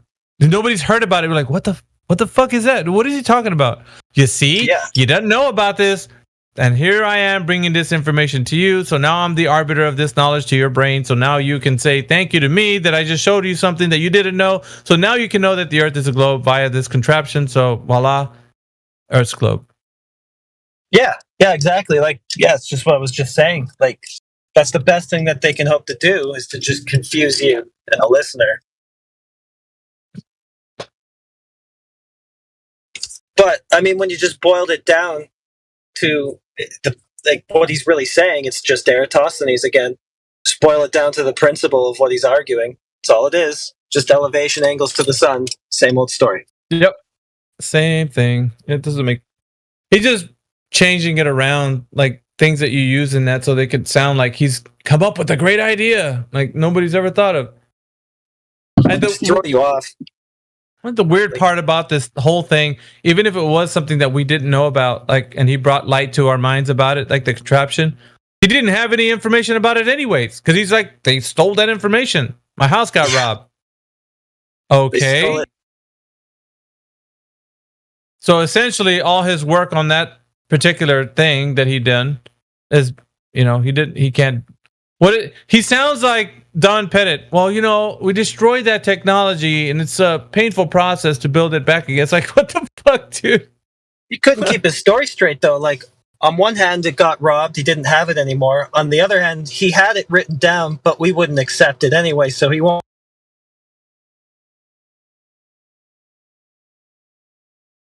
Oh, the Grabblers got him.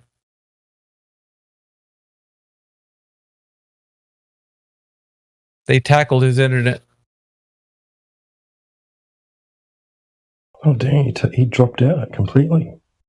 He probably pressed the end call button. He's like, oh, shit. He's driving. You could hear he was driving. Yeah. We can make fun of him when he comes back. Dude, you just fucking hit the end button on that call.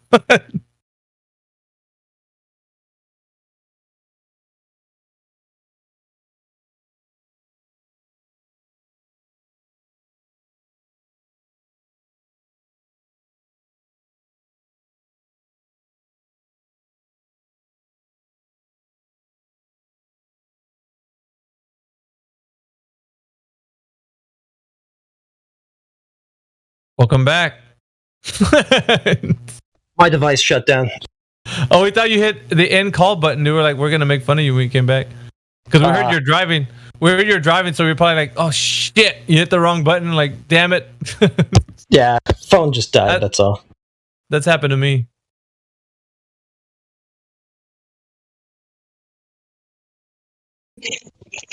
What's going on, guys?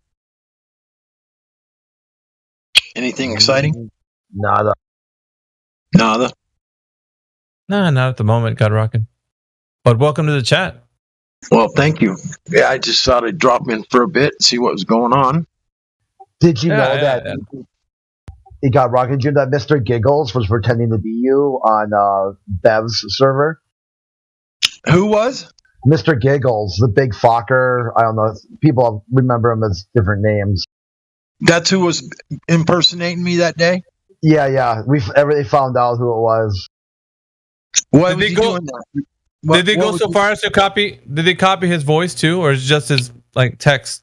No, just his profile and his name, and then and then was like typing. At first, presented himself like had copied text some of the stuff that God Rockin' had said in the past. So the people are thinking, "Oh, God Rockin's on the server now." And then all of a sudden, then he went into this bunch of like anti-Bev shit. And then they're like, okay, who is this dude? And then once you clicked on the name, you saw it wasn't the same God Rockin' numbers, like that, whatever, the numbers afterwards. Yeah. So then they started to figure out who is it. And then after prodding him and keeping him talking long enough, he eventually said something that Giggles says. And like, gotcha, bitch. What is wrong with people? I mean, why would he do something like that anyway? I mean, that's just so weird. I mean, yeah, I know. You triggered him hard, dude. You got him.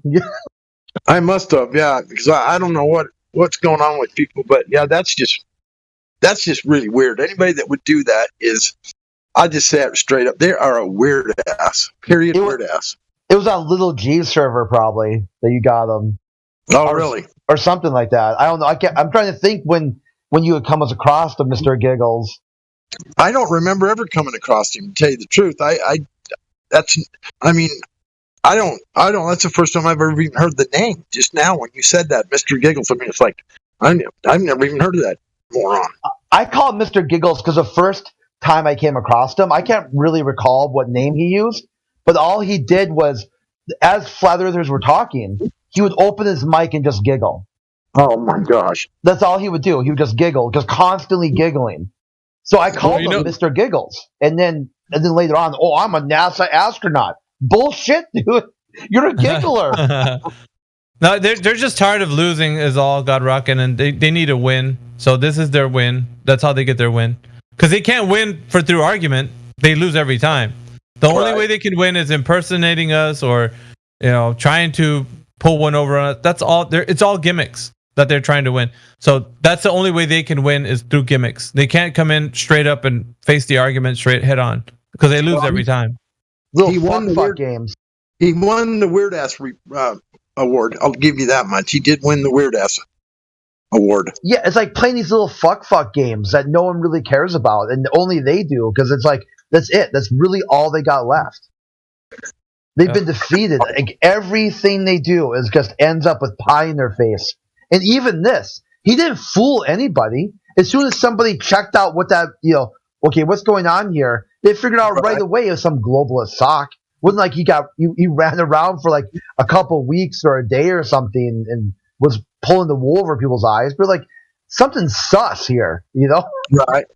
Yeah, I would. Yeah, that's what I said to somebody. I can't remember who I said it to. I said, surely, a lot of people know me quite well here, and I would think they know my voice, and I would think they would recognize pretty much right away that it wasn't me. And so I guess that is what happened eventually. So, no, he wouldn't go in voice. It was always texting. I go, that's already sus. Because God Rockin's not a big texter, so. Yeah, that's right. So here's this guy writing paragraphs of bullshit. You're like, that's not normal, okay? Right. Yeah, that's just, I mean, I guess it takes all types. I mean, really doesn't surprise me, I guess, but that's just, I still think that's just weird that someone would do that, to me or anyone, it's just, what's wrong with people? They did to Mayhem a couple of months ago, where it's just one after another after another. It was like, holy shit, how many times are you going to join the server? With like, it was like Mayhem, like, idiot, Mayhem, Mongoloid, just one thing, Mayhem's wrong, Mayhem, crayon muncher. It's like, give it up, dude. Like, actually give up, okay? Jeez. It's fun. That is funny. I know. It's like that's when you know that they're almost there. They've almost hit rock bottom. Mayhem should they're like worshiping him, dude. That's what's happening. yeah, fan club. These guys. Yeah. Have you seen what they did at Indio? I'm gonna show you. They do that to the watch. I'm gonna scroll back in the chat because Indio posted, I think last night. Let's see.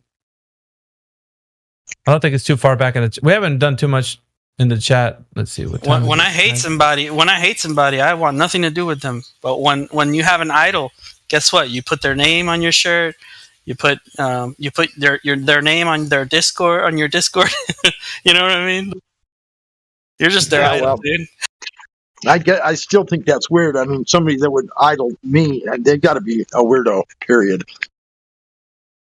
I mean, I'm nobody special, that's for sure. So I don't know why he would pick me, but that's just, I mean, geez, I don't even know what to say. We can still acknowledge each other and have respect, and it's not about putting each other in pedestals or anything like that. Even like the other guy was saying about idols and that kind of stuff. We don't have to do that to each other. No, he's not talking about us, Jemsy. He's talking about the ones who hate us. Do that. Yeah. But I still vouch for gut rocking in almost anything about these topics, because gut rocking definitely he's a foundation of the community and a foundation of his community. He's done a lot for his own circle of things, in real life level. So gut rocking. Thank you, Jimmy. I appreciate that, brother. Yes, sir.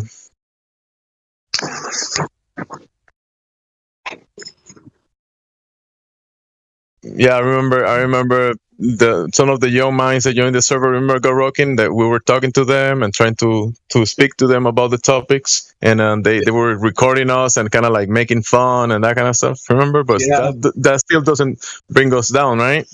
Yeah, that's true. No, it doesn't bring us down. It's another one of those. Just, I mean, that was a couple of years ago. Remember they made that video? They put me on. I was like the first person on the.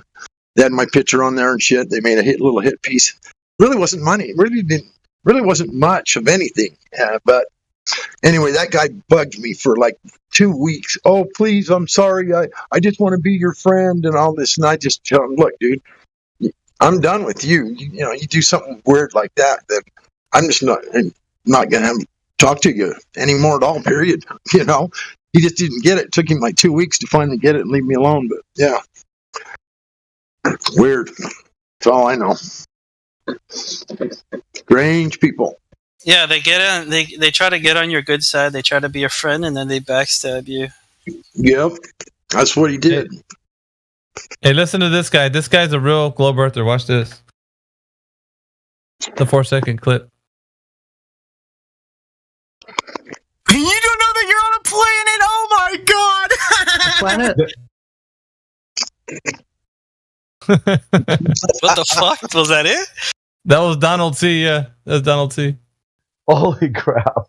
You want to play it again? Watch. You got to put that on the soundboard. Oh, it's so good. Watch. He says, "You don't know you're on a planet." He was telling us. You don't know that you're on a planet. Oh my god! Planet. Oh. You just hear it in the voice, that just like milk squirting out the nose. It's so funny.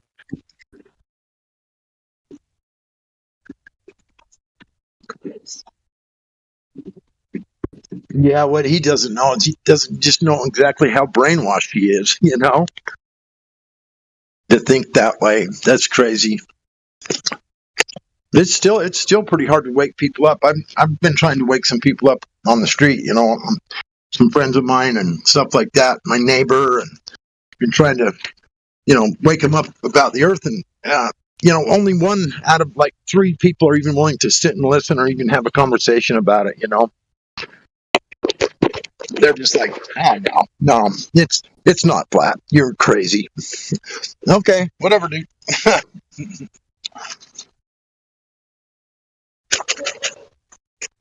Yeah, let me see if I can put the image. Watch this. This was Indio. I found it. That's what they call it. Well, they made accounts to follow after Indio. That many?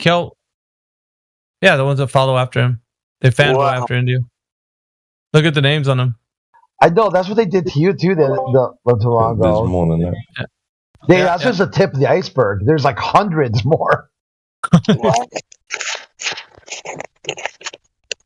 You're infamous.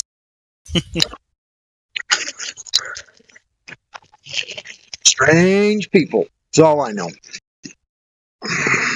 Well, you guys know why, right? You know why? You find those. You don't know that you're on a planet. Oh my god! Planet. Sorry, that's how I had to do it. Sorry. Yeah, that's it. That's it for sure. That was the last one. Promise. Oh boy. You find the same people when you go into like. I come from like other discords where they talk about politics, and it's always the same weirdos that do the same shit like that. Hey, we got garlic bread that's in here. Garlic bread's VC verified. Seems sincere. What's up, garlic bread? Nothing much. Just here to listen. Doing some math. Doing some math. Yeah. Is it what type of math are you doing? Is it for your homework or what? It's to study for exam. Okay. Hey, what brought you to this topic of the server? The Netflix documentation. Okay. Are you for the Earth being a globe or against it? Honestly, I don't really care too much. I just like hearing people discuss something. So here I am to hear people discuss something and sometimes talk myself. I don't really care for the globe or the flat Earth movement, whatever. I don't really care much about what is the truth because it hasn't directly impacted my life yet. So essentially, you don't care about truth. The fact of the matter is, it has impacted your life in a lot of ways that apparently you really don't care about. I mean, I don't like to be lied to. I don't know about you, but when you're lied to as much as they've done, I mean, it's sort of like it's disturbing. You know, I don't like to be lied to about anything by anyone. It really does rub me the wrong way. So I don't know how you get around that, to be honest with you. I kind of just accept the fact that I'm getting lied to all the time, and then go out from my own, out from my own observations from that. Yeah, but you do have your own mind to actually think about the world around you. So if you're able to figure things out, and you know that you can, why would you accept just that's the world around you when you have the ability to change things? I mean, you have that ability. I have that ability, but it also comes with backlash. Like what? And it's not as just as much as I'm not that willing to fight for trans rights. I'm not willing to put a stance on a topic like this one. Yeah, but this has to do with the earth that you're standing on, not an opinion on what somebody is or isn't. Like that's not what this is. The earth itself is displaying itself to you as what it actually is. So when you talk about this topic, God rockin', I think you're hot micing, brother. There's some weird feedback coming from your mic. I'll turn it off. I don't understand that, but I'll mute. Yeah, I just locally mute, and when you're ready, just unmute. Yeah, I will. So yeah, I mean this topic is of the physical and natural world, and it has more to do with what we've learned at school. So it has to do with education, it has to do with the really is level, if things are the way they're telling us they are or they're not. And so to be nonchalant about that is to say, what's the point, right? And we're telling you that the physical and natural world that you're living in right now can tell you with using your senses what it is. Like you don't have to, there's not a mystery, let's say. Right now, if you think of it like a mystery, then it becomes one. But if you say, let me just take a look at this, right? If it's possible that they're telling me I live on a planet, it's got curvature, it's spinning, there's a vacuum of space, people are going off and just all that stuff. If that's true, then maybe there's something I can discover on this earth that makes it real. And you don't need to be a scientist to figure this out because it has nothing to do with science. Does that make sense, garlic bread? Yeah.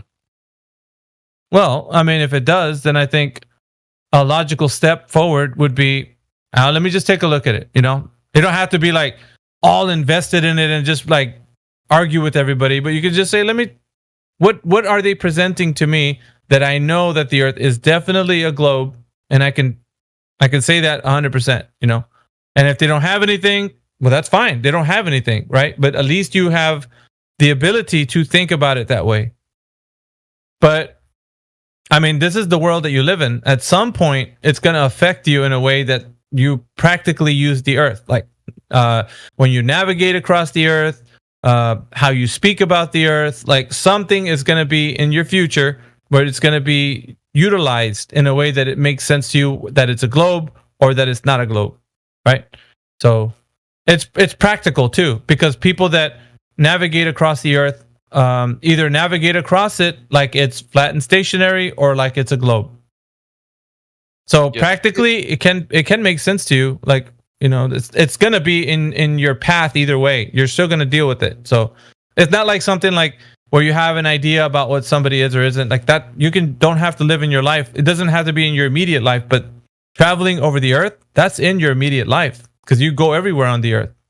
I mean, traveling around the earth, whether through flight or through sailing, it's been working out fine with the Glow Earth, way. I know they've been doing it on a flat plane as if it was a flat plane, but see, it works fine that way either way. So, and there's do you believe that? Do you really believe that? Like I'm confused. I think that maybe you just believe that's true. I don't think you know it is. I mean, well, let's just challenge you, Garlic. Let's just challenge you on that point, okay? Jedi, if you're here, I don't know if you want to talk to him about navigation. If you are here, bud. I'm not really willing to take a hard stance on anything. I'm right here. Well, no, that's fine. That's fine, man. Just if you can hear him out, how about that? Just hear him out, okay? On navigating on this earth, let's say using triangulation, the sextant. I don't know. Who am I talking to, Miggy? What's the gentleman's name? Garlic Bread. Hello, mate. Hello, Garlic Bread. I'm Jedi. Pleased to meet you. How you doing? I'm doing pretty great. Not gonna lie. Awesome. Do you know what a triangle is? Yep.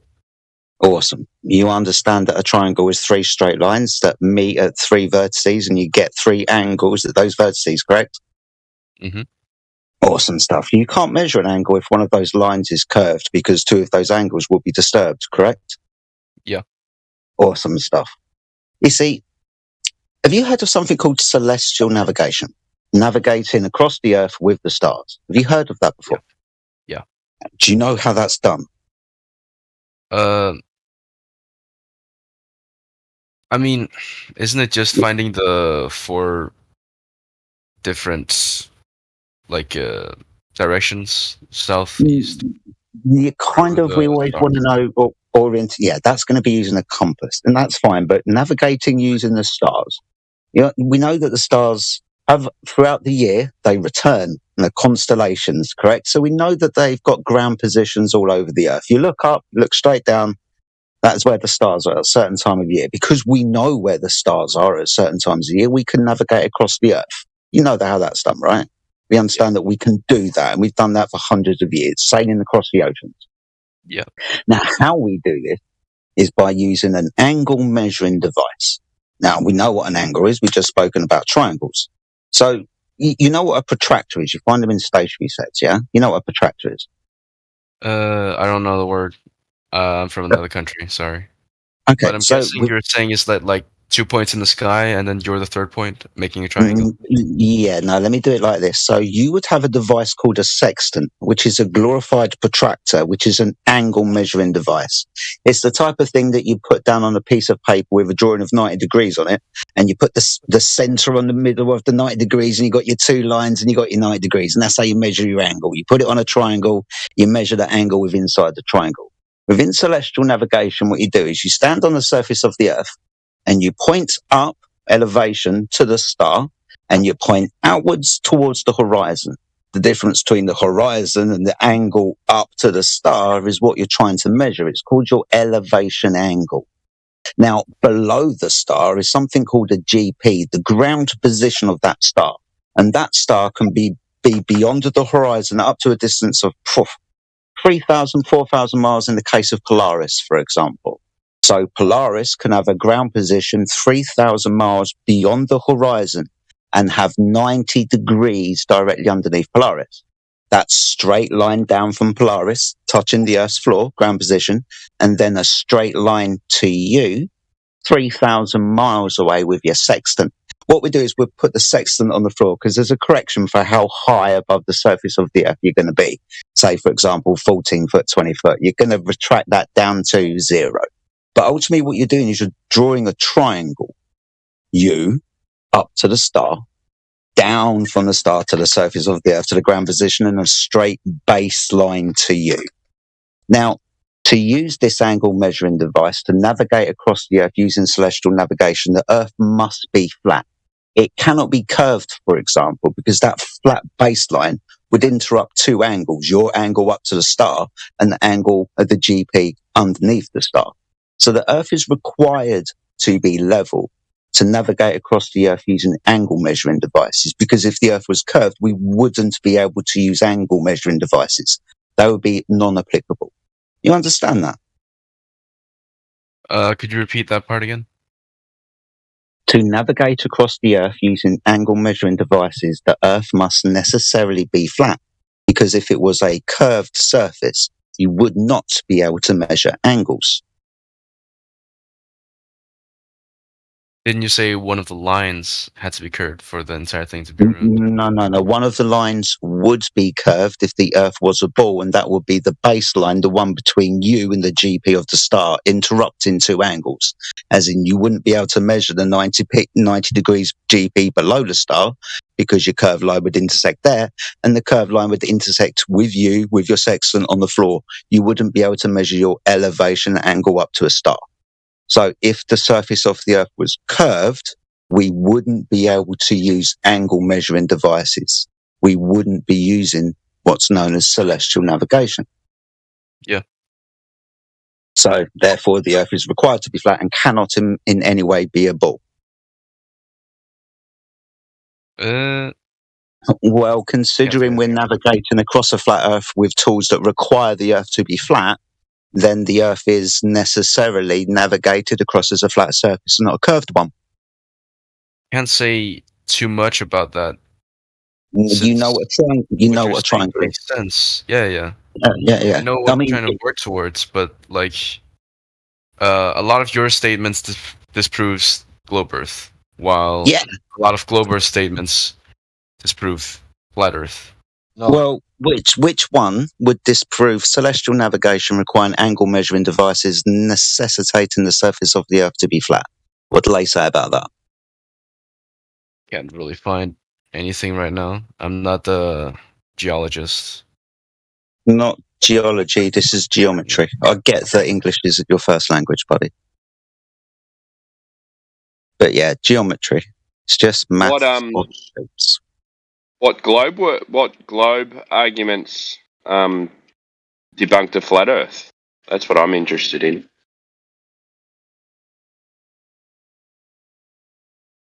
Well, globe arguments, they're not really against flat, they just kind of take a stance.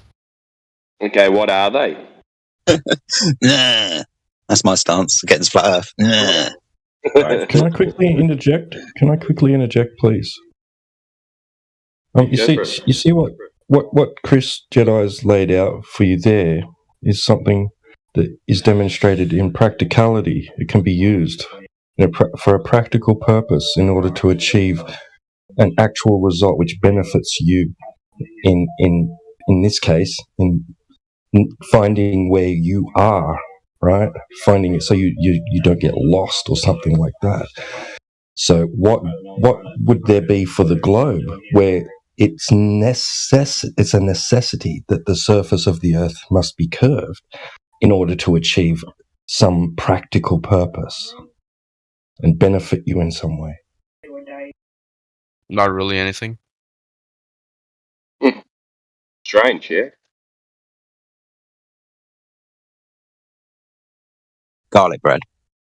Yeah. I mean, me and you haven't spoken for long. I don't know if we've spoken much before. I can't remember. I don't know how long you've been in the server, but forgive me if this question is poorly phrased, but what's keeping you on the spinning ball in a vacuum of space?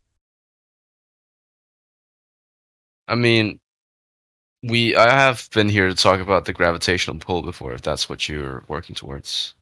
No, I was just working towards what's keeping you on the ball, not as in what's physically keeping you on the ball, but what is keeping your mind entrenched in the idea that this is what the Earth is. Yeah, what convincing argument? It fits fairly well with everything else. What? So I'll just accept it for now. Yeah, but what, though? What fits well? The globe Earth, What, though? theory. You're just saying globe Earth fits well. What about the globe Earth fits It well? fits well with the rest of the world theories about science, about atoms. That's well with the Hollywood movies for sure. All right. Sorry to interrupt again, but what do you mean by fits well? So, do you mean by they've got lots of stories? As in, they give you a reason why sunsets happen and why eclipses happen, whether solar or lunar. They tell you stories about Mars and what happens up there. Do you mean by it seems to fit? A story that they tell you seems to fit with the story that they tell you. It seems to fit with the other stories. It's like yeah. Can you name one? Name Mm. a story. Tell us a story that fits well with the globe. Yeah, and I'll do this as well. I'll help you out. When you're going to tell us the story, you'll realise that every single one is going to start with the presupposition that the Earth is already a ball spinning in space. But let's hear your story whilst the Earth is already a spinning ball in space.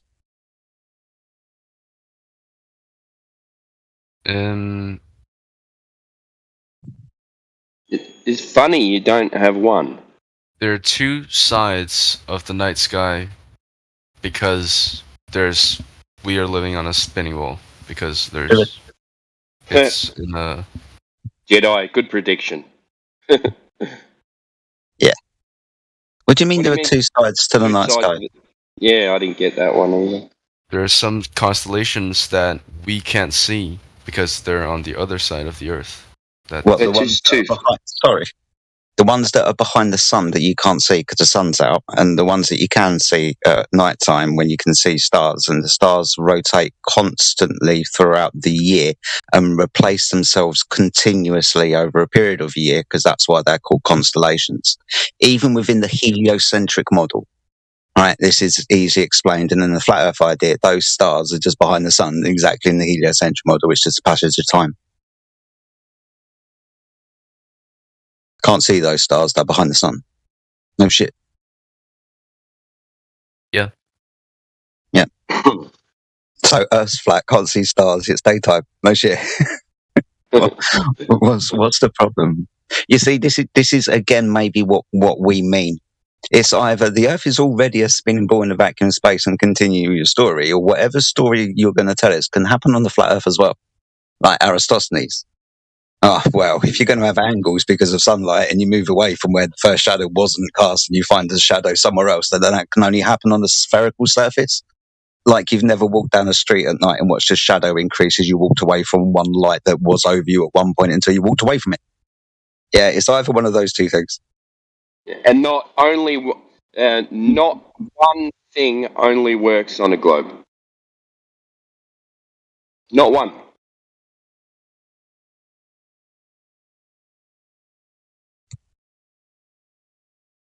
So again, garlic bread. Is it gravity that you think is one of those stories that, seems plausible and the Earth can only be a ball if things go down? Sounds like he's stuck there. He brought it up before, yeah. Yeah, Gravity. makes sense to me. Gravity makes sense? Well, yeah.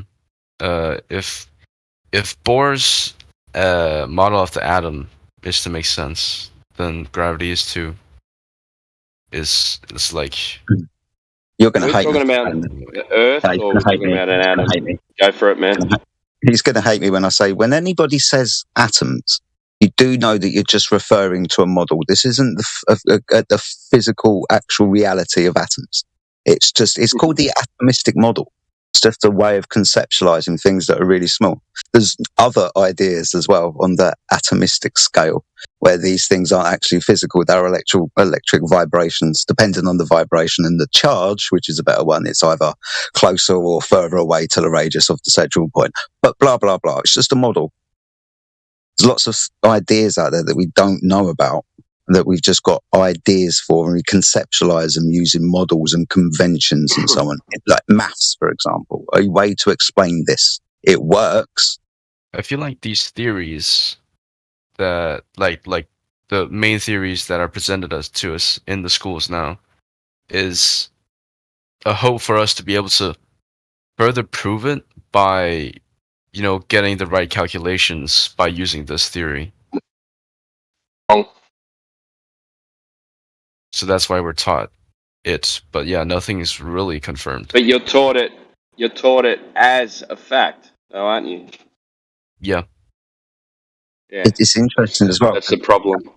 Yeah. So gravity, mass attracting mass, that'll be taught as a fact at school.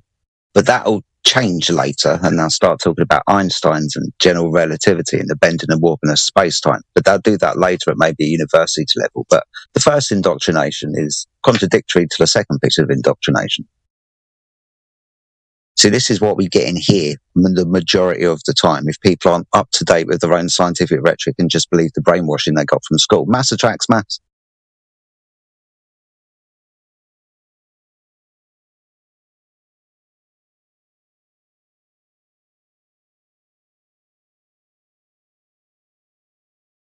So I'm still really interested. What would be keeping anybody to the idea that the Earth was a spinning ball in a vacuum of space? When presented with the evidence that we're not navigating across a ball with tools that would necessitate the Earth to be flat and could not be a ball in any way. We are not navigating across a ball using tools to navigate across a ball with, for example. You'd think we'd be doing that. So it's interesting to me when we point out that you can't have gas pressure without a container, and they declare the Earth to be an open system, how people can still believe that we're on a spinning ball in a vacuum of space. Kind of as the days and the weeks and the years go by, kind of beggars belief. It's like there would be no gas left on the planet. Wouldn't have even weird died. First bit of gas would have fucked off, closely followed by all the rest of the gas. Yep. Well, you know, now they're saying that. Now they're like saying that some of the gas is being released into space. That's what I heard. The last thing I heard. Yeah, they've been saying that for a while. We lose. They actually have a number as well. Fuck knows how they know that. Oh, I know. They just make it up. Yeah. If the gases were leaving, the liquid would change to gas to fill the space that the gas left behind. Eventually, all the liquids would go too. Closely followed by the ice, which would sublimate and skip over the stage and turn into a fluid and turn straight to gas. Which then begs the question, how the fuck do you have ice rings around planets, gas giants, in the vacuum of space when ice sublimates in vacuums? Sublimation. Yeah. Thanks for that one, Jedi. It was 2 months ago you told me that. Yeah. I bring it up from time to time. It doesn't get talked about much. Don't really need to go there, but I just like to, you know. Yeah. Extra. Because that exists in an imaginary place. Yeah. Or a container.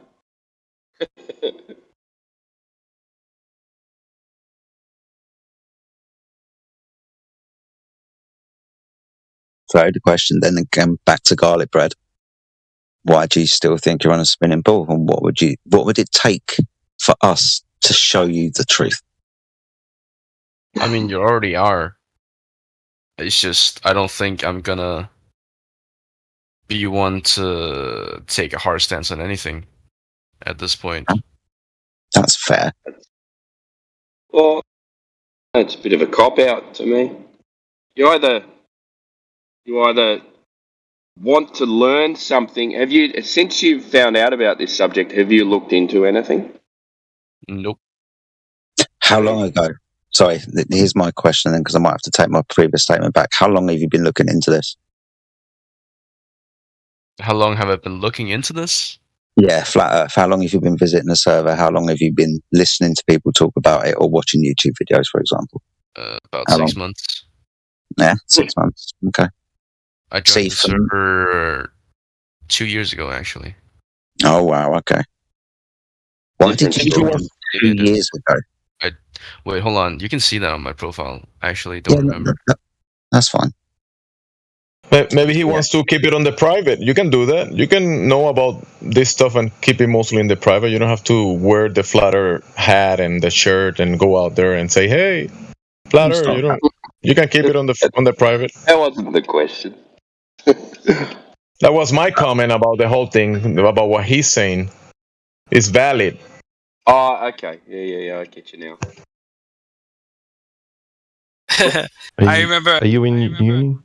Sorry, I was just going to ask him if he's in uni. What level of education is he at the moment? High school. Or the equivalent of high school. What's your preferred vocation? Where are you headed with it? Do you think? I think bioengineering. Oh, yeah, a real science. Took biotech in 8th grade, and then it was like a class that kept going through 8th grade to 3rd, or like to senior year high school. Would you say that you know what science is then? No. You don't know I what mean, science I know is? the scientific process, but I don't think I have enough information or knowledge to say exactly what science is. Well, science is kind of... it. Yeah, science is the pursuit of knowledge, primarily in the physical and natural world, where we answer the question, what the fuck caused that then? Because we observe things to happen, and our question is, what caused that? Science deals with cause and effect relationship, hypothesis-based. Your supposition into what cause affects, and then you physically test it in an experiment. That's just a method of science. Kind of baffled me a little bit when it's like I've been at university for God knows how long, been through high school, and God, I still don't know what science is. It's this huge, massive thing that I must take years and years to learn. But science is really easy. It's just a fucking method. We figure it out at year 7, 5th grade, whatever, really young, beginning of high school, at school. How to build a hypothesis. Let's boil some water. That's what science is. Now, there's different branches of science, I'll give you that. And within those branches of science, yeah, shit gets complicated, get you. But, for example, when we, as in the world, are told that science has proven the shape of the Earth, it's poignant to understand what science is, because you might realise you're having the wall pulled over your eyes, because science isn't the tool you're going to be using to answer the question what a shape is. As I said earlier, science, cause and effect, what the fuck caused that to happen is the primary question in the scientific method, not what is it. So yeah, I like asking students of sciences if they know what science is, because more often than not, Garlic Bread, they kind of give us answers like you just have. Wow, it's massive. I haven't quite got there yet. The gurus and the wizards haven't quite given me all of their secrets. That's pseudoscience. Yeah. Do you know what pseudoscience is? Garlic? I don't know the definition. Well, it's just science that doesn't follow scientific method. Oh. So pseudo, fake science, not real science. So there must be an there must be an actual science theoretical to begin with. Theoretical mathematics. Well, mathematics is not science. That's a tool for science, but it's just a language. But astronomy, astrophysics, they're all pseudosciences. If it doesn't have a hypothesis, test, an experiment, then it's not science.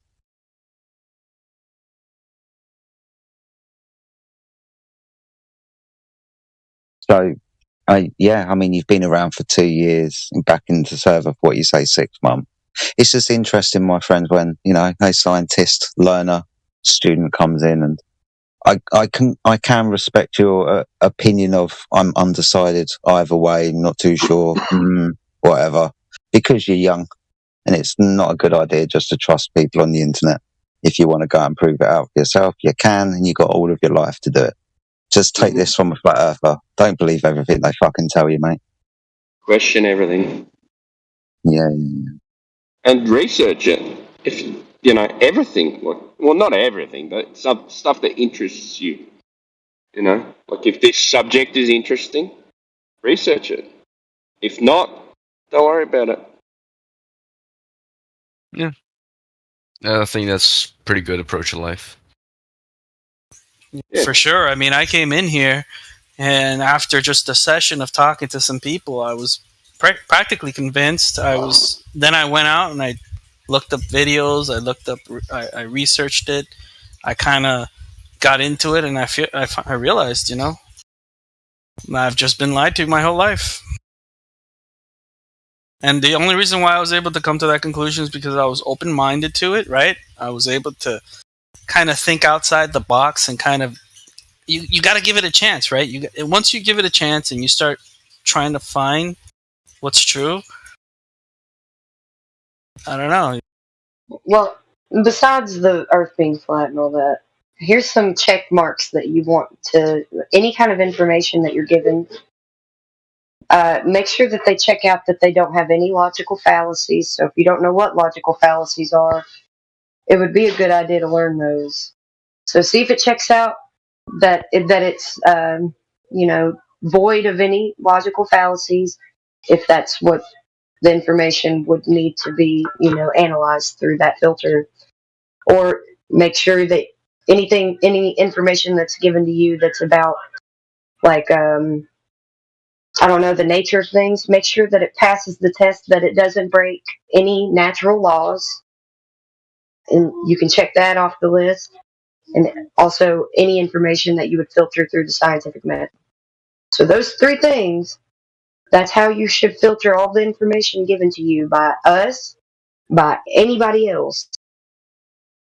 If it checks out, then you can know that it's definitively true, that it doesn't have any of those logical fallacies, that it doesn't break laws of nature, and that if so be it can pass through the scientific method.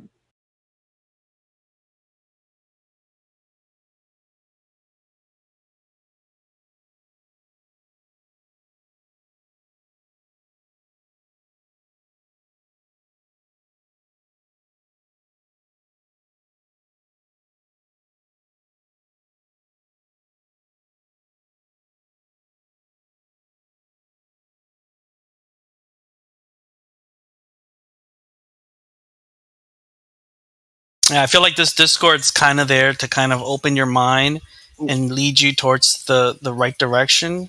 And then from there, you kind of take over. And, if you're interested enough about it, you'll figure it out and you'll find out the truth. Maybe someday. Yeah, I mean, or you can just keep believing on, like, people, right? Like, I don't think anyone in here is telling you to believe them. Like, no one here is trying to convince you of anything. I think they're just trying to show you the truth, and then from there you can either investigate it yourself, or you can just continue to believe other people.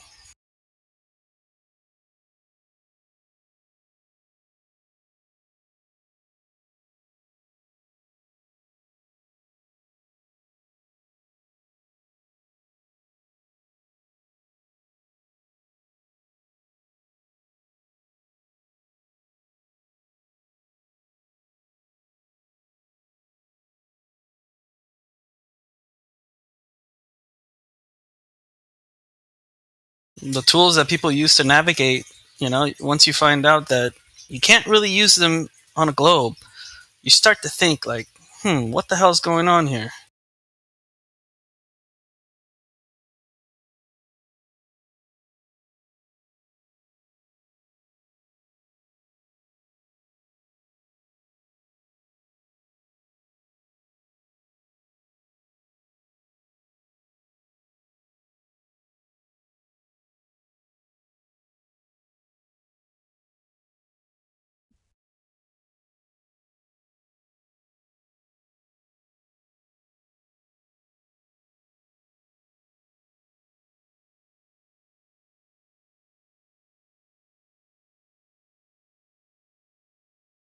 Wish someone had taught me about critical thinking when I was your age.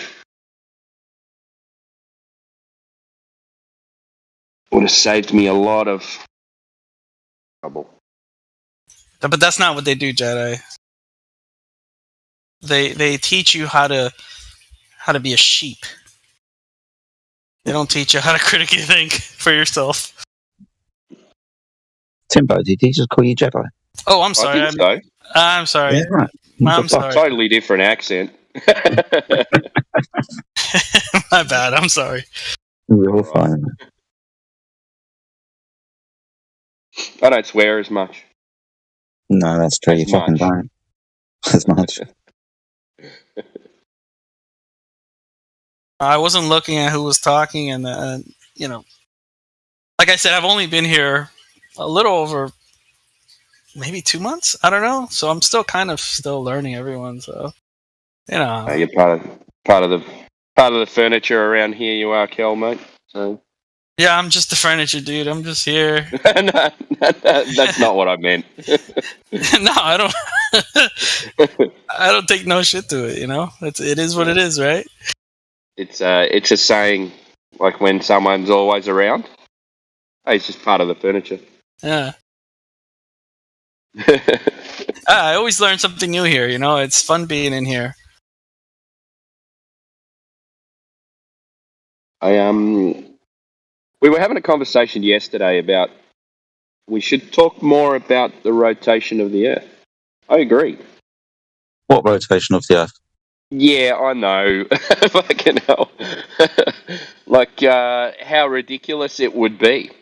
Like, I remember a conversation a while back, Jedi, we were talking about the satellites orbiting the Earth, you know? Yeah. How they would have to speed up, slow down, speed up, slow down.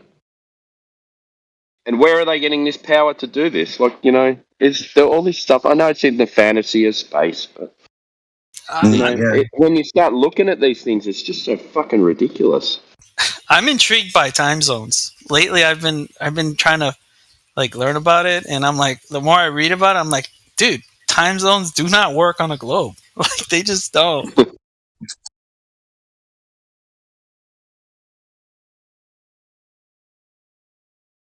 They have 19 time zones north of the equator and like 26 or 27 south of the equator. How does that work? Yeah, when you put it on a flat Earth, it makes sense because as you're moving away from the center, It'd right? be 24 on a flat Earth. Yeah. Huh. Well, it's weird too because there's only three land masses in the south, you know. So he was all right. So, you know, we've got all these time zones at sea as well, like because Australia's got 2.5 time zones. I think that's brilliant. You and your 2.5 time zones. And the half time zone. Oh, right great, in the mate. middle. We get an extra half hour. Brilliant. It's right in the middle, you know. They What's couldn't have the just done an fucking point? hour. Australia is the same size as America too, and America has 4 time zones. Yeah, width-wise it is. So it's kind of weird. And you're on the same latitude too. The basically on the north and south, you're like on the same. Yeah, opposite. The opposite, yeah. So it should be literally the same, but it's not. Dun dun dun. Should have the same relative weather as well. Facts, yeah.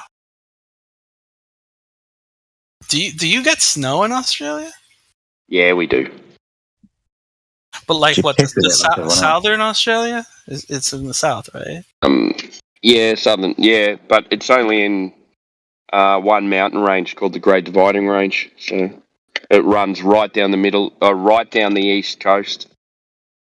Wait, the so whole you guys length of the only east coast. you guys only get snow on a mountain? One place. Yep, only up the mountain. Wow, that's That's it. fucking weird. Oh, pretty much, yeah. When it gets really cold, it can snow, but Most of it's on the mountain. It's got to be at elevation. Australia's flat. Like, really, most of it, like it's it's flat. Yeah, but America is. I mean, it's got some mountainous terrain, but Yeah, we don't have mountains like that, mate. We got hardly any mountains like that. But even in the flat parts, there's snow, which is kind of weird. Yeah, but that's due to elevation. So those flat parts that get snow are high up. Yeah, they're just flat. They're high up. We don't have places like that, really. Oh, okay, that makes sense. Yeah, elevation's not huge. Elevation change is not huge. Only in mountain ranges. Oh, did you? So that's why when I went to go in there was already weird. I thought it grounded. That come from me. You know, it snowed in Florida once. I'll be back, guys. I think in like the 70s or 50s, I can't remember when it snowed in Florida.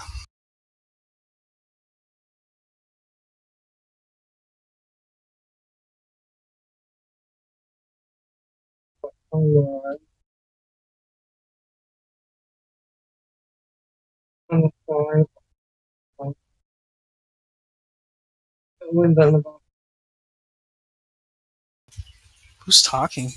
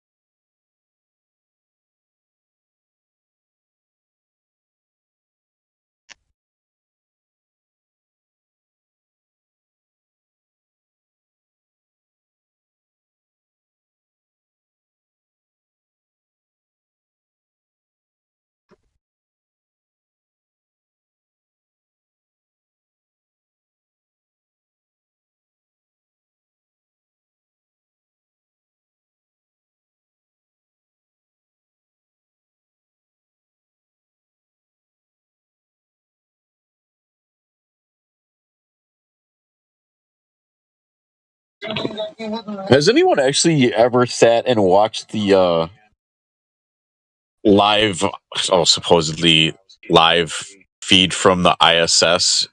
And have you, in doing so, have you observed then their claim of, the Earth spinning 1,000 miles per hour, whatever it is, and the ISS supposedly is what, like 17,000 miles around the Earth? So they have they rotate around the Earth every like 90 minutes or something. Has anybody actually watched for over 90 minutes and seen this occurrence?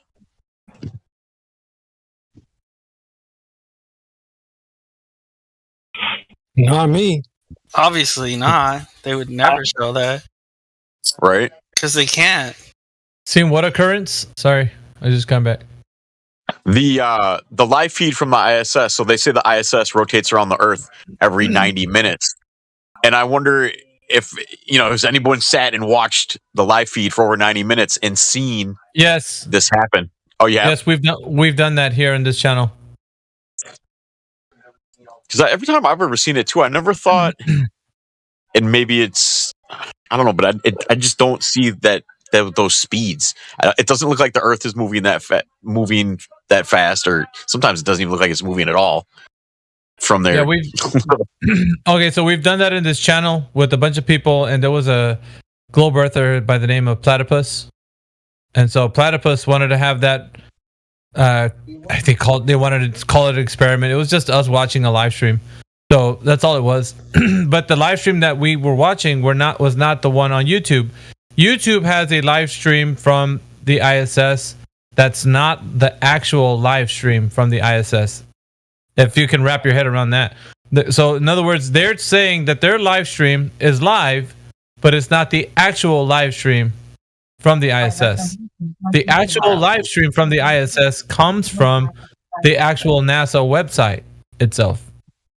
So the ISS live stream that you're getting on YouTube is a different one, and it's not live. So I don't know. Go figure that. That's a lot of. But yeah, we've watched it. Yeah, go ahead. No, nothing. You got to go to the website if you want to see it. Yeah, NASA website. Yep, ISS.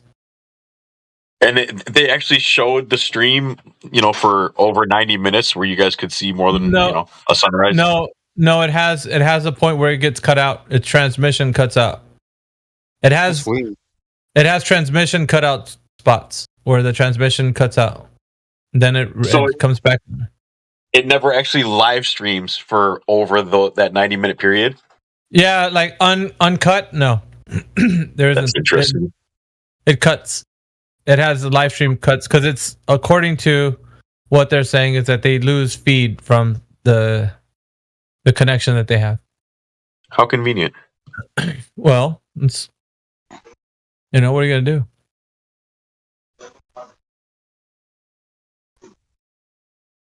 But we've done that. We're able to see the satellite, no? I mean, from here, it is visible.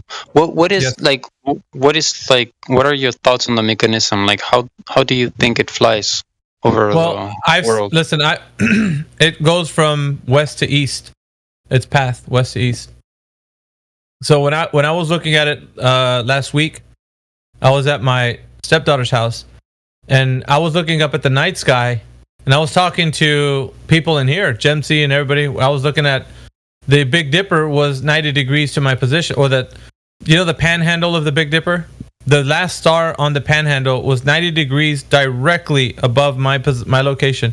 So I was looking directly straight up because I was sitting on one of those fold-out chairs. So my head was tilted back, and I was looking straight up at the sky. And directly right above me, that star that was on the panhandle of the Big Dipper was what I was looking at. And meanwhile, my stargazing, if you want to call it that, was while I was doing that, I saw a really bright light in the sky coming from the west. And so as I watched it approach, I was like, what in the world? So everybody was talking in the Discord, and I was just staring at it. I was like, whoa, this is crazy, because it was like moving kind of fast. And then as it approached the middle of the sky, it changed colors. It turned red. And then from red, it looked like it just started to diffuse, like as if the red light started to go away, like you couldn't see the light anymore. And as it approached the eastern horizon, I couldn't see anymore. So it went from a really bright white light coming from the west and moving across the sky going to the east. It changed colors to red, and then it like the light dimmed from red to like a really dim red, and then it just went away. And then I couldn't see it anymore. But according to what, I don't know if people have mentioned it being this way, but that's what I've seen.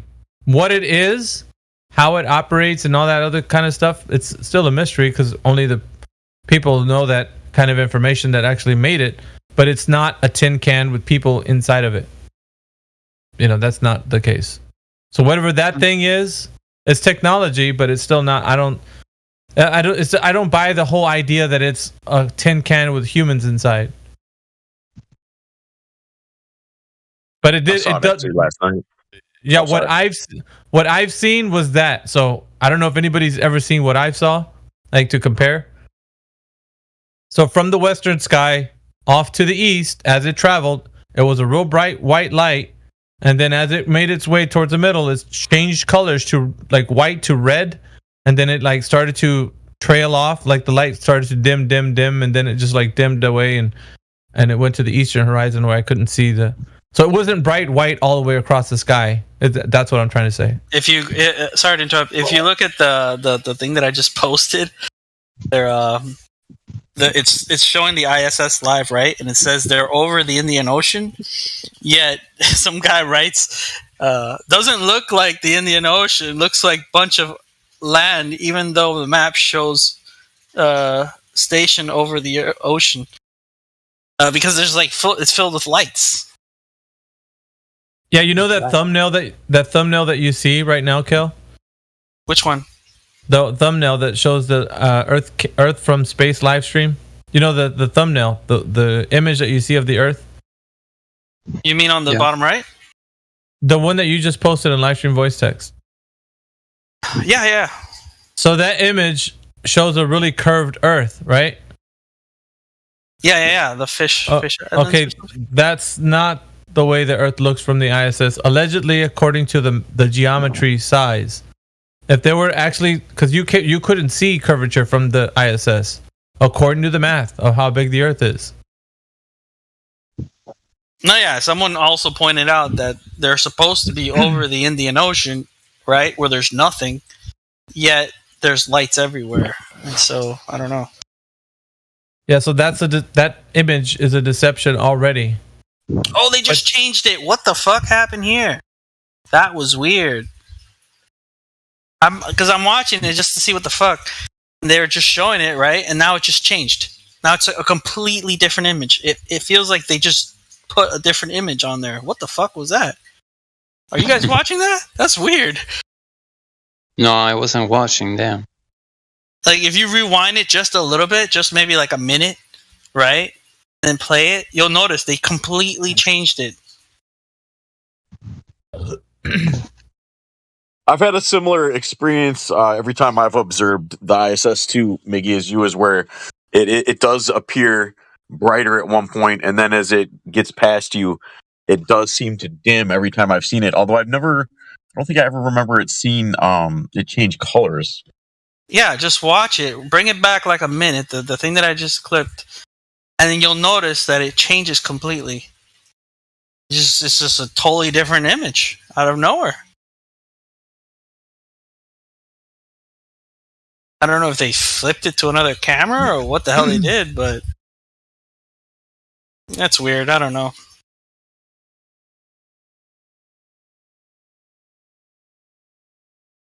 Hey, it's been a while since I've ran across it, so I can't even remember too much about where I found the source. It may have been from here, but there's like there's certain places like where they have observatories and stuff like that, where they have these high-powered like projectors that can project stars out onto the night sky, and that could explain why we see something like that. I don't know. Was she cutting out for you guys, or is that just me?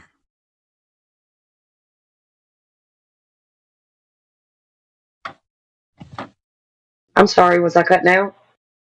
I mean, you were for me, so I didn't really catch what you said. If you don't mind repeating it. I was saying that I'm not so sure exactly where I saw the source. I remember reading about it in my research, but they're like where they have these observatories to look at the night sky. They've got these projectors that can project certain constellations or stars out onto the night sky, and that could explain why you see what you do with the ISS.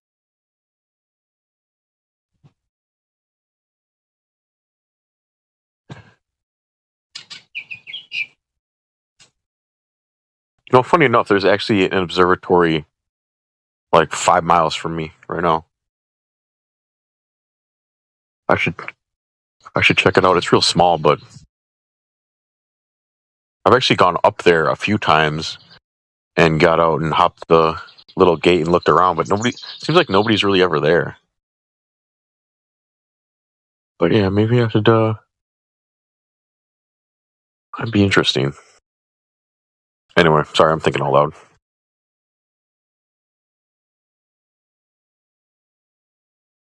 Damn, look at the ocean water, the way it looks in the freaking camera right now. Do you see that? That's so freaking fake, bro.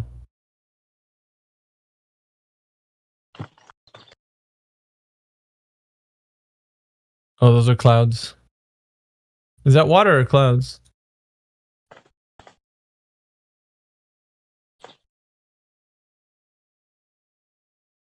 Did you see what I was talking about? Yeah, it went.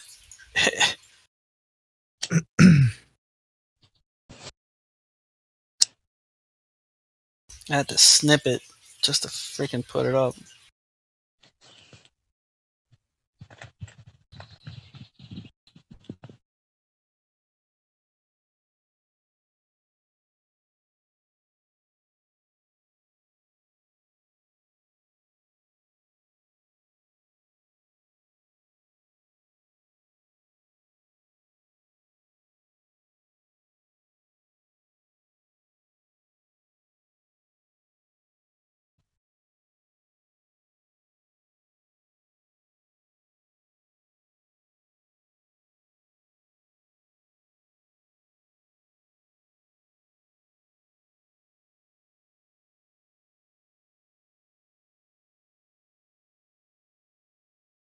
So out of nowhere, it goes from the first image on the top to the second image just instantly. I don't know why, but it's just weird.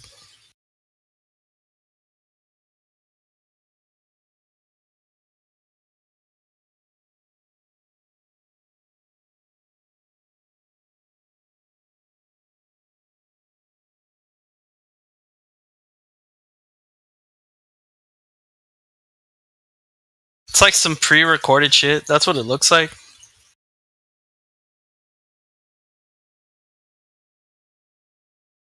Like they're pre-recording it and then it just overlapped with another pre-recorded image.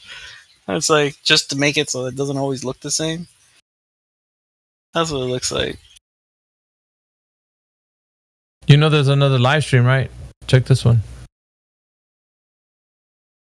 There's a redirection to that one. I was just about to say, why does NASA's ISS live stream say that it's currently off air? Yeah, that's the Ustream. Right.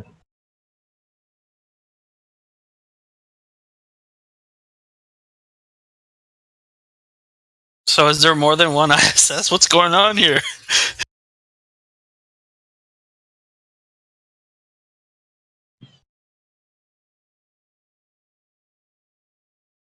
Did you see the one that I put up? Yeah, I'm watching it right now. It's different going than the other one, really right? fast. Holy Yeah, shit. this one's, look how fast this one's going. And they're a lot lower, I can tell.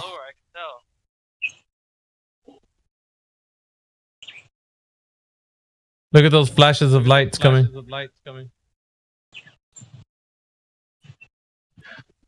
It's ridiculous to think that that curve is real. I mean, we're looking at water. Like, where's all the land going to fit on that tiny little globe? I guess the images to the left are what? Australia? Is that what that's? What the hell is that? What the hell? Is that like a thunderstorm? Supposed to be, yeah, lightning. Holy shit.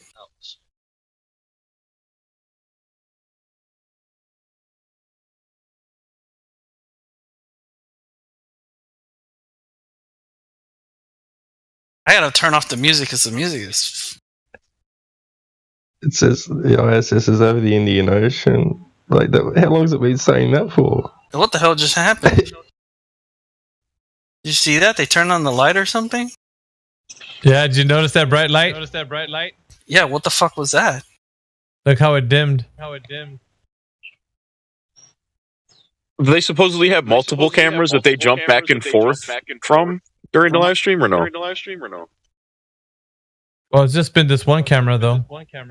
Why is there an echo? Yeah, I was wondering the same thing. Sorry, that was probably me. Sorry. I'm out of it now. Yeah, now I can see like the now I can see like the ISS on the top right. I don't know if I could always see it, but that's weird, dude.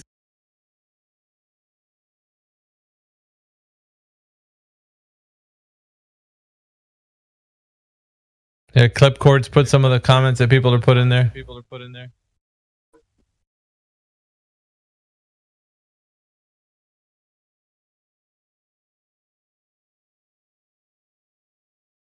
Now it's a different camera angle.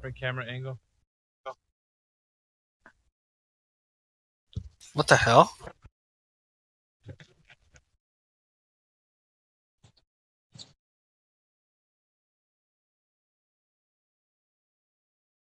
How does it go from that dark to that bright?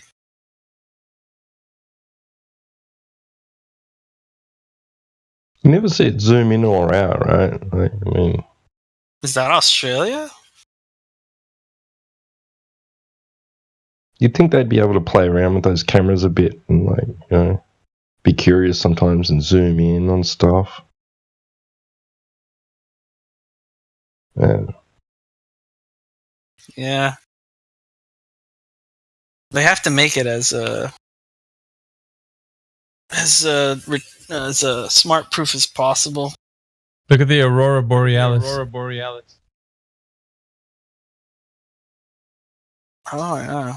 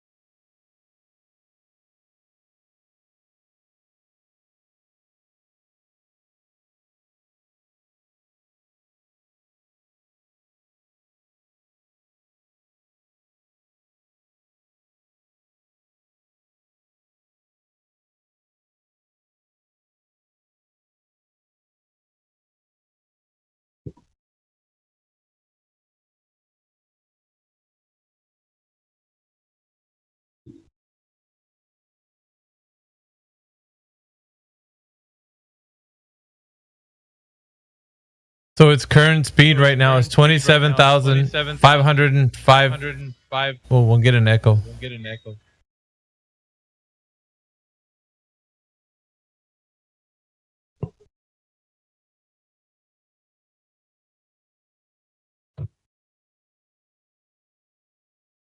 Echo. Okay. Yeah, 27,556 miles per hour.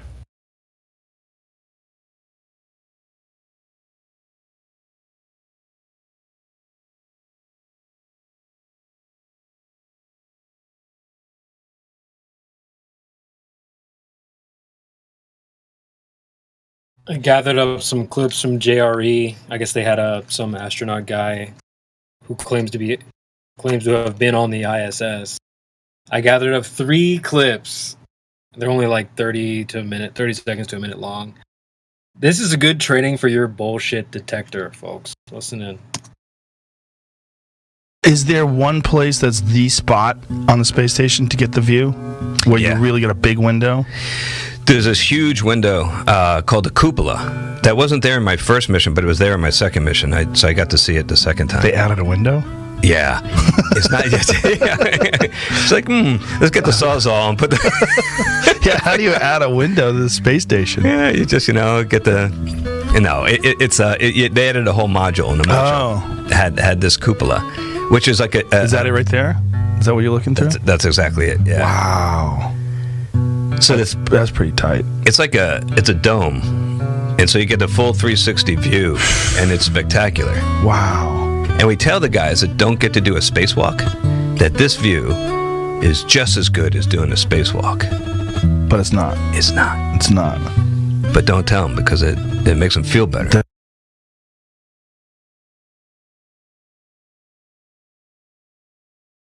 What were they even talking about? The ISS, bro. Oh, they're talking about the ISS? Oh. We were talking about a viewing window type dome thing known as the cupola that you could stick your head out and kind of it was encapsulated by this window. No, just talking about that. It was an extra module within the story, an extra module that was added to the International Space Station. So they just added this bit with a window so you could see better. It's kind of funny. Joe calls him out. He's like, "You added a window," and then he's like, "Oh well, we added a module." Oh, okay. Yeah. We got the space glazers in. That's what happened. Right. Oh, the first thing I noticed, Joe asked the question, "Is there a spot on the space station that's like the best?" How do you add a Maybe get this- module? Hey, I don't know. You just make it up. I don't know. But he just takes this big gasp. And I'm a big body language type of person. I love studying that type of stuff. Just kind of on the side. But yeah, I mean, this whole interview, he was just bullshitting through his teeth. I have 2 more clips. We'll continue along with the series here. These are all about the same guy talking about space and the ISS and stuff. What would happen if you brought fresh things up there? Would they rot at the same rate that they would rot in America? Oh yeah. The thing is, we have no refrigeration. We didn't when I was there. They actually have a small refrigerator now, so you can't have anything that needs to be refrigerated. But you would usually, like, for the first couple of days, we'd take a bag of fresh food, and we took like sandwiches and fruits and vegetables and stuff, and then because that's the last time you're going to have it. And after that, it's all going to be the stuff in the packets that you add water to. So mummy packed a lunch. Well, the thing that's similar between this and the first clip was, well, when I went up there, they didn't have it, and then they added it. He said, "Oh, well, we didn't have a refrigerator when I went up there, but they added one. Oh, well, we didn't have windows up there, but they added it." Yeah, is it the same guy that when he was asked? Oh no, that he was talking about he was doing a spacewalk and fixing something, and the bolt wouldn't turn, and then he just waited until they went into the sunlight and it or something. Yeah. Oh and my god. And it unfroze the bolt, and he was able to turn it with his wrench then, because it's so cold up there in space, you know. He just had to wait for the sunrise for a couple of minutes for the sunrise, and yeah, then he was good. And also he's describing how they train in the ocean. Like they have this facility on the bottom of the ocean, and they train there, and he has to take a dump by going out of the thing, and they have this little dome. They have a dome that's like you can go inside it and you can breathe, but you have to swim from the first facility to the toilet, basically. And he was describing how he came face to face with this huge fish and freaked out. Oh, Yeah. that was the third clip that I had actually, but he's. Well, let me just play it because I don't know if it's the same when you're talking about. It sounds like the same thing. What's freakier, being at the bottom of the ocean or being up in space? Up in space is more surreal. Yeah, because the floating, the Earth out the window, the views are better. But being down there was pretty wild too. I remember once we were doing this experiment where I had my crewmate and I had an ultrasound, and we're doing this telemedicine experiment. So there were these docs in Houston looking at the screen, but there's a delay. And I was supposed to find her kidney, and I'm like searching around for a kidney. And then I look up and I look out the window and I see a 6-foot hammerhead shark right out the window. And we have a guy in the water. And I dropped a giant F-bomb, like, fuck! And all the docs in Houston are freaking out. They're thinking, like, in a moment they're going to see her liver explode on the screen or something. And they're like, what's that? How's the patient? I'm like, patient's fine. Got a 6-foot hammerhead out the window.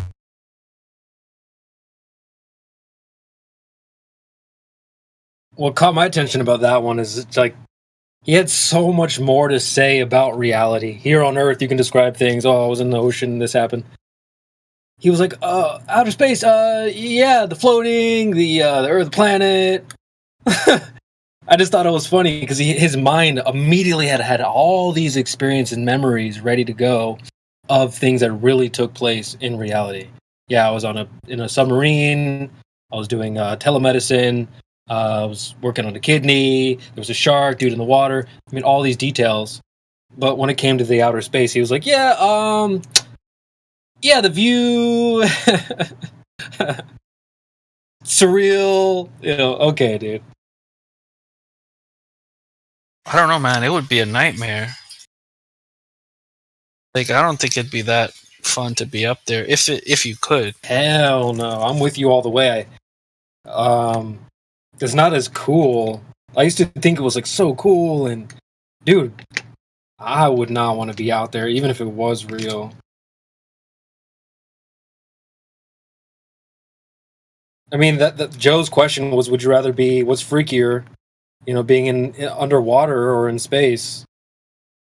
I don't think he really answered the question. He's like, oh, outer space is surreal, but there's sharks in the water. I don't know. Well, there you go. I posted the clip I'm talking about. Is that the same guy? Okay. Let me check. Yeah, yep. I guess he was on JRE recently, so the clip's been going around.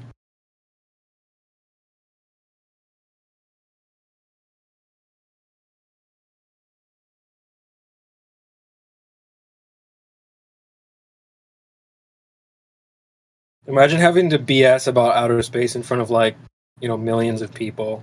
He's probably used to it by now. And their target audience is like, wow, that's amazing.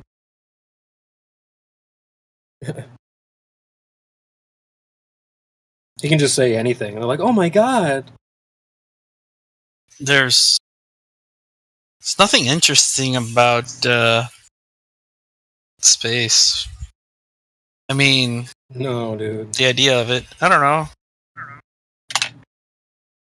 Like, I'm sure you guys have played some video games that are space based and stuff like that. I think one of my favorite games was Mass Effect 3. But you had to travel to different planets and galaxies and stuff, but imagine if you had to do that without warp drive. Well, here's the thing with Mass some Effect, type of hyperdrive or whatever, that you can get around quickly. If you couldn't get around that fast, it would be boring as hell.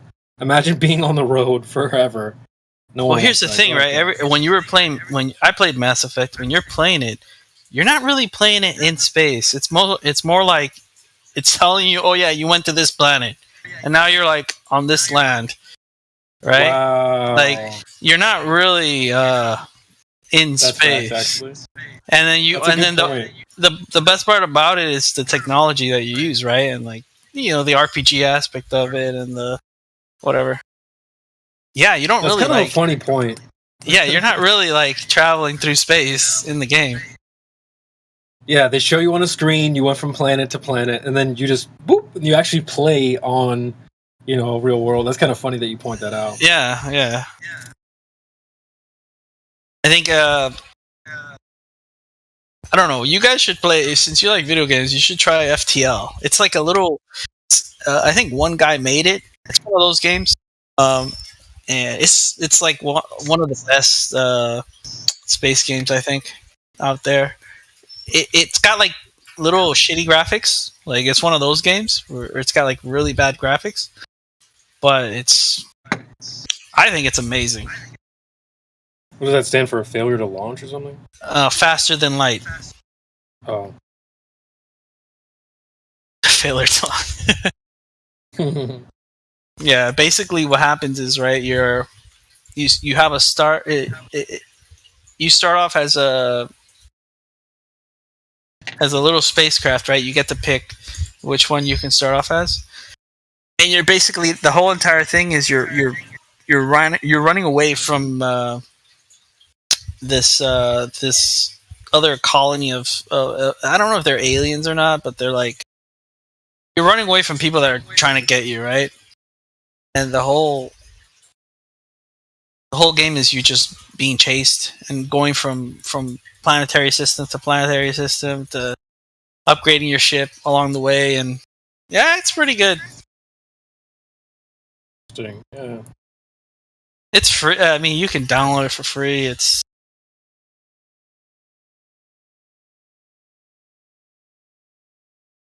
can watch a YouTube video. Yeah. Are you a gamer by any chance? No. Okay. Is it the Rebellion? I think. Is it the Rebellion? I can't remember. I haven't played it in a while. Oh. No, the people chasing them. Rebellion. Yeah, kills it. Oh, obviously it says in the chat.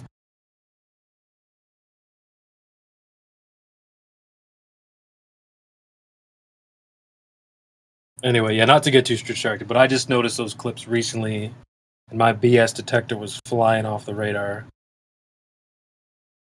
So for anyone that needs training, there you go. Listen to this guy telling stories about outer space on JRE.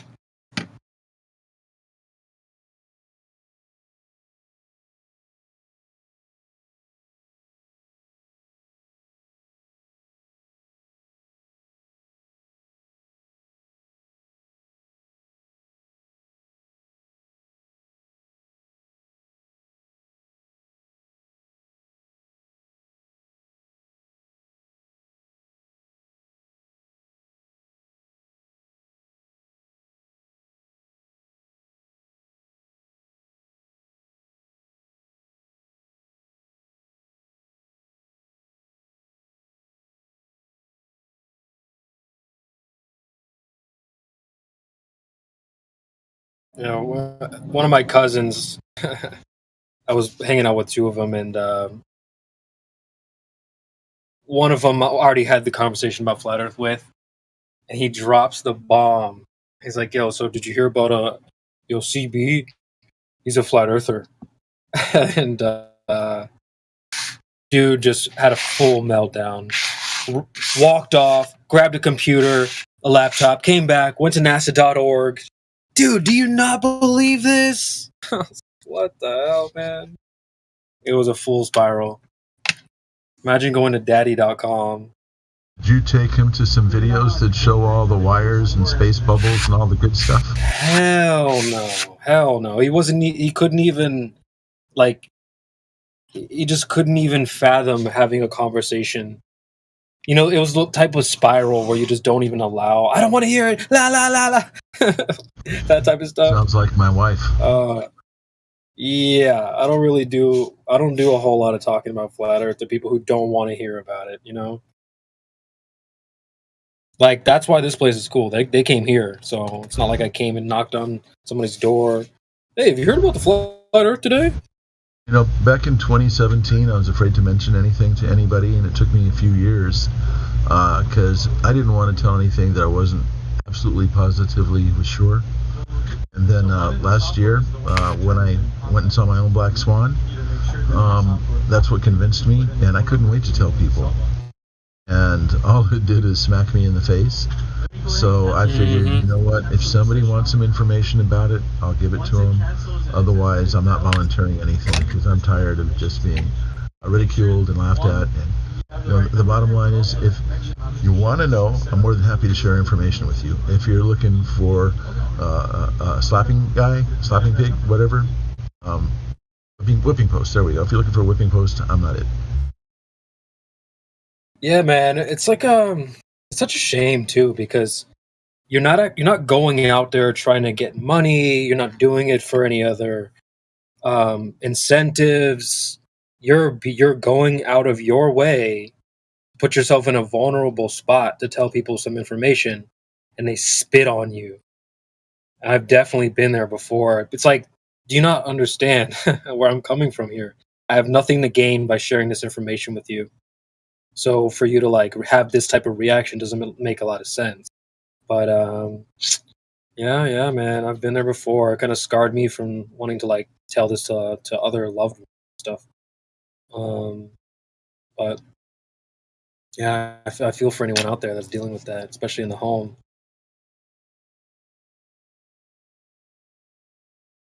Yeah, man, it's At least you know, from a place of love. What if they bring up Mark Sargent and like all the so-called flat Earth leaders saying that, oh, you're just like making them money, or they're just after money, henceforth everybody's after money when they bring up flat Earth. How does Mark Sargent make money off of that? Views, followers, whatever. They say that type of shit. Followers. You lose followers, you lose sponsorships, you lose jobs, you don't gain capital by coming out as a flat earther. Someone said this before. They were like, we were in the Fresh and Fit Discord. One of the mods was like, well, if it was true, then someone would have capitalized on it already. No, ding dong. Yeah, somebody did. You don't. You don't capital. Well, no, you don't capitalize on flat Earth information. Well, I guess I get where you're coming from, but like you don't. Like no one's gonna sponsor you for coming out as a flat earther. They're gonna spit on you. You're gonna lose. Fucking truth is the most uncoolest thing in the world, man. Yeah, right. The truth won't be mainstream on TV popular. People hate the truth, right? They love comforting lies. A lot of times, the truth is just jokes. No, they Like turn it into a comedians. joke, dude. Yeah, they like. Why do you think like they mention the truth and then they play a laugh track right after it, as it was a joke? Well, that's what I'm saying. They turn truths into jokes. Yeah. Well, I think there's a way you tell the truth. That's why a lot of it's in stories and jokes and stuff like that. You can't just come out and directly say things. I'm not, one of my favorite quotes is You ever had that? Who was deaf? You ever had that experience when you tell somebody about the flat Earth and then they like wait for a little bit and then they're saying, "You're serious, right?" Because they were expecting it to be a joke from the get-go.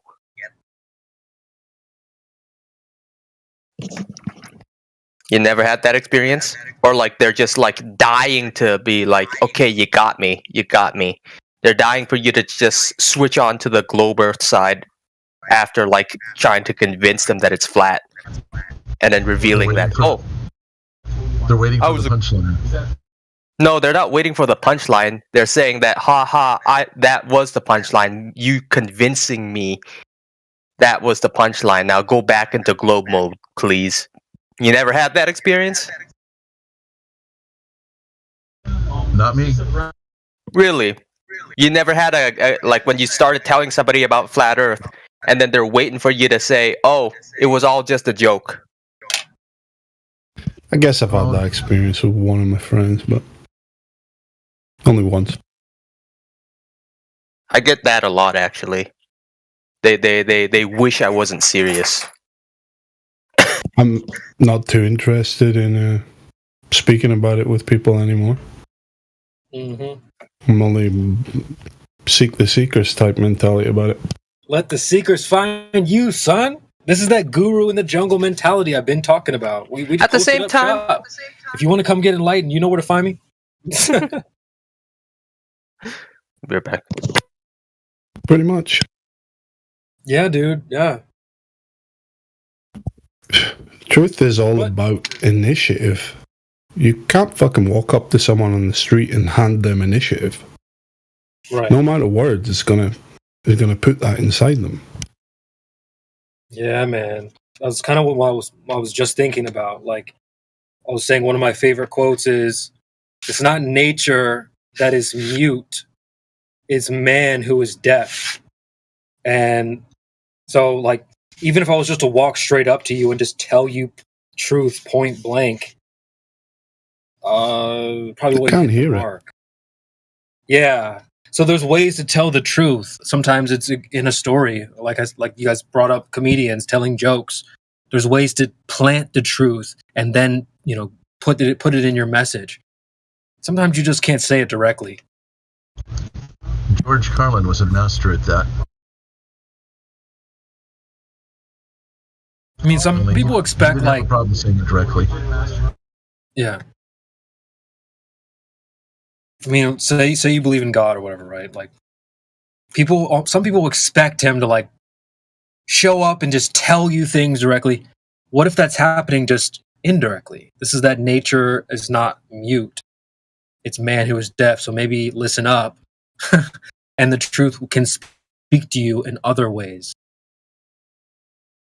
You just have to be, ears and alert. You have to be alert for it, type of thing. The way I think of it is like, if everybody had like a shape slot in their forehead, right, and you walk up to some normie, they've got a triangle slot, and you're trying to fucking shove a square block into it. Yeah. They don't have the faculties, they don't have the experience, they don't have the initiative, they don't have anything required to process and understand what you're actually saying to them. It's almost an alien language, you know what I mean? Truth to a normie. Yeah, it is But you weird can't really how there's blame them stark either, though, difference. because the system, that is attacking them is just getting worse and worse as with every generation. Yeah, I empathize. I have sympathy for them. I feel bad, really, for someone new. Trying to wake up to stuff in 2023. Right, it's a tall task. It's a tall task. Yeah, you're screwed, man. If you haven't been on board for a while, I don't know. There's nobody to tell you what's up. You go to Google. You need a guide now around the Infoverse, When I was young and impressionable, the only really, media that was there was your television. So there wasn't a lot more for, as far as manipulation and brainwashing. But now, kids carry that in their pocket everywhere they go. Yeah. From a That's why young they're so age, extreme. too, boy. I always say that we underestimate we know about indoctrination and brainwashing, but we forget that it's fucking super ramped up in the last 20 years. So the latest generation that we're dealing with, that's why they spiral so hard. It's why they get so emotional, man. It's like, God, it's beyond identity for them at this point. It's something else. It's spiritual. Well, and they have really bad social skills too, right? Because they don't really go out anymore. Kids don't go out and get together and socialize away from their computers and out of their homes. So they're not good really with actual conversations that take place off a keyboard. Yeah. That's why they're good at trolling and not really anything else. Yeah. You know what I mean? I told somebody recently, Cam and Rilo, you guys might remember them. They just maxed out the troll or the jester skill. It's like, dude, okay, that's fine, but I have that too, but you gotta balance it out with some other skills. Paul's right though. They're severely lacking in social ability.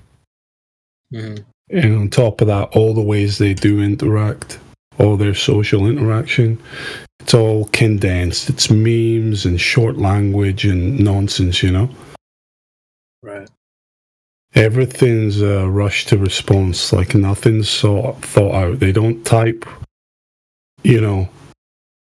grammatically correct paragraphs to each other. They type stupid little one-liners. That's their interactions with each other. Right. So they come in here and they have to sit through the 3 points. That's like a fucking eternity for them. Right. The TikTok generation. Yeah, and anything long form, they'll just run to ChatGPT or whatever. I'm surprised they can use that, man. Yeah. I don't even think they've got the attention span to read the responses from that nonsense.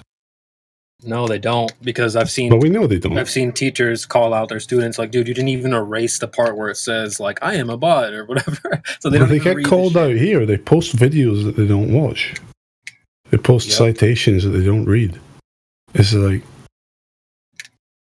what? You think you can just drop stuff and that proves something in reality? Is it like? Well, yeah, that's the biggest part of the problem too, right? And I'm a victim of this too. I did this too. I just believed what I was told, and I never really questioned or went any further to actually verify what I was being told. I didn't even know I could, to be honest. Right. Everybody's guilty of it in some sense. It's kind of unavoidable, but it's being aware of it and choosing to be vigilant.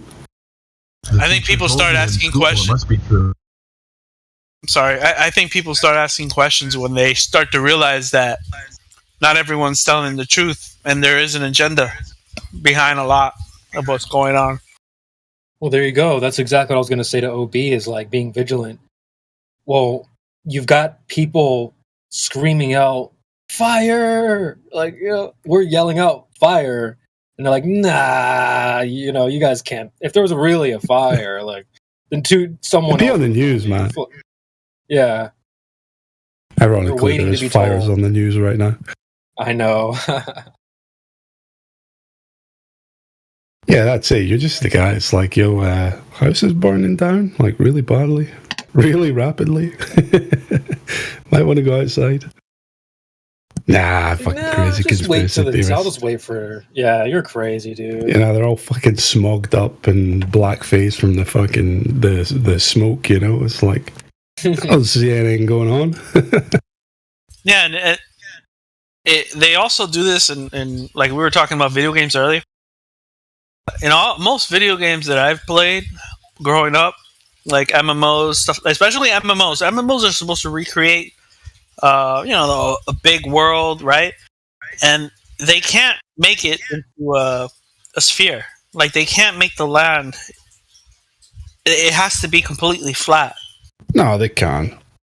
They could. There's many games with spherical surfaces, but the majority of games are built upon a flat plane. No. And the ones I like to point out are flight simulators. Bro, Mario Galaxy. You I was gonna go say on Mario spherical Galaxy, worlds man. all the time in Mario Galaxy. Yeah. Oh well, they got to make it stupid, cartoonish. You know what I mean? Yeah, I guess the games that I've played are a little bit more realistic, and they don't really have it that way. Look, if you want a realistic game, okay, then you have to make it flat. Well, you've got like Arma 3, you know, military simulator. That's on a flat plane. Wow. Most everything's on a flat. All simulators are on a flat plane. That's for sure. Because they're actually trying to as closely simulate reality as possible.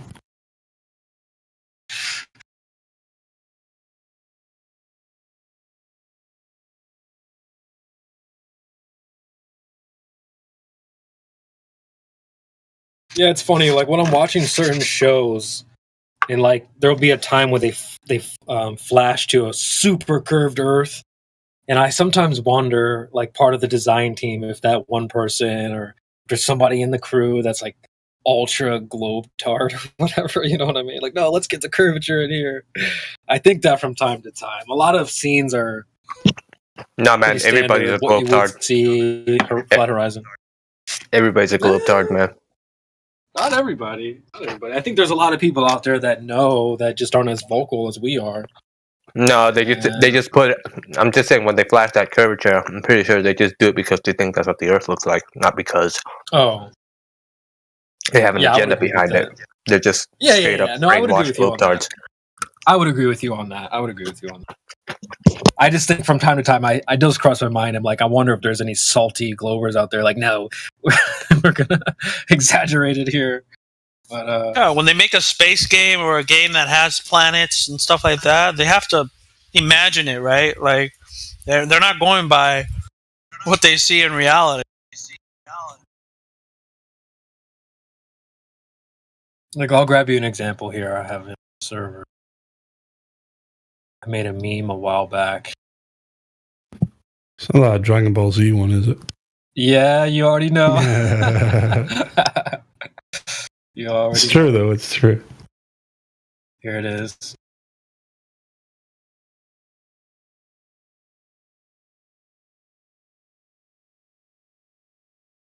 It doesn't even bother me anymore. When I first got sort of plugged into the flat Earth stuff, I could not go and watch things with space. But now, like I'm totally past that. I don't even mind. It doesn't bother me whatsoever. But yeah, look at that. Wait, is the top picture real or like someone just made it? Yeah. That's just straight screenshot from the episode. That's because that picture It's like, they used the what? they used the fisheye lens in that picture. That's what happened.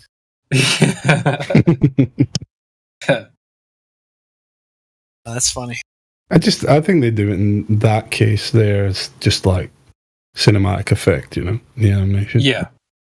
I don't think I was some raging globetard over at the fucking animation booths. Like, fuck, there's not enough curvature in this episode. You know what I mean?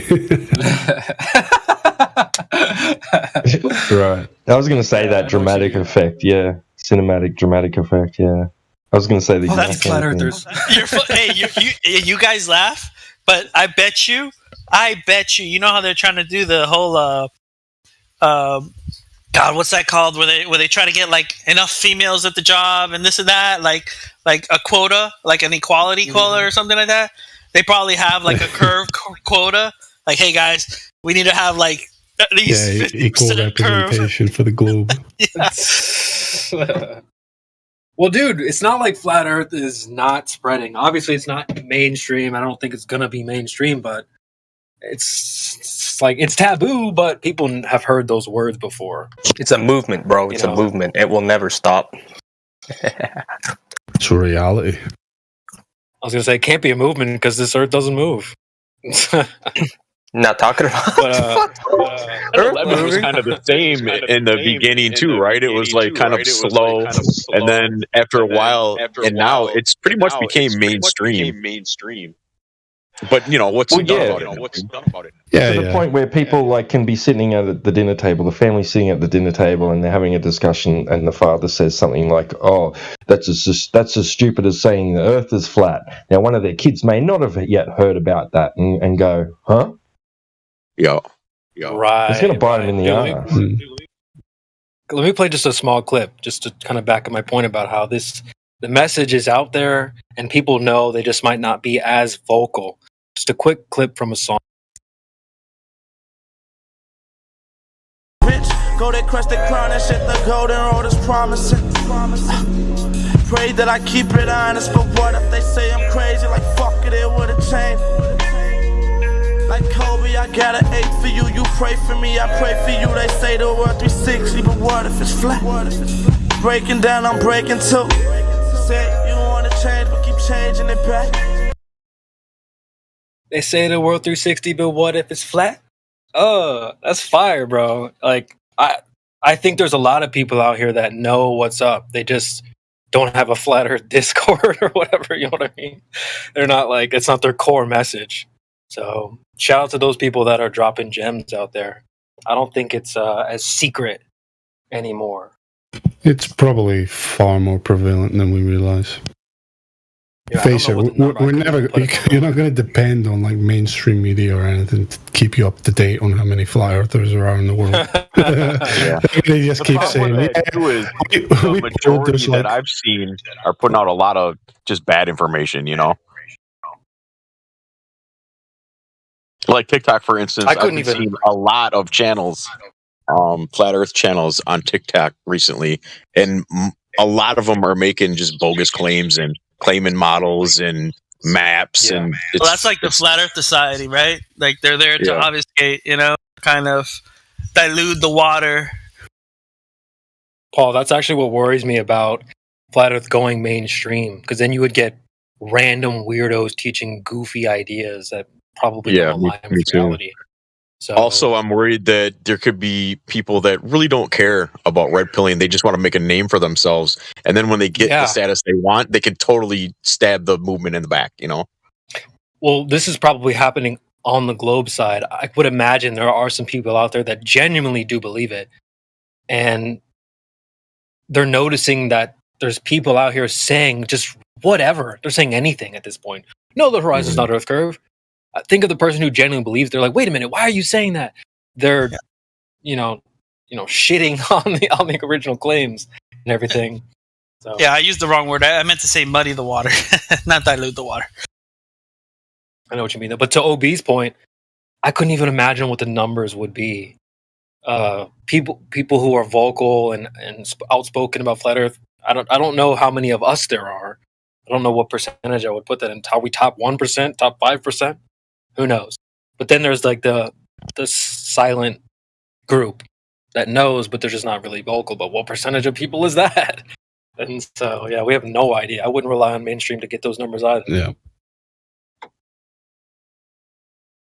But if you had to take a guess, like what percentage are we? Is this 1%, you think? 5%? 10%? Gotta be less than 10%, right? Very, maybe. I think if it ever gets to a point where population-wise, potentially 30%. Wow. Do you think they would take the censorship to a next level if it got really, really bad for them? No, I think their next step I think the is co-op would just get co-opting it. stronger. Yeah. I wanted to say though, like, it's the anti-flat movement that's the real small minority of fringe lunatics that we're constantly dealing with. I would agree with that. I would agree. They're with not. That. They're not even a a smaller group than majority. us. Yeah, they're even smaller than us. Right. I painted a scenario in Cogdis chat the other day where, like, okay, so just imagine you're walking down the street, globe or flat earth or whatever, right? And some guy comes running up to you, frantically flailing his arms around, saying, "The flat earthers are wrong," and starts shaking you. You got to believe me. The earth is a sphere. Oh, like. Exactly. You're going to call the cops, right? You're going to call the cops on him getting carted away. Like, this guy's freaking crazy. Yeah, I think about that too sometimes, Tita. Like, imagine if you went door to door. Okay, you got a globe head and you got me. So I'm gonna go door to door. Bing, ding, ding. Hey, just want to let you know your house is not moving. All right, just want to let you know I'm gonna go to the next house and tell them the same thing. Okay, then the guy comes after me. Gung, gung, gung. That guy was lying. Your house is moving. All right, so it's like, out of the two of us, who's gonna get the door slammed on? Like, who's gonna? who's the crazy guy? Is it me or them? I don't know. Maybe people would call me crazy for just pointing out that the house doesn't move. They'd be like, "Duh." But what would they say to him? What? They slam the door on this dude. What are you talking about? We're moving at 1,000 miles an hour. Like, how? I think there would be like 1 out of maybe 20 people that'd be like, "Yeah, the Earth does rotate. Yeah, my house. Yeah, you're right. My house is moving." But I think most people will hear that and go, "Get the fuck out of here." TW Raccoon. You know, a challenge too is it's one thing to get them to open their eyes to the Earth actually being flat. It's another thing to make them understand why it matters and why it's important. Because some people don't get that connection.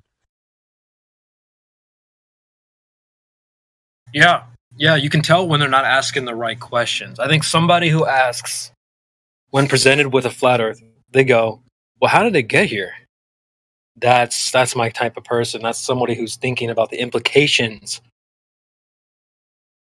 and that can go deep. That can go really deep.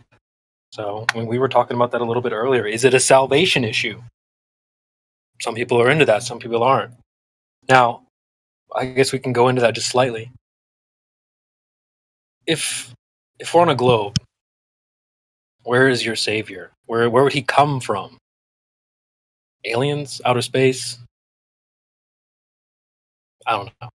I had a friend who told me a story. He was like, imagine you woke up from a coma and you didn't know where you were, picked up your phone, you dialed a closest friend, "Hey, I need you to come pick me up." And the friend's like, "Okay, well, where are you?" Don't you think it would be important to know where you are? So if you want to be saved, or if you want to be,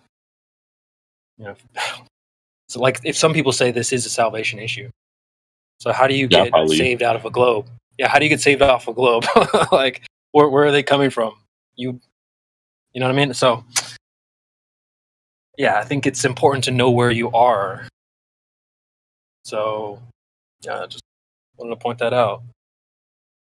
I thought I was done too after Flat Earth. And then I just recently started realizing too, then, not just this was a lie, but pretty much everything I've been taught, I can't verify any of it. Atoms, photons, protons, vitamins, minerals, just everything. I don't know if anything's real. Nuclear weapon, you know what I mean?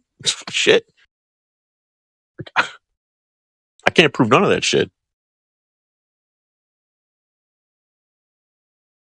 Yeah, well, that's where you make the shift from being an auto believer. You don't have to make the jump to being an auto hoaxer. Some people do that. I can appreciate that to some degree, but I think it's better to be in the middle somewhere. You don't have to just auto believe things. You can take things one at a time. That's what we do here, especially in this forum. Somebody wants to present, "Oh, you have a scientific experiment? Let's take a look at it. What is the independent variable? What's your naturally observed phenomenon? Okay, and then what's your hypothesis here? So, we don't just discredit everything, and we don't just auto-believe everything. So I think you should kind of go through things with the fine-tooth comb. What is this really saying? Yeah, absolutely. You don't throw the baby out with the bathwater. Exactly. Right. And in something like with the case of like nuclear fusion or whatever, like I can't exactly like go and verify what they claim to be true, right? But I do know, right? I know that they've got things that they can make go bang really big, and it's scary, right? So I know that much, right? But the way that they say it's happening, I can't verify that.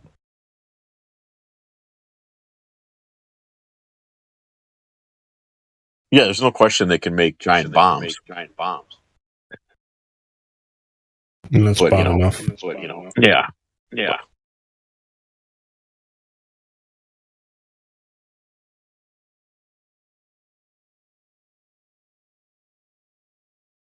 But the good thing about being awake to the flat Earth is, even with all that other stuff, that's just noise and salad dressing, and none of it matters. Because if you're rooted in flat Earth and you have a good understanding and relationship with the Creator, you know that none of that matters. We're on the right path, and we know the end game and what happens.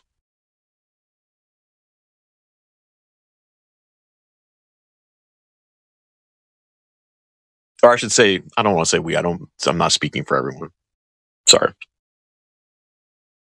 How dare you?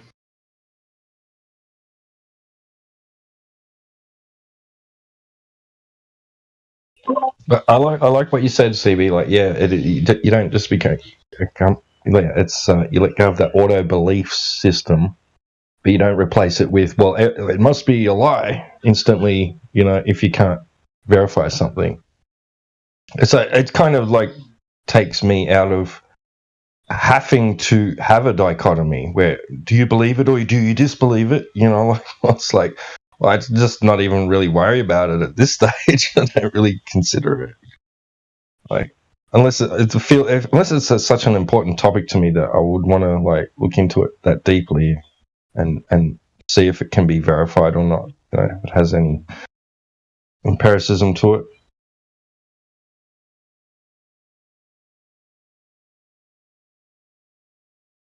Yeah, it's like autopilot, right? I just kind of stole that idea. Auto believe. A lot of people just run. They leave it on autopilot, auto believe mode their whole life, So there comes a time when you turn that mode off. It's like you said, some people turn on auto hoax mode, and I get it to some degree. I used to hang out with the Penguins over Infinite Plane Society. Shoot me, you guys can hate on me, whatever, in the chat, but they had some songs. They had auto hoax was like one of their memes. So that's where I learned about that. They have a couple songs, like pretty good song actually about auto hoaxing. But it's almost like, nah, this is cap until proven true. Where most people are like, oh, well, it's true until someone like, debunks it or whatever. Where I think this forum we're kind of in the middle. What are they saying? Okay, what does it say? All right, is that true? All right, then yes or no. We make a conclusion. Trying to just paint a broad brush over everything. And then, okay, well, that's all true or that's all false. Just be on the lookout. The auto hoax. Oh, I just thought of this, and I'm sorry to sort of. This is a little off topic of what we're talking about right now, but I want to know if any of you guys have seen this business about people claiming that this whole wildfire business is to cover up some planet Nibiru or some shit. You guys heard of that? Bruh, what? Are they really trying to connect us to Nibiru? What the hell? Yeah. Yeah, but that's like the conspiratorics, no? No, I used to believe that like way long ago when I still believed in outer space and all that stuff. Yeah, but I've been seeing a lot of shit about that in the last couple of days. So I've been seeing just a ton of crap about that. That's stupid. Hey, but that should let you know that there is something being covered up because they're trying to get out in front of it with some other kind of conspiracy. I more thought that these fires were to take pressure off that dam that just blew up in Ukraine. Because that would obviously be a big like humanitarian issue and could escalate things. So they just want to. I was thinking along that path.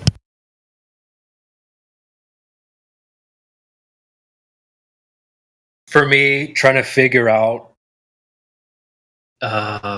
you could call it whatever you want. The dark, the evil, controllers, whatever you want to call it. I don't even care. But trying to figure out their plans or what the hell they're trying to do hurts my brain. It doesn't make any sense. So like, that's I'm pretty fucking sure it's nothing to do with Nibiru. yeah, well, yeah. Well, but you never know exactly what it is. It could just, you just know that it isn't the way that, don't believe anything that you hear on the news. But that's fine. It's easy to do that. But, some people will tell you that you're virtue signaling if you just hand wave the whole idea of forest fires and whatnot, whatever. What if it's just Nobody hand waved the forest fires, Foxy. What if it's for propagating global warming and the disasters of climate change? Well, yeah, that's how it's already played out. What did you ask me? I'm sorry. I kind of missed the first half of your sentence, but you said hand waving away the forest fires. Yeah, like if you question something like that extreme that people hear on the news, they'll be like, but they'll virtue signal you. Like, how could you? People and animals have lost their lives. Oh, yeah. Like that. They try to get you to shut up because they make you police each other over it. And Yeah, they do. Yeah, one of the NPC defense mechanisms for sure. Yeah. Oh, it doesn't matter how it started. It's happening. We need to deal with it. No, it's very important how it started. Right. I don't have that short clip someone dropped the other day showing all the fires ignited this like all these 20 different locations just ignite at the exact same time. It's like, oh yeah, sure, natural.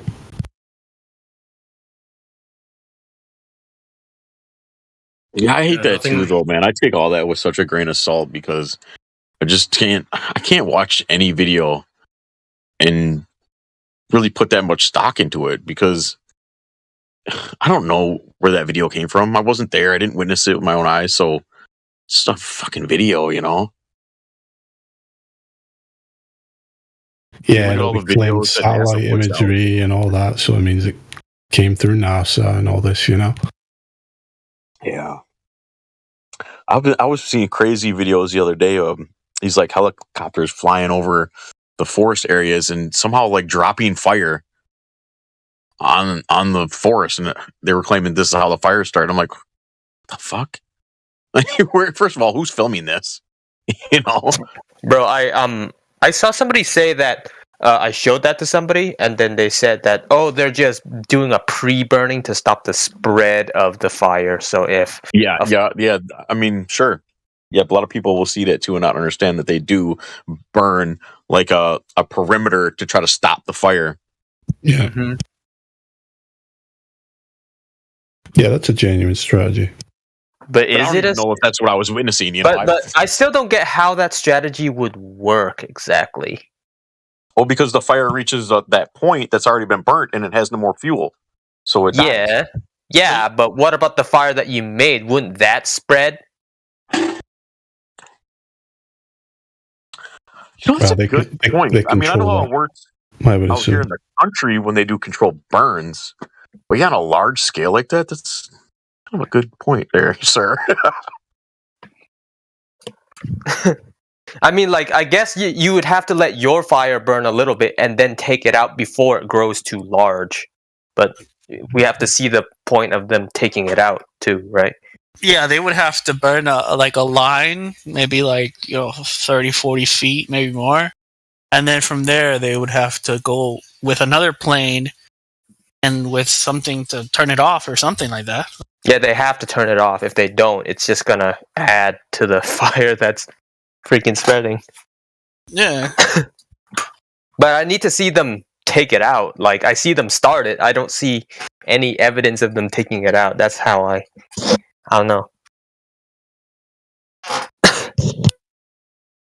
That's why I hate all these short little videos that people use and try to make claims off them, because it's like, dude, that's just watch like a 10-second, 15-second video that really tells you nothing. It just paints a picture, like, you know how the press could like skew a story in any way they want by just framing it a certain way. Yeah, absolutely. Does this not have speakers on it? I know that, but I'm saying. Talking to us, Flatsy? That was a mistake. I thought I was muted. My bad. It's alright. Do you guys know that Jeranism video where he got his brother to lift up that camera over his head and then he says, interesting? Hello? I don't know. It's the one that all the freaking globetards are using to discredit Flat Earth. Saying that I don't even know who said Jeranism. I don't even know who that is or what that is. He did an experiment where he got his brother to lift up a camera above his head to try and like show that there isn't any curvature or anything like that. And then when he looked into it, and then he told his brother to lift the light higher, and then he sees it, and then Jaren goes, interesting. And then they play the fucking music clip. I'm pretty sure you guys seen it, man. It's what freaking globetards use to discredit Flat Earth all the time. Now, since then. Yeah, from the mockumentary. No, not the mockumentary. It's in it though, no? The it's a clip from it. Yeah, it's clip from the documentary. Yeah, it's a clip. They probably used a clip of it, but they use it to discredit Flat Earth. That's my point. They use that clip all the fucking time now. And my question is, have you guys actually seen the entire video? It's actually a framed type of thing like we're talking about right now. They took a small portion. They'll never show you the rest of that video. I'm just saying, has anyone here seen the full video? What pisses me off about Jeranism is that I have seen the entire fucking video.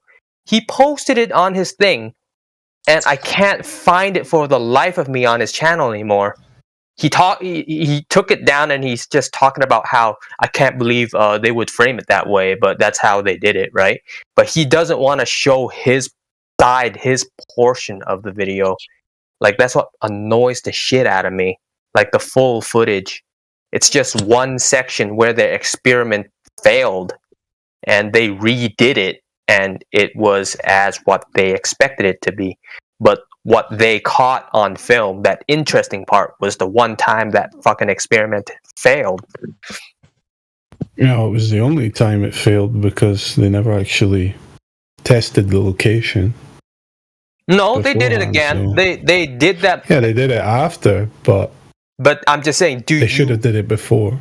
Did you have the fucking clip where they did it again in the same video, like the whole thing? I'm just saying, I'm looking for that fucking clip to get these motherfuckers to stop using that goddamn clip to discredit Flat Earth. Because they need to see the full picture. Why don't you do this? Be like, oh, so the Flat Earthers are the only ones who can prove the globe? That's kind of pathetic.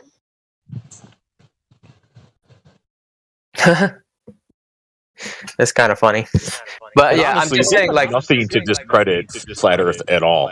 They still can't demonstrate gas pressure without a container. They can't do a measurement of the surface and show curvature. I mean, what else do we need? Bro, you know what people told me about the gas pressure thing? Like, the people that I talked to? You know what they said? A layer of O3 gas, the ozone layer, is actually able to hold the gases of the Earth in. Yeah, gas can't contain gas will contain gas. That's what they're saying.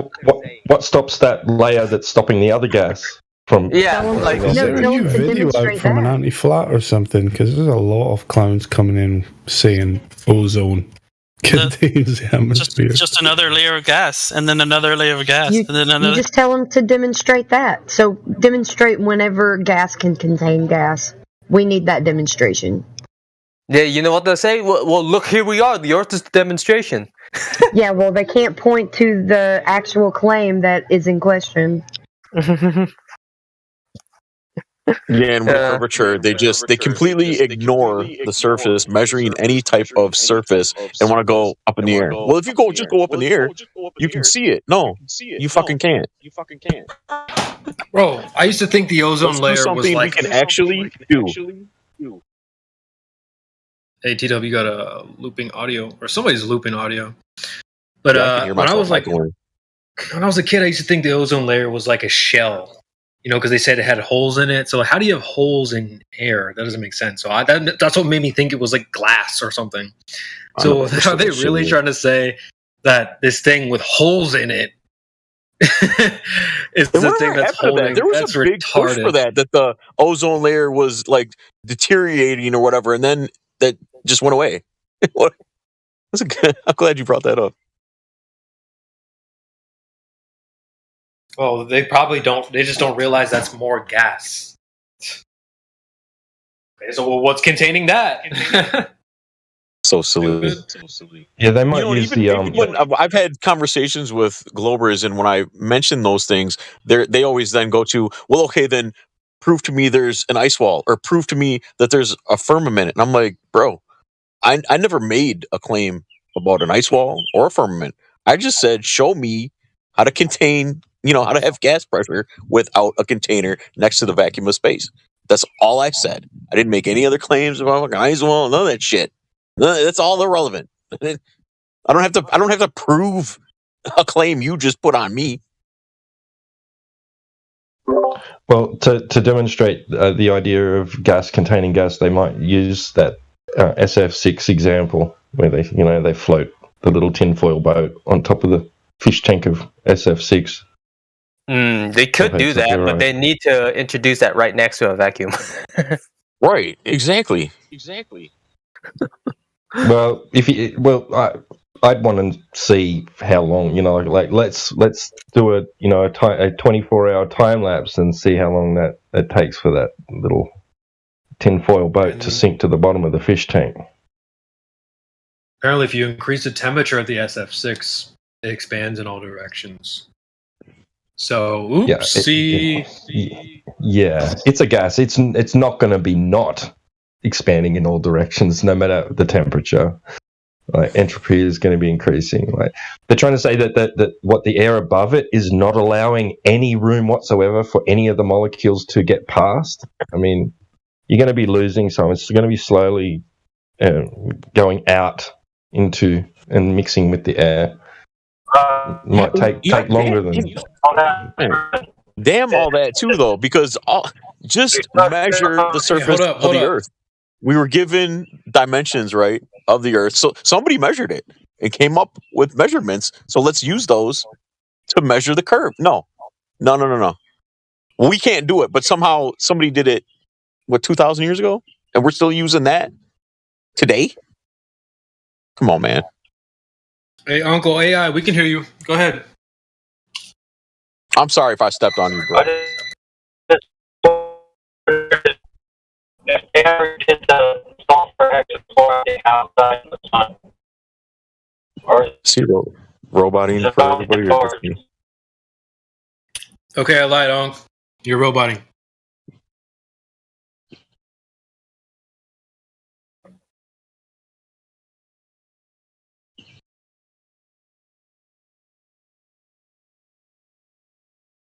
Another problem, though, is what do the walls represent?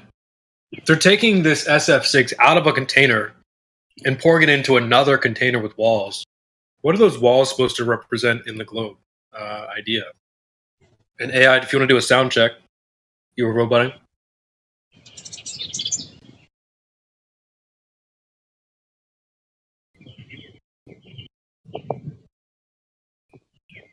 There's no globe walls.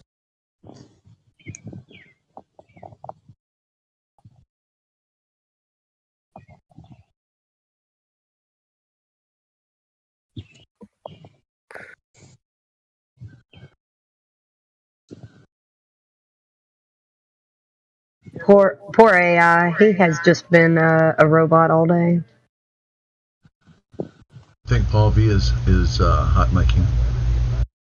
I am. Yeah, Paul B. Yeah, you're having wind? a little bit of feedback. Just a little bit of feedback through your mic. Huh. I'm on my phone. Maybe that's the problem, huh? Yeah, I swapped over to the computer. I was on the phone. That's probably why you can probably hear me much better now. Yeah, I've been kind of living off the grid kind of for a little bit, so I don't even have a computer. I went for a long time without even a phone.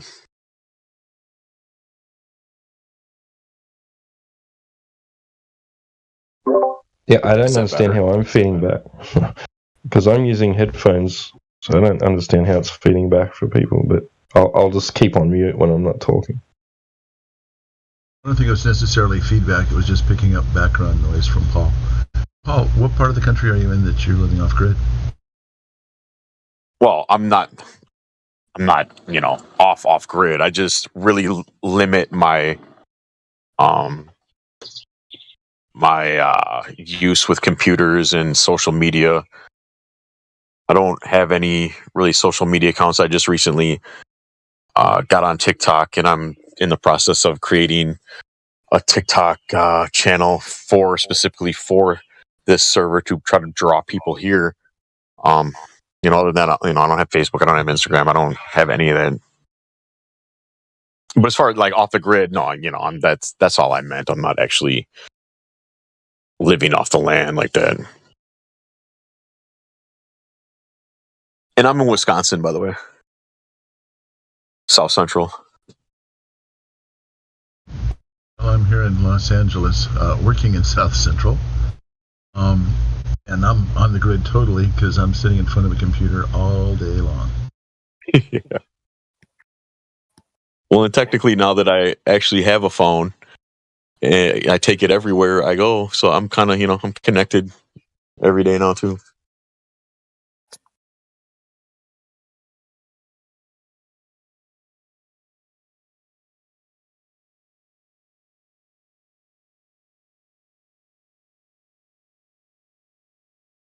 So I see Jedi changed back to just Jedi.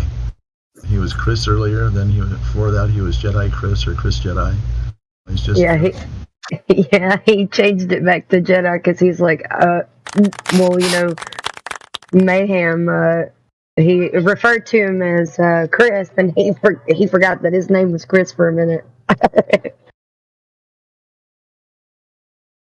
What's that? I have my name. We're talking about how you're no longer Chris, you're now Jedi. Yeah, sorry guys, about he's here that. quick. mate. Shh.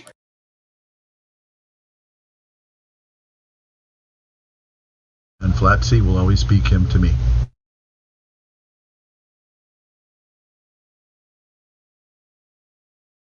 Then again, Mayhem will always be Miggy to me also. Yes, he'd always be Mickey to me as well, mate. That's Same true. here.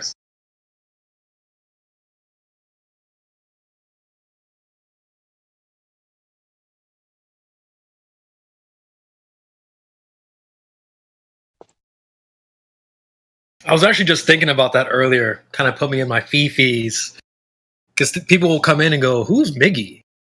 And it just gives me like this a little bit of nostalgia. It kind of takes me back. We've been through so much, guys. What we do here, somebody was talking about this just yesterday, I think. We're all volunteers. No one's getting paid to be here. And Man, does that it's a mean I have beautiful to place. back? What'd you say? I said, oh man, does that mean I have to pay this check back? Oh, wait a minute, that was a mic check. Never mind. That's good. It reminds me of a show I watched called My Hero Academia. And before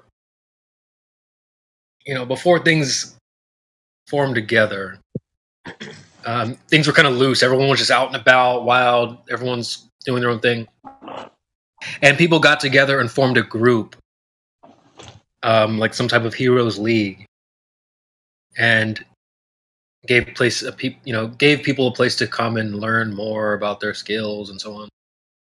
You guys haven't seen it. I'm kind of doing a bad job of describing this, but just remember, it reminds me of what we're doing as well. Sort of formed together this club, this group, a place for young talent, young skills, people with skills to come and learn and grow. Otherwise, what are they going to do? Just out in the wild, like cutting their own teeth? So it's a beautiful thing, this little club. Whoever started this, round of applause, man. Indio, Mimas, you guys who were the pioneers, hats off to them for giving us a place to kind of gather up. And hats off to you guys who keep this place going as well. It's not easy.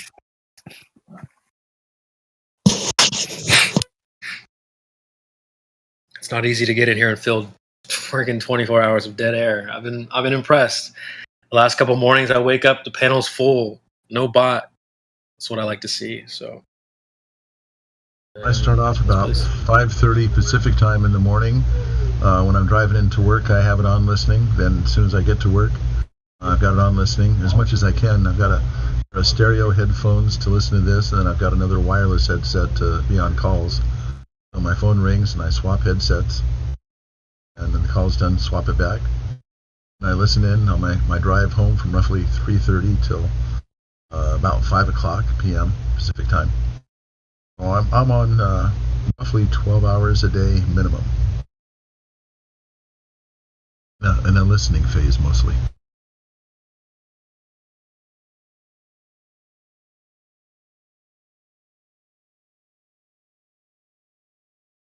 Hey, did you ever get a chance to Wave talk Mixer. to Witsit? Yeah? I was just going to say, you're in that hyperbolic training state. But Witsit, he was here this morning. You just missed him. Oh, yeah, I heard him this morning. I was just wondering, did you ever hit him up about doing that thing on that, the Fit and Fitness, whatever that was? Fresh and Fit? Ooh, I did not think about asking him when he was here. I wasn't really on the mic. But damn, I should have asked him about that. Okay, I haven't asked Mark yet. The reason I didn't is because it seemed like you guys were pretty interested in Witsit because he's younger and lives in that area, and you wouldn't have to fly Mark all the way from California to Florida. Also, I actually sat down and listened in to Fresh and Fit, and man, that place is a shit party. I mean, it's... What episode did you listen to? Did you do the episode last night with the girls or the day show? No, not last night.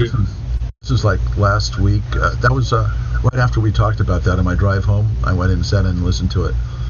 And so I got to thinking, man, do I want to get somebody who's not a real close friend, but, put him right in the middle of this? Well, which show did you listen to? Was it with the girls or without the girls? Well, I just went ahead and clicked on the little icon for, what's it say here? Because they do Wave Mixer. They do two different types of shows. They do a day show where they'll bring on somebody like Mark Sargent or whoever, and a couple hours, hour or two, maybe 3, and they'll go into certain topics. They did an episode recently on 7-Eleven. They did an episode on freaking, all different types of stuff. And then the circus gets going when the girls come on. That's a whole other. It's like a whole different vibe when the girls come on. So it's the day show. If we're going to get a flat earther to go on there, it would be the day show without the girls. It would just be focused on the topic, the information. If Witsit was there, I could see them maybe doing an after-hour show with him, but not necessarily with Mark or Dave Weiss. I don't think they would do that with flat earthers. So we'd be looking to get them on the day show. So I'm meeting up with Mark in a couple weeks. I'll be seeing him in person. So if you're still looking for somebody to do that, and if you want to arrange, the flight and accommodations and stuff like that, I'll ask him if he'd be interested in doing something like that. Yeah, definitely do ask him, because I don't know how much gusto Dave Weiss has in going. he was like, "Well, they have to fly me out and blah blah blah." So I don't know. I mean, obviously, with Mark.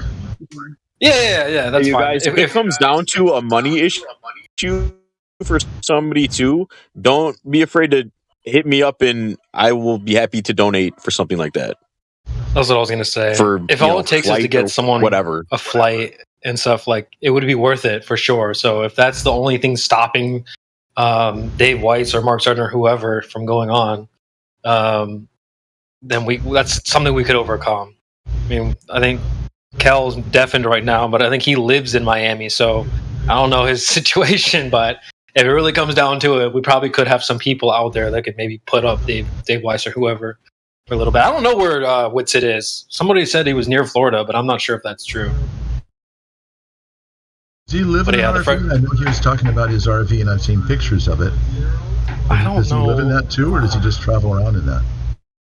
I don't know what the situation is. You guys, does anybody else know what's up with Whitsitt? Probably should have asked him when I had the chance. I don't know what he's doing up these days.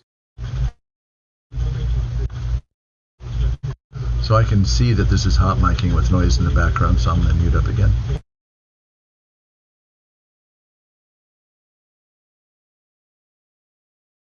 But yeah, that's kind of funny. I'm sure this has been the case for other people. Like, they're like, wait, what the hell is this Fresh and Fit thing? Here, let me click on this video and watch this. What the hell? I tried to kind of let that be known. Like, hey, listen, it's not something that you need to go and watch. You're missing out if you don't watch it. It is a bit of a circus. The After Hours show in particular. You know, when we had the Flat Earth event recently with mingling with the Fresh and Fit crew, I was like, all right, guys, they're going to bring somebody on to talk about Flat Earth. They didn't talk about any Flat Earth.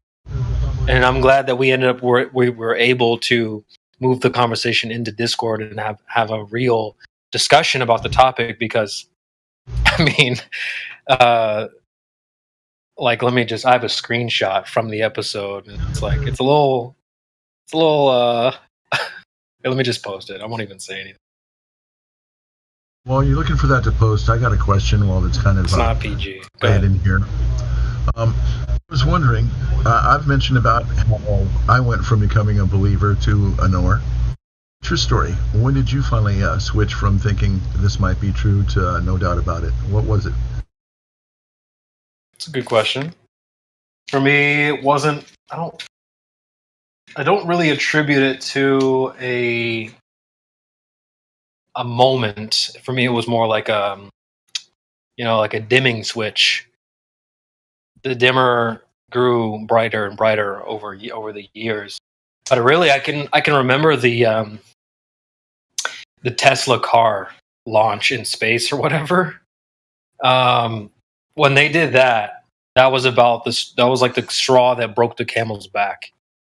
When I saw, I'm like, dude, they're not putting a freaking car anywhere.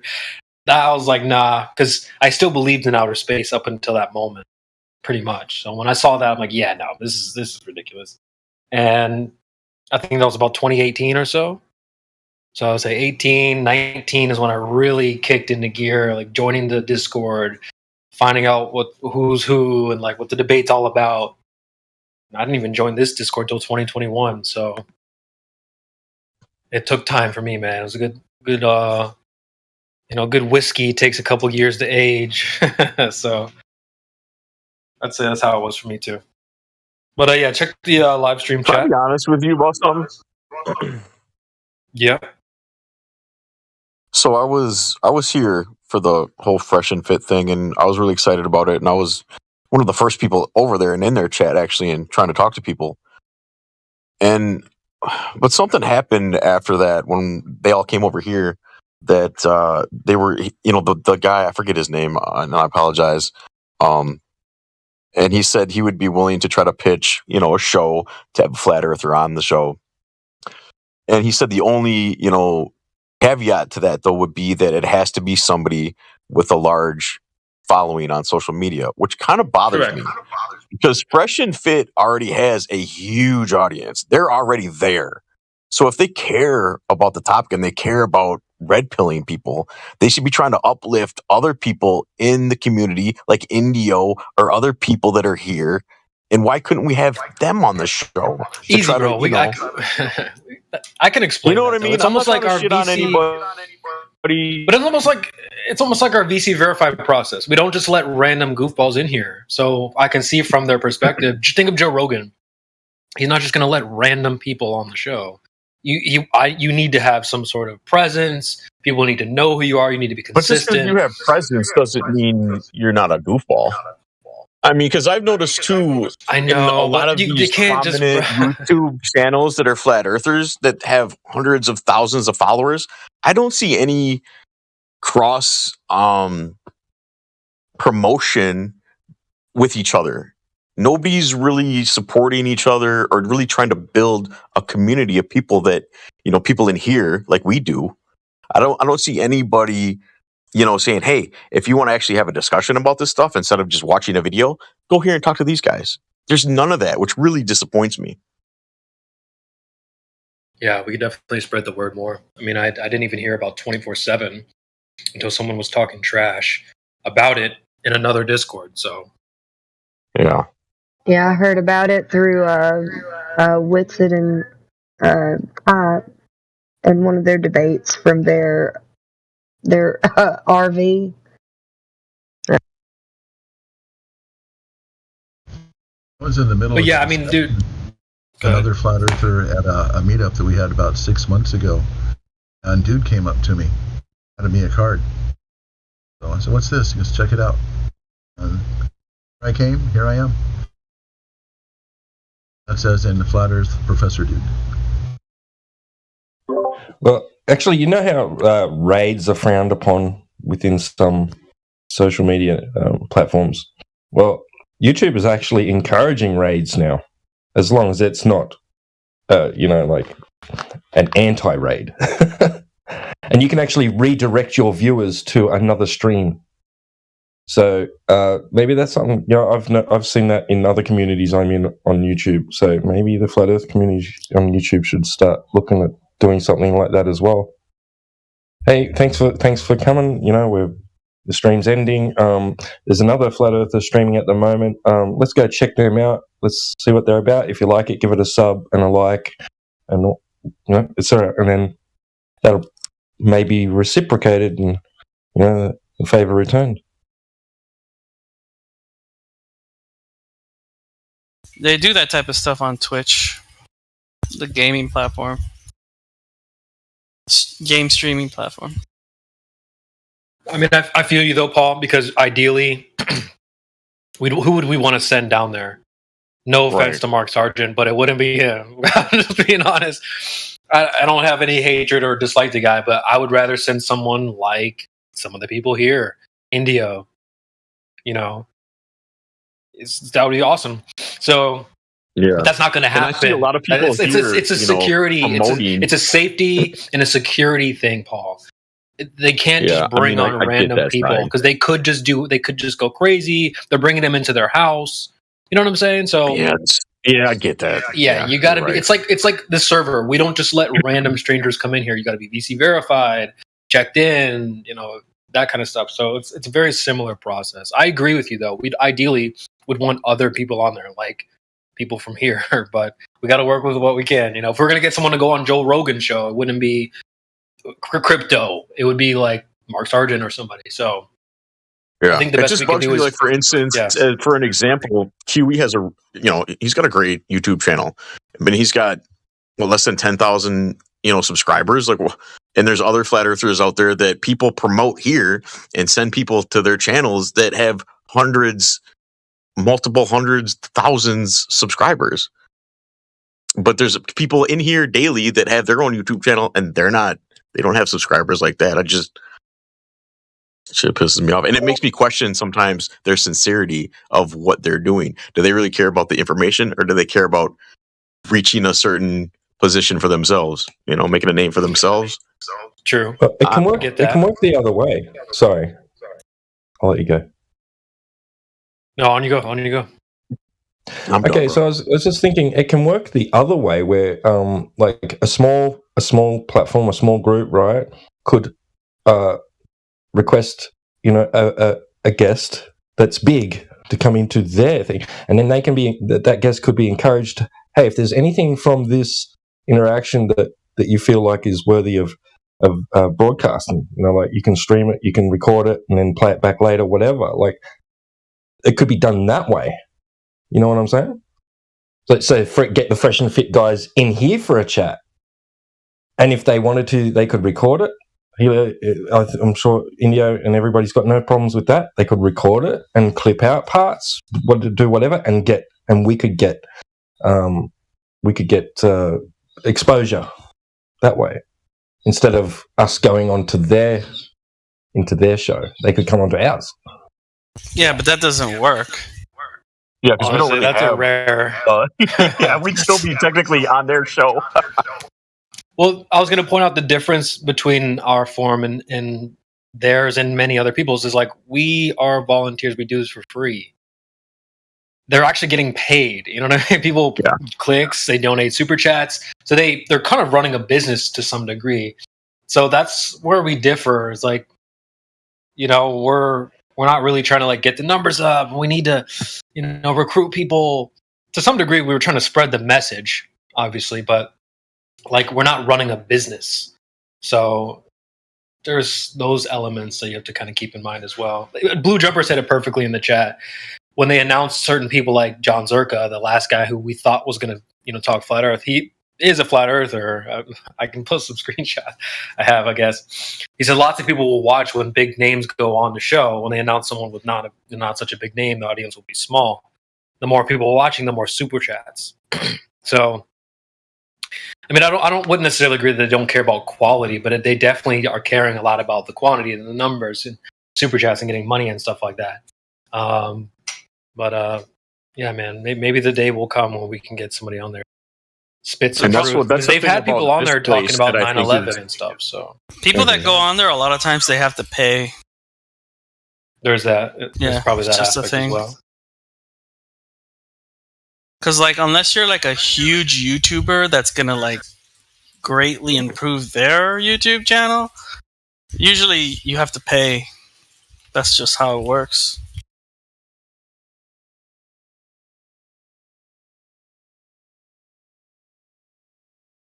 Because in the end, what they're doing is just a business. That's all they're doing.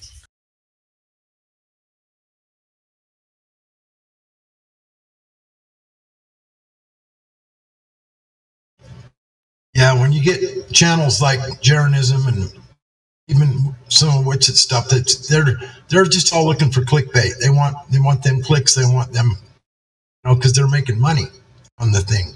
And if that's why they screen their people before they let them on. Screen them real heavily, like you said. You got to pay money or be a patron, whatever, before they can speak on his channel, because they don't want you saying something that's going to have people not want to go there anymore because they're making money. Yeah, it's all about the dollar for those guys. So it's all about the Benjamins.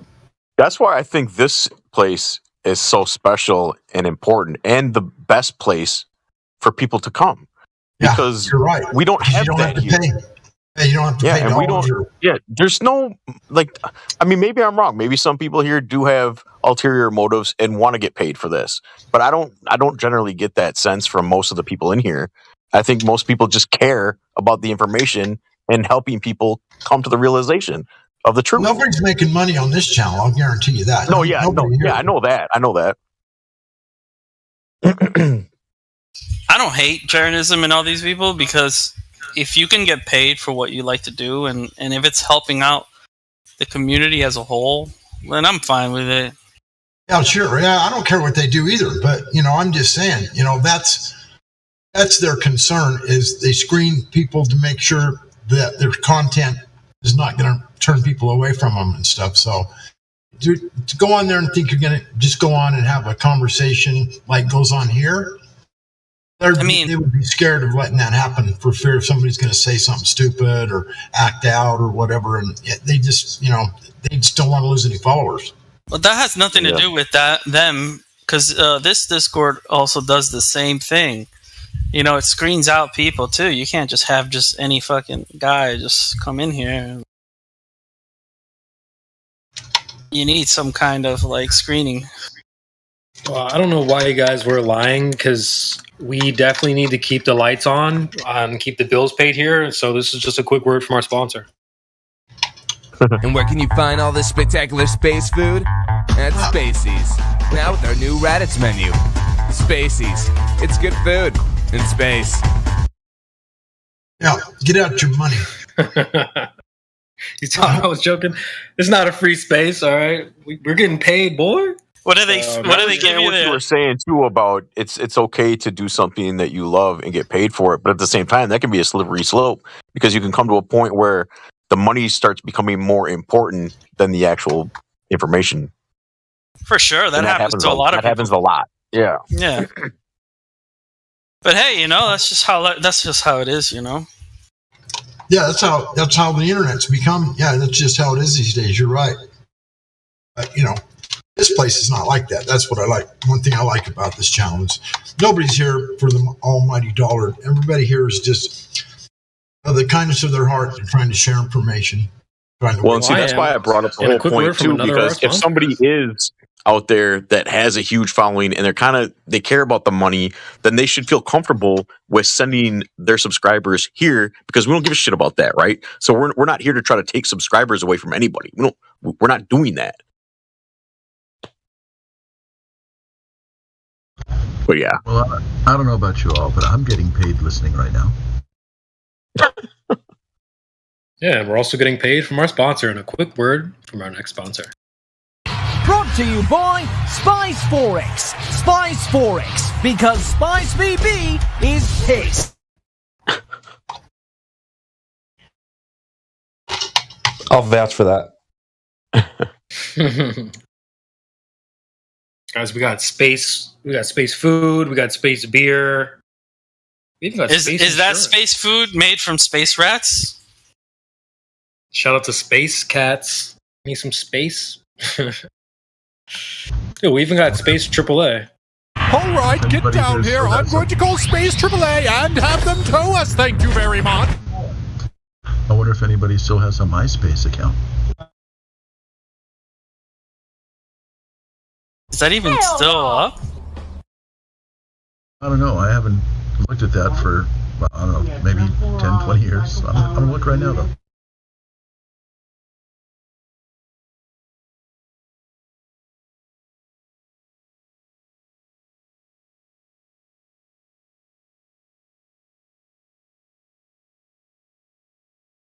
Indeed it is.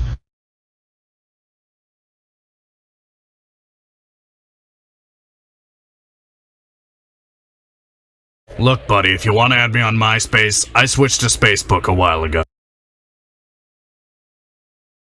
Bravo. Yeah, we've already switched over to Spacebook. So, come on, dude. You guys gotta stop plugging our sponsors, competitors. We gotta keep the lights on in here. They don't want us to shut us down, okay? The only reason we're able to do this is because we're getting paid from our sponsors. So, come on, guys. Oh, boy.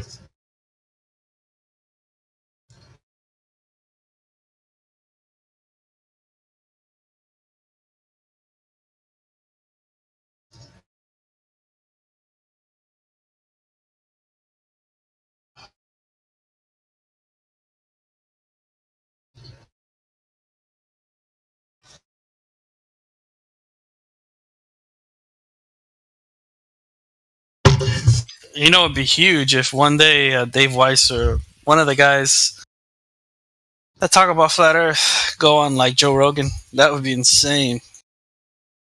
Ugh, I don't know. I'm like so sick of Joe, man. Like I used to love Joe Rogan. I was a big fan. Watched it for many years. And I still like him in UFC. He does commentary every once in a while for the UFC. So I'll tune in for that. But I'm not. I think Joe Rogan sold out myself because years ago he traded truth for cash. Yeah. Years ago, he used to talk about flat Earth. In fact, he was, I think, for a brief moment, he was even like going toward being a flat earther. And then somebody got to him and told him, "Oh no, you're not talking about that shit on your channel." And so I think he got squashed out by the big money about talking about flat Earth and stuff, because that's what I'm saying. He don't do it. He doesn't do it anymore at all. They've already had Eddie Bravo on there. You know what I mean? They've had flat earthers on there. How do they treat them? No. You know what I'm saying? It's like, that's not the place we want. I want somewhere where they can at least get a chance to shine. I genuinely do think that Fresh and Fit would be a decent platform to let someone make a case. I think that they leave some room for guys to speak some truth. They did shows on 9/11 and stuff like that. They're going to call out the BS. You know what I mean? So Eddie Bravo and Rogan have known each other for years on end. Eddie Bravo used to be a UFC fighter. So did Rogan way, way back in the day. And they've known each other for a very long time. Yeah, he's had him on his channel, but they knew exactly what was going to go down. You know, the whole thing, they talked about it before he even came on. And Rogan, he won't say he says he doesn't believe in the flat Earth or something nowadays. I can't remember exactly the way he put it, but there was a time when he was starting to turn toward flat Earth, and then all of a sudden something changed. It's like, nope, it's a globe. He probably makes millions of dollars off of his YouTube channel, sponsors and whatever else. Maybe not millions, but he makes quite a bit of money. No, he's on Spotify now, I think. I was going to say, he got that Spotify deal now, so 100 million. That means shut your mouth and do what we tell you. It's exactly what that means. Good call. Yeah, and that means we're going to send Neil deGrasse Tyson. We're going to send handlers your way. And we've seen that happen. They sent astronauts on there. Give me a break. Yeah, and see, that's the type of shit I'm talking about and I'm worried about, because we had a guy like Joe Rogan who was out there trying to be genuine, pretend to be genuine, and talking about subjects like this. But then he goes and sells out and stabs the whole thing in the back. And now maybe it didn't have that big an effect on people that have already, were helped out through his earlier show programs. But maybe not. Maybe they just follow him and listen to whatever he says. You know what I mean? So I don't know, man. I'm sure there are people that say whatever falls out of Rogan's mouth is gospel truth. There's probably a lot of people like that, but you can't do nothing about that kind of stuff. You can bet he's got some faithful followers.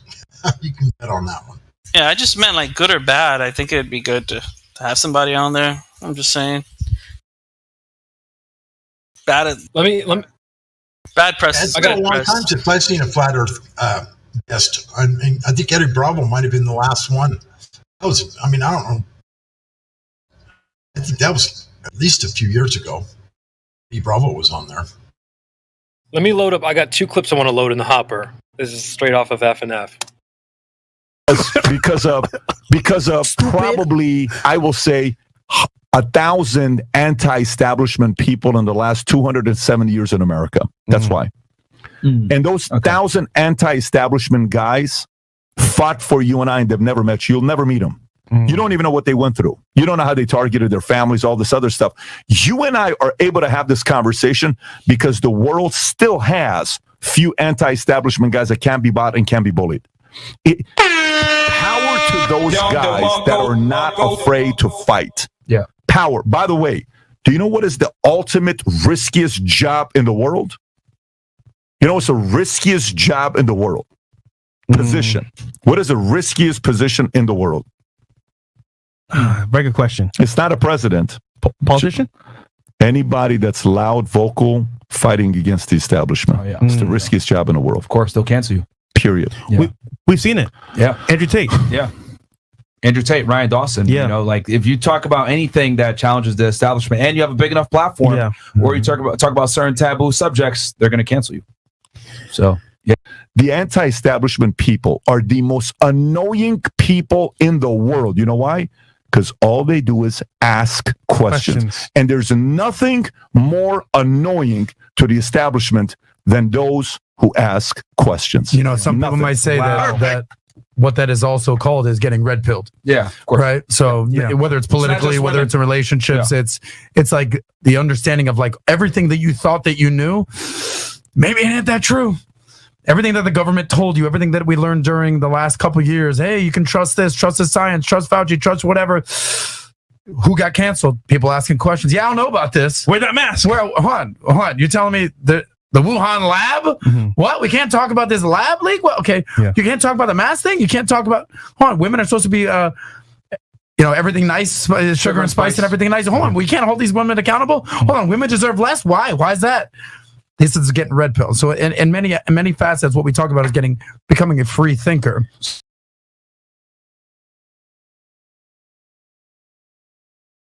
Yep. So it seems like they're not afraid to ask questions. They're not afraid to get canceled or whatever. And I think that applies to a lot of us here. We're those anti-establishment people, annoying, we're asking questions. I noticed that right away. As soon as I was presented with the words flat earth, I was like, whoa. I went to my friend who was like a pilot. Hey, man, they said something about flight paths. What do you think about this? And immediately I got the heads up that I wasn't in the club anymore because I was asking questions. Anti-vegetarianism. You know what's funny, Creation? That video that you just posted. That's valuetainment, right? And those guys are them boys. And the funny thing is that Myron and Fresh are always talking about them in boys. Bad light. Yeah, them boys. And they're having them boys on their channel because them boys are giving them money. That money. I don't know, dude. Maybe so. I mean, Valuetainment got the next interview with Tate coming up. Are they doing that? Yeah, they just announced it today. But anyway, not to get too far off, but just like that's straight from Fresh and Fit. So like that's their day show that I'm talking about where they just have on one or two guests, they talk to the hosts, and they get into whatever, go deep. So yeah, I mean, the moderators that came in and talked to us explained that they have a similar experience to what the experience we have. People trying to make hit pieces and mockumentaries and stuff on Flat Earth. We've seen that. Logan Paul and all this crazy stuff. They have people doing that to their community as well. Oh, they all hate women and blah, blah, blah. So it's like they have certain... I said before, we may not be next to each other. Maybe we're not even be on the same street. But it's almost like we're on the same block or something like that. Red pill adjacent, if you will. So... I mean, you heard the guy from Valuetainment, Adam. It's called Getting Red Pilled, asking questions and stuff like that. So, hey, it's not all a circus. So, just throwing that out there. But yeah, the shout out to people like us, man, for asking questions. It's a difficult thing to do.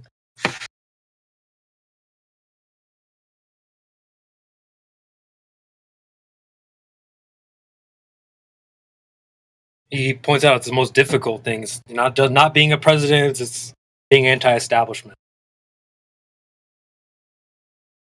Hold on.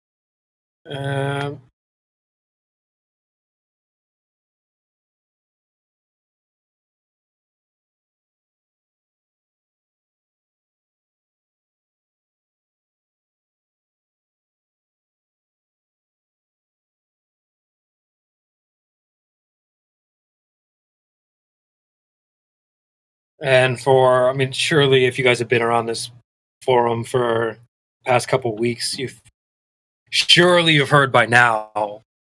But if you're not familiar with what's been happening with this fresh and flat situation, I do have the clip for a little bit of content loaded in the hopper.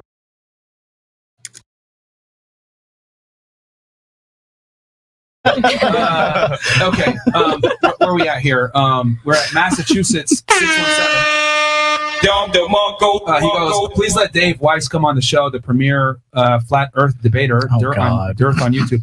I'm a huge fan of you guys. Keep up the great work. He has a ton of great scientific Chris would points. love Don't worry, him. we're going to have John Zerko Chris would love him, on man. Wednesday, so he'll talk about flat Earth. Flat Earth.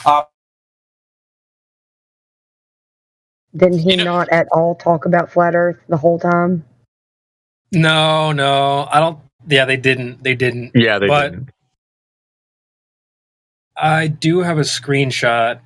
After, because I never even heard of the guy John Zerko, but I kept getting stuff pop up in my feed, and there was a video that popped up like John Zerko's first video going famous or whatever, and this is a screenshot from that video. Go ahead, Kel. Oh, I was just gonna say, you know that guy in the video that you just posted, the guy that goes, "Oh God!" Like you can hear him in the back saying, "Oh Yeah, God." MLD. MLD. I'm sorry. Some people like him. I fucking hate that guy. I don't know if I really I like like this John him. Zerka guy. Hearing what he was saying on the show about women and drugs, and I don't care what he says about flat Earth. I'm not sure if I want to hitch my wagon to him just because he says some shit about flat Earth. But then he says some, I don't know, man, some just shit that I can't get with. You know what I mean? Yeah, I mean, obviously he's not speaking for you. I've never even heard of the guy, but I'm not gonna lie, I can tell he's not everyone's cup of tea. But bro, Here's the thing. You're on some class clown shit. But no, he's not the number one flat Earth representative, as Blue Jumper just pointed out in the chat. But Watch one of John Zerka's like really long streams where he talks about like Masons and like all like religion and everything. I mean, the guy is like a freaking huge religious person, you know, Catholic, pro God, obviously, pro Jesus, and he talks about all that crazy stuff. Bro, he talks about that, but then he also talks about, well, that's a character, you know, being with multiple women, and you know, come on, man, you can't. Fuck it, man. I don't give a shit. yeah, well, look, he's not everyone's cup of tea, and obviously, if you're a moral person, you're a person with morals, and you know what I mean, like. To be honest, well, that's what I'm saying. How probably can you not claim for to have you. morals and be But a you also godly can't. man, but then go around using women for sex and you know, come on, man. I mean, look, I'm not trying to vouch for anybody, but like, if let's say you are someone like you're a very moral person, you believe in your religious person, blah blah blah. It's just kind of hard to impose those things onto other people. Oh well, he should be like me. Not everyone's like you guys. Not everyone's like you. Not everyone's gonna be have the same morals and stuff like that. So some people are, like he's saying, he's a thug comedian, Blue Jumper. People won't take him seriously for his comedian. Yeah, that's kind of what I took away. He's a class clown. Like I thought he was funny. He's making me laugh, but like he's not somebody I would want to bring around like my girlfriend or my grandma or my mom. But I can still sort of look at it from an outside perspective. But yeah, if you think of it as like entertainment, yeah, there you go. Like, don't let it be like, oh, he's speaking for me, because he's definitely not. I mean, we've talked about this before, and someone disagreed with me here, and I can understand why. When I speak, am I speaking for you guys? You don't have to co-sign what other people say.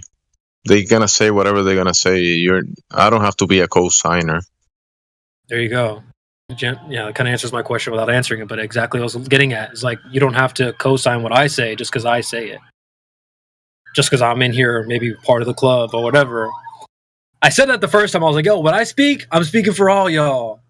And someone was like, that doesn't have to be true. And I can see where they're coming from. I would maybe change my stance on that. Just because God Rockin' says something doesn't necessarily mean like I have to co-sign that. So I get that. And I would agree.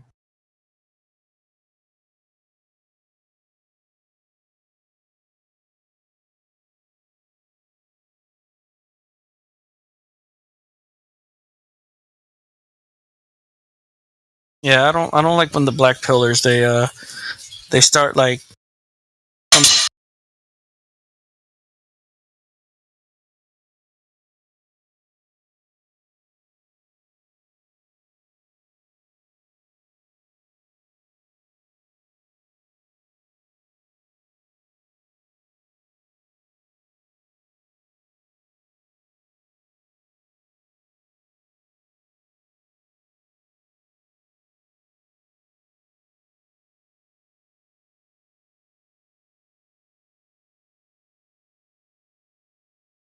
You dropped off there for me, but Sorry about that. I dropped the plate. All good.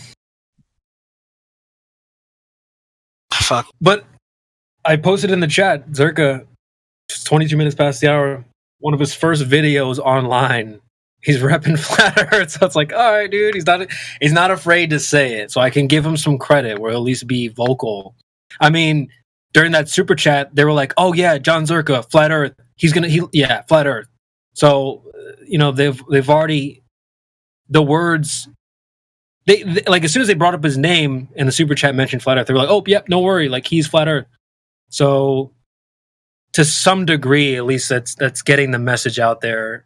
Is it the message that you would put out there with rainbows and stuff like that? Probably not, but what did they say about press? Go ahead, My problem is that he didn't talk about it at all. He was supposed to go in there and somehow represent us, but avoided the whole subject altogether and, opted for not talking about it and other things that were pretty vulgar the whole time. Which, not saying, like, anything against what he was talking about, but at least bring it up. I mean, that's why you're there. Yeah, I don't know if that's, like, his main dig. I don't know if he's, like, known for being a flat earther or whatever. Like, that's, his main spiel. Well, that's what they advertise. Honestly, some of it could have been... That's where I was misled, but yeah, they did mention. No, I mean, you're good, because I was the one that was hyping it up, like, oh, they're going to bring on a flat earther to talk about flat Earth, and they didn't. So, but yeah, I'm realizing that, like, oh wait, well, it's not like he's, I mean, if they brought Indio on, Indio wouldn't be like, yeah, so not, all this other stuff that's not flat Earth. But there's the aspect of, like, only one of us. And shout out to the person that did. Let me post a screenshot. But shout out to FE Dude, Flat Earth Dude. A lot of the responses and the back and forth comes from people donating super chats. They'll donate a super chat. Hey, what do you think about this? And they'll respond to the super chat. So Flat Earth Dude was kind enough to donate some money to the panel and give us a plug. So it's like maybe next time y'all better get them wallets out. And throw a super chat in there and be like, hey, Flat Earth, what's up? I unfortunately don't even have a job, so my job is a stay-at-home mom and wife. I'll have to ask permission to do something like that, I'm sure Fresh and Fit would approve. Well, not... Oh, about me asking for... Okay, yeah, probably. Yeah, that's what I'm just making some fun. Sometimes, you there's a saying, like, you can't always choose your allies, right? So, I mean, you can kind of, like, think of it as, like, because sometimes you'll hear people, I don't know on here, but, like, they'll be like, oh, I don't like this guy because of this, right? But everything else, what he says is good, but then you don't like him just because of one thing that he says, right? And then it ends up being that you don't like anybody, because there's always going to be somebody, right? That you don't like something about. And so then what happens is you become like this sort of black pill sort of guy that just you're a truther, right? But then you think everyone's just against you. I've seen it before, Oh, I don't like Joe Rogan because of this. I don't like this and this because of this. And I don't know. I don't think that way. Like, I think that if somebody has at least some, they think somewhat similar to I do, and maybe their views are a little different on something else, I don't completely just like throw them away, Well, here's the thing. When it comes to being supplied any kind of information, you have to take it through a rigorous process. And these people that are supposed to be your red pills, they're giving you a lot of information that you need to be able to verify for yourself. There's a lot of narratives going on around, especially America, and I'm sure that a lot of us live here in America on this Discord. You especially, Kel, since you're very new to this subject of Flat Earth, you've got to be able to use this as a way to discern all of those things out there, like even when it comes to Daily Wire and Jordan Peterson and all of these people that are bringing up certain things. I can tell that you're roped into what they're asking. Like the other day, you were asking, should we go off of merit or what was it? Equity. Yeah, equity. Yeah, like that is a question being posed to people right now as a distraction. Those are not the only options. Have you ever heard of the Hegelian dialect? No, but you can explain to me what it is. I don't know. Yeah. The Hegelian dialect is pretty much like what you would pose an agenda that you have, cause a problem where what agenda you have is the solution to that problem, and your only options are whatever the problem that you present to the public. You already have in the wings waiting the answer that you're going to give them this option or this option, and everybody's going to definitely go for the better option and not the other. I would look into it, the Hegelian dialect. You mean like I'm proposing something? Like I already know what's good and what's bad, and I'm just... No. You have an agenda that you set out to achieve. We all have an agenda. I'm saying, think about it on a more wider scale. You have an agenda that you want to set out to achieve with the public, the population. You pose only you pose a problem where there's only a select few of options that you have to fix the problem, and one of the best options is your agenda. Okay, and what's wrong with that? There are not just those options, there are other options, but they're making people choose between the given options. You get what I'm saying? Yeah, You're buying into their agenda by paying attention to just the options they give you. It's usually it's because that's what we experience, right? And that's usually what's presented to us. Like usually right now in the world that we live in, it's either socialism, right? Or you're a conservative. This is what I'm trying to tell you. This is what they want you to do. They want you to be fighting over just these select few options. It's going to help their agenda be achieved. Not that it's not. I'm just trying to give you some pointers so you have some discernment. I mean, you can listen to me, or you can just say, fuck whatever Kim said. That's fine.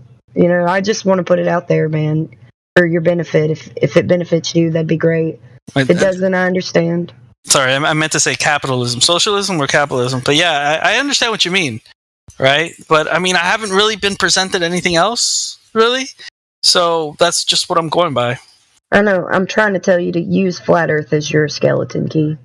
Yeah, but what does that do for me? Gives you discernment. Okay, I know the Earth is flat, but the Earth is flat. Using that knowledge as your skeleton key will also give you discernment about a lot of things. Because you're not just having the shape of the Earth thrown in your face. You've got a bunch of other things.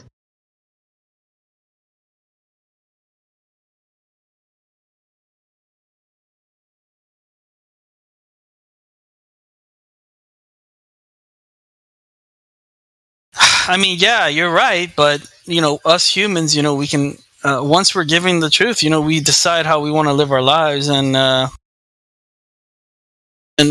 we do need rules, and we have morals in this world that we follow, and to do that, we need to enforce it, and then to live in a society, we need to follow something that everyone can agree on. I mean, I don't know, it's like.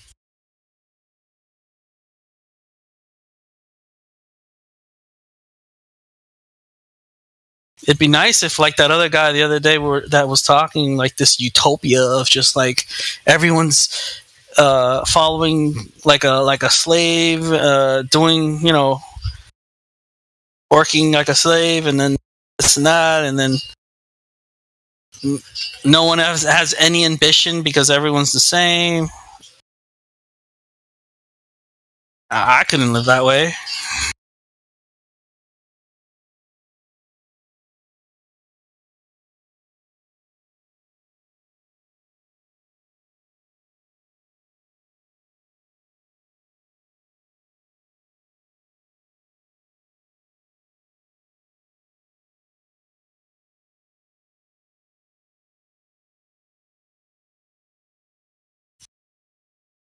So what do you think? Who, me? Yeah. About what I said. About everybody chooses to live their life how they see fit after learning the truth. Yeah, I agree.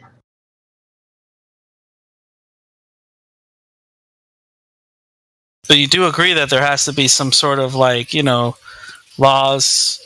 some sort of moral system that we need to follow, right? Usually the Bible gives us that, right? So Well, yeah, but here we go. Like, there's not much that we can do to change what's going on. Maybe some people have hope that some things will change for the better, but that's just not the way that things usually go. Things only tend to break down more and more over time. That, as per the law of entropy.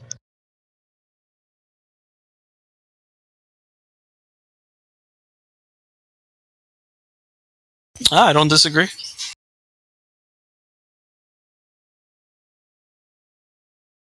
It has to be a moral system that's based on morality, not based on violence. Someone just can't tell you, hey, what you're doing is wrong because you're a criminal, but you're also the victim of yourself. So therefore, go pay the courthouse a bunch of money to teach you a lesson about accountability. Meanwhile, the courthouse is filled with hogs and slobs.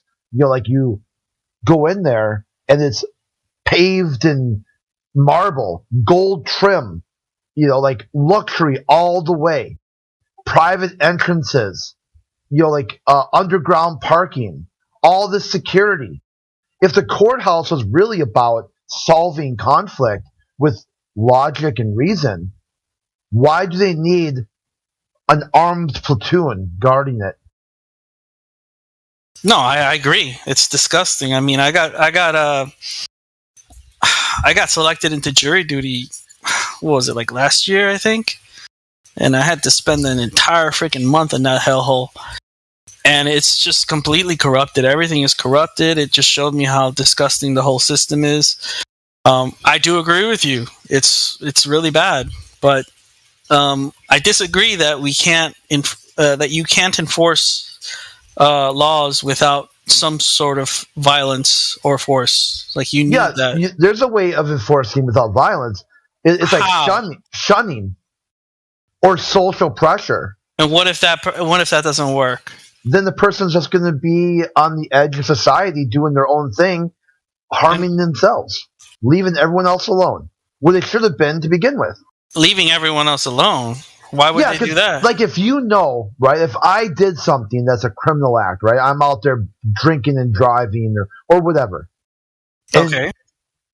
Then you say, well, I'm not going to repair your tires. I'm not going to switch your tires. I'm not going to change your oil. I'm not going to do a contract with you whatsoever. You go to the hardware store. You need a new socket set. Not going to sell it to you. You're drinking and driving, dude. You're going to have to abide by social. McDonald's? Nope. The person who works there says you are not within social norms. Leave it. Beat it. And so what happens when that person uses violence to get what he now wants? there's a victim, and then society can step in and protect the injured person. This person injured me. How did they injure me? They were mad that I didn't sell them some chicken McNuggets, like you see on the video, where people have done that sort of weird shit. Like they call the police because they're all the chicken or whatever. So in the end, you did use violence. Only because they initiated violence. Whoever initiates violence first, they're in the wrong. The first person who reaches for that gun they're the ones who were wrong. They're the ones who were, the problem. Yeah, I don't disagree with you. Well, there you go. You got it. There would be your utopian society where everyone just does their own thing and leaves each other alone.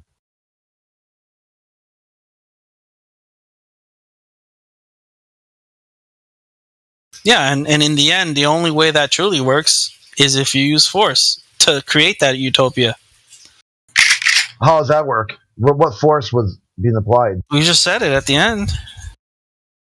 No. The only way you can stop someone from using force is by using force against them. No, protected yourself. Well, You never initiated force. Someone else did. Who's gonna if you've got somebody out there in the street drinking, right, recklessly driving, right? Okay, they're not technically hurting anybody, right? But are you gonna keep allowing them to do that? What are you going to use violence to stop them? Which is more of a crime. Or you just wait until they kill somebody? Is that what you're going to do? So that's going to happen too? When did that happen? I'm just saying. When I was younger, if you got pulled over for weaving, the cops said, "Hey, I don't want to see you out about anymore. Take your ass home." That makes sense. But now what they did was they took a crime like drinking and driving, and they monetized it. That's about 10 grand a drinking and driving citation will cost you. They don't treat it as a criminal act. Well, they treat it as a criminal act with a civil penalty. If it was really a crime and people are really getting hurt by drunk driving, why aren't they just locking people up for a crime? Who was injured? Show me who was injured. Okay, here's all the people who are injured, and this is what you're going to do to fix it. Yeah, I don't disagree with you on how they should be enforcing these laws and these rules, right? I'm totally agree with you that they're doing it wrong, right? All I'm saying is that the only way to enforce that stuff, the only way to enforce a utopia, or to even have a utopia, is to use force to have it. That is the only way.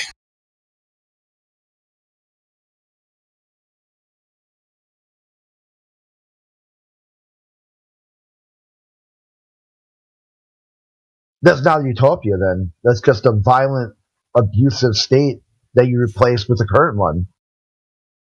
Yeah, I was going to say the same thing. It doesn't sound like exactly. Yeah, those things kind of counteract each other. Utopia and violence, like no. That's the whole point, because there is no such thing as a utopia. That's all I'm saying. That was my first point. Like, there is no utopia. It doesn't exist. The only way to get to where everyone's on the same page is to force them to do it, because not everyone's the same.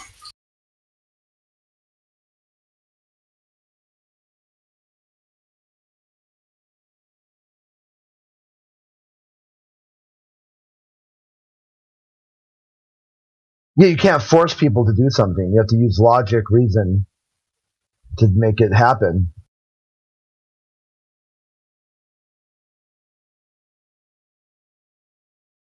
Well, yeah, you don't force people to do things, right? You show them that if they do something wrong, there's going to be a negative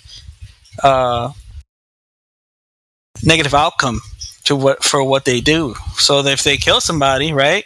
Okay, you're going to go to jail. You might have the death penalty. You know, something negative is going to happen.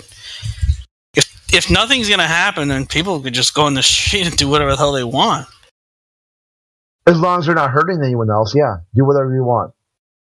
Do it twice, 3 times, 4 times. Spend the rest of your life doing it. If whatever you're doing has no effect on me whatsoever, and you can't say, well, I'm harmed because some sort of indirect harm, like it harmed all of society. No, it doesn't work. I would have to go to a police department, give testimony, write down this person did this on X, Y, and Z on these dates. This is how I was harmed. My life, liberty, or property, and then swear in front of a judge. The judge would look at it, be like, okay, please go get the other side of the story. police, here's a warrant for an arrest, or I'm kicking it down to a civil matter. But instead, you've got a roving band of thugs constantly fucking with you, telling you're a victim because you didn't put your seatbelt on. You're a victim because your light bulb was burnt out. And they turn it into a fishing expedition. Now I smell marijuana. Are you drinking or were you just tired? Are you tired? Did you get enough rest? Have you taken any prescription medications? Can I check your trunk? What is in your trunk? Is that fish 17 inches or 15 inches? It's all about funding a corrupt system, a corrupt police state that has turned the people into the enemy. A militarized police force. It's I not agree. okay. So how do you counteract that? With quite the opposite. All I'm saying, okay, I know the police force is corrupted. I agree. I'm Well, just when you saying. use the word force, okay, I'm just sorry for interrupting you. But when you say force, you have to force someone. That sounds like there needs to be a law, and there needs to be somebody with a gun to enforce that law. So how do you get to a space where me and you can coexist, where you don't have to have father government in your back pocket to get me to comply with your set of morality? I mean, you would have to like how it used to be back in the day, where people would just police their own neighborhoods, right? Like there wouldn't be like you might have like a small local like sheriff or something like that. I don't know.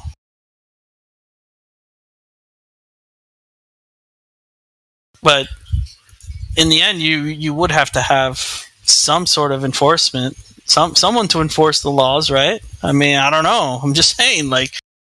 Well, that's what I'm saying. Come up with something, because you didn't like what I said. Like, you shot it down, which is fine. I totally agree with it. If it's not something that you were be interested in, what do you think it looks like?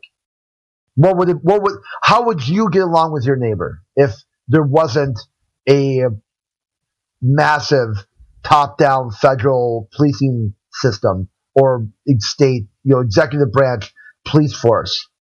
What does it look like prior to like 100 years? We roll back the clock 100 years, and all these city police jurisdictions are not even a thing. I mean, it hasn't been that. Police departments are brand new. They weren't around at the founding. Yeah, this is something that they just invented one day because they thought each city had its own set of unique circumstances. So they needed a sort of like an executive branch person that would interface with the sheriff, because the sheriff was responsible for the whole county, not just one city. And suddenly now, 100 years later, sheriff departments are like not even a thing. Like most jurisdictions, they kind of guard the prison or the jail or the courtroom. None of them are even involved really with law enforcement. I mean, if in some cities, like you go like to near where I live, like Minneapolis and Duluth, the big cities, the sheriff no one even knows what county they live in. They identify as what city they're in. I'm in Minneapolis or I'm in St. Paul. So if you roll that back, just roll it back, dial that back or whatever, like that meme, right? Yeah, but you still had somebody enforcing the laws in that area. It wasn't like it all the people together as a community. Because when you say roll the clock back,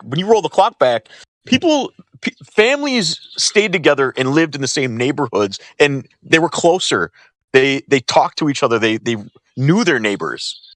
So I think that's probably how they worked it out, was together. It was a collective, and I don't know, maybe and now nobody knows each other. Nobody talks to their neighbor. We're all spread out and disconnected. Yeah, definitely. It was definitely better back then. But like I said, there was still someone there to enforce the rules. That's all I'm saying. Yeah, I mean, rules, like ordinance, jurisdictions. I mean, like what exactly is, like, what do you see as a rule? like the rule as in like you can't wear a duck on your head while crossing the river, or all these weird laws. I'm sure you heard about them before. Well, I mean, okay, like you can't be intoxicated, right, while using like a vehicle, right? I think that should be a law, like, because that you could hurt somebody, right? Like, so I checked. I just did weird laws across America. It's illegal to sleep in the cheese factory in South Dakota.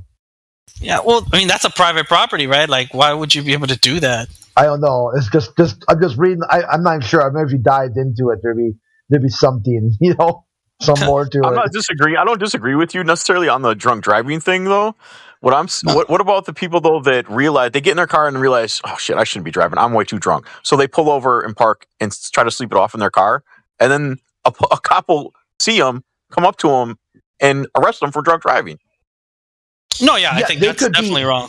Yeah, sleeping in their car. They could be like, if you just had control of it, you could be like in a park, and you park the car, you parked it, you go lay down on the park bench, you're sleeping it off. If you had the keys in your pocket, you were still in control of that vehicle, and you still had to drive there. And that's it, you're drunk driving. Because they want the money, Lebowski. That is $10,000.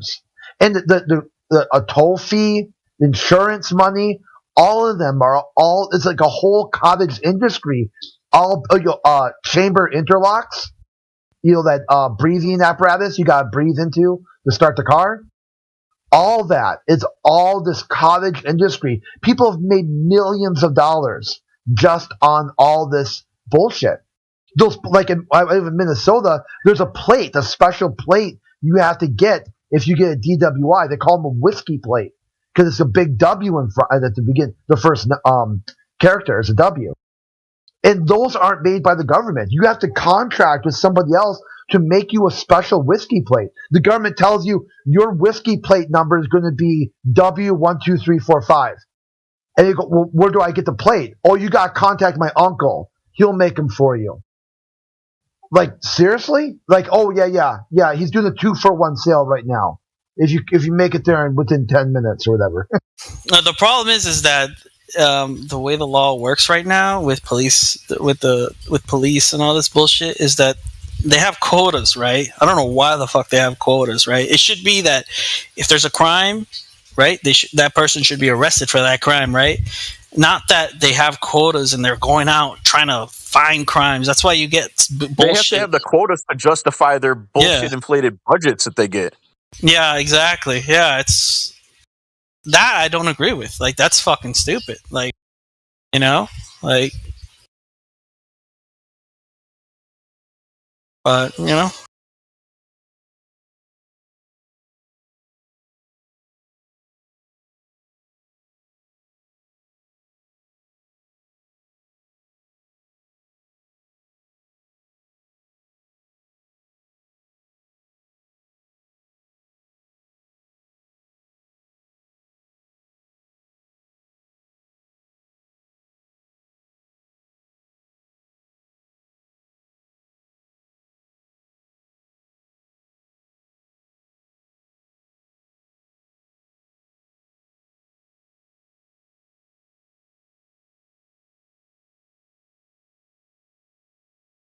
I think the problem is that we're kind of confused here, because I think we all agree that the way the current the way things are being run right now in society is not the way it should be. But I don't agree on like a non-aggression principle or something like that. Like, I think that you do need some form of force to enforce laws.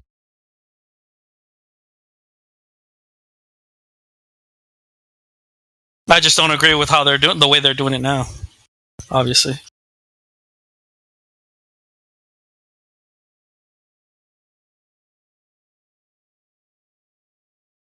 Like somebody else said, bring it back to how it used to be, Local sheriff, maybe just the people who lived in the community did their own policing. I agree with that. At least it's not corrupted.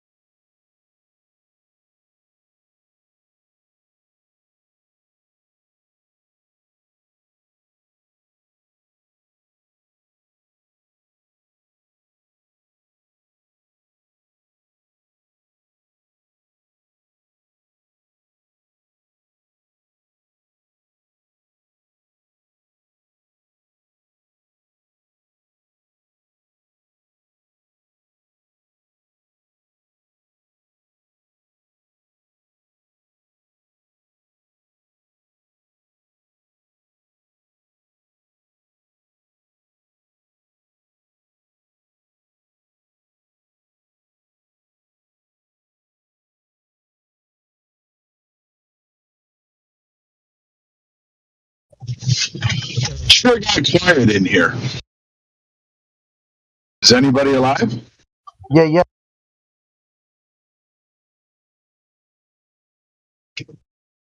Well, this way make sure I'm on my drive home. You guys might pick up some road noise because that's the way it is on the road. That's just the way I roll. We just came to a conclusion that utopia is not possible and the system's so horribly broken that it's unfixable. Well, I was listening to that conversation, and then it went dead. So I wasn't sure if my phone died. I had to wait till I got to a signal to pick up my phone and see if I was still connected. And lo and behold, I was. I don't know nobody has talking, but I agree with them. You can't do away with violence altogether. You can do your best, but there's always going to be violent people, and the only answer to violence is more violence. Sucks, but it is what it is. What should have happened, this is one of the things I use for the globalists, because the globalists talk about that the overview effect, a full new paradigm, a complete switch in human consciousness. Frank White wrote a book using a lot of stuff that Edgar Mitchell had said after Apollo 14, that we're all interconnected, this massive paradigm shift. You look down at Earth from above and you see it, everyone's the same. It's all interconnected, all this interconnected storytelling. Yet the globalists are quite the opposite when you see them talk about that. Like, and a flat earth point of view, you can say why nothing changes around here. There's always going to be violence. There's always going to be government. The same things that people complained about in the Greek time, police accountability, executive overreach, taxes, food shortages, limited wars of aggression and overseas, neighbors. It's all the same stuff people complain about today. So, but yet, the globalists told you that space is going to fix it. But it's been 50 years, 60 years. Nothing's changed. If anything, it's gotten worse. All this Nixonian era, war on drugs, domestic surveillance, civil rights violations, they've all gotten worse. The only thing that's happened is people now record it with a cell phone, and still people don't get really